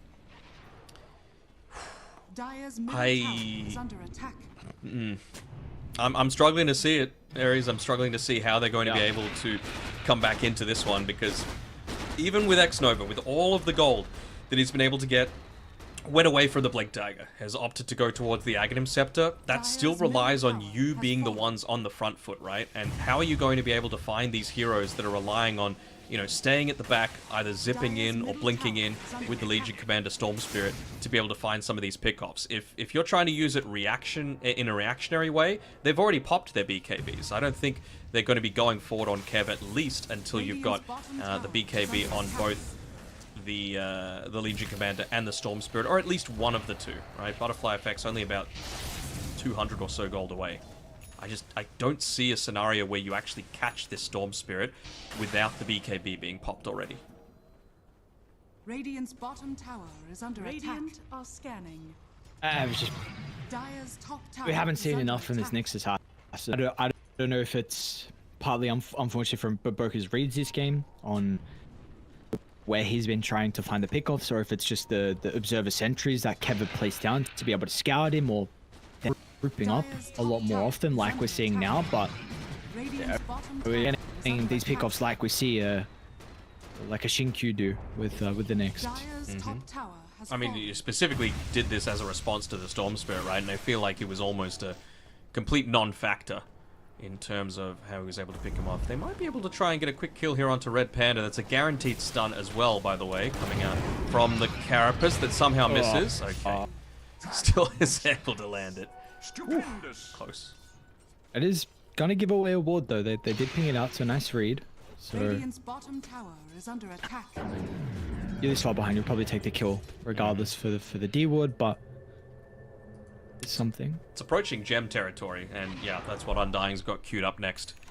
Just 200 gold or so away. Take away all the vision that they've got to make plays around. Take away everything that Disruptor could possibly need to be able to make those big plays happen. He's got the Aghanim Scepter finished up, he's got the level 2 ulti, and a couple of smokes available, and he's just going to go for a solo smoke here.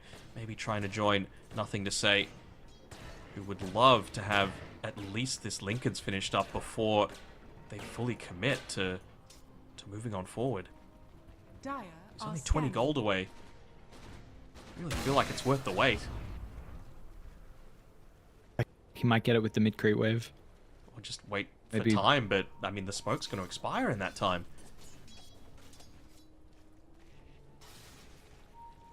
JT is going to show.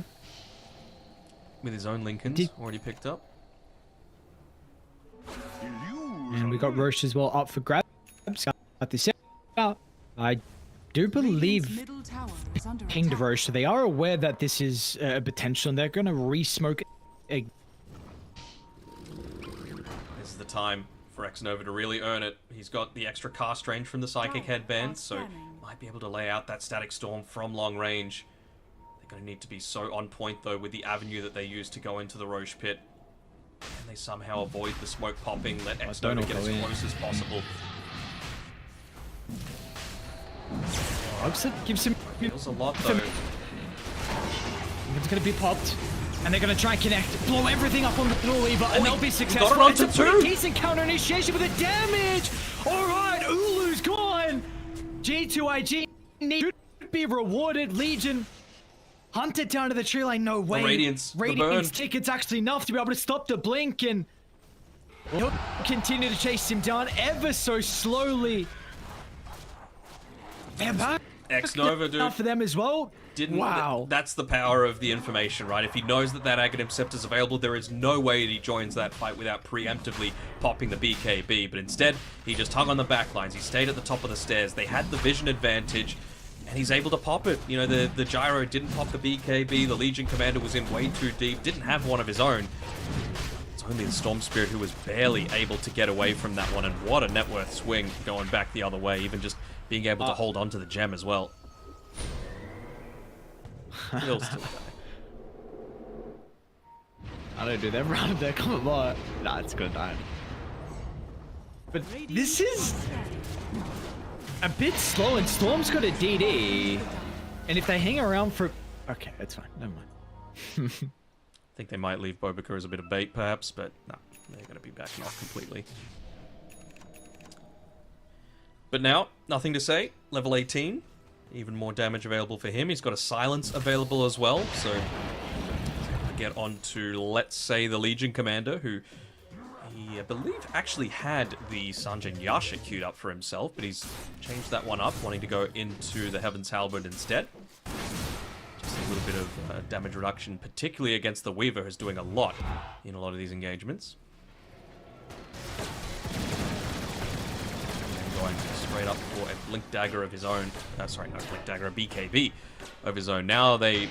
I mean, if there wasn't emphasis on taking out Xnova previously, it is so much more evident that that needs to be top priority with that successful team fight. And Roshan basically instantly got him just another 1,000 gold for free. Even just giving him another smoke to be able to be used. Gonna see Baboka. Shot's going to be there, so they want to try and take the team fight. Ulu's not with the team. They'll still be able to connect with the joint. Nothing to say. No follow-up, though. And what could have been okay, right? I'm a different story, potentially, if maybe they're a little bit closer to respond, or if the Nyx gets caught just slightly to the right, because Ulu was there. Avone is putting himself really out there, considering they are down one. I suppose they don't have the duel to have to worry about, but... Oh, Lincoln's given to him. They'll do it now. Bottom tier 2 tower was very open as well at the time, so prioritizing tier 1 mid, just maybe making for a few easier smoke attempts across the map. You know in Dota how important just a couple of seconds can be in terms of, you know, the enemy team being aware that you might be going for some sort of gank attempt. JT. Smoke's gonna pop. Just time-lapsing well away from him. Gotta wait for the Nyx. Bobica coming from the sidelines. Has to be very careful about his actual positioning, though. Undyne, of course, they have a great ward. Doesn't have the gem anymore. Such a great ward. It's going to see Ulu as well, and everyone else not next clockwork. Now with advantage, they're hunting. This could be an opportunity. Can they get the glimpse? Can they get the Static Storm follow-up as well? Nothing to say. He'll go for the free kill instead. Support's down 50 seconds. They do have the address top, and looks like JT is going to do that. Really feel like they want to protect this as much as possible, right? This is the thing that's enabled them to get back into this game, to stay on the bottom side of the map, maintain this level of control, and it should be what gets them a tier 2 tower as well. Now, Bobica just continuing to put himself there on the front lines. A few more unorthodox wards being placed down. Just giving complete vision of this bottom side of the map. There's no objectives that they need to take beyond this tier 2 tower. And it's taken him a little bit longer than I expected, but finally working towards that Aghanim Scepter for Monet. Maybe just assuming that he needed to get it around the same time that the Gyrocopter has the Satanic, so now that that is much more of a factor, he's like, look, I gotta waste this Satanic completely, right? As soon as I hear that Satanic audio cue, just jump inside him with the Infest, and, well, he's wasted a huge amount of gold. At this stage where we can really continue to speak about the scaling from G2IG going for this greedy trio core lineup, do we feel like Kev are going to be able to match it just because still Legion has a lot of dual damage? I suppose the net worth is, if you compare it towards a Gyro, is not too high, but how do we feel about the scaling from either side? I mean, there's a reason that the win probability has basically been 50-50 for most of the game. There's been little fluctuations even when Kev were quite heavily in front, but that's because of the potential, and I think it's just going to come down to individual outplays coming through here. I think it's very deep, but still had the Aegis for another 40 seconds. It really, to me, does come down to, does Xnova get caught out? Like, he's got the BKB now that's just been freshly delivered to him. They're going to go for a smoke, trying to make the most of this last 30 seconds of the Aegis. And now you can actually play a lot more proactively with the Blink Dagger. Dire are scanning. They know that they're in this general vicinity because of the ward that Xnova placed down prior to their existing one getting dewarded. No one's shown on the bottom lane, so they're all hanging around up on this high ground. Doesn't seem like they want to take the risk, though. Oh, Xnova. Nice blink away. He's protected. Forced to drop the Static Storm just for the Clockwork, which is a big... In their teamfight arsenal. Meanwhile, Baboka might be able to solo kill the Storm. Needs a right click. He didn't go for it. Wasn't enough regardless. Butterfly effect. The retreat's going to be called. Ulu, a very early BKB. And they're going to attempt for the glimpse timing. Bit too early on. I feel like Xnova is going to be asking for the Tormentor very shortly. He would love to be able to have that that Aghanim Shard for the Disruptor, just to be able to keep the Thunderstrike onto the Gyrocopter while he's inside the fog. He could potentially get a more proper glimpse off at the very end there, and what a big tool that would have been if he was able to catch out a Gyro without the BKB available. One for one trade. Do you reckon a right click was enough? I don't know. It's hard to. It's hard. Universal Hero. He did. Might have been. Yeah. TP's coming down here. I'm not sure if Gyro's going to be able to stop this. Siege Creep ends up taking that tier 2 tower for themselves, and again, this ward is just providing so much information. Xnova seeing who exactly is TP'd down to this side of the map, when it's alright for them to continue playing around here. Level 4 Dagon as well, by the way, for Baboka, so he's approaching the territory where he's going to be able to actually solo a lot of these targets. How's Weaver got 4,200 health with treads, strength treads? What am I looking at? What is this? All his stats. Good question. I don't yeah, far out. Oh my god, what am I doing? Oh my god. Oh, he's invested. He's not looking right. I knew he's it just didn't click. Like, man, way too much. I'm looking at talents. I'm looking at change logs. I'm trying to see if there's some like crazy like life stealer growth that he has with somehow he has it with all this CS. He gets a bunch of health. All right, we're fine. I appreciate you, bro. Thank Flaws you. And all. Actually ended up going for the Assault Cuirass on Monet instead of rushing the Aghanim Scepter. Not sure how much I agree with that. Maybe they just feel like Gyrocopter isn't the main issue right now. They've all got a decent amount of mobility, right? The Disruptor can stay well away. He decides when he joins team fights with the Blink Dagger. Same sort of thing with the Void Spirit, right? Shikuchi, able to keep them away. They've got multiple Lincolns, so they're not going to be getting caught out. It's a ballsy strategy to have. Really doesn't give them much in the form of counter-initiation. So basically, again, it comes down to who starts the fight. If Kev start a good fight, I really think that they can still run away with this game. If G2IG start a good fight, especially around Xnova being able to land even just a 2-man Ag Static Storm, I think the fight is well and truly theirs. Dire are Here we go. scanning. Who's going to hit Don't have into who is JT. the key question. He just is TPing now. Then the information, the next over is gonna jump! Oh, well done! All you said is who starts the team fight. That is the big factor on who will come out on top, and X-Nova, zero hesitation with the blink into the double static storm. This is why I was able to gain about 600 MMR when Disruptor was busted, because you have the capability of doing this, even in pubs, when you've got the potential for this unrespondable action that you can take.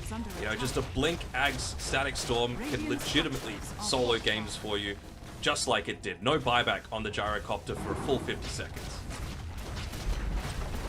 That was the last cliff that they're going to have. We've honestly seen, it doesn't seem like they're going to go for it, but I've seen a couple of strategies where people take the tier 3 tower and they just straight throne. No racks, no other lanes, just straight for the throne, because they know that if they've got that little timing for themselves, it's there's nothing that's going to be able to stop them. Creep waves are just going to stay alive. I mean, maybe if they knew that there was no way that the Gyrocopter was going to be coming back alive, it was something that they would consider. But for now, one lane of racks is going to be a very welcome prize for G2IG. And it's... Oh, hang on, Baboka. No vision for them down bottom. Baboka once again, information and a free response starting to come out. They'll be able to assassinate the Nyx assassin, but G2IG are here. Importantly, Disruptor ready to go with another static storm. Be cautious of the daytime vision though, tries to get the jump in. I mean, Monet, if need be, can infest the void, but they're actually just gonna try and win.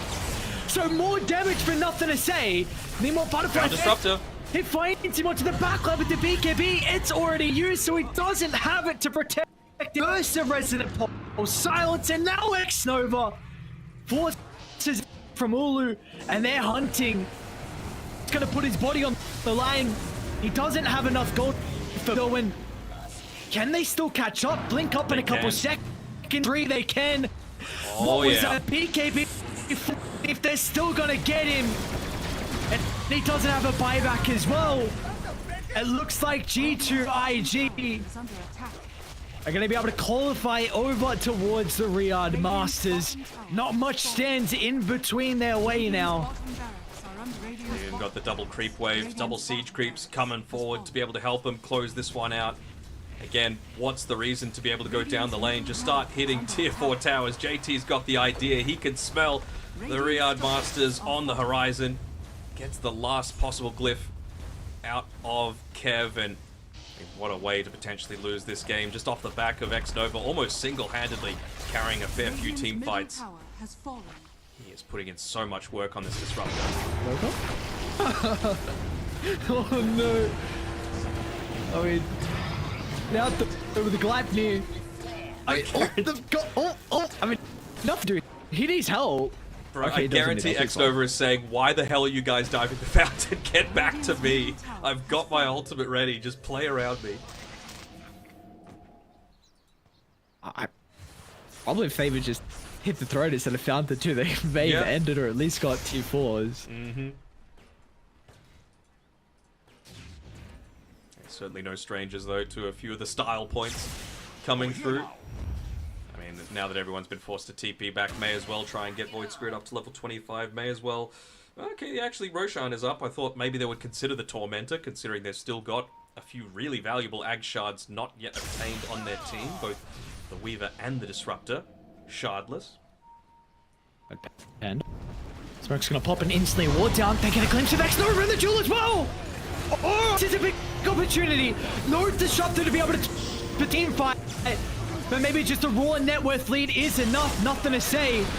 Got to be lashed up, and with the damage from up, nothing to say. How to get out? So, in fact, the crits will rain down, but once they've locked onto Ulu, trying to play around with the satanic class, someone it's finally going to jump in with the And some of these heroes on Die do not have buyback. Monate against the world, not until Baboka is able to enter. Oh, the static! The static! As soon as he shows up, he says, enough of this team fight. I will call it here. Please get out with the hook. He's actually done. G's are called 2 heroes without a buyback. Creeps inside. And G2IG will be the first team from China to qualify to the Riyadh Masters. To them. It probably took a little bit more effort than they would have been hoping for. It was looking smooth sailing for, little bits and pieces of that game. But Xnova, what a performance on his Disruptor. Just the 3 deaths that game. Buys back, buys the Boots of Travel as well. Instantly able to rejoin in onto that team fight. And just his timing around being able to use that Blink, Ag, Static Storm, find the heroes without being able to have the BKB. Such a key tool. And honestly, we were kind of trashing on Bobica a little bit as well. His impact certainly wasn't as high as I'm sure he would have been hoping for at... I'm trying to remember how deep it was into the game. Like 23 or so minutes, he was 2, 7, and 5. But so much information that he was able to provide that game enabled Xnova to hit the first couple of those Static Storms that made that victory a possibility. Yeah, crazy that we were able to get into that position. So let's take a look at the points here. What we have to be able to story with how that second game went. I mean, what was the net worth lead? I mean, the probability maybe only break like 75, but net worth about 8,000. Felt like Kev were honestly felt like in the driver's seat. We were concerned. This tri-core lineup wasn't able to do a whole lot, and then there were some opportunities. It definitely felt like some big moments were when they lost the gem on Kev, where you really limited your Legion and your ability to be able to importantly jump the Disruptor. And then we saw without the gem when Baboka scouted out at the T1 tower up top for Radiant, where if they have a gem on the Clockwork, he scouts that out position instead of clumping Static Storm. So yeah, that moment, the gem moment, along with the, of course, plays from Xnova. To me, still, there are a few like best items in the game. Gems up there, Raindrops is up there, Blink Jag is up there, but BKB has got to be the one. And some of these core players are just allergic to buying the BKB. There were a few times it felt like Shanxi, he originally had the BKB queued up, instead went for the Aghanim Scepter because they've changed it now. You are debuff immune during the Ag Scepter, but if you're not able to actually just get the duel off to begin with, you're getting stunned up before you can get to that point. Doesn't feel all that impactful. And even just going for the Heaven's Halberd after the fact and then trying to get into the BKB, realizing how much of an issue it was that that they just didn't have that debuff immunity leading into the fight. But it was too little, too late. The Xnova show had taken over. And yeah, that's, as you said, G2IG. I'm sure there's going to be high fives all around and a sigh of relief as well to be able to honestly get away with one. Definitely, without a doubt, felt like we could have gone to that third game, and who knows what happens in a game 3 decider. So we're done for today, and let's take a look at the bracket and position and what we have in store for us tomorrow as well. Of course, we saw just the upper bracket match. G2IG, that first team to qualify. Kev, though, are going to have a second chance. They're going to have to go through enough before they get to the lower bracket qualification series. So, they're still going to have to play a couple games to have a second opportunity. We'll see tomorrow some games where we get to eliminate some of the road to the esports world. Yeah, they definitely look solid enough, right? Like, this wasn't a stomp by any stretch of the imagination, right? It felt like it could have been in the balance, honestly, even in game 1 for periods of time until the Ursa was able to take over. But game 2, it really did just come down to the supports putting the team on their back and being able to deliver there. So, yep, once again, congratulations to G2IG. First of 3 teams, the only region to get 3 qualification slots. And as you said, we are done for the day for another, 10 hours? No, 14 hours, I think, until we're ready to go once more. And, well, that's going to be for an additional 3 series tomorrow. 1 more qualification team coming through as a result of that. But in the meantime, there's plenty of other regions going on at this exact same time. Western Europe, Eastern Europe, both happening right now. So I'm excited to see how that pans out, and I'm excited for more China Dota tomorrow. Send us off, Lucky. Yeah, I think are we getting the schedule? We might actually take a look at the schedule. I'm not sure if that one is up before. Sure. It is. Yeah, we got to take a look at the schedule so everyone knows what's going on. So we're going to be starting with the both lower bracket, the upper bracket round 2 will be that quality. We got Team Bright taking on Team Zero, and then Spiky Gaming versus Dark Horse. First series, second series, both lower bracket will be elimination series, and then like we saw today, we're going to have another team qualified. Definitely, 2 high caliber teams, people you would represent China well. So we'll see if it's going to be OGD Gaming or going to be Azure. But like you were saying, in 14 hours. So regardless, it's going to be exactly the same time that we started to be able to keep track. But with that being said, yes, there's some other regions going on. Eastern Europe, they have their grand finals actually currently, VP versus NAR5. So that's incredibly exciting. And Western Europe just started as well with their road towards Riyadh. We're done for the day. See you guys tomorrow for day 2 of the Esports World Cup.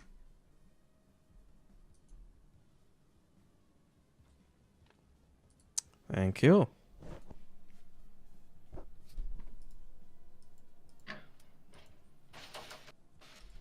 Was my mic slash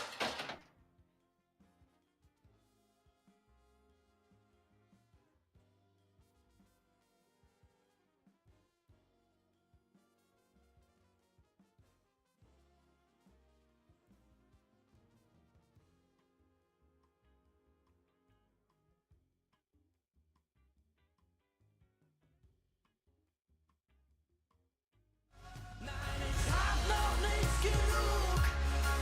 Wag mal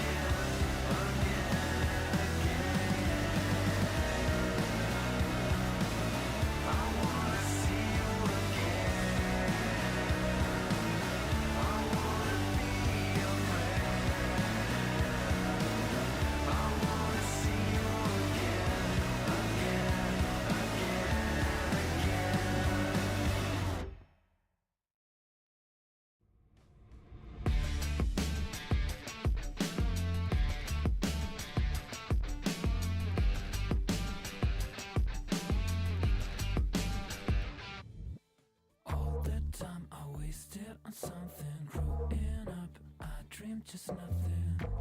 Ooh, what are you?